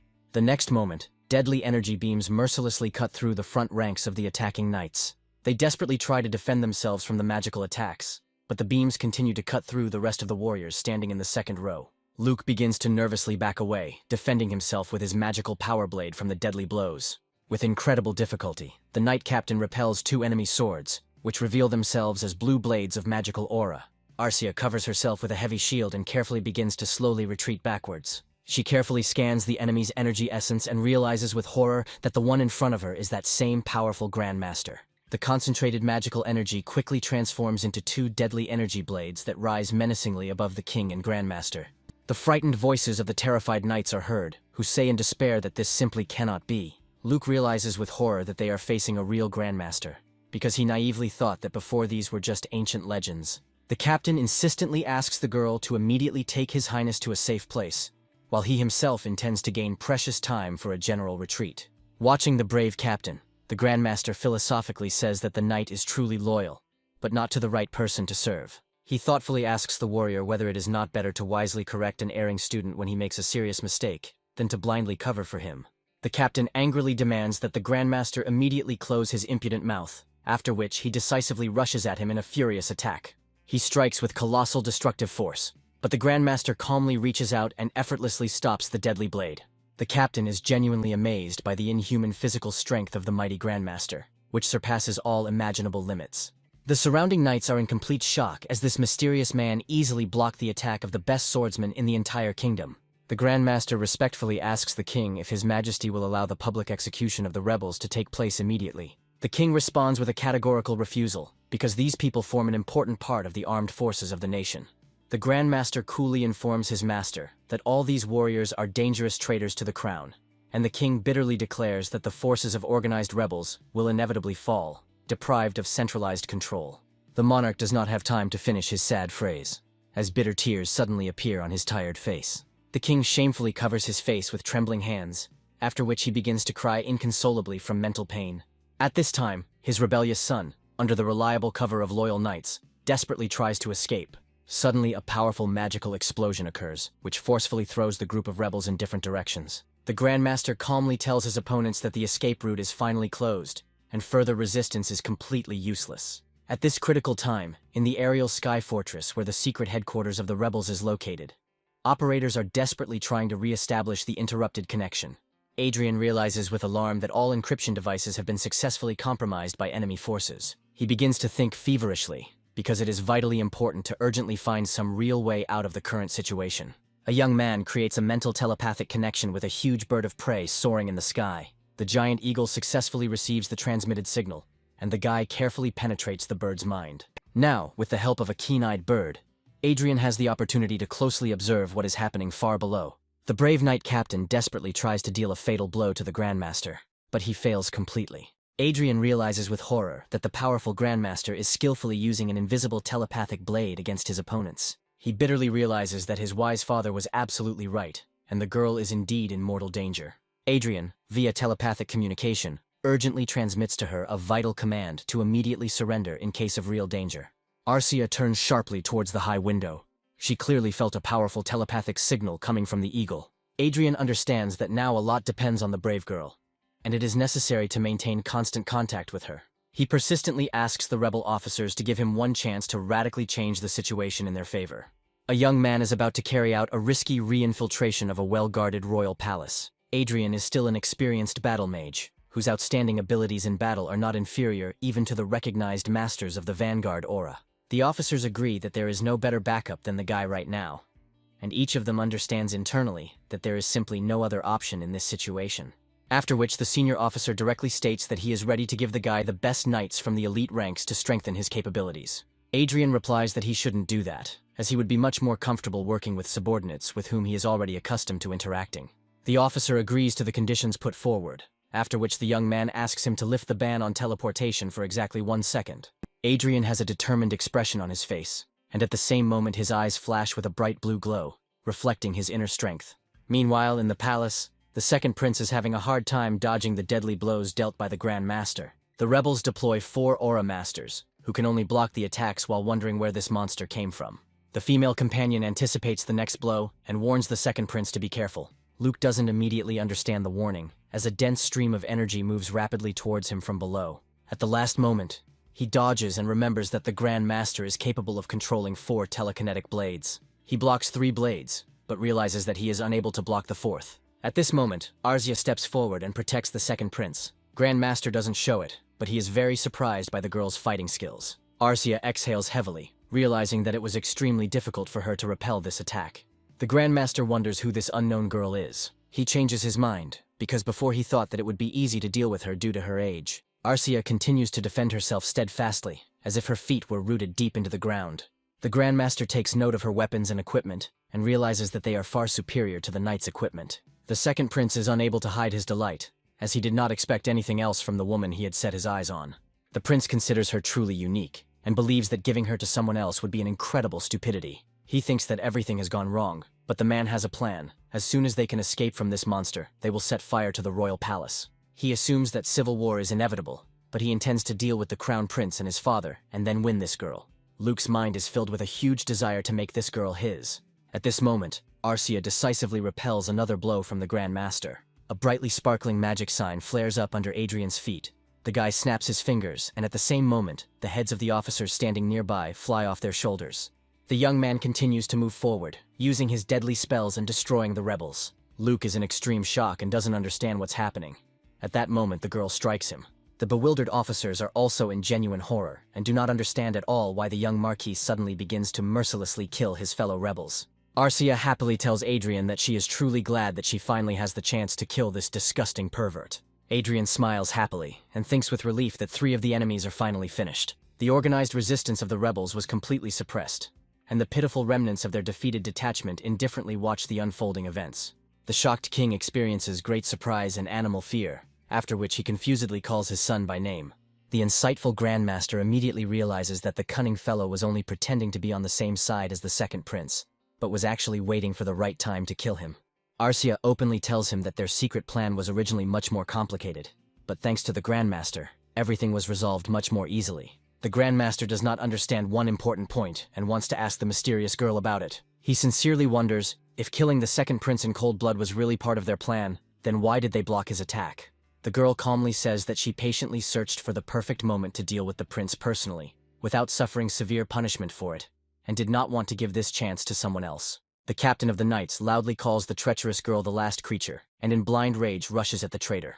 A huge black bird of prey instantly appears above the enraged warrior. The knight captain deftly dodges the deadly blow of the bird's paws, and continues to stubbornly move towards the hated girl. He furiously cuts through the defensive energy chains with his sword, and resolutely steps into the line of attack. The Grandmaster immediately activates his deadly magic blades.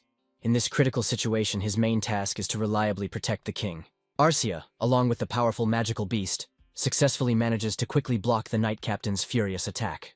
The huge bird slowly approaches the frightened king, and Adrien respectfully informs his majesty that he will speak through the mystical beast.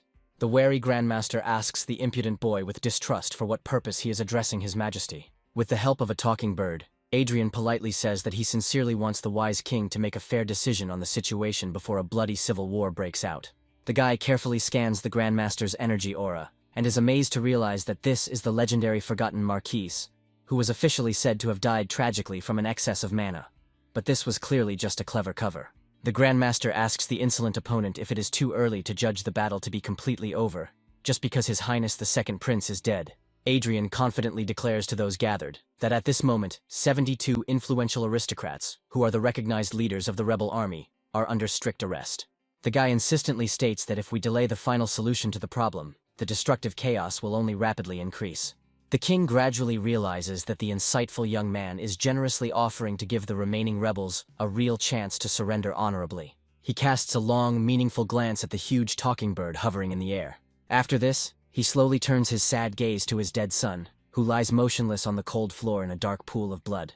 The shocked monarch begins to tremble all over, and bitter paternal tears begin to slowly flow down his tired face. After a long pause, the broken king declares that he fully agrees with the young man's reasonable terms. Organized units of healers and experienced peacekeepers quickly appear on the field of the recent battle. Medics immediately provide skilled first aid to those seriously injured in battle, while loyal knights methodically arrest surrendering rebels. Adrien, together with his faithful female companion, respectfully kneel before the first prince and sincerely congratulate His Highness on his brilliant victory.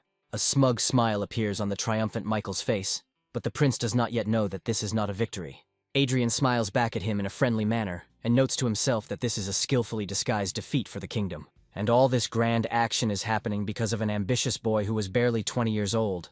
A large-scale coup d'etat, carried out under the direct command of the second prince, was never completed. The fierce battle for the royal throne ended in a crushing victory for his elder brother, and all the noble houses that openly supported the second prince irrevocably lost their hereditary titles and privileges. An angry man loudly scolds his frivolous sister for the fact that because of her stupidity, all her relatives were almost sent to the chopping block. The frightened girl desperately tries to somehow justify herself to her brother, but the guy categorically declares that now the only option is to give her over to be torn apart by the ruthless Adrien. She replies with horror that she categorically does not want to die such a horrible death, to which the enraged man rudely interrupts her and imperiously orders her to shut up immediately. He grimly tells his terrified sister that if she does not break this vicious cycle of revenge, then all members of their family will inevitably die. The man openly tells his sister that he categorically does not want to get involved with this dangerous madman, who is truly capable of terrible deeds. Marquis Adrien is ceremoniously awarded a vast dukedom, and to distinguish him from other titled aristocrats, the honorary title of L is officially added to his name. The young hero is also generously given the rich holdings of the former territory of the late Marquis, as a significant expansion of his existing holdings. The grateful king sincerely hopes that the talented young man will definitely become a righteous ruler, who will take care of his common people. After the award ceremony, Adrien and his faithful female companion are joyfully greeted by a huge, jubilant crowd gathered in the square. Chester is alarmed to see that a major system failure continues to occur in an important knowledge base, with some critical sections of information beginning to disappear without a trace. He methodically scans the virtual data storage, and after some time successfully finds a secluded place where a dangerous bug has insidiously hidden. Chester cautiously approaches the digital pest, but the aggressive creature is extremely hostile and furiously tries to grab the elderly man. Chester uses a well-timed, reliable magical defense, and tells his opponent with a grin that it was a pretty good attack attempt. He confidently grabs the resisting bug with his hand, and calmly says that although the attempt at resistance was not bad, it remains completely useless. The digital bug desperately tries to resist and aggressively grabs the old man with its creepy, toothy mouth full of sharp fangs. Chester makes the reasonable guess that perhaps a critical error during the system's last crash has suddenly caused a primitive artificial intelligence to start up inside it. He would be happy to conduct many different experiments on artificial intelligence, but if he continues, the error will destroy the system, and he has no choice. Chester grabs the digital error tightly and squeezes it tightly in his small hands. It gradually contracts and suddenly takes the shape of a small, pulsating heart. Chester wonders in confusion what it is. While in the digital space, the old man intends to put the artifact in a special shell and use it as an assistant in the real world. Adrien smiles contentedly at what is happening and thinks that power really is an incredibly cool thing. Now even his most sworn enemies bow down in mortal fear before his power. The young man casually snaps his fingers, and his stern personal guard instantly grabs his helpless enemies. A pitiful, pleading voice of a man is heard, respectfully calling the guy Your Highness and desperately asking him to forgive him. Adrien looks closely at the frightened girl, who was especially cruel among the bullies who bullied him at the academy, and thinks about what to do with her. He calmly asks Katrin what is the best way to deal with the offender, since she was her very first victim. The girl is quite pleased that her former offenders have humiliatingly bowed their knees before her, and asks the young man to make a fair decision on his own. Suddenly, a truly interesting and insidious thought comes into the head of the concentrated Adrien. He asks Chester if he really wanted to be given an animal that could be turned into an obedient doll. The guy confidently tells the old man that right now something quite suitable for these purposes has been found. He casually tosses Chester to his former abuser and explains that he had originally wanted to pick up a flying animal, but now he thinks a human would be better suited. Chester intends to completely wipe the creature's brain clean and make a puppet, but he is hesitant to do this with a living person. He asks the guy why he came to such a cruel choice, because it is not like him, and makes the assumption that it is banal retribution. The young man coldly declares that this girl, in her atrocities against him, is no less than other offenders from the past. The old man still sincerely hopes to get an ordinary flying beast, but the guy convincingly says that a person can be used to perform complex tasks. Eventually, Chester reluctantly agrees with the guy's arguments and hands him the pulsating digital heart. The frightened girl loudly asks for forgiveness and tearfully tells the guy that she was completely wrong. Adrien casually grabs his former offender by the frightened face and says that he had already warned her about this earlier. Smiling ominously, the young man reminds the girl that he had previously promised to make her bitterly regret that she had ever been born. The girl begins to scream loudly and desperately, while the guy tries to force a pulsating digital heart into her mouth. Instantly, her memory begins to be irrevocably erased, and she bitterly regrets that she committed many wrong actions in her time. If she had not caused harm to those around her at the time, then everything would have turned out completely differently, and vivid images from the past quickly fly through her fading brain. The girl's mind gradually begins to completely fade away, and a digital heart begins to beat loudly and anxiously in her body. While the young man was busy brutally suppressing the rebellion of the Second Prince's faction, Barnett successfully completed the final competition for the right to serve the goddess. After a complex selection process that lasted for several long months, only one final choice of a powerful goddess remained. Young people stand in front of a huge ancient altar. The man notices that he cannot take a step, as if his body is stopped by an invisible wall. The experienced count immediately understands that only candidates chosen by the goddess who have passed all the tests will be allowed further. Only select candidates, specially handpicked by the goddess, will have the unique opportunity to ascend to the top of the altar and receive divine grace. Adrien believes that all the candidates gathered here today should have no problem climbing the sacred ladder. However, the experienced man calmly answers him that in reality, everything is not as simple as it seems. He talks in detail about how, in addition to the saints and candidates, one influential person has enormous political power here. The man states that he is Archduke Manuel Lucas, a renowned citizen of the mighty Brigham Empire, and the great saint sincerely believes that the Duke is rightfully proud that such a great man was born in this great nation. The guy skeptically wonders why this arrogant old geezer even came here. Was it just to show off in front of everyone? The digital bug, having successfully moved into the body of the former offender, now completely controls her devastated mind and will. This creature looks like the old Isabella, but this is all that is left of her. Now it is an artificial intelligence born of digital reality. Having completely erased the girl's memory and personality traits, the digital creation took absolute control over her body and mind. As you can see, she has become quite an ignorant and primitive being, perhaps due to her countless dirty deeds in the past. Arcia angrily shouts at the impudent creature and imperiously asks him to behave with dignity and watch his language carefully. After this, she points her finger at her threateningly and says that otherwise, she might just die. The guy continues to talk to the count, but thinks to himself that this creature looks clearly inferior. Loud, majestic music is heard from the top of the pyramid, and the priests solemnly announce that those who have heard the voice of the goddess can boldly go forward. They solemnly inform the assembled that if the candidates fully meet the requirements, the goddess will graciously open the sacred path for them. The great saint slowly goes into a deep trance and watches all the candidates closely, assessing their merits.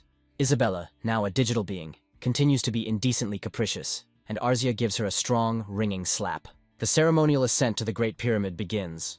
The candidates look very serious and noticeably tense. Barnett is overcome with awe as the girl watches with complete fascination as she climbs the pyramid stairs. The count watches the candidates carefully as they begin their slow climb up the steep stone staircase. He curiously asks the young man who, in his opinion, will eventually reach the coveted summit. Of course, the guy sincerely believes in the final victory of Miss Barnett, whom he has been generously sponsoring for a long time. The count confidently believes that his talented candidate really has a very high chance of winning the final victory. It is said that the great magician once conversed with the goddess herself at the summit, but neither the saint nor the saint knows what exactly they talked about. According to ancient rumors, this was the first and last event in all of history when the goddess personally spoke to a common man. The count believes that perhaps the goddess will show special interest in a capable guy, as she once showed to the legendary great magician. The guy notices with genuine surprise how the candidate named Francis confidently and decisively moves up the stairs. The arrogant girl haughtily walks past Barnett, demonstratively showing open contempt for her rival. Adrien looks closely at Francis's familiar face. It seems to him that something has changed dramatically in the girl recently. Unexpectedly for all those watching, the girl suddenly stops, slowly turns around and begins to walk down the steps. The young man wonders in bewilderment why she is going back down, since she has only just begun to climb the sacred staircase. Unexpectedly for all the young people, Francis loudly declares that she voluntarily renounces the honorary title of saint. It seemed that the boy finally began to understand why the experienced count had been acting so calm and unperturbed all the time. Many influential people bet large sums of money on Francis, but the likelihood of her eventual victory was extremely small. Adrien understands that this smart family got it right, and wisely chose to leave with their heads held high, and with honor. The young man rightly believes that the difference between a shameful refusal and a voluntary defeat is quite significant. Now everyone present will remember the girl not as a candidate rejected by the goddess, but as a noble character who generously gave up the competition for the sake of others. Meanwhile, the remaining stubborn candidates continue to slowly climb the huge stone staircase leading to the top of the pyramid. It seems that Barnett finds it difficult to take each step up, but the determined girl continues to slowly move forward towards her goal. The priestess thanks the candidates who have been given the opportunity to enter this sacred path of testing. She commanded all those present to kneel and pray sincerely to the mighty goddess Sepia. The huge ancient pyramid is solemnly illuminated by the bright rays of the setting sun, and divine feathers begin to slowly fall from its top.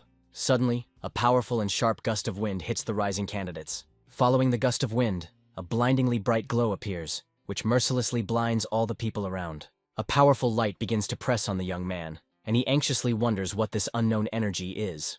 All those gathered become shocked witnesses of the solemn arrival of the goddess to Earth. The frightened candidates kneel respectfully and greet the greatest divine being with fear.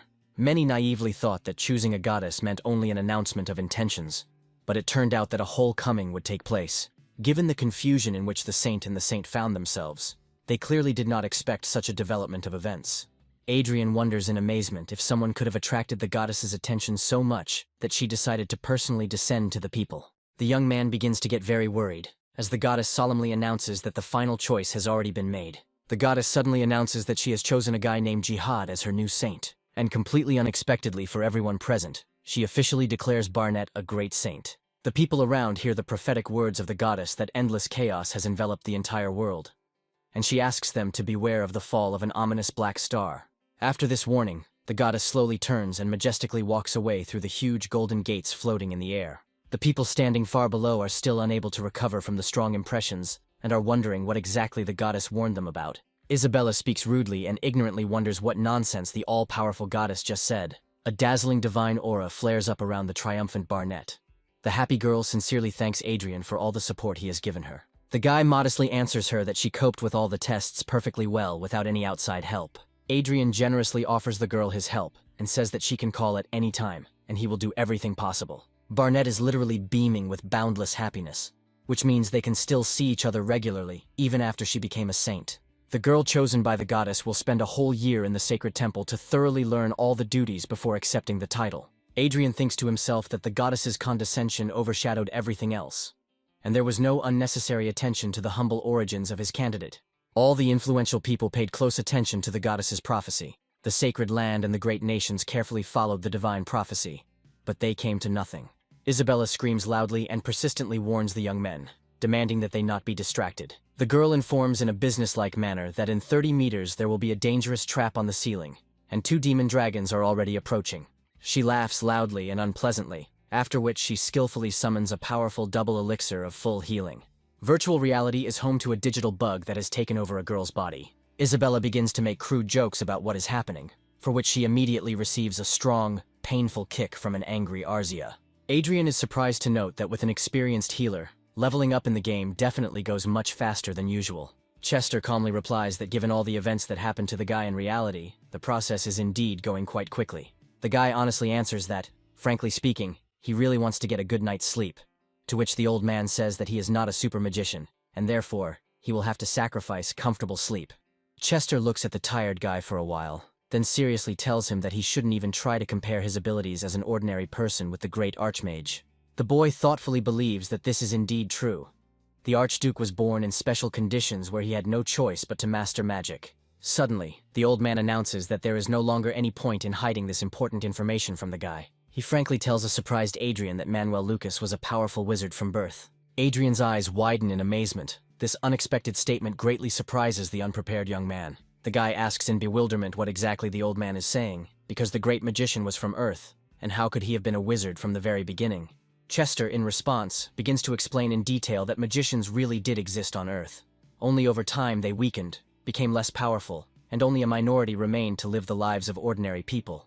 Manuel Lucas was the youngest son of a noble family of great wizards, but during his magical research, a tragic accident occurred, and he suddenly found himself in this world. The old man instructively tells the boy that he went through fire and water with only his own fists, while the great magician initially started with powers at the level of an archmage, which is why comparing their positions is completely pointless. Unlike the young man, the great magician survived a premature death. He was almost accidentally transported to another world, and in addition, he received abilities, using which he could return home. Adrien rightly believes that if he were in the place of the magician, he too would not be able to calmly give up, and would do everything possible to return back. Chester believes that the guy's path means even more than the difficult path taken by the great magician, whom everyone considers the best of the best. Adrien sincerely thanks the wise old man for his complete frankness and truly friendly attitude towards him. The guy curiously asks why the great magician was never able to return home to Earth after he died. Chester mysteriously says that he was actively working on this problem, so there is a chance of returning, and only he himself knows about it for sure. Arcia nervously asks the digital being how much longer it will idle, then delivers a strong blow to its head. The guy rightly believes that the creature that Isabella now is a fidget and an outright bore. He has another use of administrative rights. The guy really wants to know what the goddess's last words mean. The old man honestly answers that he cannot say for sure, but he still has some understanding. However, he wisely believes that it would be better if the young man himself carefully sorted out all this. After these words, the old man materializes a thick book, which indicates the reasons why the inhabitants of the Empire did not go into outer space, despite the high level of technological development. The guy activates his wristband, and the device quickly downloads all the important information. To be honest, Adrien had only been trying to survive in this world so far, so he hadn't had much time to think about space or anything big. The physical powers of this world are a subset of metaphysical abilities like magic and aura, and this land has very special conditions. However, no one even tried to lift the satellite into space. The guy investigated this, and eventually discovered that all roads lead to the goddess Sepia. The physical laws of this world are radically different from the universe in which the Earth is located. And apart from the planet, the moon and the sun, there is nothing else in the vast universe. The Milky Way and other bright stars that you can see in the night sky are just a beautiful illusion. In essence, this planet turns out to be a giant cage with its own strict restrictions. But demons constantly invade here, and the guy wonders if this is some kind of show for the amusement of the goddess. This world is full of ancient magic, and one cannot approach it with traditional earthly ideas about physics. Manuel Lucas spent a lot of precious time to completely rid himself of the prejudices of an ordinary earthling. The guy learns that the great magician equipped his ship with a special mana detection device. He set out to find planets that naturally accumulate mana in order to uncover the invisible truth of this mysterious universe. The assumptions were correct. At that moment, unexpectedly, the saint and his sacred knights burst into his home and arrested the great magician. The charge was made that the great magician had gone against the goddess's prohibition and committed blasphemy. In his research, he discovered 3 facts. First, other objects cannot be seen due to illusion. However, there are 2 more planets with similar conditions for life. These are the worlds of angels and demons, and movement between these planets is impossible. To set foot on another planet, one must undergo space travel, but the goddess strictly forbids this. The boy is amazed to learn that the night sky of Earth and this planet are very similar. The great mage watched the night sky for a long time, and all the time he felt some discomfort. The constellations of the sky of this planet are a reflection of the constellations of the Earth from right to left. This world is connected to the boy's homeland, and there is a possibility that it is the other side of the Earth he once knew. Adrien remembers the words of the old fairy, who said that one must be careful with the words of the goddess. The guy begins to assume that the black star is a planet on the other side of this world. In other words, Earth. He has more and more questions to which he cannot find answers. Arcia at this time continues to pass game levels, constantly increasing her experience. Adrien believes that if the prophecy only concerned demons, then everything would be much easier to explain. The female companion loudly calls the young man and orders him to concentrate. The guy understands that it is too late to retreat. He instantly uses a magic link technique to deflect the level boss's attack. Adrien takes a deep breath and receives a message that he has reached level 250. After this, the game system informs that the young people will be moved to a secret location created by God Ariel. Adrien starts to think about whether the contribution of the digital error was not counted. It would be cool if the girl could participate in the quests of fate, but she is not allowed. It took about half a year to reach level 250, and this is the first full raid in 6 months. A loud roar is heard and the space is filled with bright flames. The summoning of the named monster begins. Adrien believes that no matter what happens, all he can do is continue to level up and fight. The guy bitterly reflects on the fact that his fate has already been decided, and he cannot escape this path. A powerful ruler sits on his throne and watches intently as a girl is surrounded by his armored bodyguards. The lord is extremely displeased with the behavior of the impudent girl, and gloomily considers what punishment would be appropriate for her insolence. The girl sobs inconsolably from the helplessness and pain that has overwhelmed her, and in a trembling voice swears to the ruler that she will certainly kill him. A moment later, she is overcome with uncontrollable hysteria. She begins to scream that she will definitely take revenge on the tormentor at any cost. At this point, the monstrous game monster begins to rapidly expand, reaching colossal sizes that make the earth shake. The giant creature opens its huge mouth with sharp fangs, from the depths of which a scorching stream of fire erupts with a roar. However, the guy immediately uses protective magic to reliably protect himself and his companion from mortal danger. Arcia immediately uses a powerful magic shield to greatly increase her defense and make her impenetrable to attacks. After the fire attack was repelled by magical protection, the brave girl fearlessly rushes to attack the enemy. She deals several accurate blows in a row to the enemy, as a result of which he loses a fifth of his life. Adrien concentratedly reads the most powerful spell of the 7th circle, after which a deafening explosion of colossal destructive force occurs. However, the stubborn monster does not give up. Despite serious damage, contemptuously calls people bugs, and furiously tries to destroy them. The guy understands that his fate, in the end, has already been determined by higher powers, and nothing can be changed. A brightly shining stream of energy roars out from his ancient staff, crashing into the level's mighty boss at great speed. Multiple shining magical seals suddenly appear next to the majestic black eagle, and Adrien skillfully synchronizes his combat actions with the winged bird. Together they continue their relentless assault on a raid boss of a level that is significantly more dangerous than a Death Knight after reaching level 200.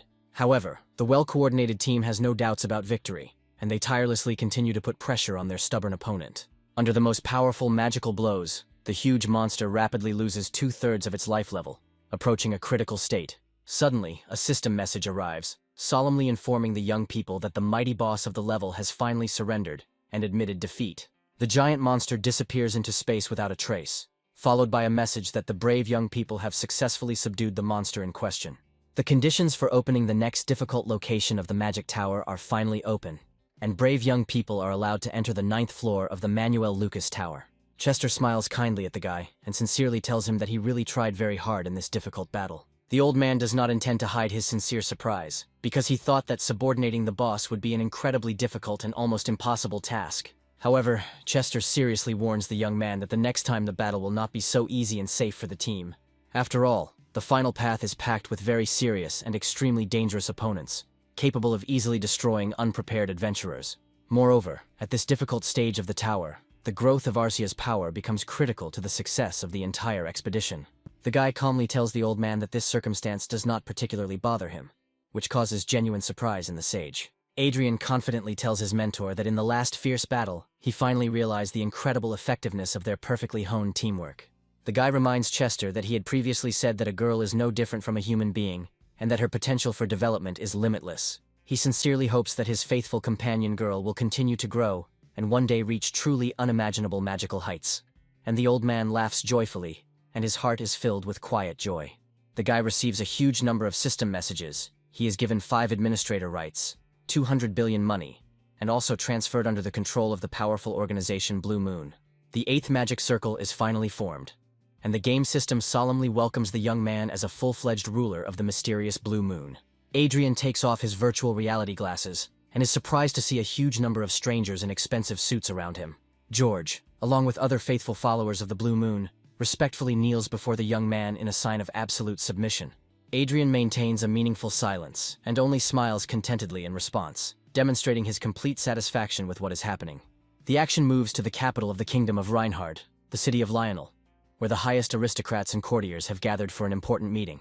All those present greet the young men and solemnly inform them that it is a great honor for them that he has come here. The guy realizes that the close attention of the aristocrats makes his team feel extremely awkward in this solemn setting. The young man admits to Adrien that the thing is that he absolutely did not expect that he would be suddenly dragged into the light. Adrien replies that he needs to get used to it. After all, one of the reasons for coming here is to assign the guy to the necessary positions. The young men are granted a royal audience and respectfully greet and bow to the king on the throne. The king begins to wonder what brought the young man to him, and whether he could not resolve these issues with his son. The boy understands that the king shows open disapproval of him, because he needs a target on which to pour out his grief over the lost son. Adrien reports the rebirth of an aura master in the kingdom, at which point the kingdom's emergency teleportation gate begins to move. The huge room is illuminated by a bright blue glow, and a tortured girl in torn clothes falls out of the teleportation gate with a crash. A servant runs into the king's chambers and excitedly reports that there is urgent news that requires His Majesty's immediate attention. Everyone is alarmed to learn that the Princess of Xialan, a neighboring kingdom, has just appeared at the emergency teleportation gate, extremely wounded. Adrien and his friends immediately rush to help the princess, without thinking for a second about the possible consequences of their actions. The girl is unconscious, and the people around her are desperately trying to provide her with first aid using available means. Adrien casts powerful healing spells on her, after which the princess screams loudly and takes a deep, convulsive breath. The young man abruptly orders the people around him not to interfere with the magical process, and to immediately move away from the tortured girl to a safe distance. He continues to exert intense, high-level magical influence, and tirelessly continues the complex process of restoring the princess's damaged body. Adrien swears loudly, and wonders in despair who could have done such a terrible and cruel thing to a defenseless girl. The guy realizes with growing horror that half of the girl's internal organs are seriously damaged, and simple healing magic is clearly not enough. The young man is worried that with such a slow pace of healing, the princess could die right before his eyes. Meanwhile, the princess gradually regains consciousness, and Adrien carefully asks her what exactly happened to her. In a quiet, barely audible voice, the princess begs the young man to help her survive this critical situation. Adrien is plunged into deep, sad thoughts about what measures should be taken to save the princess's life. He gently takes the girl and carefully lifts her up, carefully taking her in his arms to carefully carry her to a safe place. The guy firmly declares that he will take the princess with him, which greatly surprises the officer of the first prince of the kingdom who is present. However, with a simple movement of his hand, the prince instantly stops his indignant officer, and thus silently gives his royal consent. The first prince tells the boy that he can do as he sees fit, after which Adrien and his team begin to teleport. Princess Xialan is very weak, and in a very quiet voice sincerely thanks the young man for his timely and selfless help.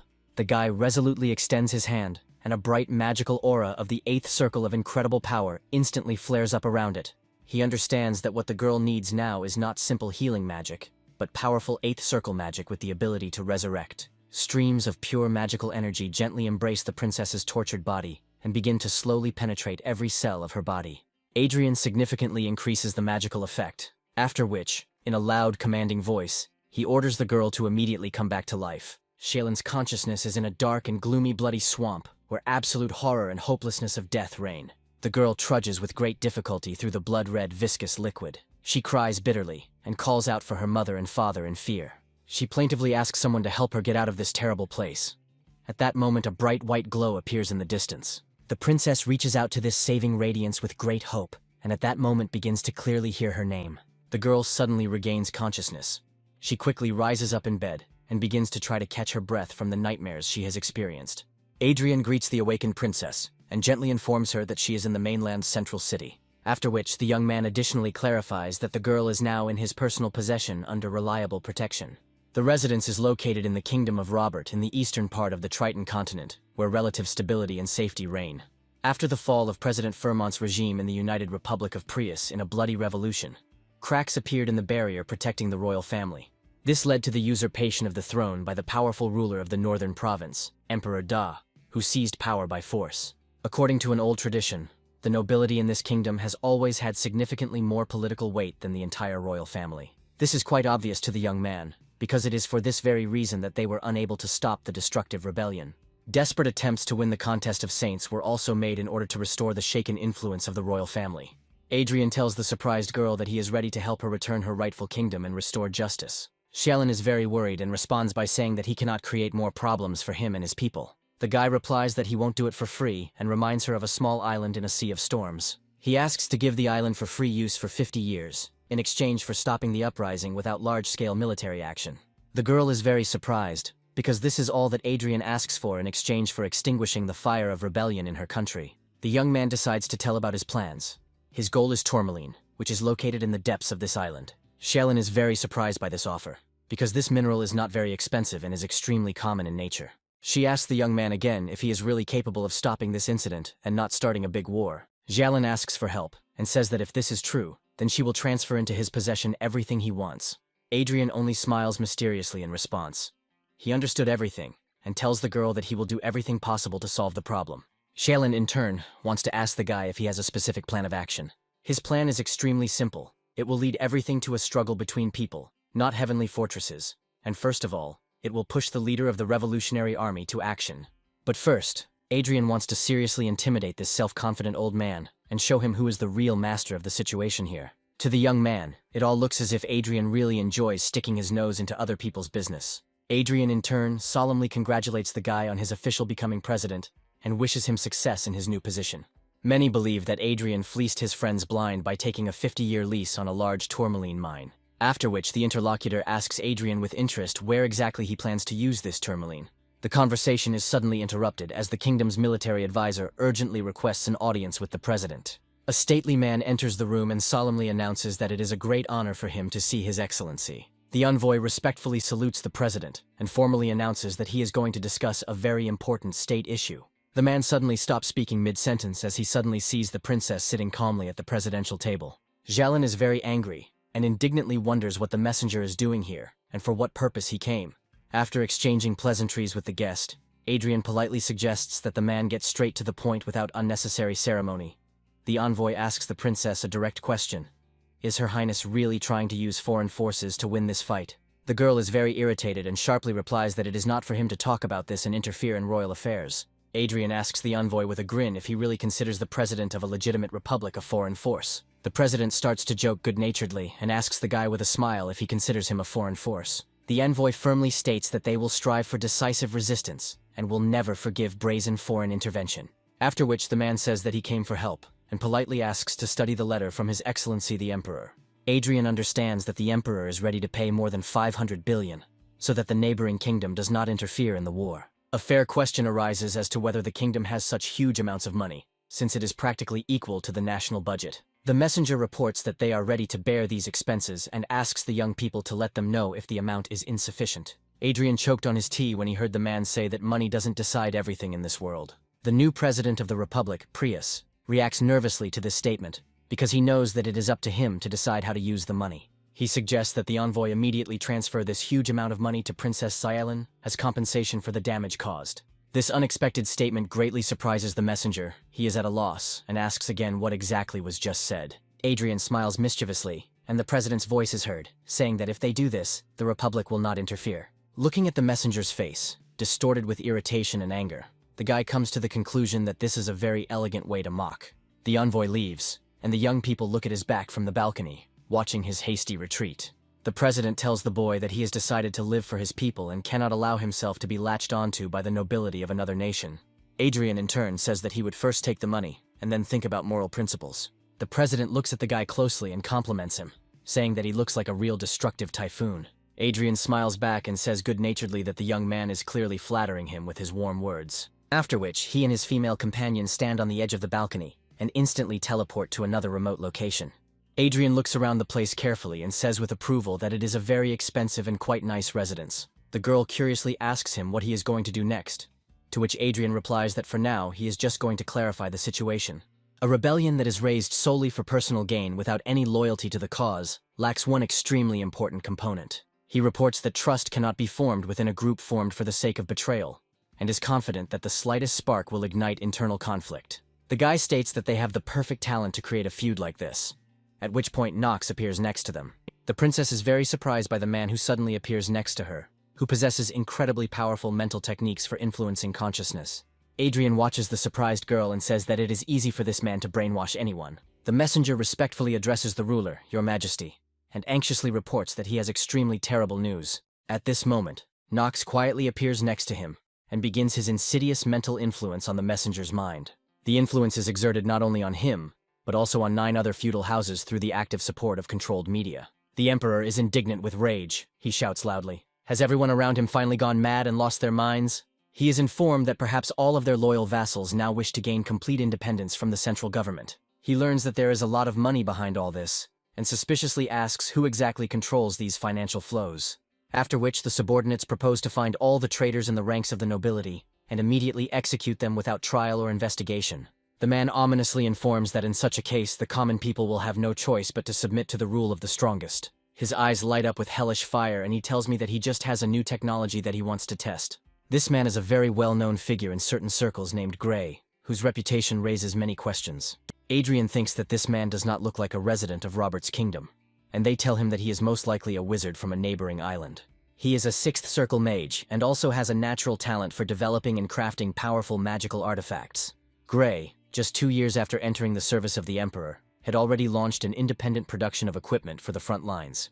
Adrien finds this extremely suspicious, to which the girl explains that the government conducted an investigation into the island's criminal connections, but found nothing. This information makes the young man think hard about the possible hidden connections and secret plans of this mysterious magician. Suddenly, the boy asks for permission to personally carry out the execution of the Emperor, which becomes an unexpected turn in their plans. The girl is very surprised and wonders with bewilderment whether Adrien really wants to do this with his own hands. Adrien smiles mysteriously in response, and it seems that a brilliant plan to overthrow the government has finally matured in his head. He states that the operation plan will be as simple and effective as possible, without unnecessary complications and risks for the team. The princess learns that the guy wants to create unrest and chaos, and then, taking advantage of this, will strike at the top of power. Depending on how the situation develops, it may happen that the princess will have to act on her own. A huge crowd of people gathers near the palace. They want to stop the persecution of Princess Xiaolin and demand that a representative of royal blood rule.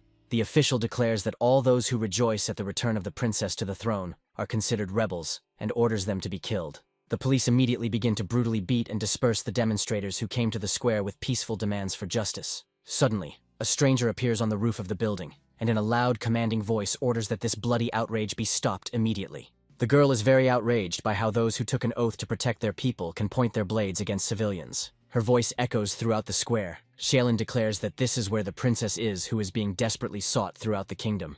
Armed police try to capture the princess, but a mysterious stranger in combat armor suddenly comes to her aid. With a powerful blow of his blade, he easily scatters the attackers and contemptuously wonders what kind of pathetic freaks they are.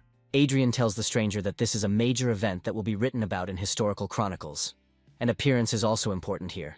To which the stranger replies that he had no intention of standing next to the princess like some kind of villain in the armor of a holy knight. Emperor Da becomes furious and furiously wonders if the princess dared to act like that in front of the royal palace. He learns that the girl, together with the military advisor's troops, is opposing the forces that are dispersing the protest, and orders the arrest of this girl. He is informed that an aura master is present with the rebels, and this circumstance greatly complicates the whole situation. Suddenly, the emperor is informed that extremely dangerous uninvited guests have appeared in their palace. The entire room is instantly filled with powerful waves of magical energy, of incredible destructive power, causing the walls to shake. The officials standing nearby experience animal fear and wonder with horror who it could be. Suddenly, a bright, blinding explosion occurs, filling the entire room with bright light and temporarily blinding those present. Adrien appears in the hall. In a quiet but threatening voice, he says that it is immediately clear who the main villain is here. The emperor's angry voice is heard as the young man's staff bursts into flames with a bright, shining magical flame.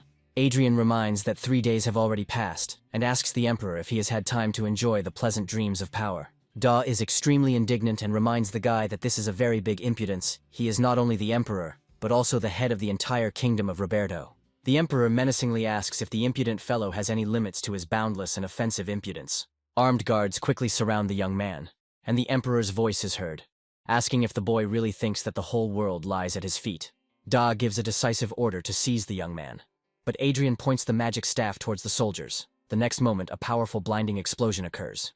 Adrien pompously declares that this battle was over at the very moment they entered the palace. The emperor's face becomes distorted with rage when he sees Princess Xiaolin next to the young man. The girl gives him a determined, angry look and reminds him that she said that she would definitely take revenge for everything.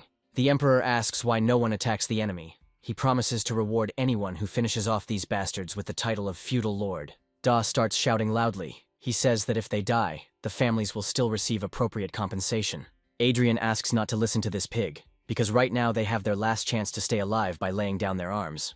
He declares to the Emperor that none of his officials or guards are going to lose their lives because of such a freak. After which he advises the Emperor to accept everything as it is and think that he was just catastrophically unlucky. He states that if the princess had not arrived to him covered in blood, the Emperor could have remained on the throne.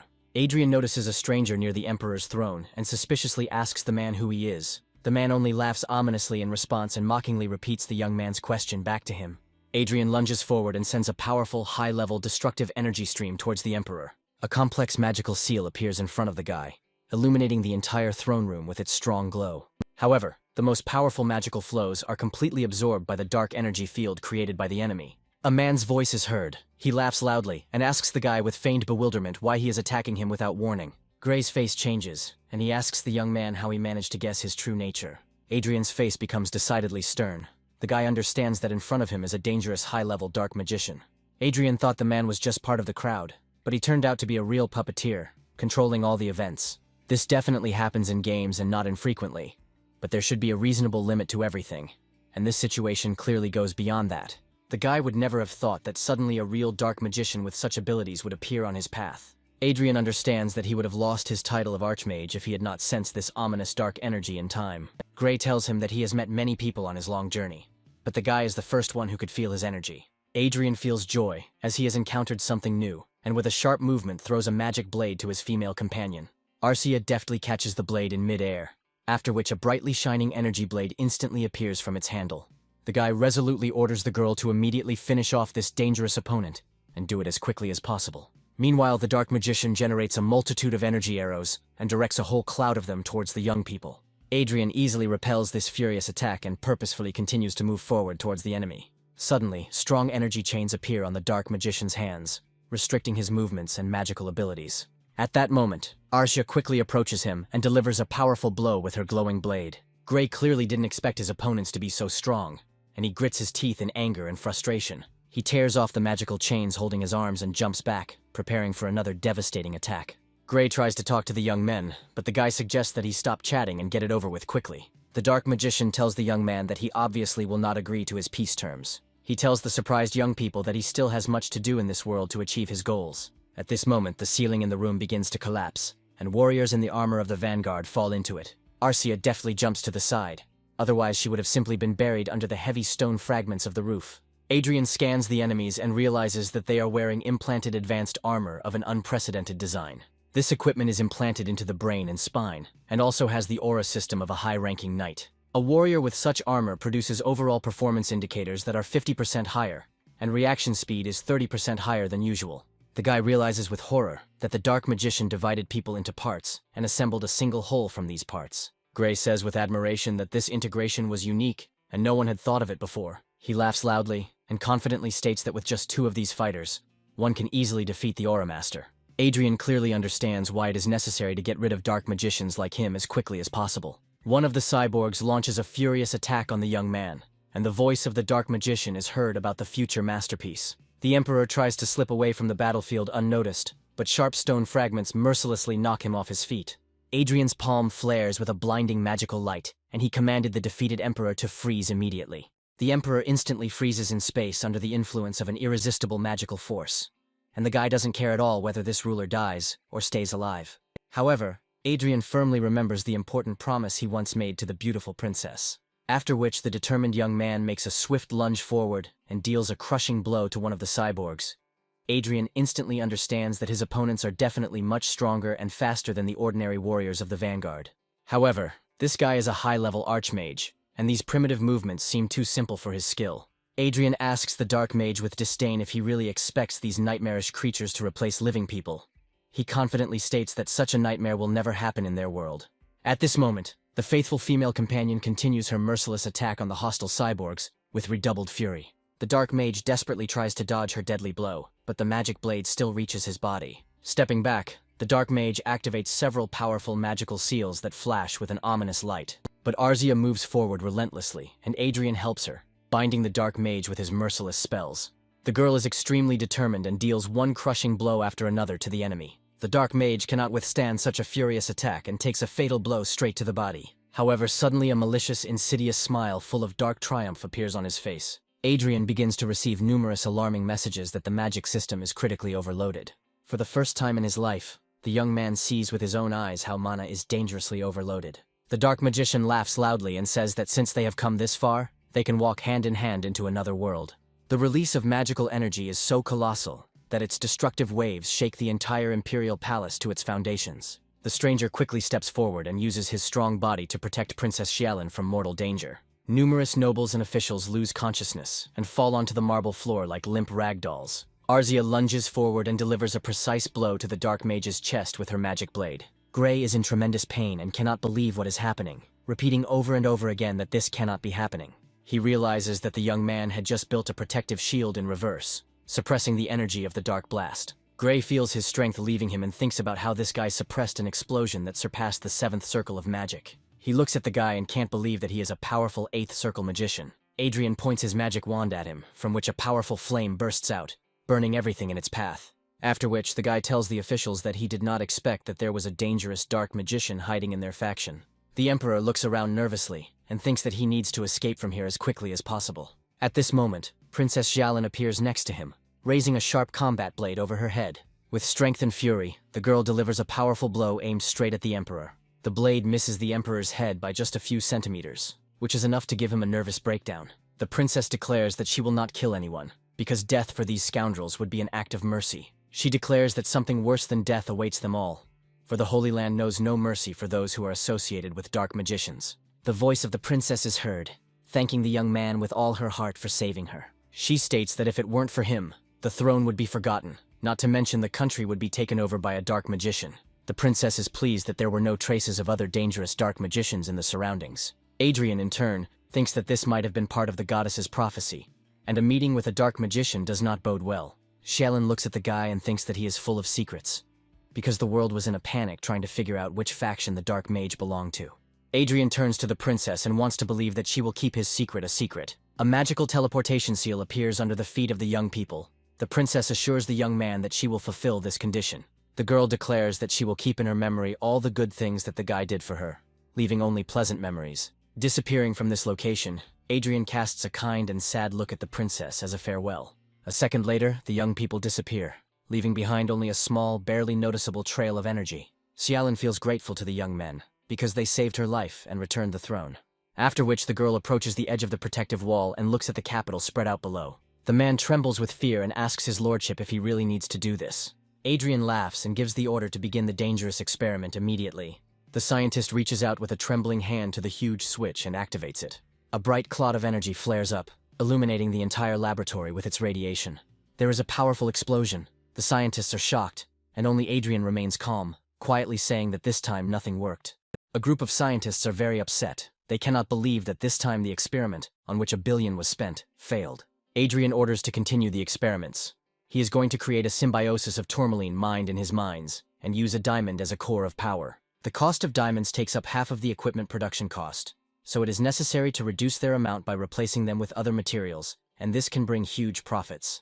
The guy tells the scientists that the most important thing is to find the right ratio of diamonds to tourmaline for the optimal result. The next experiment also fails, and the frustrated scientists tearfully report that it is impossible. The developers experienced enormous stress, watching tens of billions disappear every day, and some even began to experience hair loss. After tens of billions had been spent, luck finally smiled on the scientists. The ratio was 210 carats of diamonds and 852 carats of tourmaline. Tears of joy appear on the faces of the tired, exhausted scientists. They begin to rejoice and scream loudly with delight. The guy considers the result excellent, because they successfully reduced the production costs of the power engine to 20% of the original.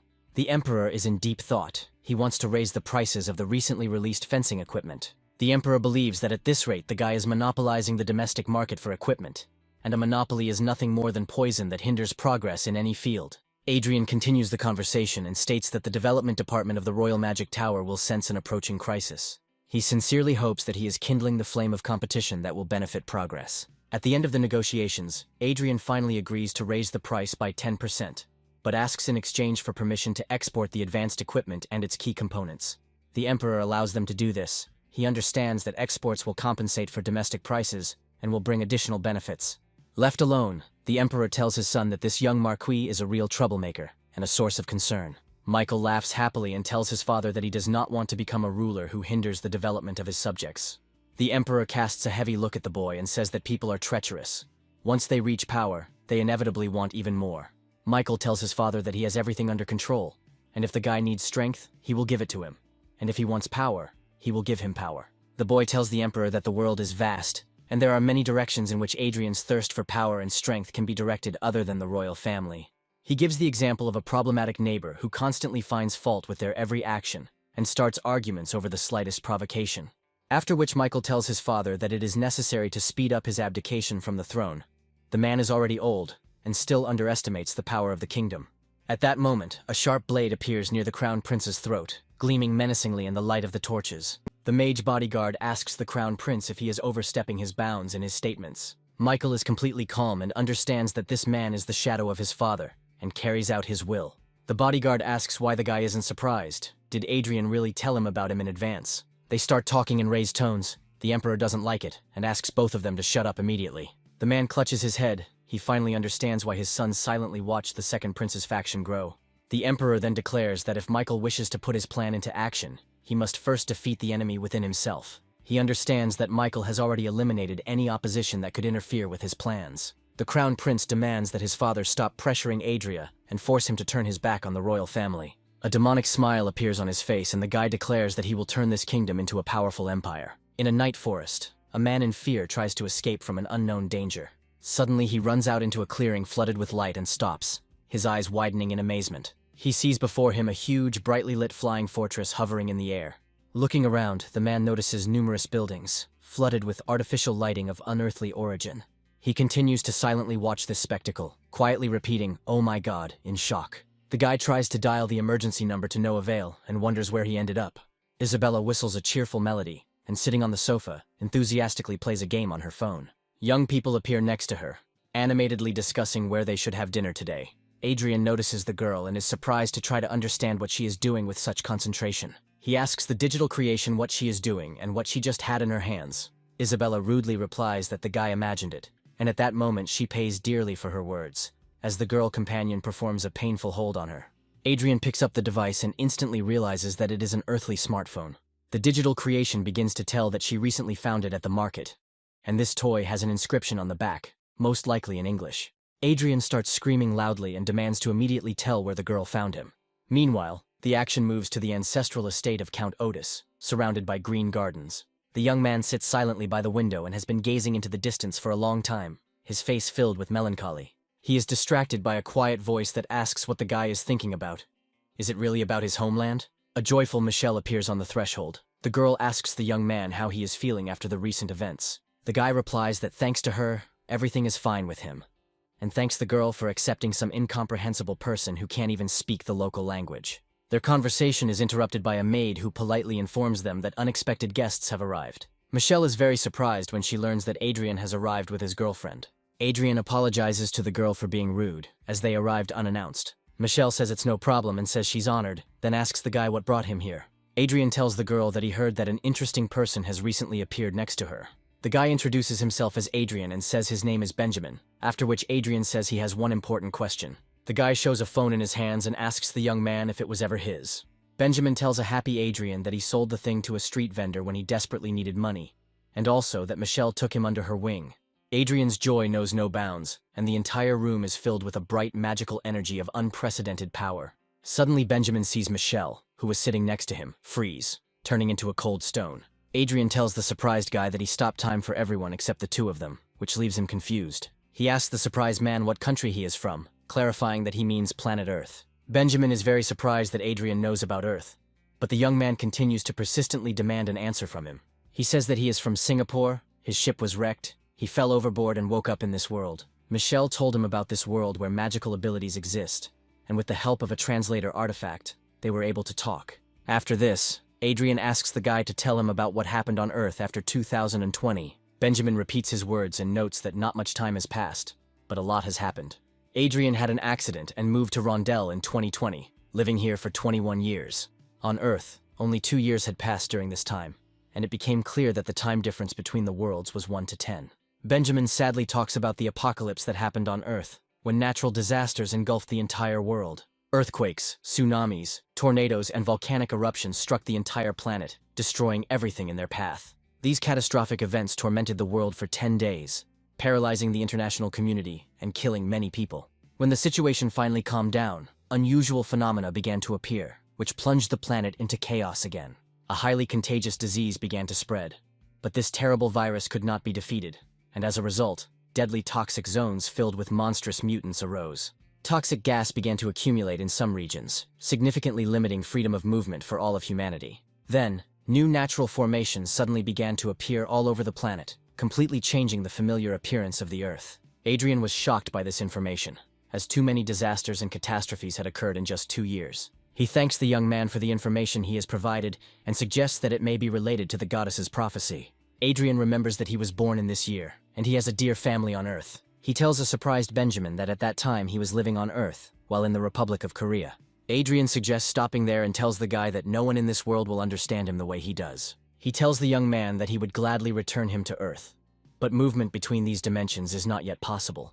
After this, Adrien states that he is the only one who has any idea how to get back. He then informs Benjamin that he should under no circumstances share this secret, and his knowledge unless Adrien himself allows it. Benjamin apologizes for his persistence, and cautiously says that he would like to ask one important question. A young man asks if Rondell's magic can solve the problem of toxic zones on planet Earth. Unexpectedly, he learns that all this can be easily dealt with using magic. The guy believes that perhaps he came to this world to meet their savior. Adrien is a little embarrassed by this phrase, after which he loudly snaps his fingers. Michelle, turned to stone, begins to move slowly. A second later, the girl, as if nothing had happened, is transformed and begins to think about what is happening to her. She glances at the table and then asks where all the cakes that were just lying on it went. Adrien states that he will take Benjamin with him and asks the girl if she would like to go with them. Michelle is very happy because she really wants to spend some time in the Duchy of Lawrence. Her reaction greatly irritates Arja, and the girl companion's body instantly flares up with an evil aura. Adrien understands that this girl has come closer to the fate of the Archmage than anyone else, except for him. If Blue Moon had discovered Benjamin a little earlier, he would have been too late, and Michelle would have learned the entire English language. The guy thinks that until something unexpected happens, he should keep the alien to himself. At this point, a remote meeting is taking place. The man is very annoyed that last month, the competitor's sales volumes accounted for 60% of the total sales. He angrily reports that this is not all. The number of power engines they sell exceeds all foreign contracts for the past year. He demands that sanctions be imposed immediately, to which the girl asks if the Crown Prince has any other clear ideas. The Crown Prince laughs evilly and announces that he is prepared to impose dumping prices on their equipment. He argues that the countries that need to equip the advance guard do not have the military strength and will not be able to intervene in the conflict. The girl is very upset that the Crown Prince demands to put pressure on neighboring nations in order to earn money, and considers such behavior unworthy. The Crown Prince clearly doesn't like the girl's behavior, and wonders if she is taking the wrong side. They start arguing, and a woman intervenes in their quarrel, demanding that this outrage be stopped immediately. The meeting continues, and many agree that the Crown Prince's proposal must be accepted as the only correct one. However, many criticize his decisions, which begins to anger him greatly and throw him off balance. A loud sound is heard. An expensive vase thrown by the angry Crown Prince falls to the floor and breaks. He disconnects from the video conference and swears loudly. He is outraged by the way his allies behave and believes that they only cause losses. He calls everyone impudent scumbags and doesn't think that he will sit quietly until they get away with everything. The Crown Prince orders his adjutant to immediately contact the loyal Count for an urgent conversation. The prince is beside himself with rage, and is going to show what will happen when he is treated like this. Michael announces that today at approximately 2 o'clock, the kingdom of Byron has fallen, and Count Triss is involved. The neighboring empire itself denies its involvement, claiming that they have nothing to do with it and bear no responsibility. Many at the council are indignant, and believe that their opponents have neither shame nor conscience, because they allowed themselves to command the troops without the emperor's order. They tell Michael that these actions are a blatant provocation against their kingdom. After which Michael asks Adrien to take control of the Marquis of Triss's possessions and restore order there. Michael begins to laugh quietly and with a cold smile says the proverb, "An eye for an eye, a tooth for a tooth." He asks Adrien why he is so surprised, because they are just paying back a debt, and does not understand what the problem is. Adrien smiled slightly. He realized that the prince's attitude was very different from the previous king's, but he did not expect such a reaction. After which, the guy declares that he promises to make the aggressor Marquis pay for his crimes. Michael declares that from now on, their kingdom will not simply laugh off threats from the neighboring empire. He says they must understand that if they continue to provoke, there will be a price to pay. Many people are beginning to think that such actions could provoke a full-scale conflict with unpredictable consequences. Michael asks to calm down and says that there will be no big problems. Everything is under control. He then asks permission to introduce one person and points to the Grand Master standing next to him. Everyone around begins to feel great surprise and even shock because information is revealed that a Grand Master lives in their kingdom. Meanwhile, the occupation forces that have occupied the city are committing lawlessness, abusing the residents in every possible way, committing robberies and violence. One of the soldiers tells his friend that it's completely boring because there is no reaction after what they did here. The soldiers continue to talk about how their opponents are complete cowards, while one of the soldiers reports that someone is approaching. The fog gradually clears, and the Grand Master slowly walks towards the military, keeping an inscrutable expression on his face. The soldiers start laughing loudly. They expected to be attacked by crowds of enemies, but the enemy sent only one old man. Meanwhile, the Grand Master moves closer and closer to the soldiers, and slowly draws his sword from its worn scabbard. The action moves to the capital of a neighboring empire, to the domain of Count Triss. The son nervously asks his father if everything will really end well without serious consequences. The Count is confident in his abilities, and says that he is acting on direct orders from the Crown Prince of the Empire. He begins to tell his son that they will soon have to lead the Empire. At this time, the duty officer runs into the room. The officer reports that the captured area has been recaptured, and reports from the battlefield indicate that all their best forces have been destroyed. When the conversation turns to the Grand Master, the Count jumps up from the table. He has never heard of the neighboring kingdom having a master of such a level. The officer says that perhaps it was a secret weapon of the enemy, to which the Count replies that this is some kind of absurdity, because this master was considered dead long ago. Suddenly a message comes that an intruder has been detected, and that 5 sky fortresses and 300 vanguard fighters are being teleported. Soon the Count learns that 2 intruders from the Special Forces squad are approaching his office at high speed. Having learned that his personal guard has been destroyed, the Count decides to evacuate. His son asks him what will happen to his grandmother and aunt. However, they are unable to get far, as their path is blocked by a powerful explosion of destructive force. Adrien smiles contentedly and asks the Count where exactly he was going to go in such a hurry at such a late hour. Triss asks the young man why he is attacking his residence without declaring war. The man is overcome with great fear. He understands that the neighboring kingdom has sided with the enemy and decided to start a war. Adrien continues to smile and asks why not, isn't it fair? Suddenly the boy starts laughing loudly and tells the Count that he will die before the official war begins. This phrase terrifies the Count and his son, and they begin to scream loudly from despair and fear. The next moment, a powerful explosion of destructive force occurs in the Count's office in his residence. Every front-page news story is filled with the news that overnight, not a stone was left standing of Count Triss's estate. The Kingdom of Reinhardt has appointed a Grand Master, and Duke Gabriel is now the commander of the eastern border. The Crown Prince is beside himself with rage. He shouts loudly that these scumbags have completely lost their minds. The officer standing nearby does not dare to say a word, and silently watches the prince's hysteria. He believes that, unlike the previous king, Michael appears to be trying to take a tougher approach. While Michael was fighting for the throne with the second prince, many considered him an insignificant guy, and no one thought that he would turn out to be such a vicious person. Zigor believes it is necessary to act before this freak becomes the official king and receives full power. News reports indicate that 7 diplomats were killed in a brutal attack on the embassy of a neighboring kingdom. Relations between the two countries are rapidly heating up, and everyone thinks that this is the beginning of an inevitable war.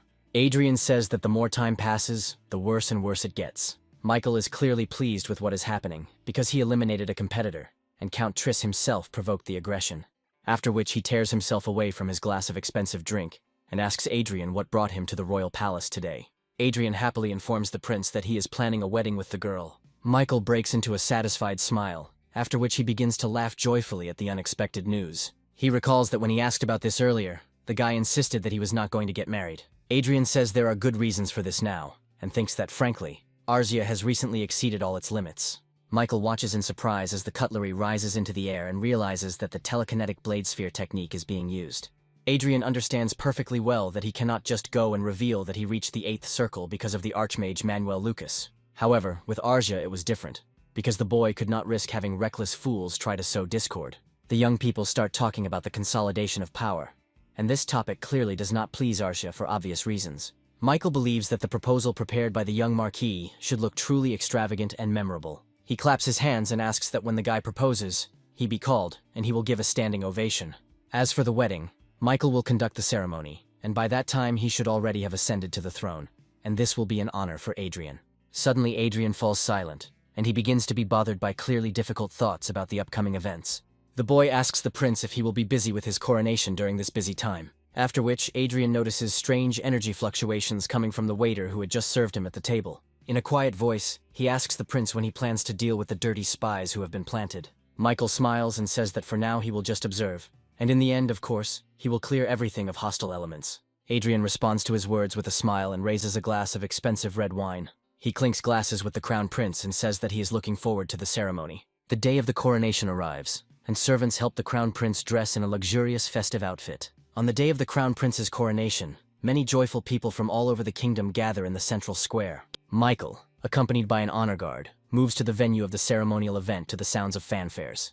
One of the guard soldiers does not show it, but watches the prince closely. The action moves back a few days. Jiger asks the assassin what the probability of successfully getting rid of Crown Prince Michael is. The assassin replies that, given that they are putting their lives and the lives of their subordinates on the line, the probability is about 50%. The king thinks that this is quite enough, because if they succeed, it will be great, and if not, then they will still succeed in instilling fear. The assassins, disguised as guard soldiers, receive the order and rush to attack the crown prince with drawn blades. One of them approaches to the required distance to deliver the killing blow and thinks that they cannot fail. His sharp blade gets closer and closer to Michael's throat. However, there is not even a trace of fear on the crown prince's face. He is completely calm and only smiles slightly. One of the guard soldiers turns out to be Arcia. She draws her combat blade and deals multiple blows to the assassins. The leader of the assassin squad is seriously injured and falls to the stone floor. He doesn't understand what the hell is going on and why their carefully planned plan didn't work. After which he turns his gaze to Adrien, who is also dressed in the uniform of a guard soldier. Jigur is in his estate. He is unhappy and shouts angrily, asking how the assassination attempt could have failed. He asks the officers what's going on, since he was promised a 50% chance of success. Jigur grabs his head and learns that the detachment was discovered and destroyed by the young Marquis Adrien. The officer strongly recommends that His Highness stay in the royal palace, and not in the magic tower, because he needs to lie low for a while. He reports that their enemy is very powerful and cunning, and it is difficult to guess what he will do next. Jigur angrily declares that he is the crown prince and will not hide like a rat from some pathetic nobleman of non-royal origin. The officer listens to his angry words in silence, after which he quietly asks him to listen to him again. At this moment, a huge black magical bird with a threatening appearance appears outside the windows. Jigur does not see her yet, but he senses something wrong happening around him. He turns sharply to the window, at which moment the officer loudly shouts his name. Suddenly, a powerful energy beam flies into the room, and the officer saves the crown prince at the last minute, pushing him aside. Jigur is wounded and feeling pain and fear falls onto the cold stone floor. At this moment, security runs into the room. The elder shouts to immediately protect His Majesty from attack.